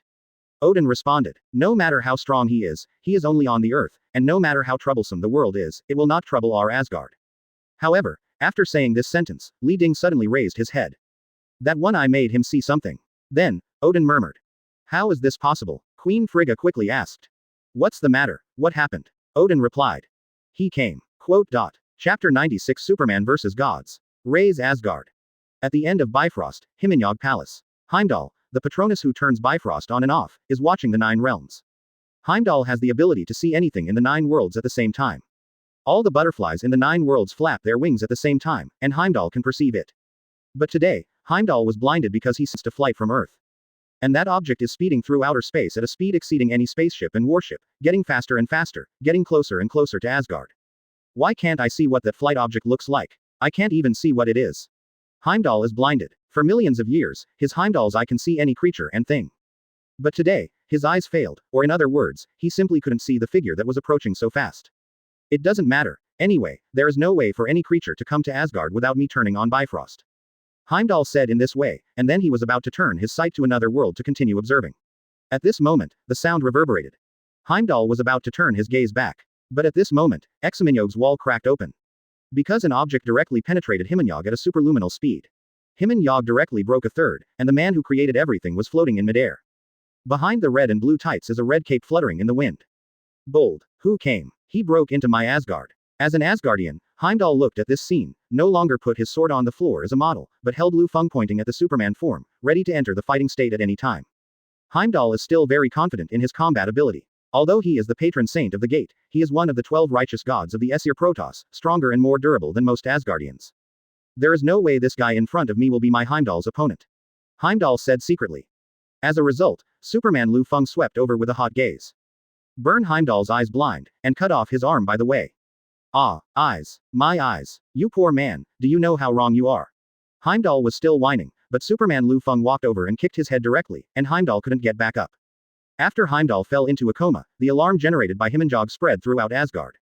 The soldiers of Asgard have been dispatched one after another, and the soldiers near Bifrost have formed a battle formation. But looking at Superman Lu Feng's attire from a distance, the soldiers were confused again, looking at each other, not knowing who this person was. It's just that they just looked at Superman Lu Feng, and their hearts trembled involuntarily. This is the fear from biological instinct. What the hell is that guy? Could it be Frost Titan? But he's wearing that attire. The soldiers discussed in low voices, and they were only in a defensive state and did not dare to attack Superman directly. They could only guard the border of Bifrost. And Lu Feng floated in place like a god, and then accelerated suddenly. Submerged into the King of Asgard soldiers. The soldiers didn't dare to make a move at first, but Lu Feng broke into it directly, so the soldiers had no choice but to bite the bullet. Immediately afterwards, the soldiers were surrounded. Because they discovered that Asgard's weapons could not cause any damage to the man in tights in front of him. How can that be? In the cognition of soldiers, only the father of God Odin can ignore damage from Asgard weapons. Could it be that the real strength of this man in front of him is as strong as the god King Odin of Asgard? Time didn't give the soldiers much room to think, because Superman Lu Feng could kill most of the soldiers with one punch. Not to mention that Superman is ridiculously fast. Just between punches and kicks, countless Asgard soldiers fell on Bifrost one by one. 3,000 elite soldiers, in front of Superman Lu Feng, couldn't even hold out for just 3 minutes. The soldiers finally understood the horror of Superman Lu Feng. Advertisement. This man is simply not someone of their level who can beat him. At this time, Thor and his comrade in arms gods arrived here. Thor saw that Superman Lu Feng was massacring the soldiers of Asgard, he couldn't help being shocked, and said, "It's him. It's the guy on Earth I mentioned. He came to Asgard." Thor looked at Superman Lu Feng, and thinking of this guy's performance, he couldn't help feeling scared. But the comrades beside Thor finally found out when they saw the scene of Superman Lu Feng's big kill. Thor's story is a little too tactful. This is no longer a strong man, he can already be called a king. He came to Asgard without the help of Bifrost. How is it possible? Thor was surprised, because this was the first time he had seen people other than Asgard come here in his life. No matter where he came from, or how he came, he is an invader who broke into Asgard, and we will fight. The comrades beside Thor encouraged him, and in fact these words encouraged themselves. As the powerful general of Asgard who fought with Odin in the 9 realms, Thor's comrades were born for war and defense. They are trained to charge with sword and shield no matter how powerful the enemy is. But the Superman in front of them stopped them, because the pressure of Superman was more terrifying than Jotunheim's Frost Titan. But in order to protect Asgard, they still chose to fight, and the passionate Thor took the lead in raising his hammer and shouting, "People of Asgard, fight for Asgard and defeat the invaders. Go." Encouraged by Thor's cry, the comrades rushed towards Superman Lu Feng with howls. When they came to Lu Feng, everyone jumped up high, ready to give Superman Lu Feng a heavy blow on the head. However, Lu Feng just glanced at his comrades, and then sent them flying tens of meters with one punch, and hundreds of meters with the other kick. The 2 comrades in arms were violently attacked by Lu Feng just like that, lying on the ground unable to get up again. And Thor's had a hammer in his hand and hit Superman Lu Feng in the head. Not only that, the moment the hammer hit Superman, a bolt of lightning fell from the sky and struck him. The hammer's attack plus the lightning's damage, these 2 powers combined, can kill both Jotunheim's Frost Titans. Seeing this, Thor was overjoyed. However, the smile froze before it lasted long. Because Superman Lu Feng was unscathed, and even looked at him with the corner of his mouth raised. Thor was stunned, completely stunned, because the man in front of him was stronger than he could have imagined. Superman looked at Thor jokingly, then raised the corners of his mouth, and said, "Thanks to the old iron for sending the weapon." Before Thor understood what Superman Lu Feng meant, the next second, his face was hit hard by Mjolnir, sending him flying hundreds of meters away. Mjolnir fell into Liu Feng's hands after smashing Thor. And Liu Feng took Mjolnir and continued to massacre the soldiers of Asgard. Superman Liu Feng slaughtered madly with Mjolnir, and 3,000, 30,000, 50,000, countless Asgardians died in his hands. Asking for flowers. This Mjolnir is really easy to use, killing people is as easy as cutting leeks. Liu Feng secretly said, while killing, he approached Asgard's palace, so that he could meet the gods and kill the gods in the true sense. Asgard's corpses are increasing. Finally, the father of God Odin couldn't sit still, and shouted, "Stop." Before the people arrived, the sound came first, and the word stop, like a thunderbolt bombarded down. Liu Feng was also struck by the lightning from the father of God Odin. A steady stream of lightning engulfed Liu Feng's entire body. This lightning is not the same as that summoned by Thor. Thor's lightning has at most 1/5 of Odin's energy. Advertisement. And Odin's minute-long lightning energy can easily destroy anything on this earth. Unfortunately, Liu Feng was excluded. Because he held on. Superman Liu Feng held on against Odin's lightning in front of the entire Asgard people. After the thunder and lightning ended, Liu Feng, who was smoking all over but didn't feel any discomfort, raised the corner of his mouth and said, "Not bad, more comfortable than sauna." Odin, who was riding an 8-legged Pegasus and holding the eternal spear, couldn't help being shocked when he saw this. "No way." Liu Feng folded his hands on his chest, still arrogantly said. "Impossible, just count how many people died in Asgard." Odin clenched the gun of eternity, furious. He definitely knows how many people Liu Feng killed. But when these words come from the mouth of a disciple like Liu Feng, he looks even worse. Odin was furious, but the calmness of being the father of God still made him calm down. Then he asked, "What do you want, Earthlings?" "That's right, if you negotiate well, you'll be done." Hearing this, Superman Liu Feng found the corpses of 2 Asgard soldiers as stools and sat down. "I insisted on running to the earth to save people, so I accidentally killed so many people." "Accidentally? Did you mean that by accident? You almost brought the whole of Asgard down." Odin held back the insults to Liu Feng, and then continued to talk to Liu Feng in a negotiating tone. "So what exactly do you want?" Hearing this, Superman Liu Feng slightly turned his head to look at Thor over there, and said, "Your son Thor, he is guilty of disorderly conduct in New York, the United States of Earth." Odin found it strange and ridiculous, and said, So he got a life sentence and was assigned to be in a New York prison in the United States." Superman Liu Feng said, "So you mean you want me, Prince of Asgard, future successor Thor, to go to prison in your human society?" At this moment, God King Odin finally got angry. He thrust the eternal spear into the ground, and the powerful divine power shot out in all directions. Everyone in Asgard was too scared to speak out because of this divine power. Only Superman Liu Feng continued to speak. "That's right, go to jail, and it will take a full 20 years. Otherwise, your entire Asgard, today, will be completely destroyed." Odin was furious, and it was the first time in his life that he had negotiated so furiously. He even raised his eternal spear, saying, "If you dare to touch Asgard, I will raise my hand and destroy the entire earth. Everyone you care about must die." Odin thought that this would scare Liu Feng. Unexpectedly, the corners of Liu Feng's mouth rose, and said, "Okay, you destroy it." Odin was taken aback for a moment, but he didn't think about it. After Liu Feng, he added, "If you destroy the earth, I will kill your son Gong." Chapter 97 Negotiate. Odin. "You dare to threaten me with my son." Odin's face was ashen, and the moment he was angry, the temperature of the air 10 meters around him soared instantly. Then, Odin spat out word by word. "Little human, you are too bold. Do you know what I can do? Do you know who I am? I am Odin, God of War, Grim, Raider, Father Almighty, God of Scepter. I have countless names, just as the wind has countless names, and death has countless forms. But everyone in the world, seeing me, must be in awe of my name. Do you think you have the ability to fight against me?" Odin raised the eternal gun in his hand angrily. The moment it was raised, the tip of Kungunir, the spear of eternity, shone. The runic characters engraved on the tip of the gun were like flames burning. This is the ultimate weapon of the god King Odin in Norse mythology. Made from the branches of the world tree, it is the hardest object in the world. The tip of the spear is engraved with magic. If you throw it, you must hit it, and if you hit it, you must penetrate it. Odin warned Liu Feng with a solemn voice. "No matter where you go in any corner of the 9 realms, as long as you are selected by me, Kungunir will definitely run through it. There has been no exception for millions of years. If the negotiation fails, I will definitely throw Kungunir out, and you will also pass through Kungunir." Odin said. "Now I ask you, 900, do you still have the capital to be arrogant?" Unexpectedly, Liu Feng raised the corner of his mouth when he heard this, and said, "Then what are you waiting for? What are you afraid of?" Odin was so provoked by Liu Feng, an ordinary person would have already started to do it. But Odin held his gun up. "You also don't know how much I'm capable of, do you, Odin? You don't understand how I could come to Asgard without going through Bifrost. You don't even know if you have the ability to kill your son Thor while you took off your gun and shot me."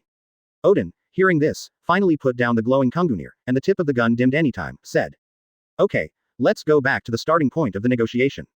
Odin did not fight after being angry for a long time, but said so calmly.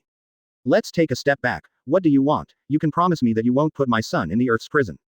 The dignified father of God Odin, at this moment, actually asked what a human being wants. The gods are all confused at this moment. What happened on this day? Odin is the majestic supreme being of the 9 realms. However, what no one expected was that after Odin asked Liu Feng what he wanted, Liu Feng still said, "No way, you must shut down your son Thor, this is the bottom line. It doesn't matter whether you want to destroy the planet or what. I don't care about human life or death, but Thor must be imprisoned."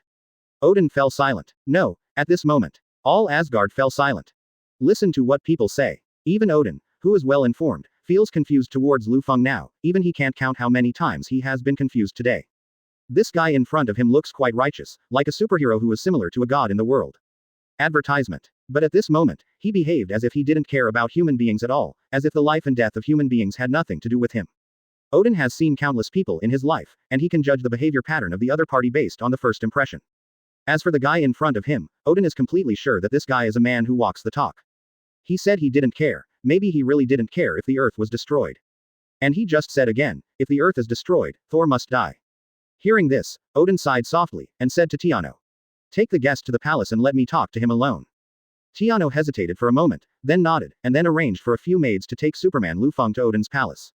When he arrived at the palace, Odin poured a cup of tea for Liu Feng for the first time, and he was still Daxia's Teganian, and then said. About Thor's detention, since your excellency insists, it's okay to be detained, but 20 years is too long.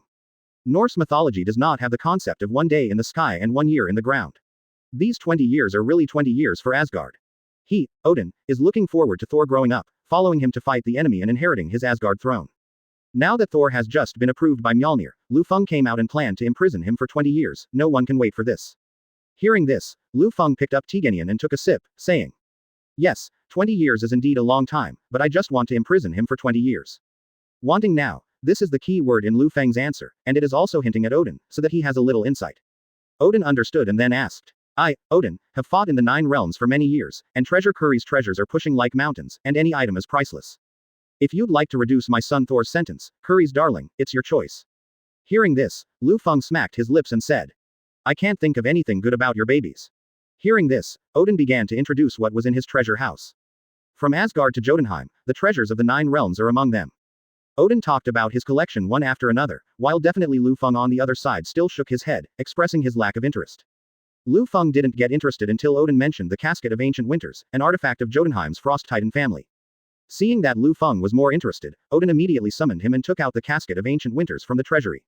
The Casket of Ancient Winters was placed in front of Liu Feng, and then Odin continued to explain. The magic in the Casket of Ancient Winters can freeze an entire army in an instant. The Frost Titans relied on this treasure to wipe out most of the races in the 9 realms. Without this thing, the Frost Titans are nothing, and I got this after killing countless enemies. Seeing Odin's passionate explanation, Liu Feng glanced at it for a while, then smacked his lips and said. Okay, I'll take this, Thor's sentence will be reduced by 10 years, don't bargain with me about the sentence. Odin really wanted to talk to Liu Feng about the sentence. But seeing what Liu Feng added later, Odin didn't intend to continue the discussion. So the negotiation ended. Liu Feng took the Casket of Ancient Winters, and put the stunned Thor in special handcuffs. Liu Feng went to Bifrost with the handcuffed Thor, and Mjolnir was left in Asgard. The elevator crew over there, driving Bifrost, teleported us back to Earth, and right into the prison in New York, the United States. When Superman Liu Feng brought Thor to Heimdall, the latter was completely confused. Although Heimdall lost his eyes, he could still perceive the presence of the other party. Advertisement. Good guy, isn't this the B*********** D who beat himself up early this morning and burned his eyes? Dude, you blinded me and asked me to drive you home in Bifrost. Heimdall was very unwilling in his heart, but Thor beside Liu Feng said. Listen to him, he has already made an agreement with the father. Did he talk to Odin? Odin would actually agree to let an Earthling capture the Prince of Asgard. Heimdall was caught again. But there is no way, the matter has come to this point, Heimdall had to turn on Bifrost, and sent the two to their destination. Bifrost's speed was very fast, and in less than 3 seconds, Liu Feng and Thor came to the prison together. Regarding this, Liu Feng couldn't help but said, the transmission speed of this Bifrost is pretty good, almost 10 times faster than my own speed. Thor heard the words, with a black line on his face. Brother, your flight speed can be close to 1/10 of Bifrost's teleportation speed, which is the most outrageous, okay. Afterwards, Liu Feng still imprisoned Thor as before, and Deadpool said beside him. Damn it, you two are like ghosts, appearing in the blink of an eye, this buddy failed to escape from prison. Brother, I advise you not to escape the prison. The owner of this prison, Liu Feng, is very perverted. He will catch the escaped person and cut him. Liu Feng in Superman form next to him couldn't help but smile bitterly, and even wanted to rush over and punch Deadpool's shit out. But in order to hide his identity, Superman Liu Feng left the prison without saying anything. After going out of the prison, Liu Feng found an empty corner and returned from Superman form to normal. Then Liu Feng took out his mobile phone, called the director of the General Administration, and said. Look up 4 days ago in Old Bridge City, Mexico City, which faction set up a base in the suburbs without permission. After finding that force, we will also find out the area where they captured the criminals and brought them to New York. Arthur from the Washington Bureau on the other side of the phone, although he was still a little confused, why did Liu Feng suddenly check this? But since Liu Feng asked him to help, he would never refuse, so he responded to Liu Feng that this matter was on his shoulders. After making the phone call, Liu Feng found his police car and returned to his home. On the other side of the prison, after Superman Liu Feng left, Thor silently clenched his fists. Thor did not know how many Frost Titans he killed in his lifetime. He is the bravest warrior in Asgard and the strongest god. I have never been so frustrated in my life. 3.9 And today, what the man in the tights came to Asgard did. Superman Liu Feng not only makes Thor aggrieved, but also makes his father, Odin, embarrassed. These practices directly caused the worship of Odin by the people of Asgard to fall to the bottom in an instant. So Thor swears here, he swears to regain his dignity and the dignity of all Asgard. Superman. Just wait, I'll make you pay. Angry Thor so secretly swears. At this time, Deadpool next to him smiled and approached Thor, and then said. Brother, where is your hammer? Where is the hammer hidden? Could it be hidden in the chrysanthemum? Get it out and play with your brother. I never saw a hammer that came back by itself. Hey, brother, don't worry about being locked up here, it's very cool to live here, you have everything, you're welcome, just treat it like your own home. Thor silently covered his ears when he heard the words, thinking that he would not stay here with this guy for 10 years, would he? Damn it, this is no place for people. Thinking of this, Thor hated Superman even more. Definitely besides Superman and the guy Liu Feng, both of them made Thor extremely angry, and secretly vowed to take revenge one day. Chapter 98. Captain America disappears, Thor's girlfriend appears. It has been 3 days since Liu Feng turned into Superman and wreaked havoc on Asgard. In the past 3 days, nothing major happened in New York, the police station was very relaxed, and Liu Feng was also happy in the gentle hometown at home. Thor is obediently staying in the New York prison, God King Odin is also a relatively trustworthy person, and he has no choice to come again to rob Thor. However, the casket of ancient winters that Liu Feng brought back from Odin's treasure house in Asgard was useless. Liu Feng puts the casket of ancient winters under the refrigerator on weekdays, and uses it to freeze ice cream when the box is not opened.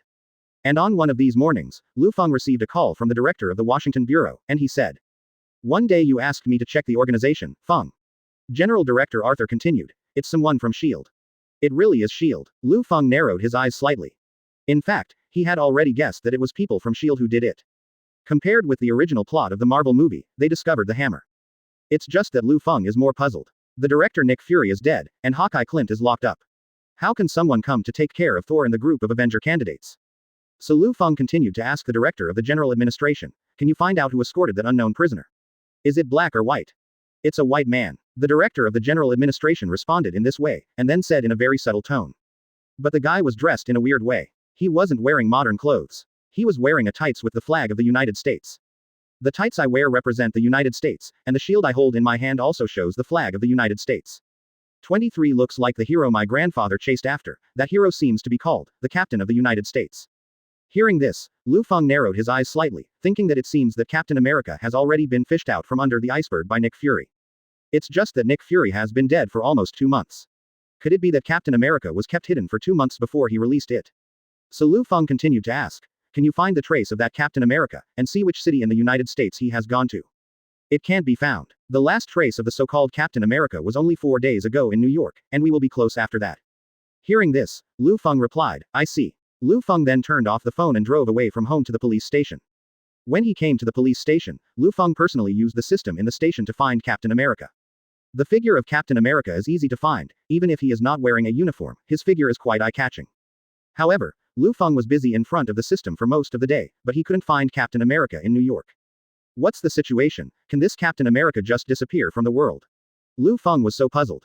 But it was useless, Liu Feng just couldn't find the figure of Captain America no matter how hard he searched, he gave up after working for a while. It appears that he either left the United States, or was taken to a hidden safe house by S.H.I.E.L.D. and has been lost. The figure of Captain America could not be found. Liu Feng was about to leave, and before leaving, he told the person in the monitoring room about the characteristics of Captain America. Let them pay attention to this person at all times, and if they find this person in New York, they must report to Liu Feng in time. Just like that, Liu Feng left the monitoring room. But just as he stepped out of the monitoring room, his cell phone rang suddenly. Picking up the phone and looking at it, the caller's name was displayed on it, Tony Stark, thinking to himself, what is this kid looking for? Liu Feng picked up the phone and asked Tony what's the matter. Tony responded excitedly. Advertisement. Cousin, since I failed to attack that big robot last time, I spent a lot of time developing a brand new Zonli. The structure of this battle armor is simply unprecedented, and the energy it carries can destroy a block in an instant. Tony talked endlessly about how good his battle armor is, but Liu Feng said directly without bothering to pay attention. Not interested, your current armor is very low level. The confident Tony on the other end of the phone was dissatisfied. He thought that the failure of the previous test might be because he didn't think carefully at the time. But this time Tony learned his lesson and carefully created this new version of the armor, named it Anti-Destroyer War Box.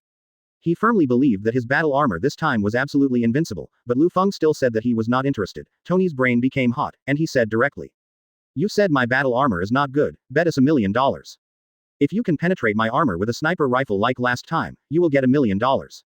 Hearing this, Lu Feng raised his eyebrows, and then said. 1 million is too little, increase the price, 10 million, help you test. Tony, who was provoked on the other end of the phone, also became interested, and said directly. Okay, $10 million. If you can destroy my armor without using a sniper rifle, I will add it up to $30 million. Hearing this, Lu Feng immediately burst into laughter. Okay, let's go, I'll go over and get yours right away. No, I'll test it for you. Tony didn't expect Lu Feng to answer so quickly, and even felt Lu Feng's confidence from it, so he panicked. But that guy has never even seen his own battle armor, so he arrogantly said that he wanted to break it without seeing the battle armor. This is too outrageous. Tony then said earnestly, I hope you think about it carefully, cousin. After all, I can give you 30 million yuan, but you can't break it. Can you give it? But Lu Feng replied pretending to be mature. It's okay, Tony, if my cousin's 30 million. It can further improve your battle armor, so the money, cousin, is worth it. After speaking, Lu Feng hung up the phone directly, obviously on the way to drive to his own villa. And what about him? 10 million. In other words, Lu Feng intends not to use a sniper rifle, explode his armor. It's too much to deceive. Tony, will take away your 30 million today, so I'll give you a good boost, Lu Feng. Tony swears so secretly. Then his battle armor was blown up by Lu Feng with a pistol. No bells and whistles. Lu Feng came over directly, parked the car, pulled out his pistol, and asked Tony to walk around in the armor twice, and then shot twice with the pistol to end the test. Tony, who lost the energy provided by the battle armor, fell to the ground in a big shape, looked at the starry sky, and said to himself suspiciously. How could this be? My battle armor is so useless. Lu Feng came over, touched the forehead of Tony's armor, and said. It's not like that, it's just that your current innovative thinking is not developed enough. Please work harder, Tony. Brother Wei believes that you can do it. And thank you for your 30 million yuan, thank you for your contribution to the police department. After Lu Feng finished speaking, he was about to leave, but Tony stopped him. Lu Feng stopped in his tracks and asked, What? Is there a new armor to test? Cousin, it's cheaper to recycle you, 8 million. No, there is no armor test. Tony waved his hand quickly, and then said. Tomorrow the reporter will have a press conference, and we need to give an explanation to the public about the big robot making trouble in New York last time. Advertisement. I came out as Iron Man, and I didn't hide my identity, so they asked me to chat. You know, cousin, I'm a person who doesn't bother to say these things. It just so happens that you have done a lot as the sheriff, so. Lu Feng understood. Tony was planning to use himself as his nonsense machine so that he could fool the reporters. Hearing this, Lu Feng nodded and said, It's possible, but you need to pay more, otherwise who will help you take advantage of this? Tony held his forehead slightly, wondering if he accidentally turned on some new switch of Lu Feng, and then said helplessly. Okay, add the 30 million just now, and I'll give you another 5 million. Then Lu Feng received Tony's check, and the two went to the press conference together. Lu Feng, who is the police chief, has participated in such press conferences no one knows how many times. Being able to say the words to prevaricate the reporter, Lu Feng can say 100 sentences a day without repeating the same. When Lu Feng faced the reporters' questions, no matter how tricky the questions were, Lu Gang answered them calmly. I know that one of the reporters asked a question. May I ask Sergeant Lu Feng, is it possible that the huge amounts of robots that suddenly came to New York have something to do with the city of Old Bridge in Mexico? Ponte Vecchio, Mexico. Isn't that where Thor's hammer fell? No reporter should be asking that. Lu Feng was slightly puzzled, then raised his head to look in the direction of reporter 547, and he understood immediately when he saw the reporter. Because this reporter, who appeared in the Thor movie, is Thor's girlfriend, astronomer Jane Foster. She should be in Old Bridge City, and she is not a reporter. But judging from his appearance, he should have come to investigate for Thor. Maybe he found out that his boyfriend disappeared too inexplicably. Lu Feng then said, What happened in Juchao City has nothing to do with us here in New York. If you have any questions, you can ask the police over there. After answering Jane Foster's question, the press conference was dismissed, and Lu Feng turned around and prepared to leave. After the reporters dismissed, Jane Foster ran after Lu Feng and said, Wait a minute, Mr. Lu Feng. Miss, the New York police have nothing to do with the affairs of Mexico, you should ask them. Lu Feng directly refused. No, Mr. Lu Feng, I don't just want to ask about Mexico, since you don't know about it, forget it. But I have one more important matter, this matter, I need to ask Mr. Superman, I know you know him. Lu Feng was a little confused, and asked Superman to solve it. Thor's little lover was obsessed with love and Lu Feng didn't plan to pay attention to it, but Jane's words aroused Lu Feng's interest. So Lu Feng directly opened the clairvoyant eyes from the Superman bloodline.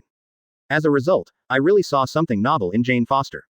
Ether energy. That is, among infinite gems. Reality gems. According to the plot of Thor 2, reality gem has existed on Earth since Odin's father's generation. Legend has it that the Dark Elves in the Nine Realms planned to use reality gem to rule the world. Later, the Dark Elves were defeated by Odin's father and buried their gems in the depths of the earth. And this Thor's daughter Jane Foster came by accident, became the depths of the construction site, and touched the energy of reality gem. Now the ether energy is infecting Jane Foster's body. It seems that when she is hurt, the ether energy will be released. Seeing this, Lufang narrowed his eyes slightly. Chapter 99 Absorb TIE Particles. Superman Ability Enhancements. Liu Feng saw through everything, but he didn't say anything, but pretended. Listen, lady reporter, I don't know, where did you find out that I knew Superman? But even if I knew Superman, Superman wouldn't let him appear because of some out-of-the-ordinary request from an unknown reporter. You have to have a good enough reason, don't you? Seeing this, Jane Foster hurriedly said, I know, Mr. Liu Feng, I really have enough reasons, but I don't know if you believe it or not. Hearing this, Liu Feng crossed his arms and said to Jane Foster. But it doesn't matter, I'm not someone who hasn't seen the world. Jane Foster glanced left and right at the pedestrians around, and then said softly. There are too many people here, let's chat in another place. Liu Feng didn't want to pay attention to it at first, but Liu Feng is really interested in things like reality gem, so it doesn't hurt to have a look. Then Liu Feng and Jane Foster went to the cafe. The two sat down, thinking about having a good chat, and then Jane Foster began to talk. I was doing research and equipment with my friend recently, and found that there is a very special substance under our feet. At the time we didn't know what it was, but the research instrument worked. And this situation is almost the same as what I encountered when I was in Mexico. It's almost the same as when it was in Mexico. This little girl might think that Thor ran around there, and she seems to be quite affectionate with this woman. After thinking about it, Liu Feng felt that the story of Thor might be a reprint of the Washaw cowherd and weaver girl, but with the roles reversed. But Liu Feng, the Queen Mother, didn't lock Thor in the sky, he locked him in his own New York prison. Jane Foster went on to talk about her encounter with TIE particles. Then my brain got hot and I walked towards the position pointed by the instrument. I saw a strange black and red object, and I touched it. Liu Feng sipped his tea. Then that substance was absorbed by you. How did you know? Jane Foster was slightly surprised, and then said.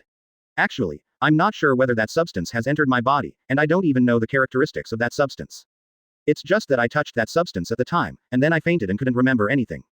But I feel weird right now. I heard from my friends, you know Superman, you don't know Superman. Hearing this, Liu Feng took a sip of coffee, calmly explained to Jane Foster. Superman mentioned to me before that the kind of thing you encounter is called TIE particles. Liu Feng put down his teacup, then started his fabricated ability, and said to Jane Foster. TIE particles are one of the most primitive substances in the universe, but also one of the most dangerous substances.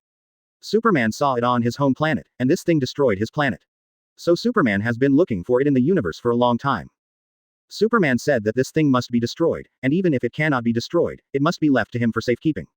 Jane Foster was stunned by what Liu Feng said. But adhering to the spirit of seeking truth from facts as a scientist, she still asked. Advertisement. I think it's better to ask Mr. Superman face to face. Liu Feng shrugged, feeling indifferent. Anyway, Liu Feng wanted to meet Jane Foster as a Superman, so he agreed. After the two left, Liu Feng said that instead of Superman, he arranged for the two to meet in an abandoned factory in New York, and then they could talk casually. Jane Foster agreed, and the next day she arrived at the destination Liu Feng had agreed upon on time.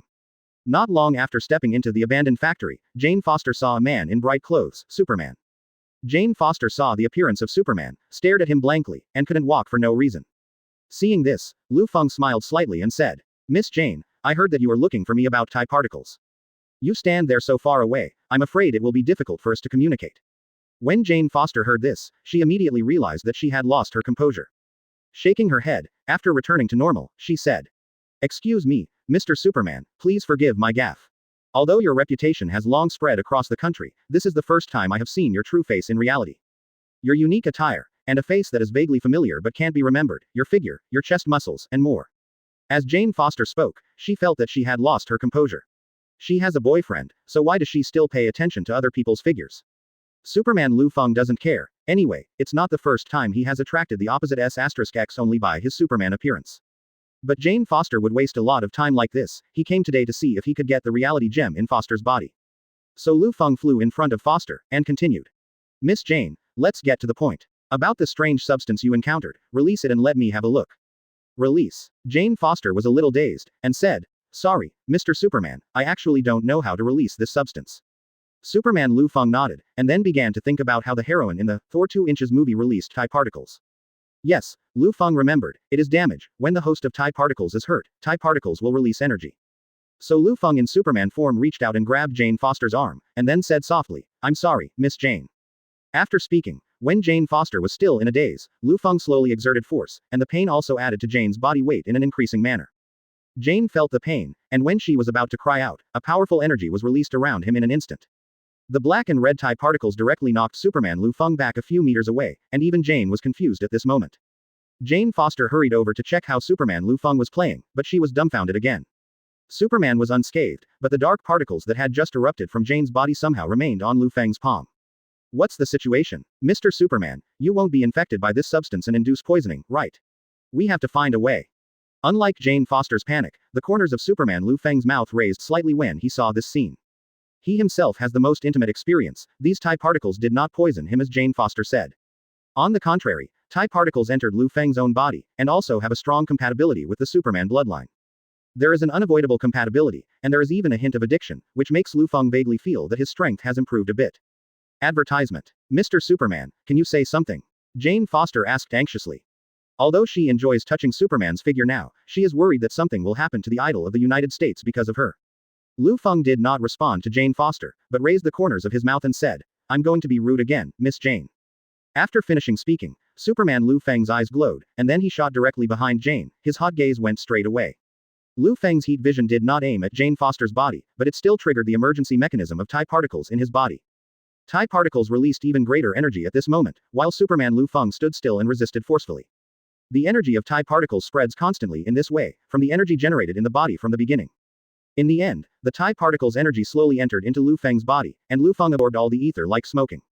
Speaking of TIE particles, it is also one of the 6 most powerful infinite gems in the Marvel Universe, reality gem. If let Thanos Odin these, people who know a thing or two about infinite gems, see Superman Liu Feng. After inhaling all the TIE particles like inhaling secondhand smoke, I'm afraid I have to be circled on the spot. After Superman Liu Feng absorbed all the TIE particles, Jane realized that Superman was helping him take away the substances in his body. "Mr. Superman, you." Jane Foster, just about to step up to touch Superman Liu Feng. Unexpectedly, in the next second, Superman's body flashed. Superman, who was surrounded by red particles, disappeared in an instant. Jane Foster was stunned. Could it be that after Superman absorbs TIE particles, he teleports to another world in an instant? Does the substance still have this effect? Just as Jane Foster finished talking to himself, Liu Feng in casual clothes suddenly appeared behind Jane Foster. Startled by Liu Feng's sudden appearance, Foster staggered and nearly fell, but fortunately he fell into Liu Feng's arms. Foster has just been fascinated by the handsome and tall Superman, and now he falls into Liu Feng's arms, feeling the muscles hidden under his casual clothes. She was shocked. Foster had never imagined that there was such a physique hidden under Liu Feng's mixed-race face. Damn it, this Liu Feng seems to be more handsome than Thor. Did Ma Zhao. Foster looked at Liu Feng, and couldn't help but secretly agree with him. And Liu Feng didn't think about these things at the moment, he was thinking about the changes brought about by his body just after absorbing TIE particles. Liu Feng didn't teleport just now, he just felt the speed of his body and the body of steel have soared in an instant. His instantaneous movement speed completely exceeded the speed of light, which is why Liu Feng switched from Superman to ordinary person so quickly. Absorbed a lot of TIE particles, but I always feel that I haven't finished it. Liu Feng thought so, then lowered his head, and saw Jane Foster, whose eyes were about to burst out with love. At the same time, I also saw some TIE particles remaining in Jane Foster's body with the clairvoyant eye. These TIE particles absorbed by Liu Feng without the Superman form may require 2 people to be in close contact to absorb them. So the corners of Liu Feng's mouth turned up. Since this Foster is so active, then he doesn't have to go against this woman's wishes. So, the next day, Liu Feng and Jane Foster woke up in a certain hotel. They were definitely in a very different state. Foster's back hurts all over her body, and now she is most qualified to feel that Thor is nothing compared to Liu Feng. Liu Feng felt relaxed, because he devoured the TIE particles again, and in a few days, he would be able to even out the synthesis reality gem. And Jane didn't know, if it wasn't for the less TIE particles, the more difficult it is to expel, Liu Feng might have sucked up her ether long ago. Chapter 100 Liu Feng gets the reality gem. Loki is ready to make trouble. Liu Feng was just by Jane's side, absorbing the TIE particles in her body, as the days went by. The concentration of substances in his body also gradually increased, and Liu Feng also clearly felt the changes in his body in the past few days. The upper limit of the Man of Steel's speed and stamina is soaring crazily, let alone Jane Foster. Even the Wanda sisters are admiring that Liu Feng has become stronger and stronger recently. He used to have up to 6 tubes of blood, but now he has 9 tubes. The ability to absorb this thing has been enhanced, but the calories to be supplemented are really amazing. I have been eating more and more recently. One day after dinner, Liu Feng sighed like this. But Liu Feng soon discovered that besides the appetite, there are other needs in his body, and they gradually expanded. Liu Feng's ability is growing day by day, and everything becomes more and more powerful. Fortunately, Liu Feng's address book does not lack objects. Liu Feng lived a comfortable life like this. The other side. Inside the S.H.I.E.L.D. base, Nick Fury is standing in the secret department laboratory of the S.H.I.E.L.D. base, and beside him are Captain America Rogers and Phil Coulson. That's right, Nick Fury isn't dead. What Superman Liu Feng killed was just a stand-in, and the real Nick Fury was remotely controlling all this from outer space. This incident fooled everyone, including Superman Liu Feng at the time, and maybe Liu Feng just didn't bother to pay attention to it. Now, Captain America, led by Phil Coulson, came to Nick Fury, he said. Now that Thor has been arrested by Liu Feng of the New York Police Department, you have one less member of your plan. The reason for saying again is because a long time ago, S.H.I.E.L.D.'s Hawkeye and Black Widow were also imprisoned by Liu Feng. And the Green Titan Hulk was recruited by Liu Feng of the New York Police Department through inexplicable means. In other words, of the 6 Avengers originally planned by Nick Fury, there are now only 2 left, Captain America and Iron Man. And the most G thing, Iron Man is Liu Feng's cousin. How the hell is he going to recruit people to form a team? Let Liu Feng form it. Nick Fury is annoying now too. He didn't expect that the Avengers plan he had planned for so long would lose so completely for no reason. Nick Fury stood with his hands behind his back, was silent for a while, and then asked. What about Tony Stark? What's going on with Phil Coulson? Something went wrong. Phil Coulson next to Captain America scratched his head and said to Nick Fury a little embarrassedly. Before this, Tony Stark was excited about us forming a superhero team. At that time, he said enthusiastically that he would definitely join and become the greatest superhero on Earth.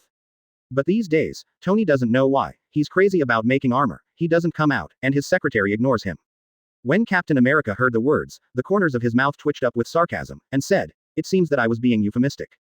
It's not that the Alliance has lost another Avenger, it's that I'm the only one left. Nick Fury couldn't refute, so he had to use the mental victory method. Don't worry, we haven't reached the point of crisis yet. When the crisis comes, I will form a new Avenger. I don't know if it was the crow's mouth or what, just after Nick Fury finished speaking, the machine next to Phil Coulson's ear suddenly rang. Phil Coulson put his hand to his ear, accepting the message from the other party. After listening to the notification, Phil Coulson hurriedly said to Nick Fury, something happened, Nick, Tesseract, has become weird. An accident happened to cosmic magic. At this juncture, hearing this, Nick Fury wanted to slap himself. Advertisement. But Nick Fury had no choice but to say, go, take a group of people and go with me to CDBH to have a look, quickly. Captain America heard the news and wanted to follow, but was stopped by Nick Fury, saying, I don't know what happened yet, you stay here first, don't let me lose another general. Nick Fury then went to where S.H.I.E.L.D. stored the Tesseract. It has just been discovered that the Rubik's Cube is producing strange energy, and researchers are also working hard to calculate it. What's going on? How did the Tesseract release energy by itself? Nick Fury was puzzled, and said, isn't Tesseract releasing strange energy only when the portal is opened? The scientific researcher next to him heard the words and said, yes sir, but the door goes both ways. Tesseract received other signals. We're dealing with signal analysis over there, but the source of that signal is really weird. If this continues, Tesseract will open the portal by itself. What did you say? Nick Fury was shocked. As he looked over, the Tesseract really emitted a strange light. The light condenses into a mass of elliptical matter energy, and directly forms a teleportation gate. Meet me, Earthlings. In the next second, Loki with the scepter in his hand appeared in front of everyone, and started fighting without saying a word. The energy released by the scepter's mind gem in Loki's hand is like a laser cannon, aimed at the target, and fired one after another. The S.H.I.E.L.D. agents who are attacked by the energy of Mind Gem will fall to the ground instantly. This is the power of Mind Gem. Seeing this, Nick wanted to take Tesseract away, but was discovered by Loki just a few steps away. Loki immediately raised the scepter, pointed it at Nick, and shot energy, directly limping one of Nick Fury's legs. But Loki didn't intend to kill Nick, but directly stepped forward and took the space gem from Nick Fury's hand, saying, successful, effortless, the world is full of waste. Taking away the infinite gems, Loki then used the Mind Gem to give hypnotic ability to a large number of people in S.H.I.E.L.D. and became his subordinates. And then Loki just, in front of Nick Fury, took the space gem away, leaving Nick silently clenching his fist. And the third infinite gem, Reality Gem, also known as TIE Particles, has already been synthesized in Lufang's body. Liu Feng absorbed the power of the Reality Gem, and still lived a stronger life. But he also sometimes has annoyance. Although I know that I have become stronger, but because I am already very strong, I can't compare how much stronger I have become now. Liu Feng was so puzzled, so he began to work hard to train his various physical fitness. Liu Feng has tested various projects, and even tried to see how long it takes for him to get from the Earth to outer space. Liu Feng had probably figured this out before. In the previous heyday, it took Liu Feng 30 seconds to fly out of the atmosphere, but after absorbing TIE particles, he flew faster and faster. From 20 seconds to 10 seconds, and now, the TIE particles absorbed by Liu Feng can synthesize a reality gem in his heart. Lu Feng can fly out of the atmosphere from the Earth in just 3 seconds. In order to test his own strength, Lu Feng even ran to the moon and used 10% of his strength to smash the surface of the moon. The moment Lu Feng's fist hit the moon's surface, huge amounts of sound vibrated and exploded soundlessly in the sky. A huge crater with a radius of 500 meters was punched out directly, but it doesn't matter if there are so many holes on the surface of the moon. Lu Feng's Superman lineage is getting stronger and stronger, and the police station on Lu Feng's side has always had nothing to do. Advertisement. After all, New York is peaceful enough now, and the only gang force in New York City is Jin Bing's subordinates. After Jin Bing was panicked by Lu Feng last time, his forces in New York also stayed obediently. In this way, Lu Feng continued to live his little life. The thing about him eating the reality gem and getting stronger.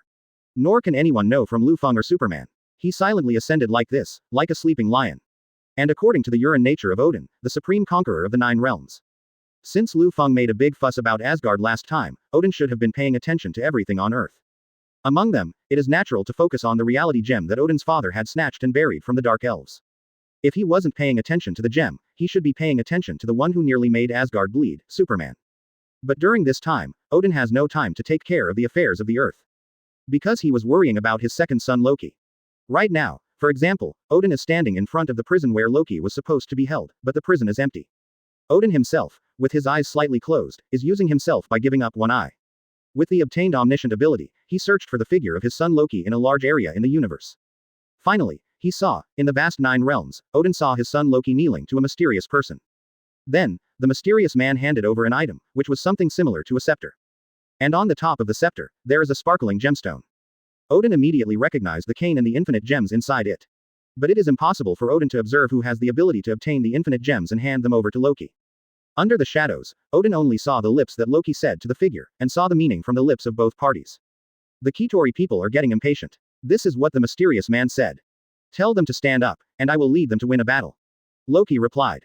Battle, is it just to deal with the weak forces on the Earth? The other party said, we obtained the Tesseract to conquer the stars and the sea. Extremely glorious, I will rule the Earth first before ruling the stars and seas, and win the battle quickly. Loki changed the subject again, and said, the premise is that your army is as invincible as you said. How dare you question our strength? How dare you question that, Lord? The mysterious man suddenly said in surprise as if he mentioned some big shot. Don't forget that he gave you the scepter, taught you ancient knowledge, and gave you a new mission. So what? Now that Tesseract is in my hands, it's me who can negotiate terms. Loki looked at the mysterious man evilly, extremely arrogant. In the end, the mysterious man had no choice but to agree, saying, okay, Asgardians, go to war. But if you lose, if the Tesseract falls into other hands, wherever you go, we will bring you back. Now, go, Loki of Asgard. The picture ends here, without any follow-up. Seeing this, Odin's face turned livid, and said, terrible Loki. Bad reputation for me in Asgard.